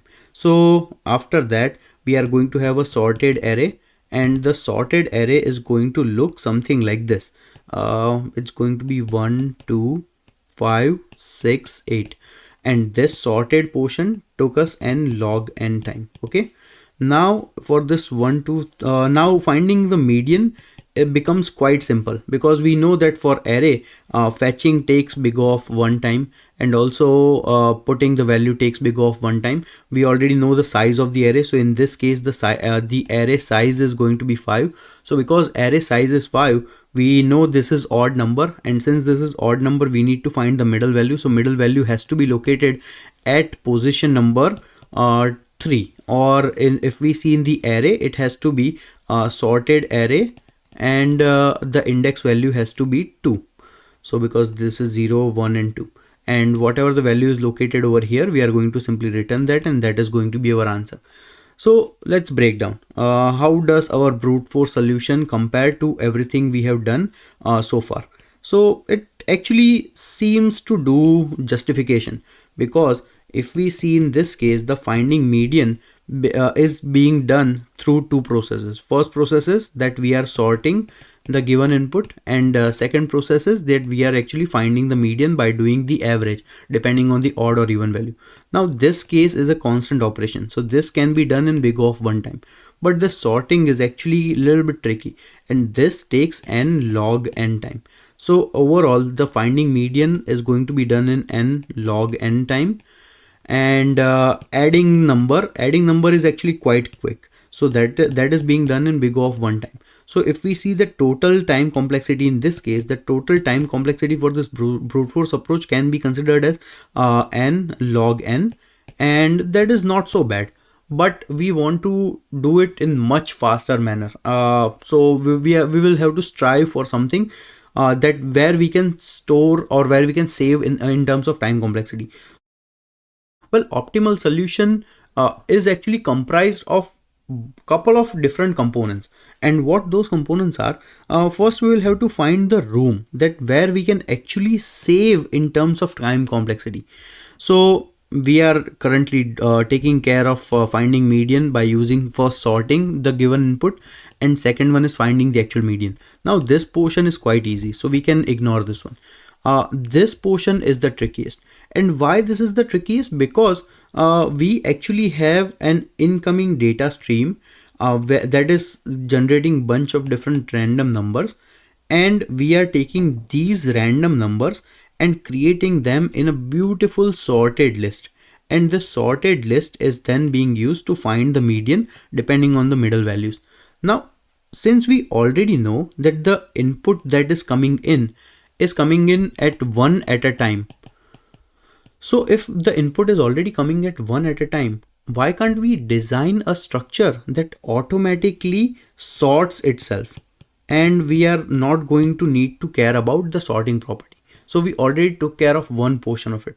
And what would be that automated sorting mechanism data structure is? Well, you already know it. It is actually called a heap or a priority queue, where depending on the how you configure it or how you set up, you can actually configure it to have in either in increasing order or decreasing order. So no matter the sequence of numbers that are coming in at random, eventually this is always going to be in the sorted manner. So if it is always going to be in a sorted manner, then it becomes very easy for us to basically find the median, because we already know that how to find the median from a sorted property. Now there are a couple of tricky parts over here, and first let's break those down. Currently we have already decided that we are going to use heap. Now what are the trade-offs with heap? Well, the first trade-off is that if we want to insert any data, basically the insertion takes big O of log n time, right? So that is adjustable because it is maintaining the sorting property. So how it does it is that let's say that you have this initial heap that is being created, and currently this heap is empty. Now you have this one incoming value 15 coming in. So 15 comes in. So it currently, because there are no values, it puts 15 as it is. Now let's say that there is one more value coming in, and that is value number 16. So now for this value number 16, heap is not just going to append it anywhere in the sequence. It is going to see that, okay, let's assume that this is actually a min heap, which means that the topmost value has to be the minimum value, and all the other values would be greater than that. So in our min heap, basically we need to make sure that the first value remains the smallest and everything is sorted in increasing order. So in this case, because of this is a min heap, it is going to put 16 over here, and 16 is going to store over here. Now suppose we have another value coming in, and that is value number 5. Now this value number 5 is actually lesser than 16 and 15 both. So in this case, it is actually going to find a proper bucket or a proper place for 5 to be stored, and that it is going to do using the binary search. And we all know that binary search takes log n time. So that is why first it is going to do the binary search to calculate that where to put this 5. It calculates that, okay, currently the 5 is the lowest or the minimum value, so that is why it is going to put 5 at the beginning, and it is going to take care of all the other values. So basically our heap is going to look like 5, 15 and 16. And because of this property, there is this log n time penalty that we have to pay. But this log n is actually much better than n log n, because we are only doing it once. So that is the trade-off. Now I hope I was able to explain you that how does a heap work. Once we have that sorted, now let's see that will this make any improvement to our problem? Well, of course, it is going to make significant improvements to our problem. Currently, let's assume we are using a min heap. Again, using the same example, let's say that we have our data stream. Now in our data stream, assume that we have all the values coming in at random. So the random values that are coming in at the moment are going to be, let's say 1, 15, 3, 8, 9, 11, 13. Okay, these are the random values came in, but we have a heap and we have a min heap, which means it is going to take care of all the values in the sorted manner. So sorted manner is going to be, now in this case, since we have 7 digits or 7 values stored inside our heap, which means that this is odd number. So because this is odd number, we need to find the middle value. Now this is the tricky part. We know that with array, it was actually easy to fetch any value from the middle because we were able to do it in big O of 1 time constant time. But that is not the case with the heap.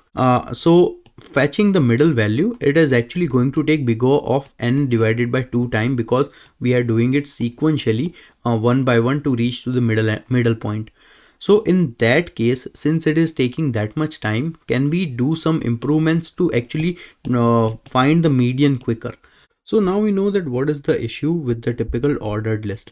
Basically inside the ordered list, despite having all the values properly set up using the heap, it will still take us time to reach to the middle pointer, and we want to basically make this process much faster. So how do we do that? Well, one simple conclusion is that breaking this heap into 2 portions.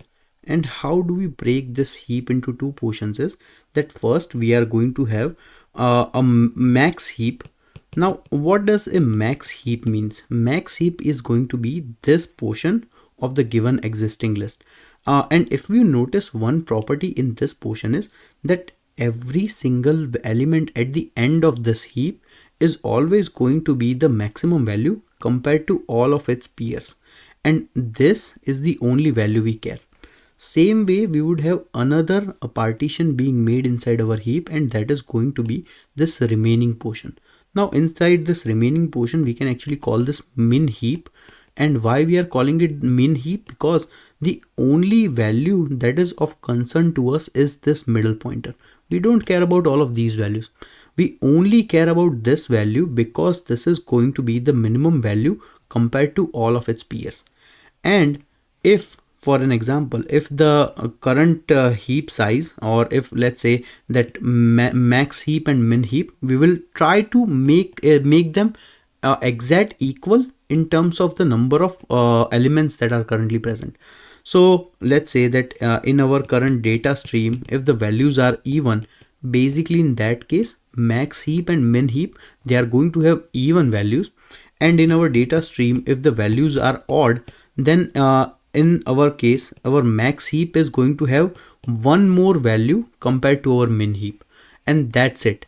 So if the values are even, or if min heap and max heap are same in the size, then the median value is going to be the combination of, or the average of, this max and min heap. And if it is odd, basically we simply need to return this max heap value or the max element. Confused? Don't be. Let me show it to you with an example. Suppose this is our current data stream. What would be the ordered list? First, let's just try to understand. So median in this case, again, that is quite easy to find. The median is going to be this value number 3, that is the middle value. And why we came up with this value number 3? Because once again, this is the total number of elements are in the odd number, so that is why it is easy to find the median. Now let's see that how would my approach work. So first, let me quickly create a max heap and a min heap. So I'm just first giving you the end result, that how they are going to look like, and then we will go step by step on how to implement that. Okay, so end result is going to be that this max heap is going to have all the values that are greater than the very first element inside the max heap. So max heap is going to look something like this: 3, 2 and 1. Actually it's going to be 1, 2, 3, but I'm giving you more general idea so that visually it is more interesting that the very first element is the element that we are looking for. So in this case, this is going to be that. And if we see it with the original list, basically we are taking care of these first 3 values. Same goes with the min heap. What are going to be the values? So the values are going to be simply 4 and 5. Why? Because the very first element is going to be the minimum value compared to all the other values. Now again, going back to our equation of the values being equal or one value being higher than the other. So in this case, currently if we see the number of values in our, okay, this MH is not the best abbreviation, in our max heap, okay, max heap and min heap. So currently in our max heap the number of elements are 3, in our min heap the number of elements are 2. Because max heap has one greater element, the whatever the value of max heap is, or the whatever the value of the very first character in the max heap is going to be our median. And in this case, if we were to ask the find the median, we can simply return the answer as 3. Now let's see that how step by step we are going to maintain this property. So first we have our max heap, and then we also have our min heap. Now the property inside the max heap is that the very first value has to be the biggest value compared to all the other values, and the min heap is that the very first value is going to be the smallest value. And also there are one more property, that every single value inside the max heap is always going to be less than or equal to the min heap, nothing more than that. So first we are going to enter the value inside the max heap, and that is this value, very first value, 52. So first we add 52 over here. Currently min heap does not have anything, we took care of this value. Now the second value is value number 2. First we are going to check the size difference between max heap and min heap. And what the size difference is going to tell us is that whether the value should be added to max heap or min heap. So if we were to add this value number 2 to max heap, then the size difference between max heap and min heap is going to be value 2. So because this is greater than 1, we cannot have them, which means we will have to push one value to the min heap. But the question is which value, and that is the interesting part. So we know the property that every single value in the min heap has to be greater than max heap because of this one. So if we enter value number 2 in the min heap, will it make sense? No, absolutely not. Which means first we will have to push the maximum value that is currently present inside our max heap to the min heap. So the first we are going to have value number 52 being pushed over here, and then we are going to have this value number 2 being pushed to our max heap. I hope this makes sense. If not, try to rewatch the video for this portion and you will understand what I exactly said. So now we already took care of value number 2 as well. And also remember, because we have both the values at the same time, if we want to find the median, it becomes quite easy. We can do it in just constant time at any given moment. Because let's say I tell you that after these two values, there is a find median command. You can do it quite easily. You can just say that, okay, 52 plus 2, 54, 54 divided by 2, I think it's going to be 27, and 27 is the answer. You can find it quite obviously. So that is why this approach is very fast. Now again, going back to our example, now this value number 3 we need to push in. Currently both of the min heap and max heap, the sizes are same, which means the value has to be entered into the max heap, because max heap can have one more value than the min heap. So 3 we know we have to push it into the max heap. Now what is the property of the max heap? That very first element in the max heap has to be the greatest element or the biggest element compared to all the other values. So in this case, because 2 is the small element, we are going to adjust our max heap. So first element is going to be 3 and second element is going to be 2. Now we took care of this value number 3 as well. Now we have this value number 5 to take care of. Again, 5 has to be added to the min heap. So if should we add 5 directly to the min heap, or should we add it to the max heap? We are going to check the very first or the biggest element inside the max heap. The biggest element of the max heap is lesser than the value of that we are trying to enter, which means 5 can easily enter our min heap. So since we are entering 5 into the min heap, we also want to maintain a property inside the min heap that the very first element inside the min heap is always going to be smaller, which means 52 we will have to move on the side and value number 5 we will have to put together. Because up until this point, even if you see that what are the elements, so the original elements were 52, 2, 3 and 5. If you just want to put them in a single ordered list, the value is going to look like 2, 3, 5 and 52. And we are only concerned with these two values, 3 and 5, and which we are able to make sure or use using this min heap and max heap. So that's why we are going to get rid of all of this. This was just for explanation purposes, but you get the idea that what we are trying to do. Now again, once again, we have the value number 11 that we are trying to enter. So for this value number 11, it has to go to the max heap. What is the property of the max heap? That the very first value has to be the biggest value. So currently the value is 3. So because 3 is smaller, so 11 will go over here in the middle, in the very first value.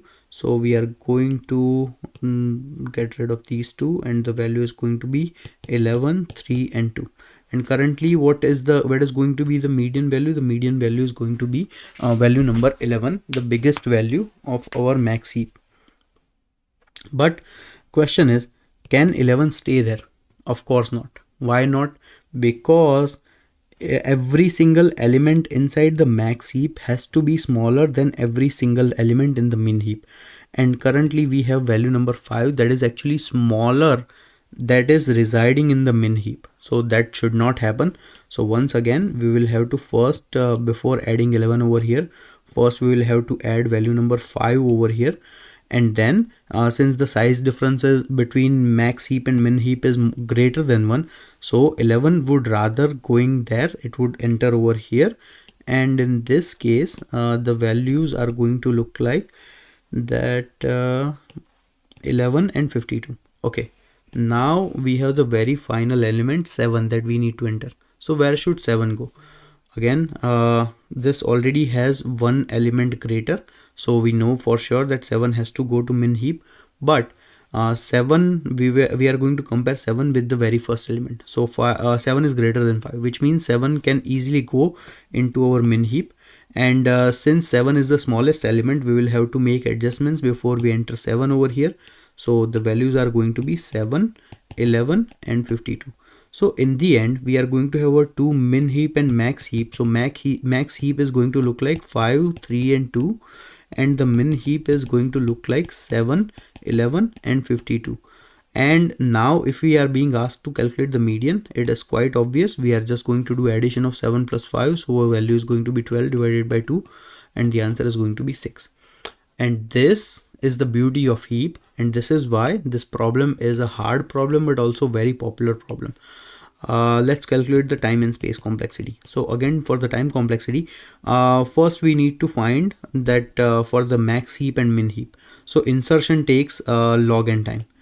And essentially we are going to be inserting values in the max heap, min heap, sometimes from max heap to min heap and sometimes from min heap to max heap. But in either case, we are going to be achieving that in log n time. So essentially we are doing log n 4 times, and then for the one time we also have to enter the value from the data stream to one of the heap. So essentially we are actually doing the log n operation 5 times. So if you want to be very specific, you can mention 5 log n to be the exact time complexity.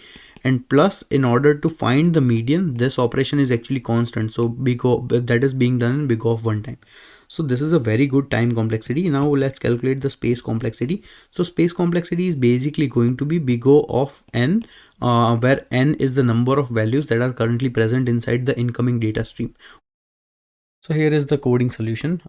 First of all, we are creating our class called median finder, where we have our two priority set. First one is a priority queue named low, that is our max heap, and second one is our min heap. Now we need to create a method to add number. Basically, to add number, we are first of all adding it to the max heap. Then we are balancing the both the heaps, and then we are checking that if they both are maintaining the proper sizes or not. If not, we would pop the element and move it to the other heap. And in the end, it becomes quite easy to find the median, and that is essentially you just check the size. If the sizes are equal, then you do the average of both the lowest and the highest value and divide it by 2. Otherwise, you take the value from the max heap and return it as the answer. So let's try to run this code. Okay, seems like our solution is working as expected. Let's submit this code. And our code runs decently efficiently, and I would be posting this solution in my GitHub. So this is my GitHub repository, and you can find bunch of different solutions over here, and it is going to be quite useful. Good luck.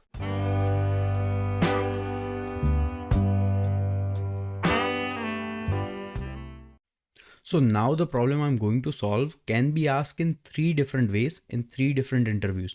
It can be a data structure and algorithm type of LeetCode problem. It can be a system design problem, and it can also be asked in low level design problem. So I'm going to do my best to explain in as much detail as possible. I hope you pay utmost attention to this particular problem. So the problem we are going to solve is called design Twitter, and we all know what Twitter is. This one is a LeetCode medium problem and also a very well liked problem. Let's try to understand the problem statement. Basically, we need to design a simplified version of Twitter where users can post tweets, follow and unfollow other users, and it is able to see the 10 most recent tweets in the user's newsfeed. So the Twitter class we need to create, we should be able to initialize the Twitter object. Then we need to create these four methods. First method is post tweets, where we are providing in the user ID and tweet ID that composes a new tweet with a new tweet ID by the user.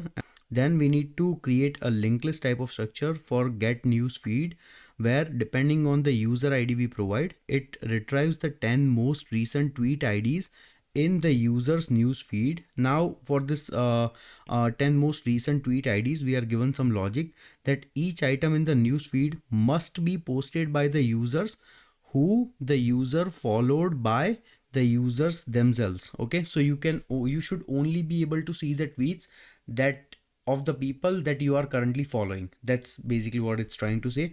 And this is the important part, that the tweets must be ordered from the most recent to the least recent. The latest one should come in first in your feed. So you need to maintain that timely order. And then we are being asked to create two simple methods, that is follow and unfollow, where you provide the IDs of follower and followee. And basically followers should start following with the follow method, and they should stop following with the unfollow method. So let's try to think and document all the things that we need to create. Okay, number one thing is we need to create a Twitter class.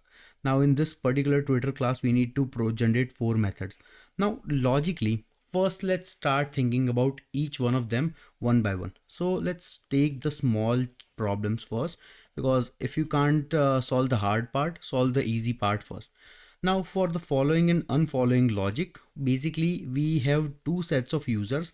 So let's say that I am currently a user. Okay, now I am as a user, my name is Parth, and that's it. Now there are bunch of different users just like me that I'm currently following, and they also have their own white buckets of being users, and they might also follow me back. Some might do, some might not, and they may also be following bunch of different more users as well. So one logical conclusion would be that we want to make sure that the moment I provide you that any particular user, let's say Parth, and then I provide another user, let's say John Cena.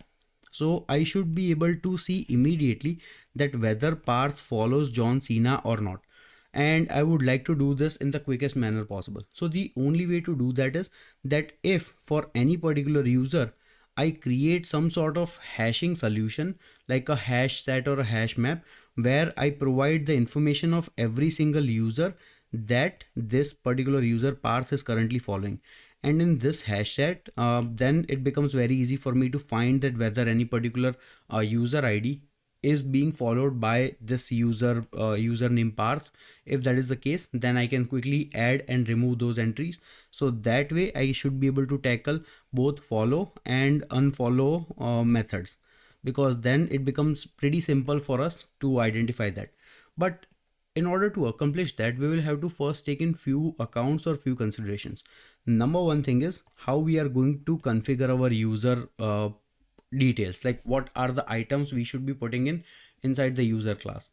And for each user, because we are trying to create like a separate hash set, so how should that work? So we also have to think about that. We are trying to fix it using the users, and for every single user having a hash set of all the people that particular user follows.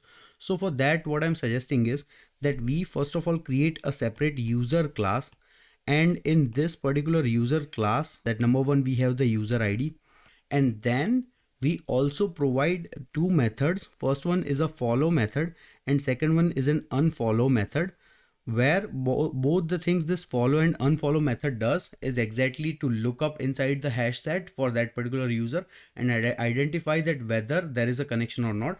In order to do that, we also need to have a hash set where we are going to store the values of all the users that are currently this user is following. That's it. So this is what our user class should look like, because we are taking care of the IDs and we are also taking care of follow and unfollow method. Now, after tackling the issue of follow and unfollow, we need to also understand the logic of post tweets and get news feed. So now the next lesser complicated portion is post tweets. So now once again, now let me deviate slight bit of side from the users and also go into the issue of Twitter or tweets. So for any particular tweet, what are the different items a tweet needs? So number one thing a tweet has to consider is basically what you are trying to tweet, right? Of course. So in this case, we are being told that we are just posting an integer associated with that tweet. So basically a tweet ID. We are only going to be posting the tweet ID on what information is there, and that is sufficient. Okay, so every single tweet is going to have a tweet ID that we have to take care of. Next thing is, remember, when we are trying to generate the news feed, we need to provide the top 10 most recent news or most recent tweets. In order to do that, we have to identify that for these top 10 news feeds based on the time, we need to have some way to keep track of the timestamp that this tweet has been tweeted. So for any particular tweet, we will also have to keep track of the timestamp, that at what time did we created that tweet. That is numbers. Second thing we have to identify. Third thing is we have to associate that what was the user who created this tweet. So in order to do that, we can actually have the tweet ID, or we can have a post method basically on the user class, where we can simply create a tweet, and this post method should call this tweet method or this tweet class, where we are simply providing all the information we have in order to create a new tweet, and that's it. So now this tweet also has an access to the user ID, and this user ID and this tweet ID becomes our connection points to separate the tweets depending on per user basis. Because remember, when we get to the level of generating the news feed, we will have to generate the news feed based on the people I am currently following who have tweeted. So I need the information of the user, and I also need the information of the tweet, and I also need the information of time. So combination of these three attributes should take place into my tweet class as well. And next thing is, for our tweet, typically tweets are generally stored in like a linked list sort of fashion, because even for the generate news feed, we have to create the linked list. So the ideal scenario is that even for any particular user that is currently generating a tweet, we also provide a link to call to the next tweet that this user also has made. So when we get to the coding portion, this thing would make much more sense on how we are configuring this user account and this tweet account. Now let me come back. Okay, now and also let me do a quick recap. So far we have created the users class, and we have also created a tweet class. In the users class, we are storing all the necessary information that we need for the user. So things like user ID, and then things like tweet that this user makes, and then what the hash set to store the information of all the people that this particular user is currently following. We also have the tweet table, where in the tweet we have the tweet ID. We also have the user ID, because we need to know that for any particular tweet what user was associated with that.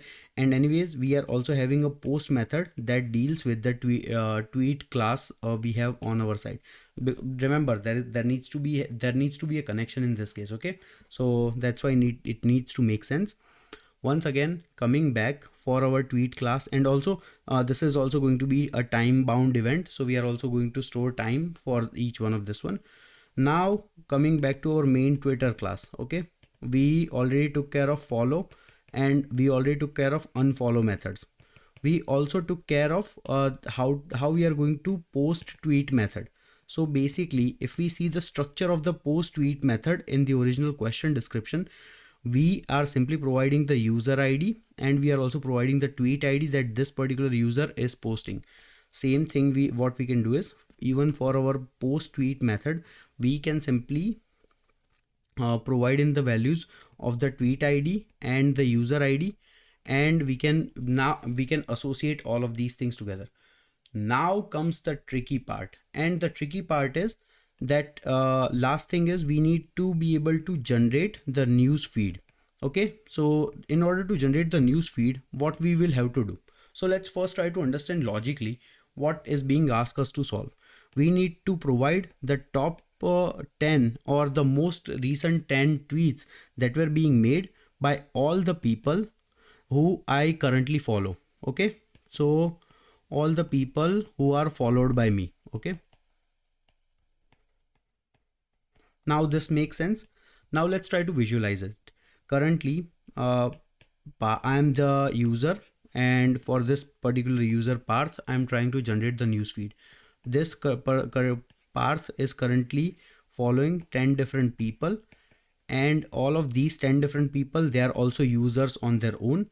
Now these 10 people, whenever they tweet something, they would have a tweet associated with their user ID. Okay, and that association can be linked through the combination of user ID class and the post class, because remember, even in the user ID class we are actually calling a method to create tweets, and we can actually store those tweets inside the user ID. So user ID knows that for any particular user ID, what are the different tweets that user has made. And let's say that some users just made one tweet, some user made bunch of different tweets, and then some user made few more tweets, something like this. So now we can go to any particular user. That is option number 1. Through this user we can find all the people I'm currently following. That is second step. Through finding all the people I'm following, I need to find all the tweets that they have made. That is the third step. After fetching, so let's say I identify that so far all the people I follow, they have in total made 50 different tweets. Now amongst these 50 tweets, I want to find that what has been the top 10, or let me use most recent 10 tweets that has been generated. So in order to find the recent 10 tweets, the logic is quite simple. I take all of these 50 tweets, I create a heap. Now we all know the concept of heap or a priority queue. Now inside this heap or a priority queue, I store the values based on the time they arrived in. So the value that came in at, let's say, time 1 second, and the value that came in, let's say, at time 3 second. So the 3 second should come in before 1 second. And this process can be easily maintained and manipulated by a heap, because it's a comparator type of data structure where you can compare between any two values and store the values in some sort of sorted format. So in this case, the sorting is going to be done based on the time that it came in, and it is actually going to be in the descending order. So the value that came in at the latest time should be at the beginning, and the value that came in later should be towards the end of the heap. And then once I have entered all of these 50 values inside my heap, then in order to generate the news feed, I simply have to fetch, or I simply have to poll the top 10 values, and that should be able to generate the entire tweet. So now I have some sort of rough way and idea to solve all these 4 methods. Remember, once again, let's try to reiterate. And the reason I'm doing this repetitively again and again is because this question is extremely important, and I really want you to understand the whole logic and the whole thought process, because we are using a great number of combination of data structures to achieve what we want. Okay, so for the unfollow and follow method, we are currently simply using the combination of that for any particular user is associated with a hash set of all the people that currently user is following, and then we can very easily follow and unfollow people around. Okay, in order to post tweets, we are simply relying on the concept or the connection between a user and a tweet, and we are combining everything based on the user ID and tweet ID. And even in the tweet, we are also associating the time associated with that particular tweet, so we can very easily put it inside the hash map. And the last thing is, in order to generate the news feed, we are working with a heap, and we are also working with iterating over any particular user. And for that user, we are going across all the people that this user is currently following, and after finding that information, going to those followers and trying to find all the tweets that they have made, put those tweets inside our priority queue or a heap, and then only fetch or poll top 10 out of this particular heap, and that should give us the generated news feed in a linked list fashion. But we still are missing one key portion. How would, in order to do these operations, how would we know that for any particular user, what are all the users associated with that, or how for user ID, what is the user ID class, and then what is the information being followed? So we need some sort of mapping structure over here as well. And for that, what we are going to do is we will first of all have to create a hash map, where inside the hash map we know that this is a key value based data structure. So as part of the key, we are going to have a user ID, and as part of its value, it is going to point to that particular user class or the user object that we have created. And once being connected to that particular user, then we should be able to find associated people that are being followed by that particular user, and the tweets that are being made by that user. And by going to those followers, we can also find their tweets and all of those things. So we are in total, we are actually using like 5-6 different data structures. We are using a hash map, we are using a hash set, we are using priority queue, we are using what do we call linked list, and we are using like all sorts of practices to make everything work together. So this is a brilliant question in my opinion. This question can help you in a lot of different ways, and that's why I spent so much time explaining all of these different concepts and different scenarios. I hope you've understood my explanation. If you still face some issues, just write it down in the comment, and I will be more than happy to answer your questions. But now I think it's time that we start seeing the coding solution for this, and it would start making more sense that why did we do what we did. Okay.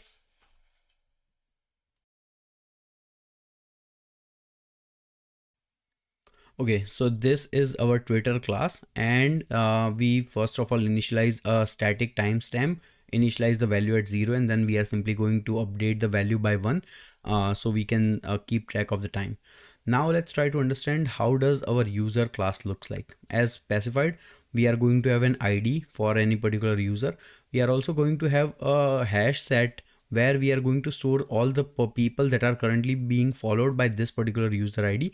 And we are also going to make a reference to the tweet or the tweet class. Now let's see that for this particular user, we are also initializing a constructor where we are simply providing the value of ID, and we are also creating a new hash set for any particular user. Plus we are also adding the value of this particular user in the hash set, because a user should follow themselves. So that's a simple value. And then as a head of the tweet, or the very first element inside our tweet linked list, we are simply marking the value as null. Okay. Now for the follow method, we are simply adding the value to the hash set, this follow hash set that we have created. For the unfollow method, if the value does exist, we are simply removing that value from the hash set. So follow and unfollow are pretty simple from the point of view of our user class. And then we are also making one more method called post, where we are providing the ID, and we are creating a new instance or of a new tweet associated with this new ID that is being provided. And then we are marking the new tweet that we just created as the head of the new tweet. So we are this is just an intermediate step, but basically the tweet head is going to be the new tweet that we just created. Now let's talk about the second class, that was our tweet class that we talked about. Number one, we are going to have our tweet ID, or just like ID for this. Then we are going to be dealing with the timestamp, And since this is a linked list type of structure, we are also going to have one more node pointing to the next tweet in line. We are also going to have a constructor where we simply provide the ID of the tweet, and then we are going to add the value. We are also going to update the timestamp, and we are also going to point the next value to the null. Notice that we are already pointing to the tweet method using the user class that we have created. So we should be able to tweet for any particular user. Now we have, since now we have both of our classes ready, now we are going to generate a user map where we are going to have an integer ID as part of the key, and we are going to have associated user as part of its associated value. And now we are going to be working on our Twitter class. So first of all, we are going to initialize our initializing our hash map that we just created, and then we will start implementing all the methods that we talked about one by one. So first method is post tweet method, where we simply have a user ID and we simply have a tweet ID. So first thing we are doing is we are going to check that if in our user map, do we have this user ID as part of one of the users that we have created. If we don't have it, then we are first going to create a new user. After creating a new user, we are going to put that value inside the user hash map that we have created. And let's say that, so now we do have an existing user, and in either case, if we have, whether we have an existing user or not, we would create an existing user. Once that is done, for that existing user, we will try to find its information, and then we would call the post method inside the user that we have created. That is this method I'm talking about, where we are creating a new tweet. Okay, so this is how the post tweet method is going to work. Next logic is that we need to retrieve 10 most recent tweets in the user's news feed. So this is a complicated task. For that, number one thing we are going to do is have a linked list where we are going to be storing the news feed.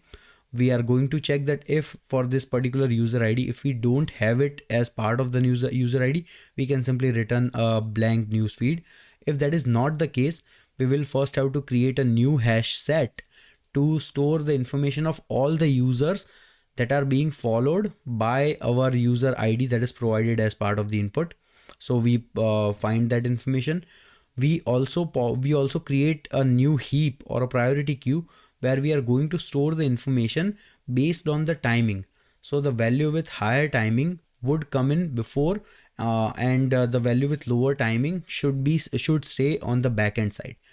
Once we have all the data structures ready, then we are going to first of all go through every single users that we are currently following for this particular user ID, and iterating over each one of them, we will get all the tweets that they have created. So we are going to go over the tweet linked list that they have created, and if the given tweet is not null, we are going to add those values to our tweets. So now we have tweets being populated, and once we have those, then we are simply going to initialize a counter. On top of it, we are simply going to check that while the count is less than 10, we are going to go over all the tweets. We are going to add all of those tweets to the news feed that we have created, and we are going to be updating the counter. And how we are going to be able to do that, because remember, inside our tweet heap that we have created, all the values are sorted in chronological order based on the most recent timestamp. And then once we simply check that if we find that whether count is 10, then we can simply get out of the loop if that is not the case. And if the tweet.next is not equal to null, we will simply add that value to our tweet heap as well. And that's it. In the end, we can simply return the newsfeed. So we took care of the two most complicated problems, and then working on the follow and unfollow method is quite simple and straightforward. For follow method, we are first of all going to check that if the person who is trying to follow someone else, does that person exist or not. If that person does not exist, we will create them. Same way, if the person we are trying to follow, if they also does not exist inside our hash map, we would create them. And once they both exist inside our hash map, we are simply going to call the follow method for our user, and we are going to have like follower and followee setup. Same way, in the reverse order, we would simply call the unfollow method, and then that user would no longer be followed. And that's it. That is the whole solution. I know it looks complicated, that we have to create a user class, and then we have to create a tweet class, and then we have to create a Twitter class, and then we will have to generate all of these four methods. But if you try to think it from the perspective of like regular logic, that if you are the developer of Twitter and you are trying to improve the system, or you are trying to implement it, how would you do that? So then you would gain much more beautiful insights from this problem. So let's try to run this code.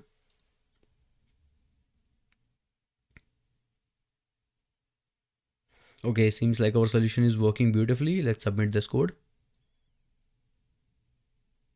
And our code runs pretty fast compared to a lot of other solutions in terms of time complexity. It is also excellent in terms of space complexity as well. Once again, this solution is present inside at our GitHub repository. So the link is in the description. Feel free to go and check out that GitHub repository. I know it is going to be really helpful.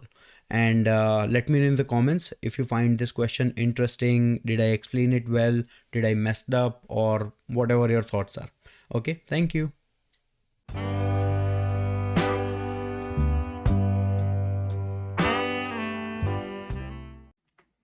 So this brings us to the end of section 2. I hope you found it useful.